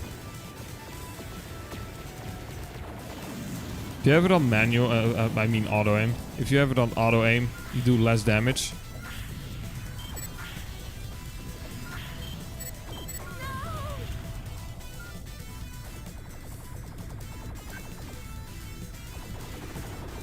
It takes longer to kill enemies. That's why I'm using manual aim most of the time.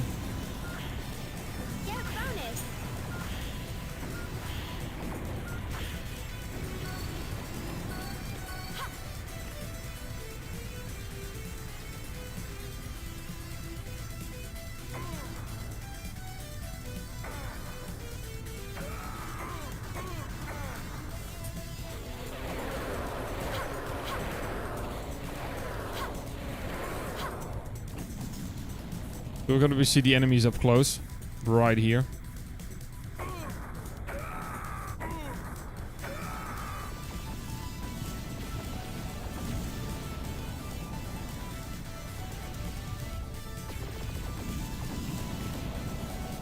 So the extra part that's in normal and hard difficulty only is gonna appear right about now.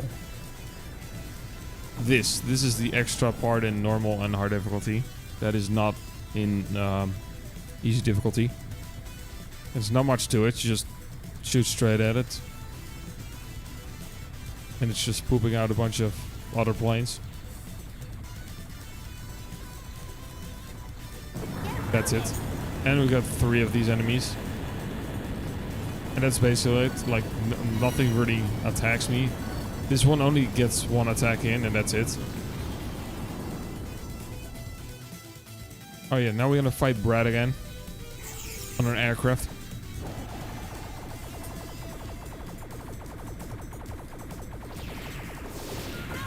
Oh wow, okay. I was meleeing.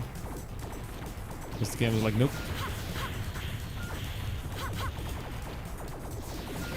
Okay, that was on me for not being fast enough.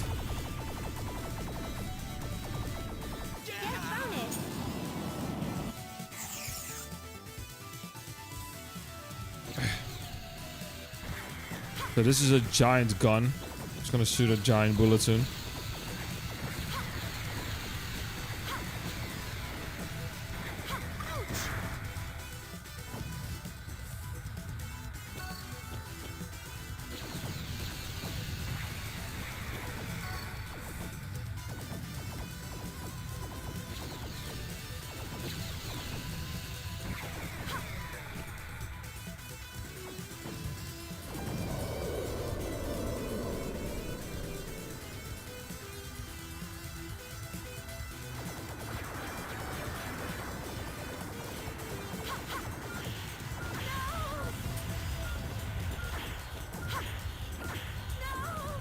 That was really bad.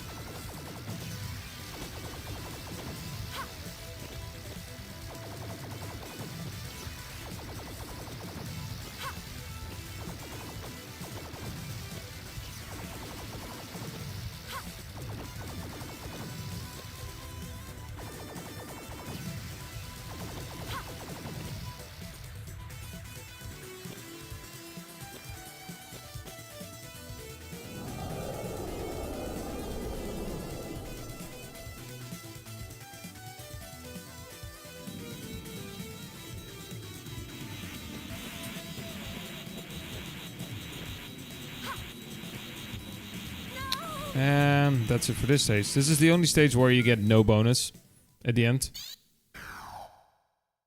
Yeah, there's the other character again. Now we need to destroy his bullet before it gets close to Saki. And if it gets too close, Saki will slash it and we will die too.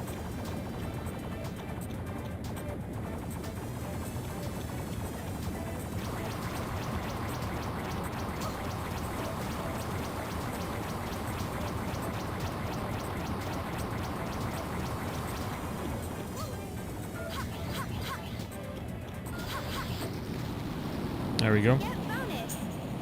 Alright, so that explosion does nothing to them.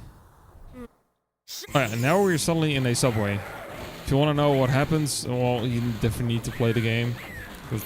There's cutscenes happening during those moments where it's just basically... It shows what's happening and why we are here. I think we're like inside Saki's mind or something. This one is just stretching. Nice lag game. I did not want to dodge there, but cool. If the game didn't lag at all, the game would be so much smoother.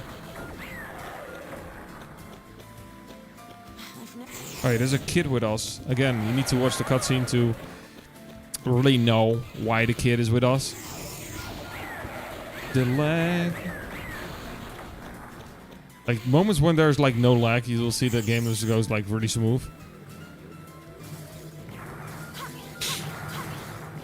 Again, there's the lag again.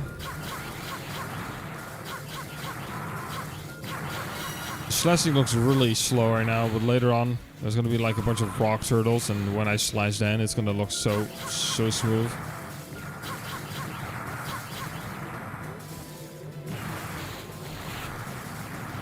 I'm gonna auto aim here so I can slash these projectiles back towards it.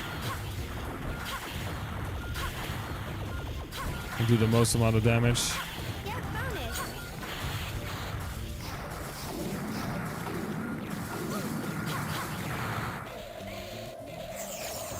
Oh, this thing moves when I move.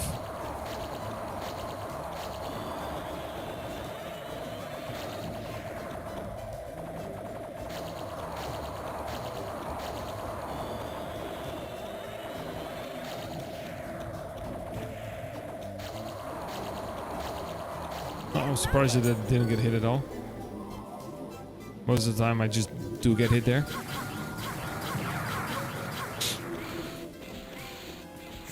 Now we get like rock turtles. The slashing is going to be really fast. I didn't want to dodge roll there.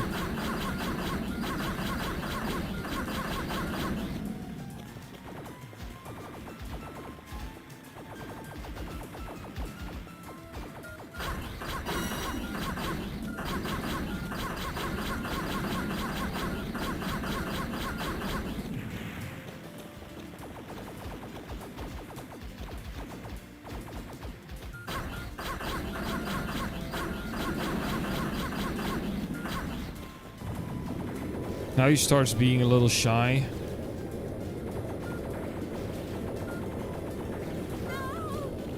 Of course. There you go.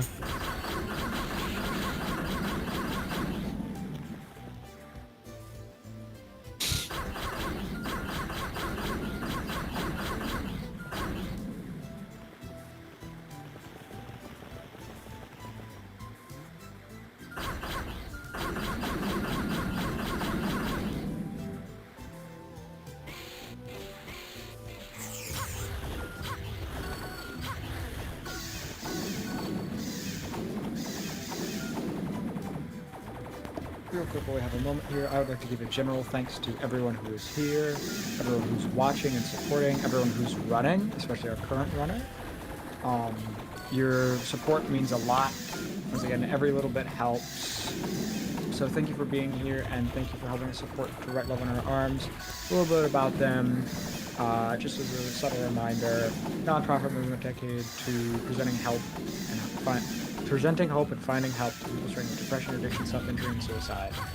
And they invest directly into treatment and recovery. We don't touch any of the money. It all goes through Tildify.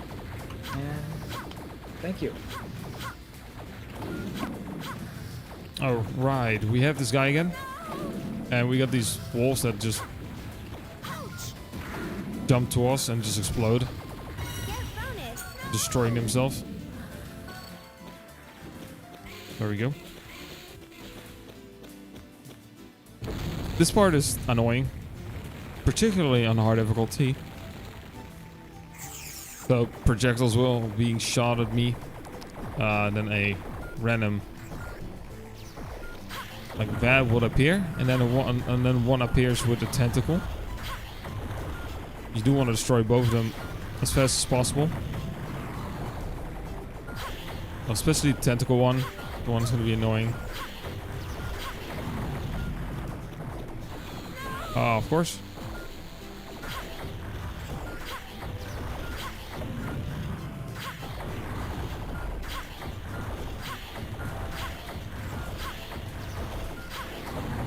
There we go. Yeah, this thing just dies instantly on easy difficulty. This one, you actually need to make it swing around and hit the wall as fast as possible to do a lot of damage.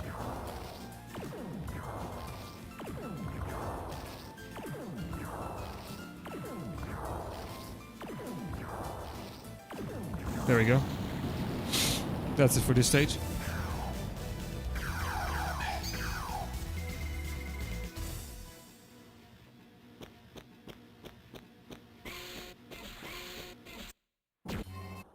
And now we're playing as Saki again.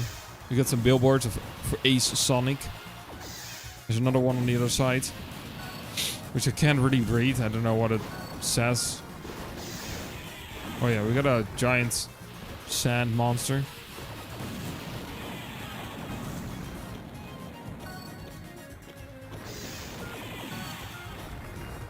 It says something with this deer and then something. Oh yeah, we got the side of the sand monster. We got a giant octopus, a mechanical octopus in the sand too. Pretty easy though.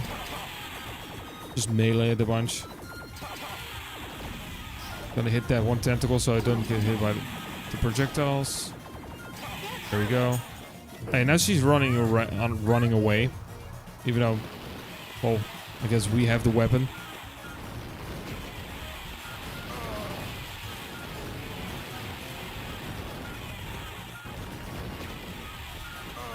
Look, nice, already got hit twice, cool. She's gonna state the obvious now. Saki, there's a building here. Thanks.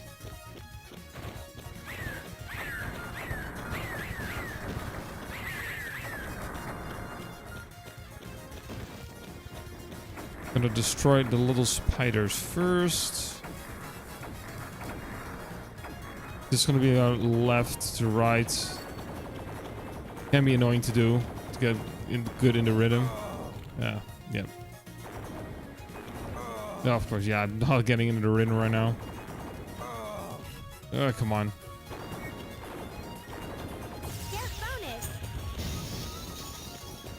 That could have been better.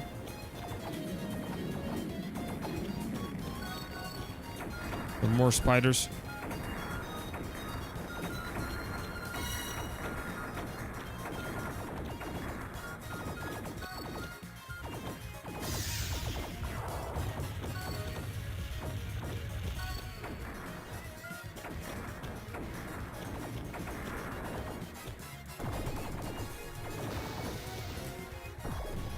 Yeah.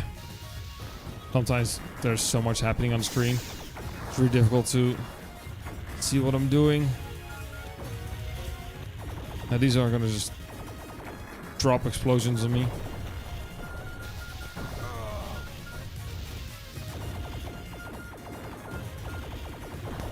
Real quick, I would like to give a massive thank you to Cray Duran for a $150 donation. They have left a comment. Things have been very tough for everyone lately, but charities and events like this keep a glimmer of hope alive. Thanks and good luck, runners. Thank you very much. They have contributed to the incentives for the poll to save the animals, which so I'm pretty sure that's what's going to happen in our Super Metroid race.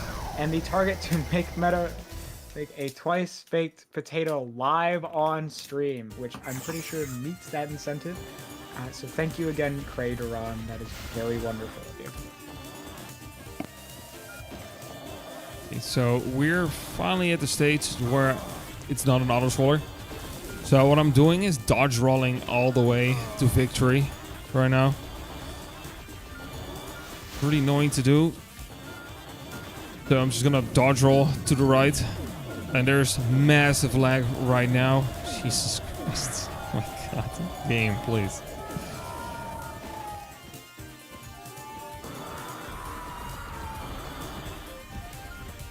And I'm getting chased by like a dinosaur or something. Come on.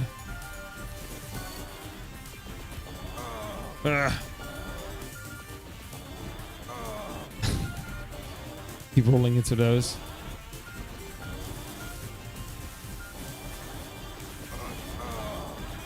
Come on. Keep rolling.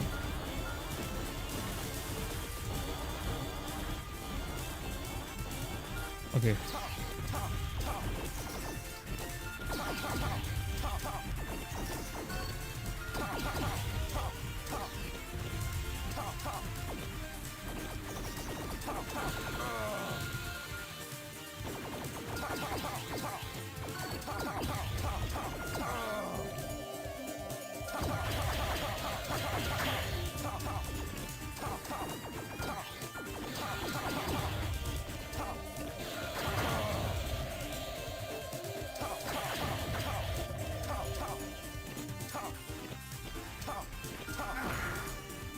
Can tank through the enemies.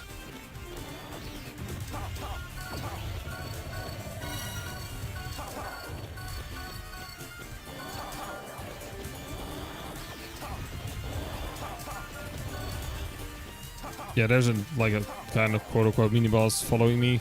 I don't really have to do anything with it.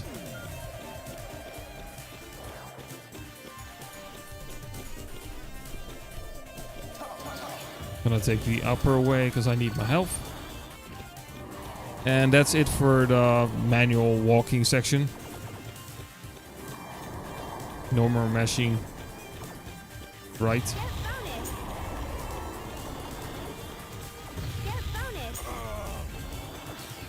So this is the stage before the final boss.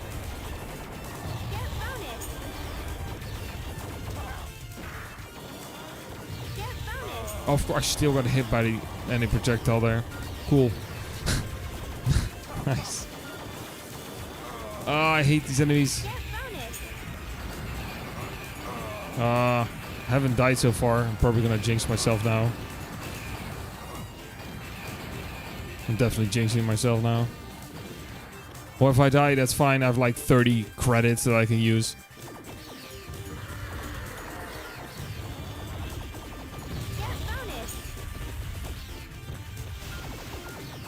Of course. Yep. Yeah, I'm definitely gonna die now.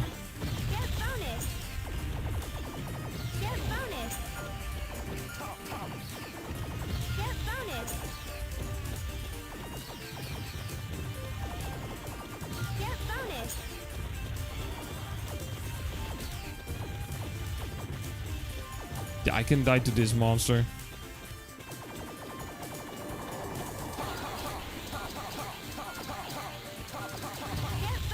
Oh, nope. I'm still alive. I can still die, though.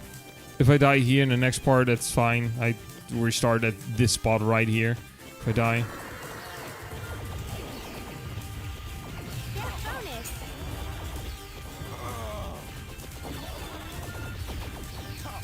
Alright, now it's really getting chaotic. There's lots and lots of things shooting. Yeah, okay, that was to be expected. That's just way too much happening. Please continue. Yeah, like 20 credits. So I start right here, so that's fine. With full health. Get bonus. Get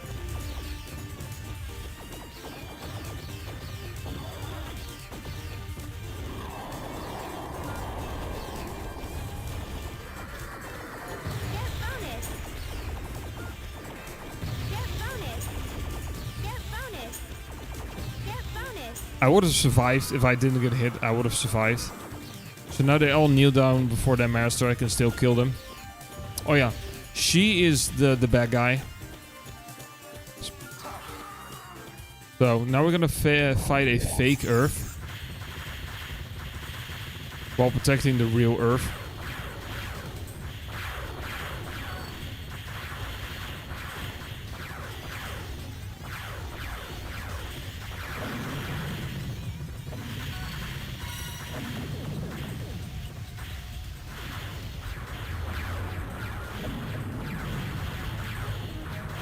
Not really a difficult boss.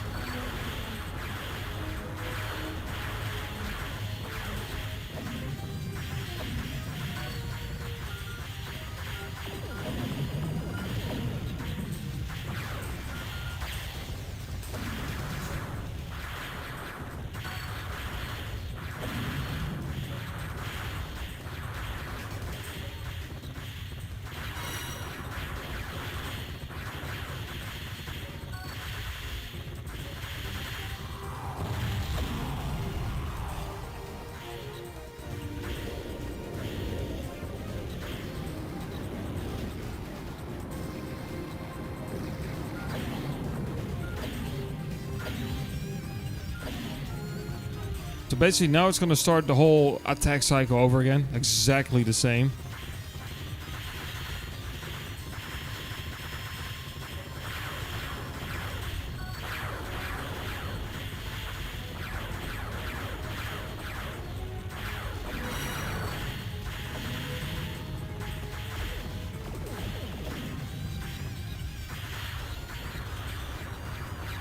So time is coming up really soon.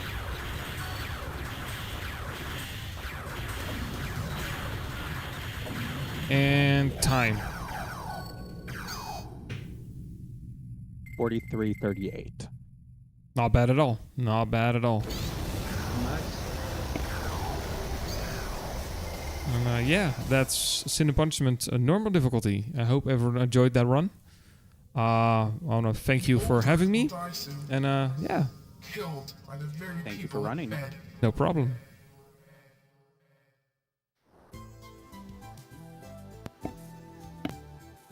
Any shoutouts you want to do?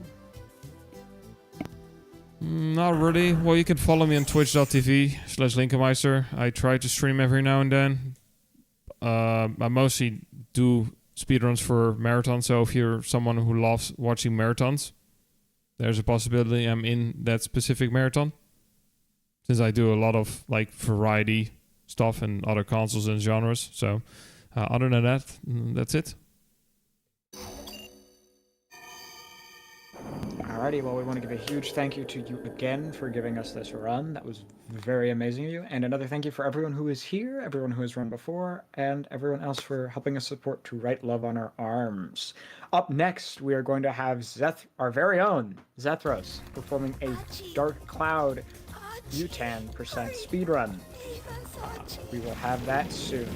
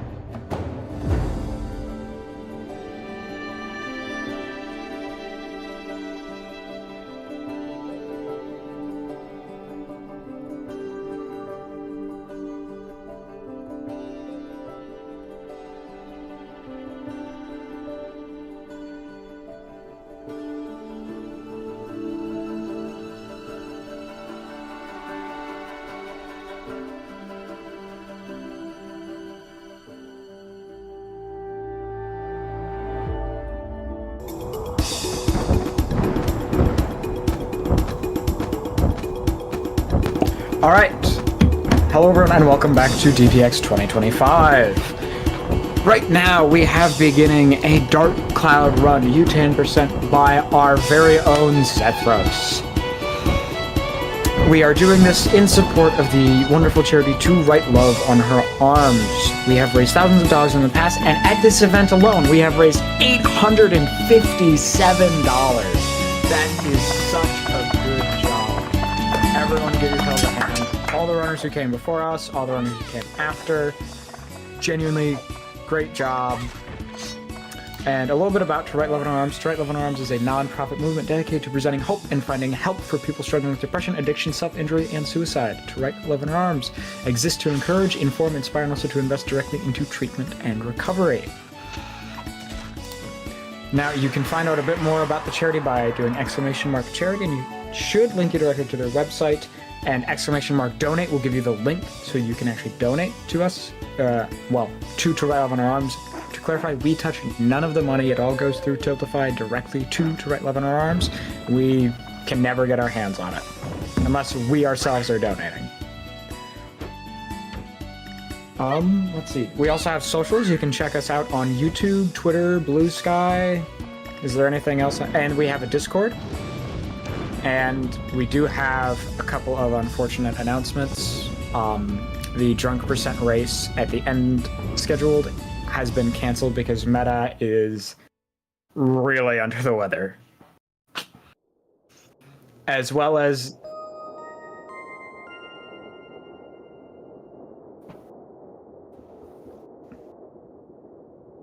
Yeah. So we give him our best wishes and hope he's doing better. And the Twice Baked Potato Live will probably have to be something we do later in this week when he's feeling a bit better and he can pretty much just do an Easy Meals with Meta, but for DPX.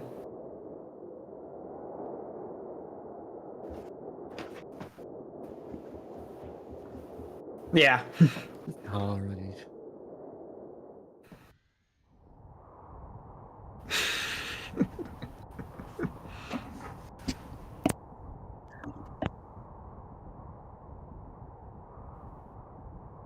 I agree.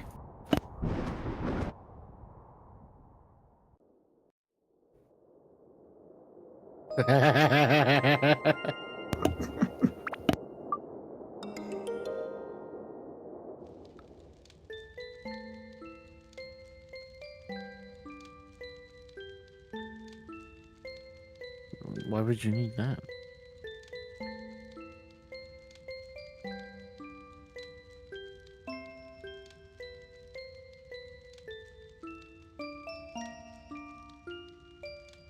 Sakes. Fixed. Sorry, audio routing. I should be heard now. Thank you, Cray. I probably would have gone at least like 20 minutes before. So they would have looked schizo. I'm sure there were multiple times in my run where game audio wasn't working or something because I was experiencing so many audio delays for my end. And then eventually it just caught up. And I thought, oh, it's fixed. Wasn't. Yep, so this is U10%, which is, if you're wondering what that is, it is the name of the boss that I'm going to be defeating. And that will be the end of the run. It is a good showcase of the speed run because the full game is any percent is, don't get me wrong, interesting, but not the easiest thing to execute because it is a code art, or whatever you call that style of speed running where you have to like do specific inputs and get like specific code values, that type of thing. That's what any percent is, and then any percent glitchless is an 8-hour run. So, and that is being generous, I must add. It is an 8-hour run if RNG is in your favor. Because one of the major things about this game is RNG heavy. Heavy on the RNG. So, we just, story-wise, I'm not really going to spoil, but basically, the world just got fucking destroyed. And now it is our sole job to repair the world because we are the only person in the world to open the Atla. What is Atla, you might ask? Well, we're about to get explained by this old man, and we are going to go smash A through it because, yeah. So he's just explaining to us that in order to get through the next floor, you need to find the gate key, which is by killing enemies. Your weapons have durability, and unless it's the starting weapon, if your weapon breaks, you lose it. Legend of Zelda Breath of the Wild style, except like a lot sooner. And then they also explain what Atla is, but hold on, more enemies here. That's that. Alright, I just have to slightly remind myself how to play this game. So you're gonna notice that I just got God tier RNG on top of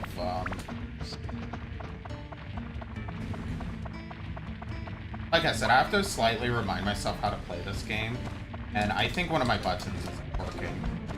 So I am poisoned, and there's nothing I can do about it. That's really unfortunate. Yep, my inventory button's not working. Cool.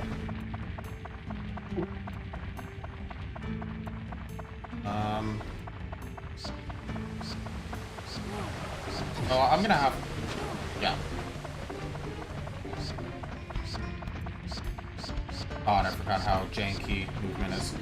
So you're gonna notice that even though... Or actually, no, I should probably explain the objective here. So the objective is to rebuild the world, basically. So in the Atla, there's gonna be pieces for...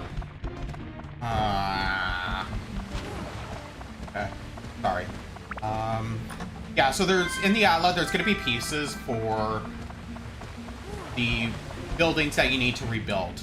Now, in order to beat the game just any percent style, there's only a certain number of buildings that you need to get in order to progress the story.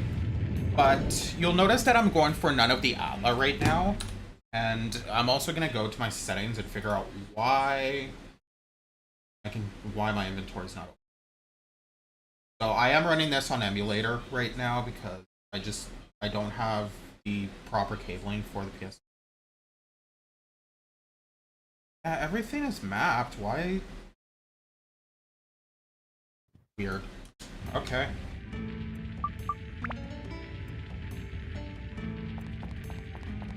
This might be just a weird case of the game hating me.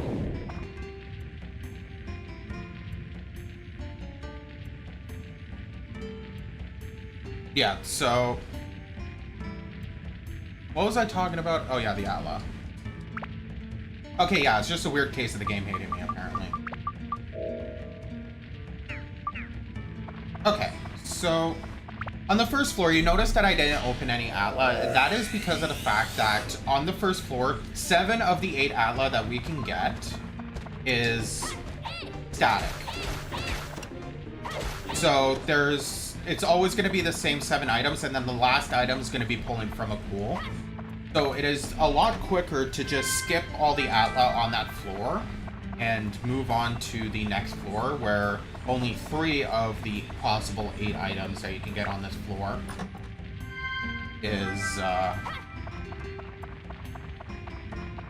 is static and stuff that we don't need. So you're gonna also notice that I'm kind of running a little weirdly, where I'm running like diagonally, and that is because diagonal movement's a lot quicker, so I just have to do this weird camera stuff.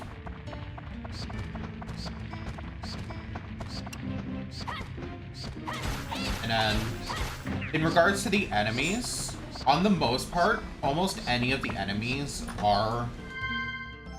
can drop the key, except for a few numbers, which one of them are the bats that can poison you.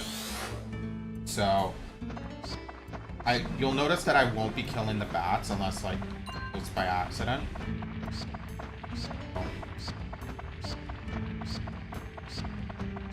Oh no, am I missing something, people who have never played the game before?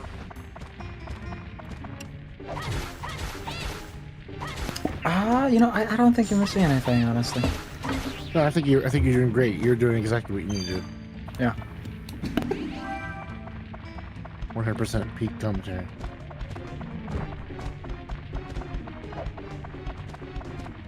Now, I will mention, it has been a few months since I've ran this game, and I do have a checklist that I would normally have on my side, I should say, so that I can quite easily keep track of what items I need. Like, I know the annex room is one of them. I somewhat remember. I'm gonna end up opening all the Atla, and then just YOLOing it. So, because I mean, saying you're fitting into the theme of Dog Pound is scuffed percent is basically how we roll. Yep. So, you'll notice that I'm opening up a bunch of chests as well, and that's because I'm going to need a lot of money. There's also a couple items that I'm looking for. Not specifically in this dungeon, but in the next dungeon there will be... okay, come on. There will be an item that we want. So we're going to be looking for that. If we don't get the item by the end of the dungeon, it's not the end of the world. It's just we have another way to get it. It's just a tad slower, that's all. Now, there's a couple mechanics that we have to keep an eye on. Like I mentioned earlier, there's weapon durability. Now, okay, come on. I suck at the game, apparently. So there's weapon durability. If my weapon breaks, then at that point, I'll only deal 1 damage to enemies until I repaired my blade.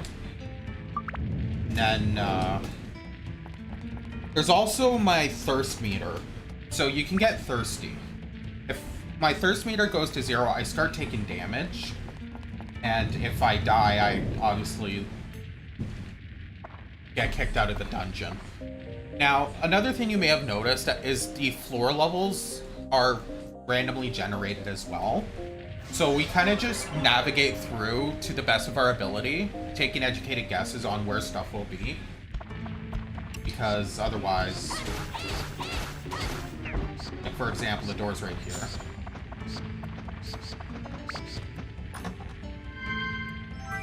Now, the other thing I'm looking for in the chests are items like the repair powder and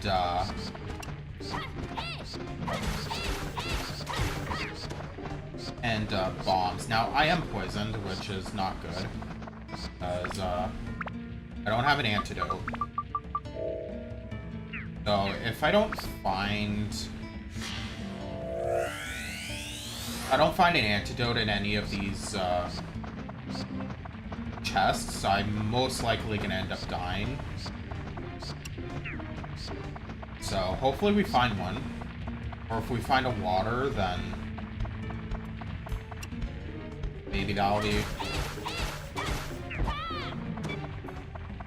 Now you're gonna also notice that if I do end up doing a a jump attack, I'm gonna end up going into my camera, and that just cancels the animation a little bit quicker. So for Uton percent, like I said, it is just more of a showcase style run. Hey, let's go. Antidote. And I forgot where I was going with that. Antidote, kinda.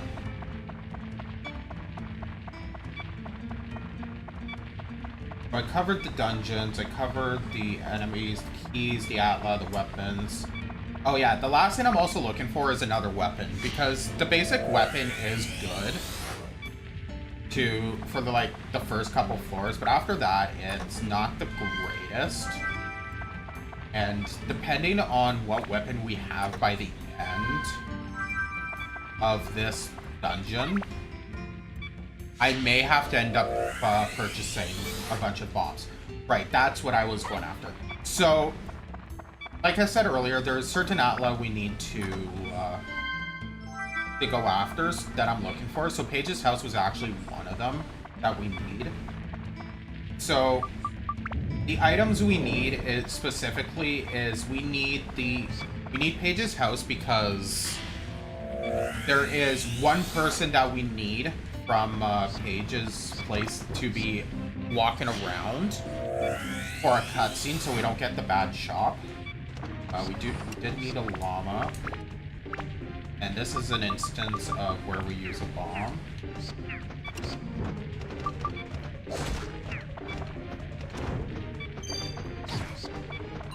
Of course.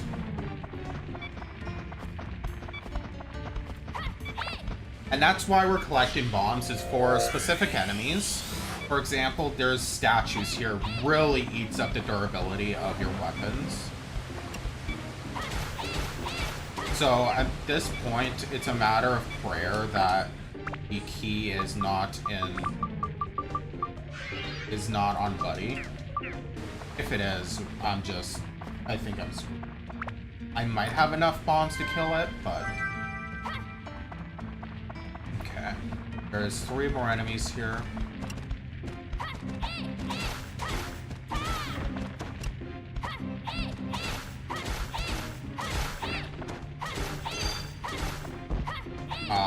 I heard the... Okay. I think we have enough bombs. As long as I don't miss. Okay, yeah, no, that was... Okay, so we have bread. We don't have an antidote. Which is not good again. So, what I'm gonna do here, and that's one of the nice things about the early game of Dark Cloud, is...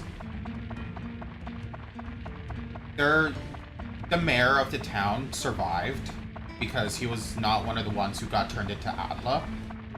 So he actually gives us free supplies until we're able to get the shop open. I have a knack for just running into enemies. So we're gonna go claim those free supplies right now because we don't have an extra repair powder. So we don't have an extra repair powder and we're currently poisoned, so leaving the dungeon will clear our poison and we will get another antidote. Water, and since we have a bread, we won't get another bread. But this would probably be a good time to talk about anything. So yeah, we don't have any more donations at the moment, but once again, if you do want to donate, !donate in the chat will give you the donation link. And you can do !socials for our socials. And I want to give a thank you to everyone who has been watching through the stream, everyone who's been working on it. Matt has put a lot of his own work in behind the scenes, trying to keep everything running. He's been doing tech for every single stream. So let's just give him a huge hand, because without him, this would not be possible. Thank you. As well as Frost Scale, Fuzzy, Whooper gave us more art to work with. And just thank you all for being here to support and being so generous. And meta for starting all this. Yeah, meta for kicking all this off, what, 6 years ago? 7? 6 years ago. 2018. I think so, right? 20. Was it 2018 or 2019? 2018. Okay. So 7. 7 years ago. I think it's 2018. Might be 29. Pretty sure. I can go look. Let me take a look. If you want to go look, that'd probably be the best. It's 2019. I have our about page pulled up. Oh, okay. We can pretend it started in 2018. Just out of here. The discussion was made in 2018.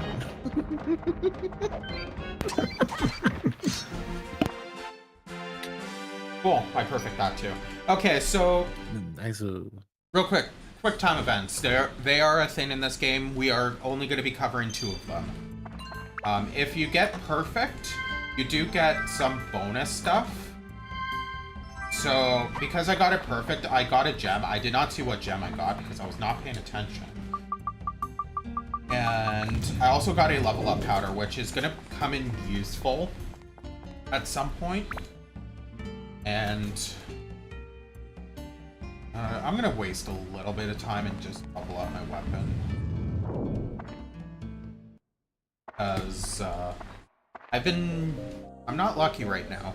I was kind of hoping for at least any sort of weapon on the first 3 floors. But what can you do? What are you doing? You're making a lot of noise back there. So another mechanic that's in the game that you won't see too much in the speedruns, but I'm just doing here because if I don't get another weapon, I do want the extra durability that you get from just doing it. Ow. Yeah. So ideally, like, we would have a weapon by now because this is where a lot of the bigger enemies start to spawn. Like more statues, more statue dogs. And having a good way to deal with them is good.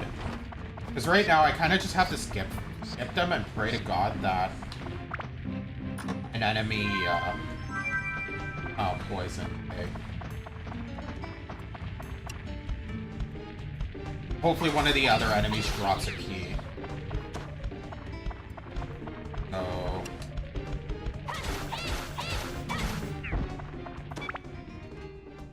yeah, so there is a weapon tier list, so there are certain weapons that we're looking for. And there's certain weapons that are almost as good as the dagger. So I'm praying for a few weapons. I don't know the names of them off the top of my head, but I do know roughly which ones they are. So we'll see if it comes up, and hopefully it is also not a mimic, because I forget what floor exactly, but there is a guaranteed mimic on one of these floors. That's a weapon chest. So that is a good healing item. And now I'm gonna backtrack a little bit. When I was when Gojo was talking, I was collecting the other stuff from the mayor. I actually went out of my way to pick up a couple items around. The first one was a worm, and that's just gonna be for selling later because that's a good 200 gold. Pike, I think, is one of the people. So it's 200 gold. But the other thing that I got is a gorge. Okay, please be nice to me.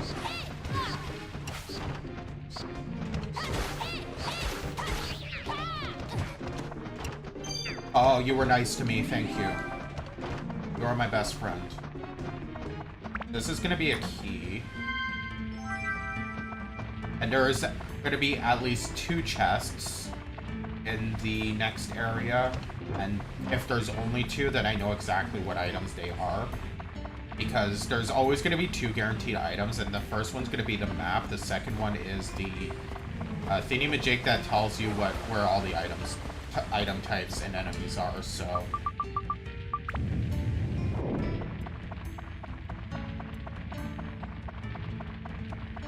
Okay, there's just simply 2 outlet here. I must have missed a couple chests. Candy box we don't need. Basically, we're just trying to get all the specific items before... Okay. Do I have... No, I don't. Okay. I was just doing a quick item check here because... depending on what I have, I was going to try to see if I can fill everything out, because if I could, then I can stop getting Atla. But unfortunately, I am still missing the old Gaffer's buggy. So, opening of the Atla will continue. You know what? I know where, hopefully there's not more Atla over there. I wasn't counting how many Atla I was opening. There is a maximum of 8 Atla per floor, but there could be as low as like 3. It's semi-RNG. Obviously, the first and second floor, there is guaranteed at least 7 on the first floor and 3 on the second. Because those, like I said earlier, those are static. But otherwise, that's the floor.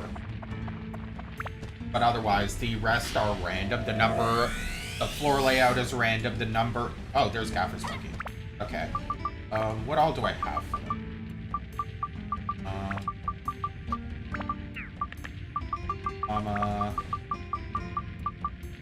Old Gaffer. I have the lamp. Page's house. I have the supplies. I still need a sign for the buggy.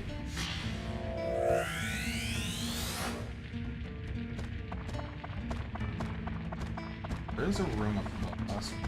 Hi, friend.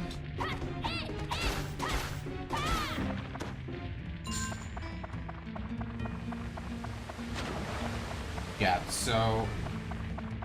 ideally, the sooner we can get the shop open, the better, because... the mayor will only give you a set number of supplies, and he will only refill that set number of supplies. He will not give you more, so I can't just spam talk to the mayor, and he would give me infinite stuff. That would be a bloody dream, but it's not, so... getting the shop allows us to just spam a bunch of items. So for example, if I want to get a bunch of repair powders, I would be able to buy a bunch of repair powders. Now, with the old Gaffer's buggy, each place has an event when you fully build out the place. And the old Gaffer's event actually changes depending on if a certain NPC named Pike is roaming around or not. Because if the NPC Pike is roaming around when you do the old Gaffer's event, he will actually help out the old Gaffer, and you'll get access to the full shop. Unlike if he's not roaming around, then at that point the old Gaffer will try to do it himself, injure himself, and then you won't get access to the full shop, which is a run killer. Because one of the most important items, or one of the more important items in the run is he sells. So wait, I have the key. Why am I killing?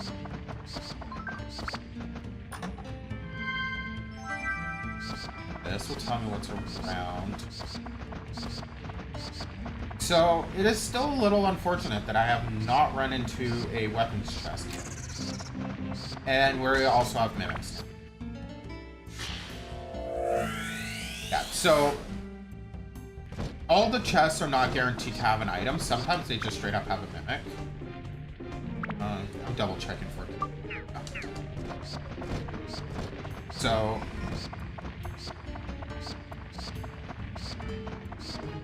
sometimes, like, I'll see a dot on the map, I'll go to it thinking it's an item, and then next thing you know, oh, would you look at that, it's a mimic. And mimics also don't do too hot against your weapons, so ideally, if I can avoid killing a mimic, I'll do so. Now, one thing I will point out when I bomb an enemy, they have a chance to drop a stone of some sort. So, and those stones sell for, or augments, I guess I should call them. The augments sell for 300 each, which is nice. So if I could bomb an enemy, that's really good. And we're actually gonna, if I don't get a good weapon, you're gonna notice that I'm gonna be starting to bomb a lot of enemies, because it is quicker for me to bomb an enemy than it is to kill them with my little ass dagger. Oh.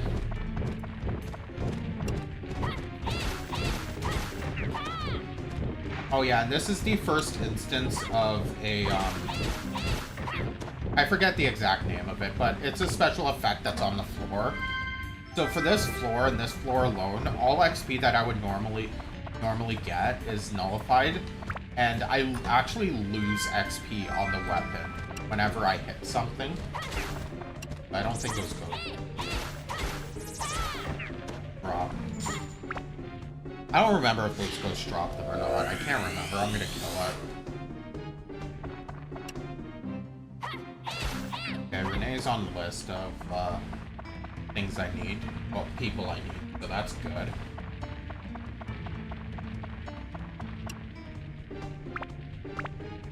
Have a bomb. Use the bomb.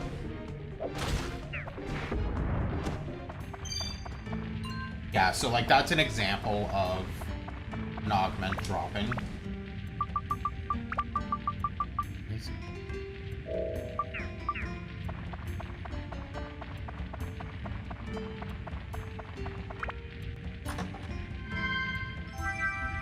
Ooh, bread.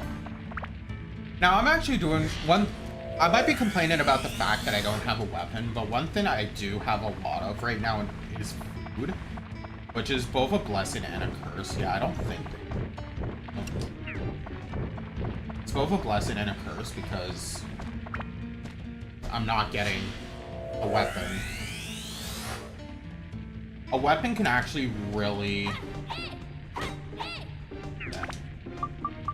At this stage, I'm gonna do something I should have done a while ago. So I got an emerald, which is bad.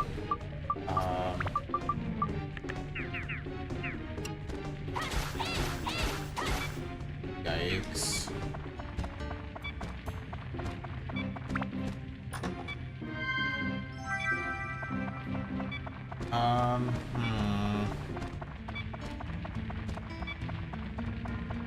Yeah, I forgot how little damage.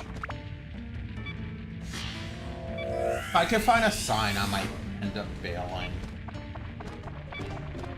Because I think I have everything else, I just need the sign.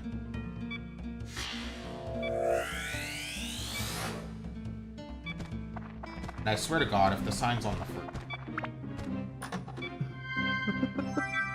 It has happened where sometimes, like...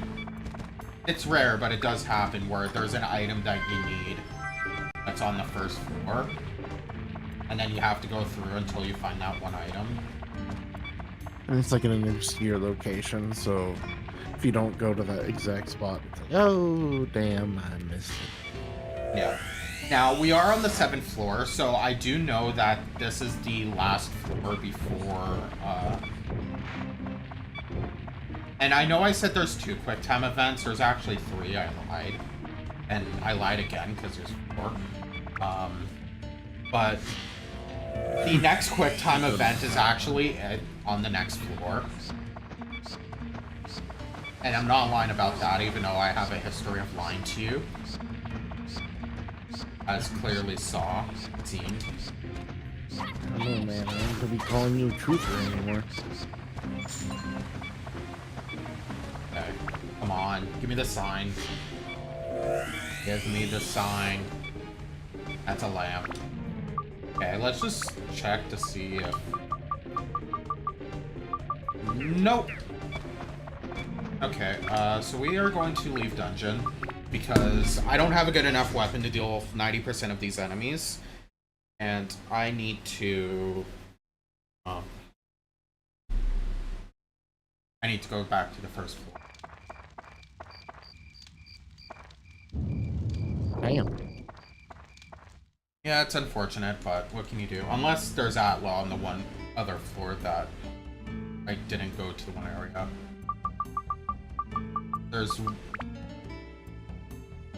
It is probably going to be a tad quicker for me to look for the Atlaw on the 5th floor than it is to go through all the Atlaw on the 1st, so... There's also a better chance of me finding a weapon on the 5th compared to the 1st. So... I'm actually willing to gamble this.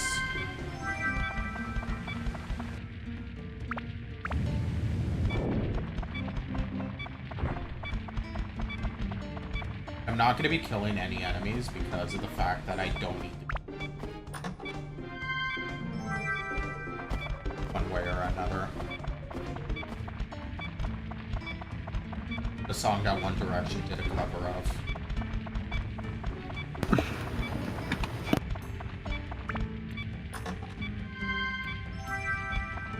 I'm gonna open up all the chests I see because items are always good. At worst, they're just money. And I can get a pretty good picture of what's in the room by just walking into it. Like I just did there, I saw the enemies, so I knew that there was no chest in there. Now, if you're wondering how I'm turning, even though, like, I have both of my Joy-Cons in a specific direction, I probably could have mentioned that earlier. But, I'm actually using the bumpers, because when you use the bumper, it actually turns the camera. So, I'm using the camera turning ability. Okay, this game really doesn't want to give me a weapon, huh? Yay, we're going to the 1st floor.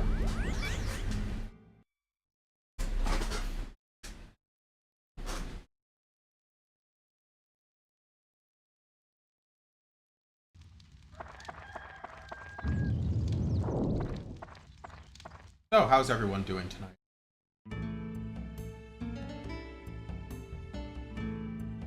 I'm doing alright. Yeah. I had a headache a little earlier during the break, but it's gone away now. That's good.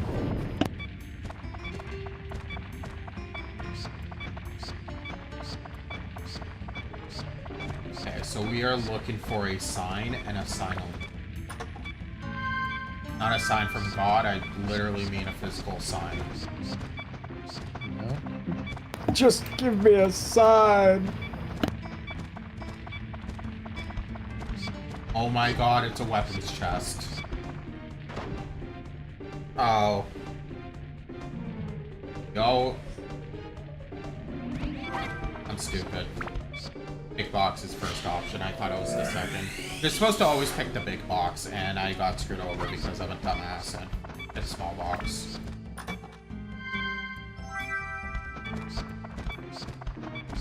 Oh.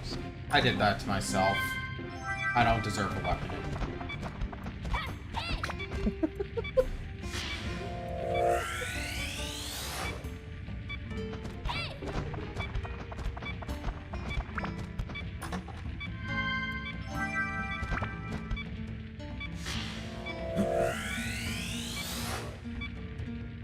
Yeah, so a lot of these items are predetermined, like I mentioned.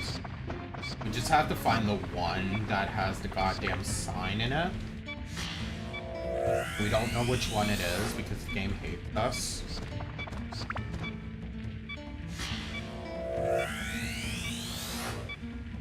There it is. So now we have everything we need to move on past the 8th floor because we actually need a set amount of buildings and items first. So technically, story progression wise, we only need our house, but like I said earlier, like having the shop is a must-have. Our house and then old Gaffer's buggy. Talk to him. Tell me how to rebuild. So I will need to speak to Renee and the old Gaffer here just to know what they want. And then I'm gonna get called a dumbass by my mother and be like, well, why didn't, like, you should know that it's this and this. But it would also help if I actually, you know, but my mother. Yeah. House.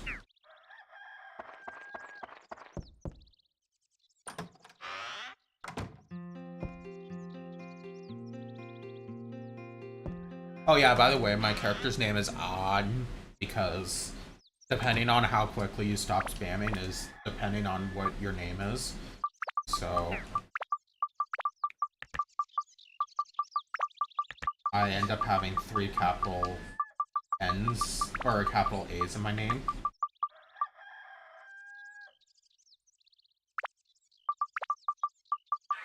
And before we Page's house is down in Pike.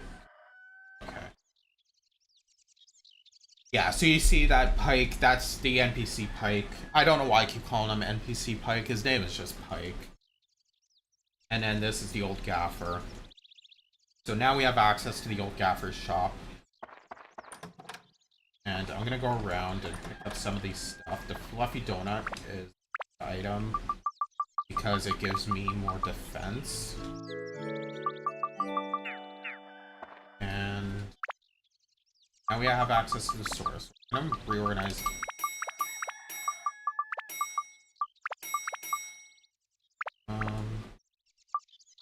And in powder, yeah, I want to keep that for now. And all of these stones that we have, or sorry, we sell them for 150. What was I saying?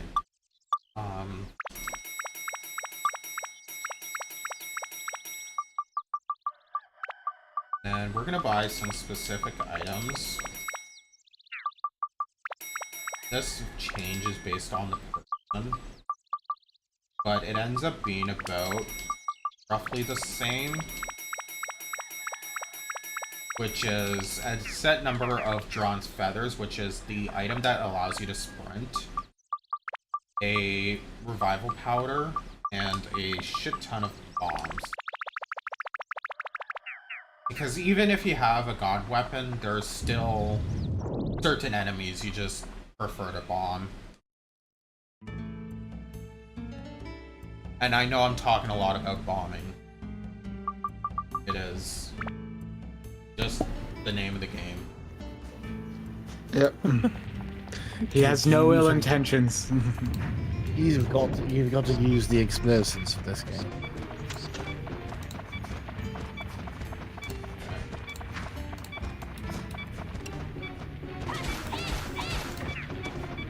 Now I am watching my weapon's durability very closely because the closer I can get it to 0 without breaking it, the better, because it means I get more value out of my repair powder.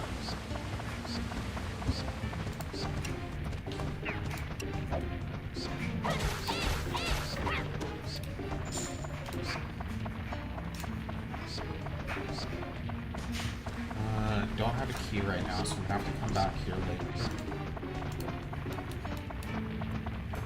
Now, there is one other item you've probably noticed that I've been somewhat ignoring at the moment, and that's the Gorge, and that's because it increased... Okay, there's some mimics in this room. There's, it actually increases the maximum amount of water you can have. Treasure key, let's go. All that. It bats. I missed. Yeah, you also have an inventory limit. And you can't pick up the key if your inventory is full. Which, speaking of inventory being full, I'm also gonna use this even though I was holding on to it. Because when you use it, it restores all your water as well. So I was kind of holding on to it as like an extra water, but now that I'm able to purchase water, probably just for the best that I use it. We're gonna have a long ass cutscene here. This is friend who becomes no longer friend because he he becomes possessed.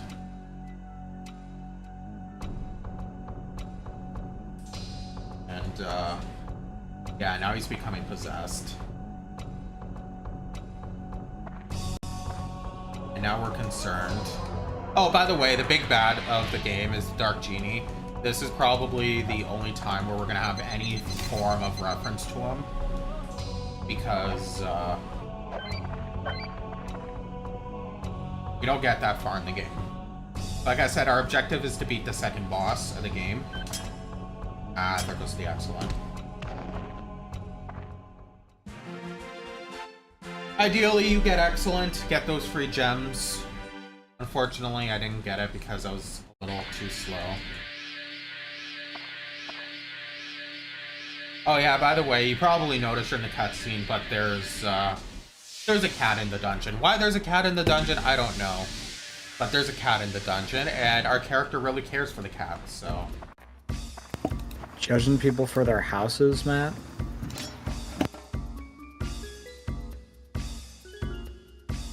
I wasn't judging, I just said I don't know why there's a cat in the dungeon. Fair, I suppose. It was the tone. You made it sound like you didn't like the cat being in the dungeon. Oh, the dungeon ain't safe. So anyway... Safe enough for the cat. Anyway, so he gives us a potion, and the cat is very thankful to us that we saved their life, because the beam would have hit the cat otherwise, and then they get zapped and get turned into lava. Why this happens? I don't know.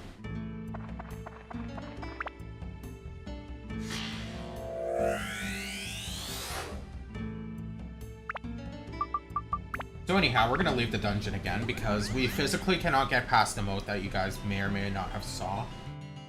Because there's a special ability that we need that we don't have right now.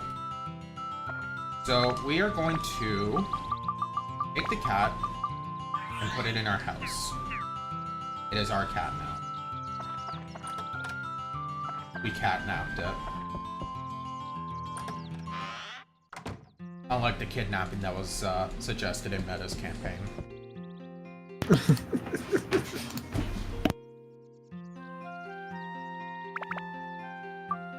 So, the cat's name is going to be Ow, because of spamming. Xiao, it's the name of the character. And trust me, I don't know the name of our character half the time. So, he just ends up being On, because that's what he ends up being called. Because I spammed. So, we're going to give this cat the lovely potion that we got. And now the cat's gonna Nico Nico Ni into our lives. Nico Nico Ni.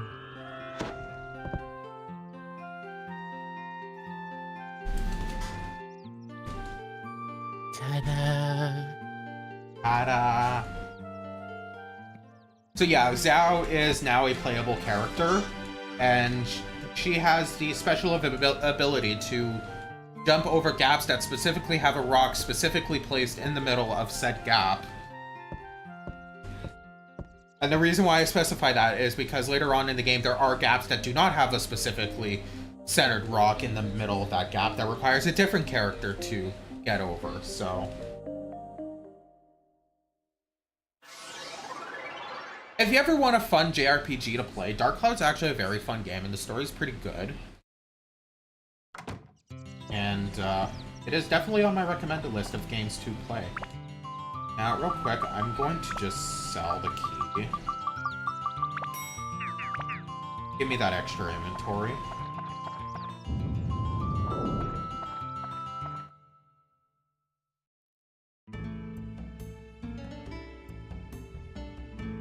And hopefully, if things go as planned, well, if things go our way, we shouldn't have to leave the dungeon until the end. But that would also require us to get at least one weapon. Because otherwise we are going to run out of bombs eventually. So, now that we've unlocked Zhao, she's actually a ranged character, so she has a slingshot that we can use to hit enemies from afar. Fortunately, the slingshot doesn't deal the most damage, so we won't be using her right now. However,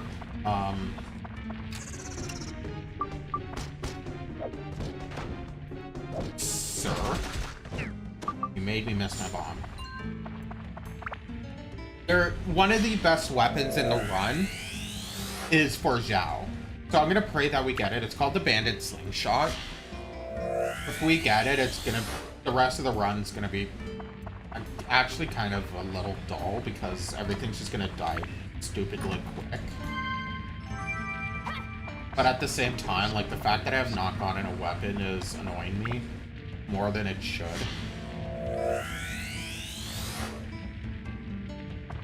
So, in the second half of this dungeon, there's... The Atla in the first half of the dungeon is 100% different than the Atla that we get in the second half of the dungeon. They are... Well, obviously there's going to be similar items like the river, but on the other part, there is... there's only one building we need to fully complete, and that is Dran's Windmill. So we're going to be looking for all of that stuff. Yes, I'm fighting you. Sir. I hit the wrong button targeted, so it's whatever. So we're... Oh. Thank you. I will gladly take that. So we are looking for the Dran's Windmill, Dran's Horn, Dran's Blade, and Torches. I believe is all the items. That is the door. So as soon as we get all of those items, we no longer have to look for Atla. Similar situation in the first one. Unfortunately, we had to go to the first floor, so we had to open all the Atla. But...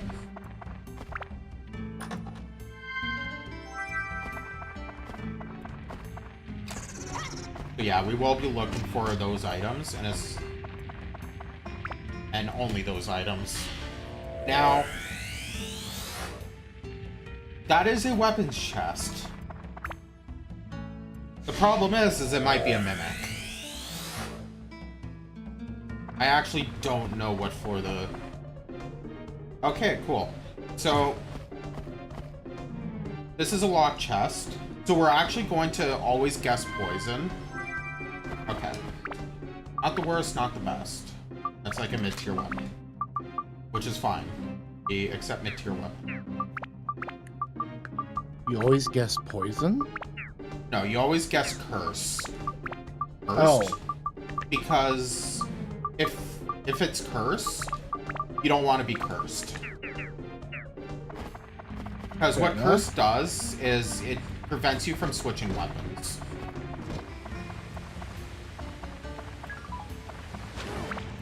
Okay. That was dumb, but whatever. You always got a Gamba. We're going to antidote myself. And it's actually lucky that I got an antidote, because I'm pretty sure I forgot to buy antidote earlier. So... I still have one more. I still have one more antidote, which is good. Now, I am trying to save as many bombs as I can as well, because I believe it's floor 11. We get one of those special condition floors, and that special condition is we can only use Zhao. We cannot use on Mr. On.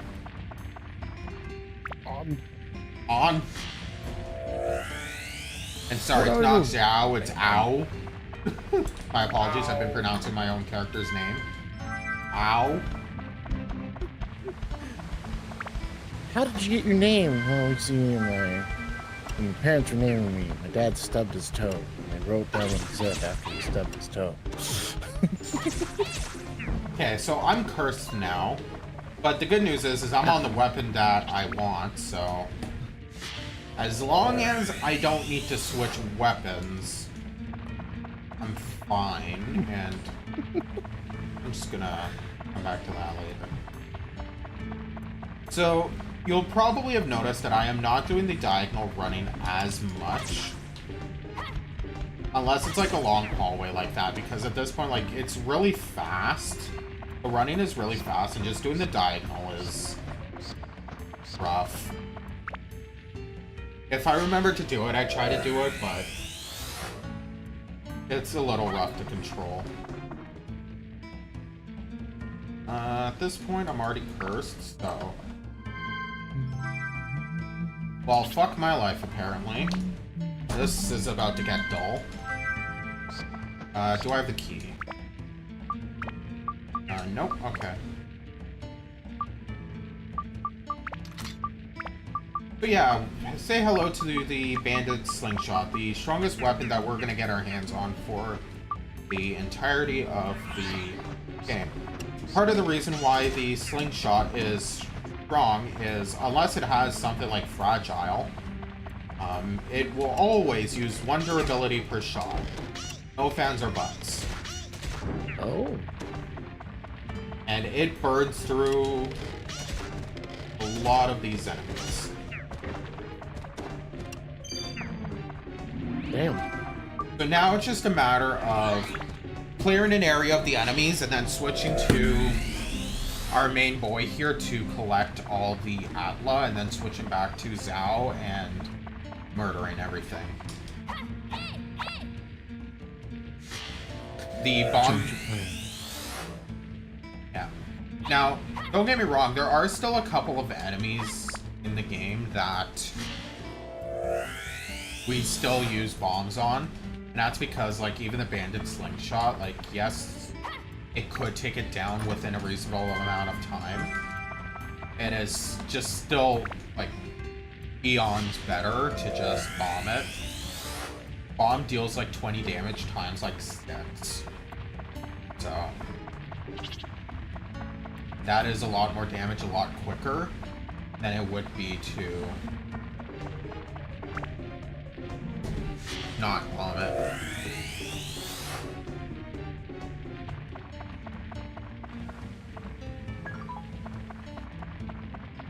But yeah, this is a case of where I'm ignoring a chest, mainly because I know exactly what's in that chest.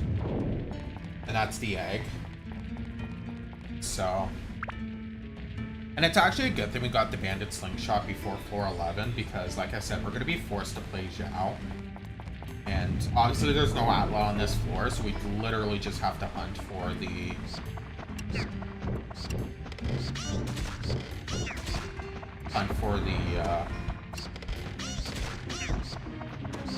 for the key.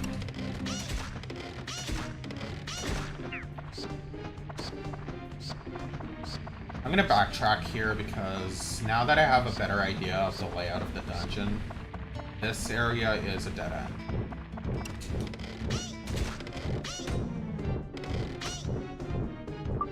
Okay, I'm not putting up with you. So, yeah, and it was a good thing I did. Now that I have the key, I can just move on to the next floor. So, another thing about the slingshot is the damage does decrease the further away you are. So sometimes getting closer to the enemy is better. And if one bandit slingshot wasn't enough, then 2 should be.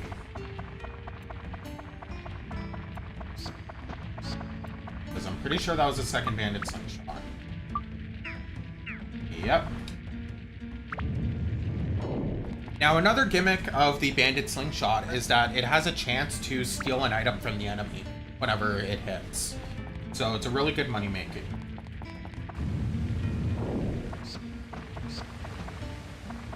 We're gonna go this way. Okay, this one's definitely a mimic.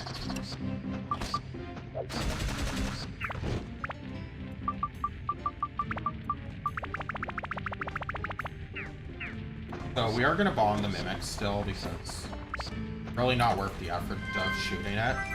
Because the mimics have the ability to... oh.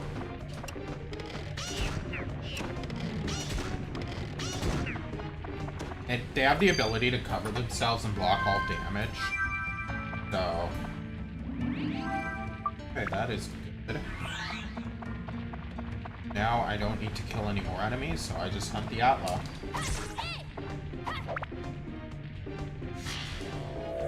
Do we have anything while I run through this dungeon?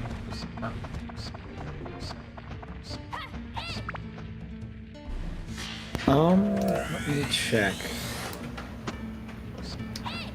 We are still sitting at 857, which, again, an amazing amount. Very, very nice job.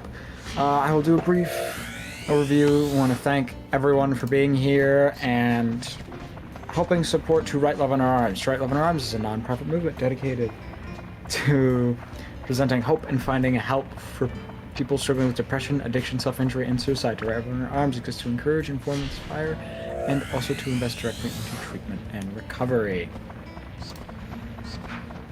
If you want to find out more, you can go to their website. You should be able to type !charity, and then if you want to donate, you can type !donate. And to find out more about us, you can see our socials by typing !socials. We have Twitter, Blue Sky, a Discord, and YouTube.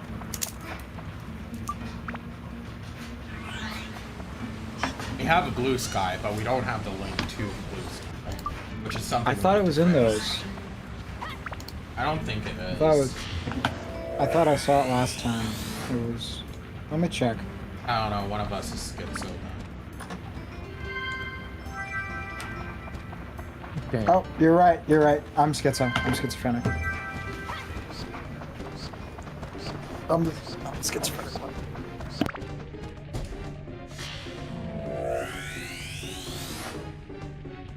Yeah, so I managed to get one of the items that we need, the Grand Horn, which is nice. The egg. Oh, stamina drink, that's huge. That's actually huge. That is going to be useful for the Duran fight. Spoiler, that's the boss of this dungeon. So, that's actually huge. Because stamina basically doubles your damage. So,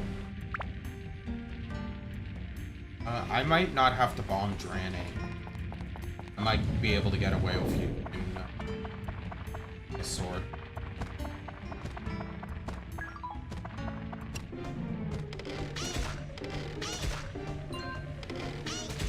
Yeah, here's an example of being able to steal items.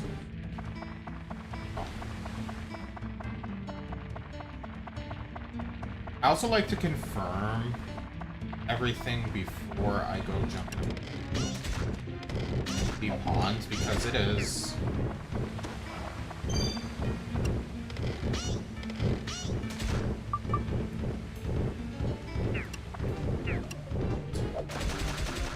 Yeah, so that is one of the enemies that... Like, I know I don't need to be killing things anymore, but... That was just a case of, everyone get the fuck out of my way. But yeah, the dragons is one of the enemies. There's the Duran's win.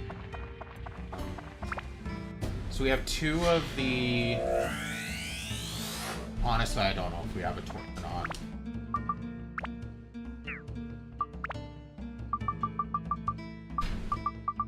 We have a torch? Yes, we have a torch. So we are missing... Oh. Yeah, so we're missing the spine and then a sign.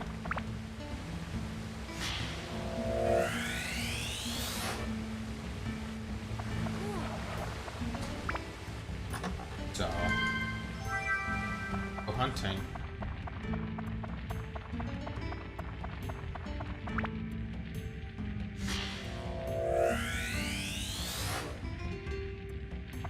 Trying to figure out if there's anything I'm missing, because I feel like I'm missing something.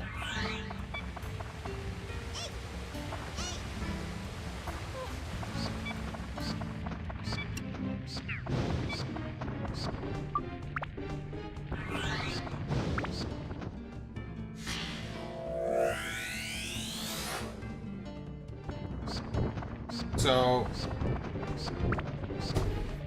Yeah, I feel like I'm missing something, but I can't figure out what it is. But there's the sign.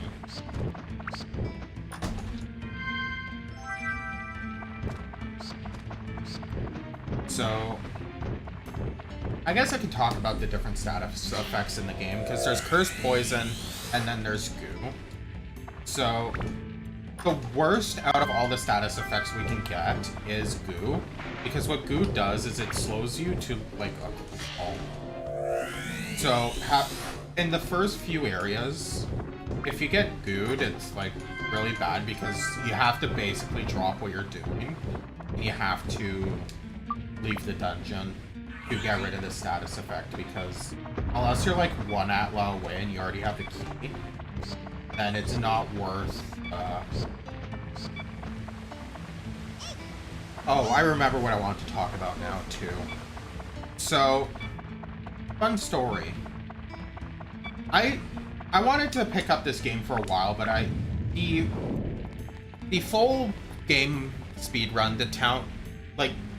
the any percent glitchless and the any percent no major warps are long runs. Like, we're talking, like, on a bad day, 8 hours. So, I always hesitated about picking up this run, and then the any percent is just a credits warp, which I'm not a fan of, personally. I don't like doing credit warps in games, so it's just not my forte. So, when I saw that they were doing a Dran percent speedrun, I'm like, this looks interesting, because I had to double check to make sure what boss it was, and it's not Dran, it's Uton, sorry, it was a Uton percent. A Uton percent tournament. So I'm like, you know what? I'm gonna enter. So I entered the tournament. And it just so happened that the tournament decided to happen during exam period. So... damn. So what ended up happening is, they were pretty chill about it, so... wow, okay. They were pretty chill about it, so I didn't end up doing my runs until after I finished all my exams, which was pretty cool. But the thing is I still hadn't done a speed run of the game. So I ended up going into that first round, never... oh, I need to find... never have doing a speed run before. So, needless to say, it was a double elimination tournament.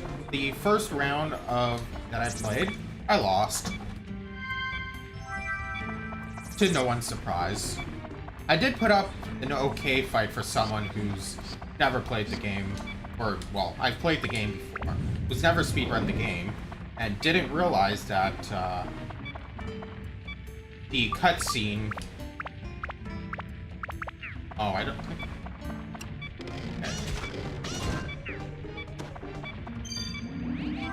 The, shop cutscene was based on on Pike being out or not, so I didn't know that, so I ended up getting the bad ending for the shop cutscene, which meant that I did not have a Dran's Feather, and I had to run that entire, tried to do as much as I could without Dran's Feather.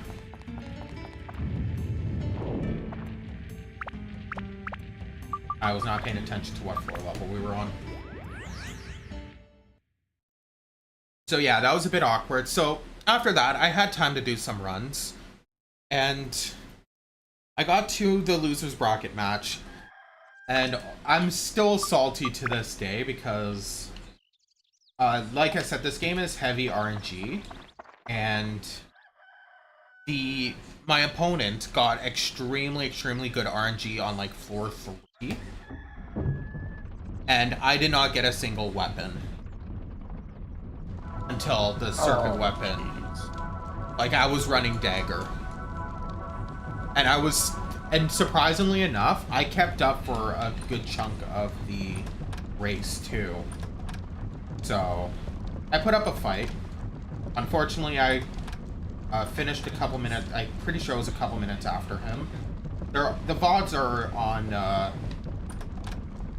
think Speedrun Live, I think it's where we did it. I don't know, the VODs are out there somewhere. But since then, I've done a few more runs. I still don't have a sub 2 hour time, which is something I do want to push for one day. But it's not high on my priority list because of the fact that Gestalt's Demon Cinder has my attention. So that's equipped. We're gonna put this on hotbar.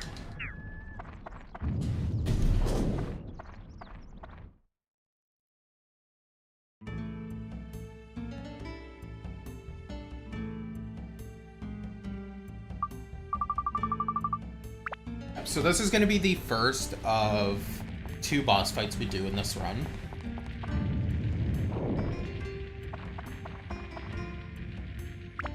And it requires us to have the key. Oh, yeah.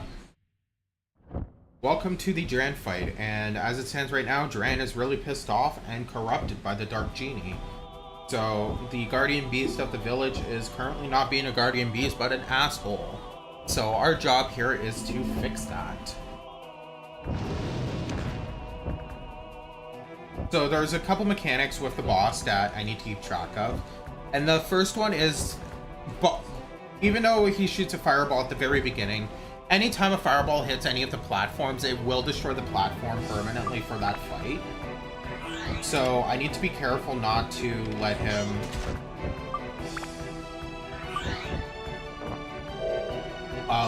do that.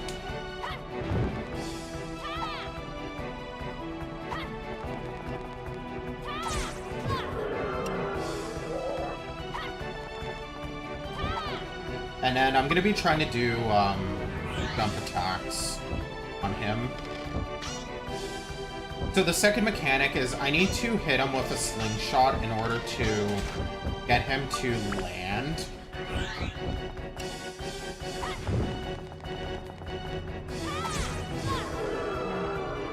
And then if I'm too close, I will get hit, which sucks.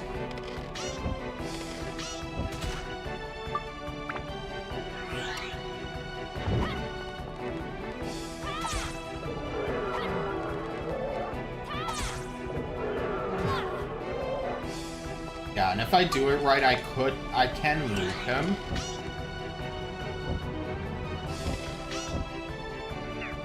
Okay, I thought that was hitting. Oh, I got lucky there. The fireball hit me, not...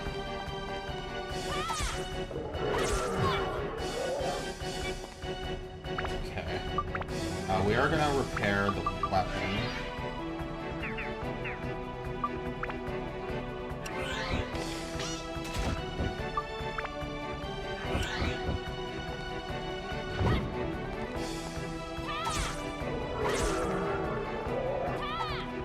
Ah, I didn't get the hit there, that sucks.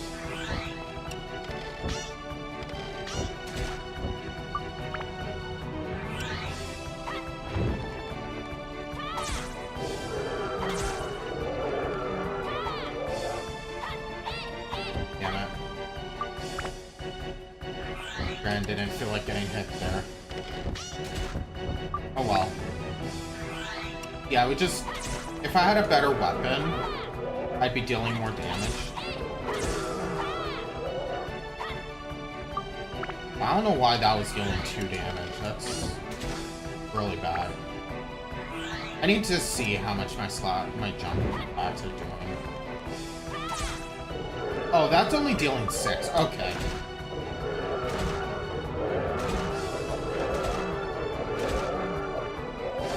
We're switching the bombs. I was not paying attention to how much damage I was doing. So that's my own fault. That would have been a really long drain fight otherwise. Good thing I noticed sooner than later.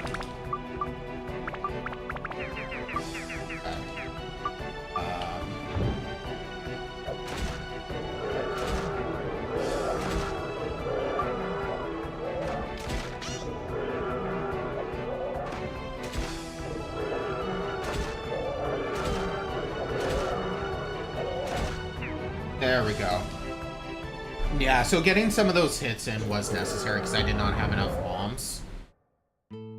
But still, a 111 split, it could be better. I need to get some water in my system. My throat is hating me.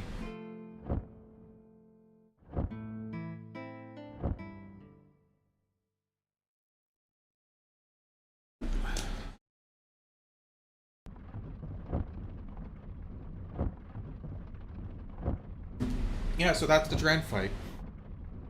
And that is half of the run. So now we have one more dungeon, and the objectives are similar. We have to unlock specific buildings and do specific stuff to meet certain conditions. But now the second dungeon is a lot more annoying.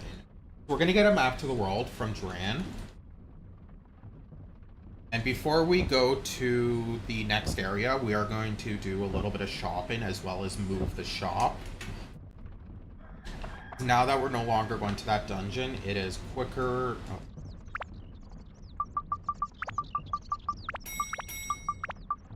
So we get rid of some of the stuff we don't need. And we...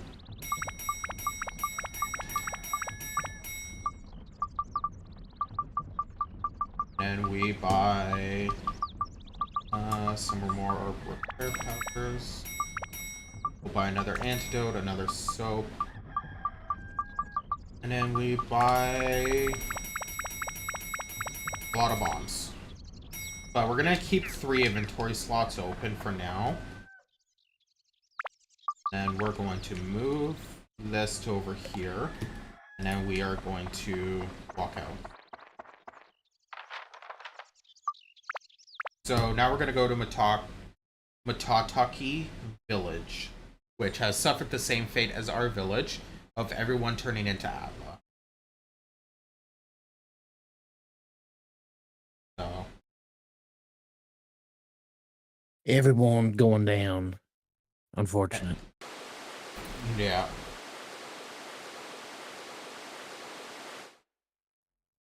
So there's nothing here other than a waterfall with a closed gate and a bit of an empty lake. And we'll notice that there is a person. Who is that person, you might wonder? Well, who could it be now? Why did I do that? Yeah, let's go find out. Let's go see who this person is. Who could it be now? Dun, dun, dun, dun, dun, dun, dun. He's mad at us for some reason. Why, I don't know, because I'm mashing A through all the...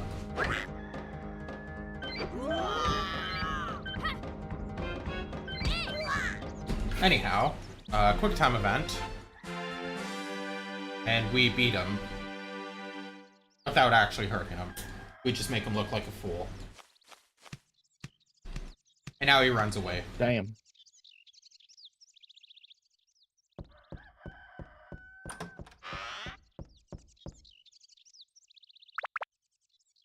So his name is now Arrow, because, spamming. I'm getting better. He has 2 remaining letters. Mind you, Zhao has 2 remaining letters. It just so happens that the 3rd letter in their name is an A, so...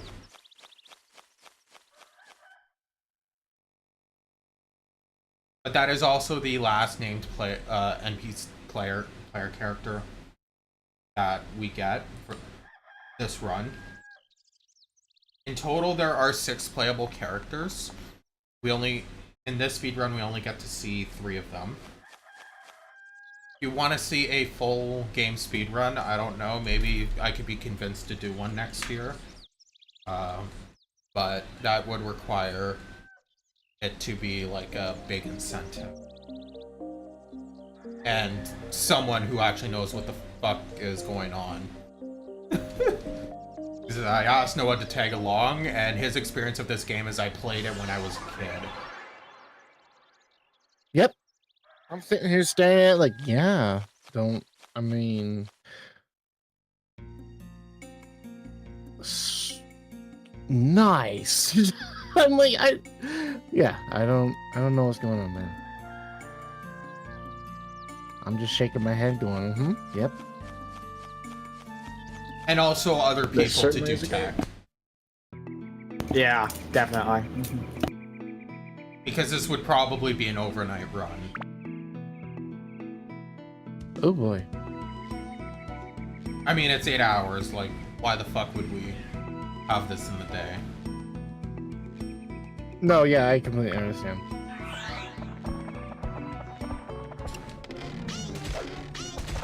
Welcome to the forest, where everything hates us. So, there's a specific gimmick with this dungeon that I should probably talk about. And it is the only dungeon that does this, and I fucking hate this dungeon for it. You might think, oh, that looks like the key. That's a 1 in 3 chance that's the key, because there are 3 different keys. Oh. And unfortunately, because I'm playing on the English version, once you move on to the next floor, you lose all 3 keys. So no matter what, even if I get all 3 keys, like, it's only a 1 in 3 chance, only one of them is useful, and beyond that, like... And then after that, I lose all the keys. Now, in the JP version of this game, it is a little bit quicker, because you do get to keep whatever keys you have left. So, you can, if you get the right one, if you guess the right one on first try, you get to bring the other 2 keys with you to the next floor, and that makes it a little bit quicker, because you only have to hunt for 1 key at that point. But devs decided to be jerks and not give that to the English game.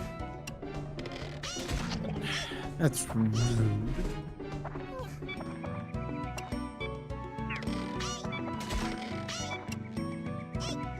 Okay, yeah, this enemy is in a very awkward spot because I'm trying to kill it, and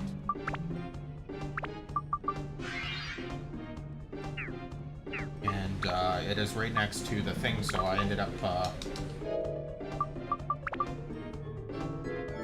hopping over again, so...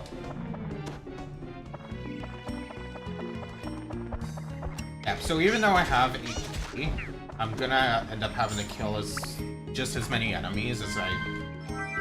Okay, so I mentioned earlier that there was a specific item we needed to enter the last boss fight. I actually just got that item. That was the sundew. I was gonna talk about it a little bit later, but since I ended up pulling it, might as well talk about it now. So there are 2 items that we need to get to the final fight. And the first one is the Stardew, which is an item that you can get in the dungeon randomly, but you can also one of the houses, once it's completed, will have a chest with that item. So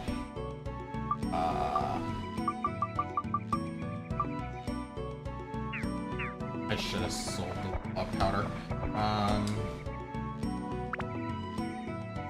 We're gonna try to guess the door. Okay, so we don't need the 3rd key. That's good, because I don't have the inventory for it. I'm gonna have to ditch a couple bombs. I really shouldn't be opening this chest, but mistakes are always bound to be made.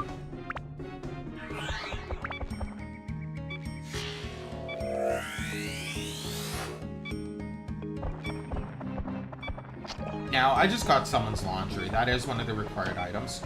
So, there are 3 requirements for this dungeon in entirety. I need to get a certain amount of river tiles because I need to connect the waterfall to the tree in order to revive the tree. And then I also need the annex house, I believe it's called. There's 2 houses that I need. And all their items, and the laundry is actually one of them that I need. So.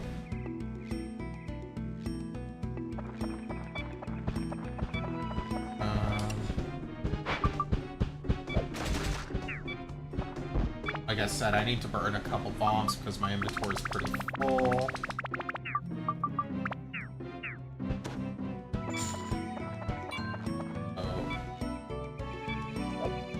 That was not on purpose. Are you sure? I am 100% sure. Okay. I was trying to use a feather and accidentally threw a bomb.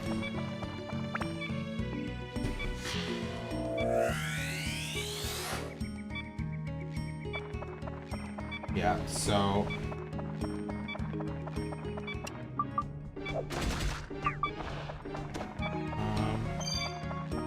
that's one of the key... No, that's... When I hear that noise, it's just like... my brain automatically goes, ooh, key, even though it's not always a key. So a majority of the items that we need... the mushroom house is actually one of the items we need. A majority of the items that we need are in the first half of the dungeon. And then the last 3 items are in the second half of the dungeon. So... we're gonna try to find those if we can.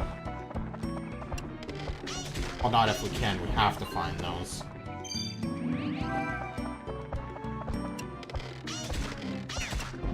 And we're gonna go back to using the bandit slingshot because, broken, and we've cleared up some inventory space now, so...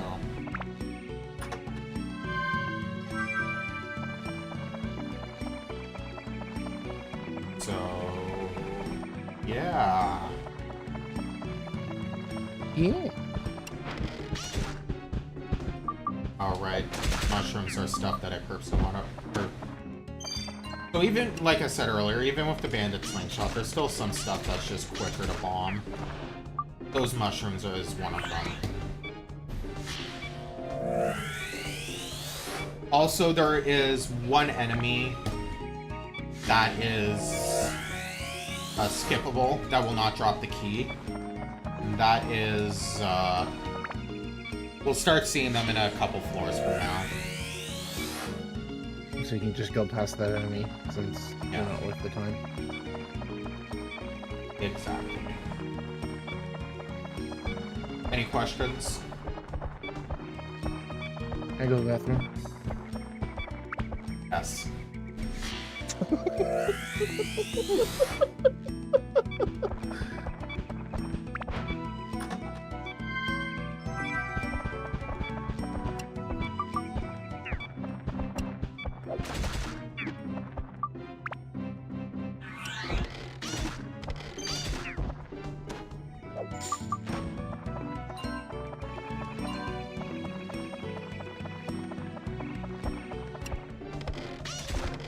Watch me already have all 3 keys. I'm just killing these guys for no reason. It happens. Nope. I'm gonna try that key first, because if that key is the key, then I did the right thing. But if it's not the key, then I'm gonna be sad.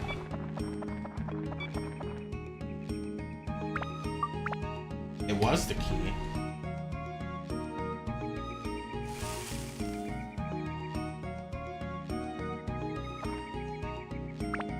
So there will be a Zhao floor that comes up. I believe it's floor 4 that it's on.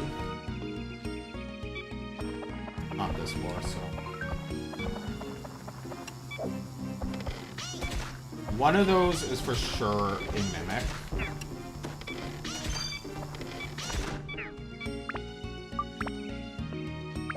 And if neither one of those are a mimic, I'll be impressed.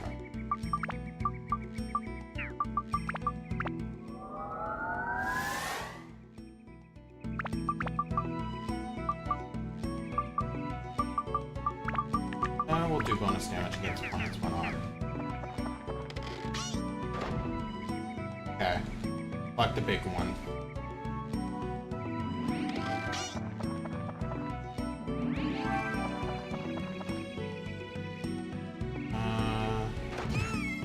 Oh. So there is a trick against the explosive ones where... Sure, let's... In case I break the first two, I guess I have a third bandit slingshot.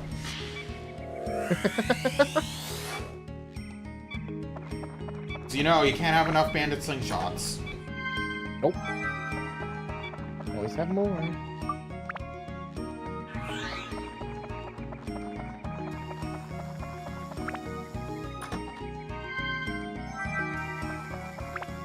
I should probably heal. I'm probably making someone nervous out there.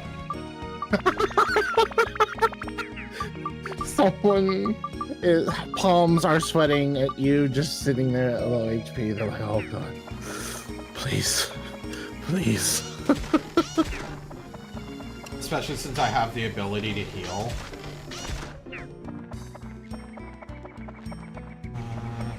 Okay, real quick, we're gonna go deal with these guys.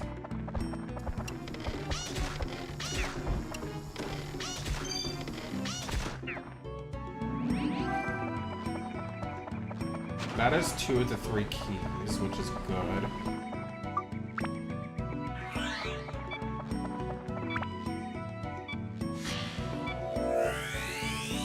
Now, I guess I could talk about... I haven't talked about it yet. There are some areas that have just a pool of water that you can go in, and that completely refills both your HP and your water meter, so...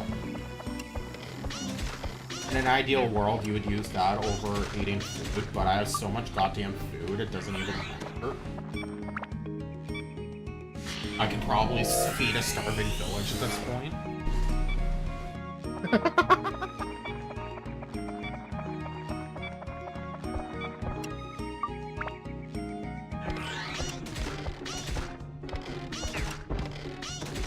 Nobody has to go hungry. Okay, so we have all 3 keys now, so we can stop killing things.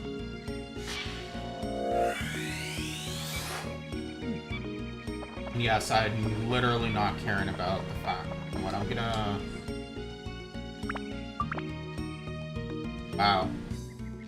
That was a 1 in 3 guess.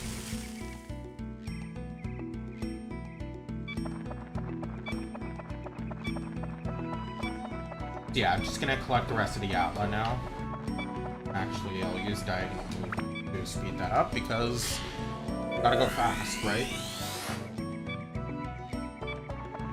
You got to go fast. Yes, indeed you do. So what's nice is I am on pace to be within the 2.5 hour mark, which is good, despite the shitty start. Because, like, to be honest, like, my worst run in a while was above 230, so like I didn't account for the worst case scenario, I just accounted for it to be bad. But having the bandit slingshot really sped things up.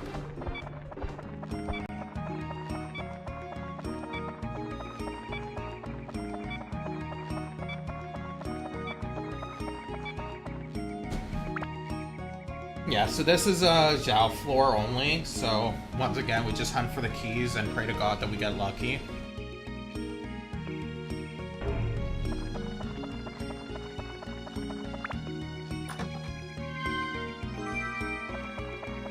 That's a huge help.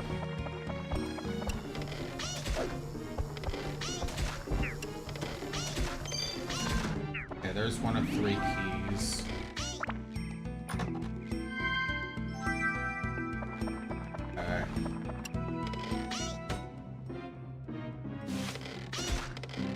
Stupid annoying prickly plant. Yeah, I have the death powder in my inventory because even though the likelihood of me dying is slim outside of the final boss, which it becomes like a 50-50. This is how bad I am at the game sometimes.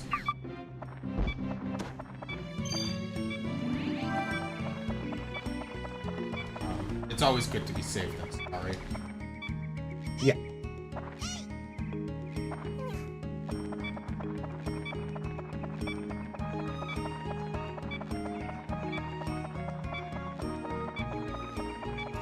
And it's just the Super Metroid that's after me. Yes, we just have Super Metroid after this. Keep in mind, guys, if you guys want to kill the animals, better start donating now. 'Cause, Yeah. Save is winning by a landslide. We just need a really wealthy animal hater.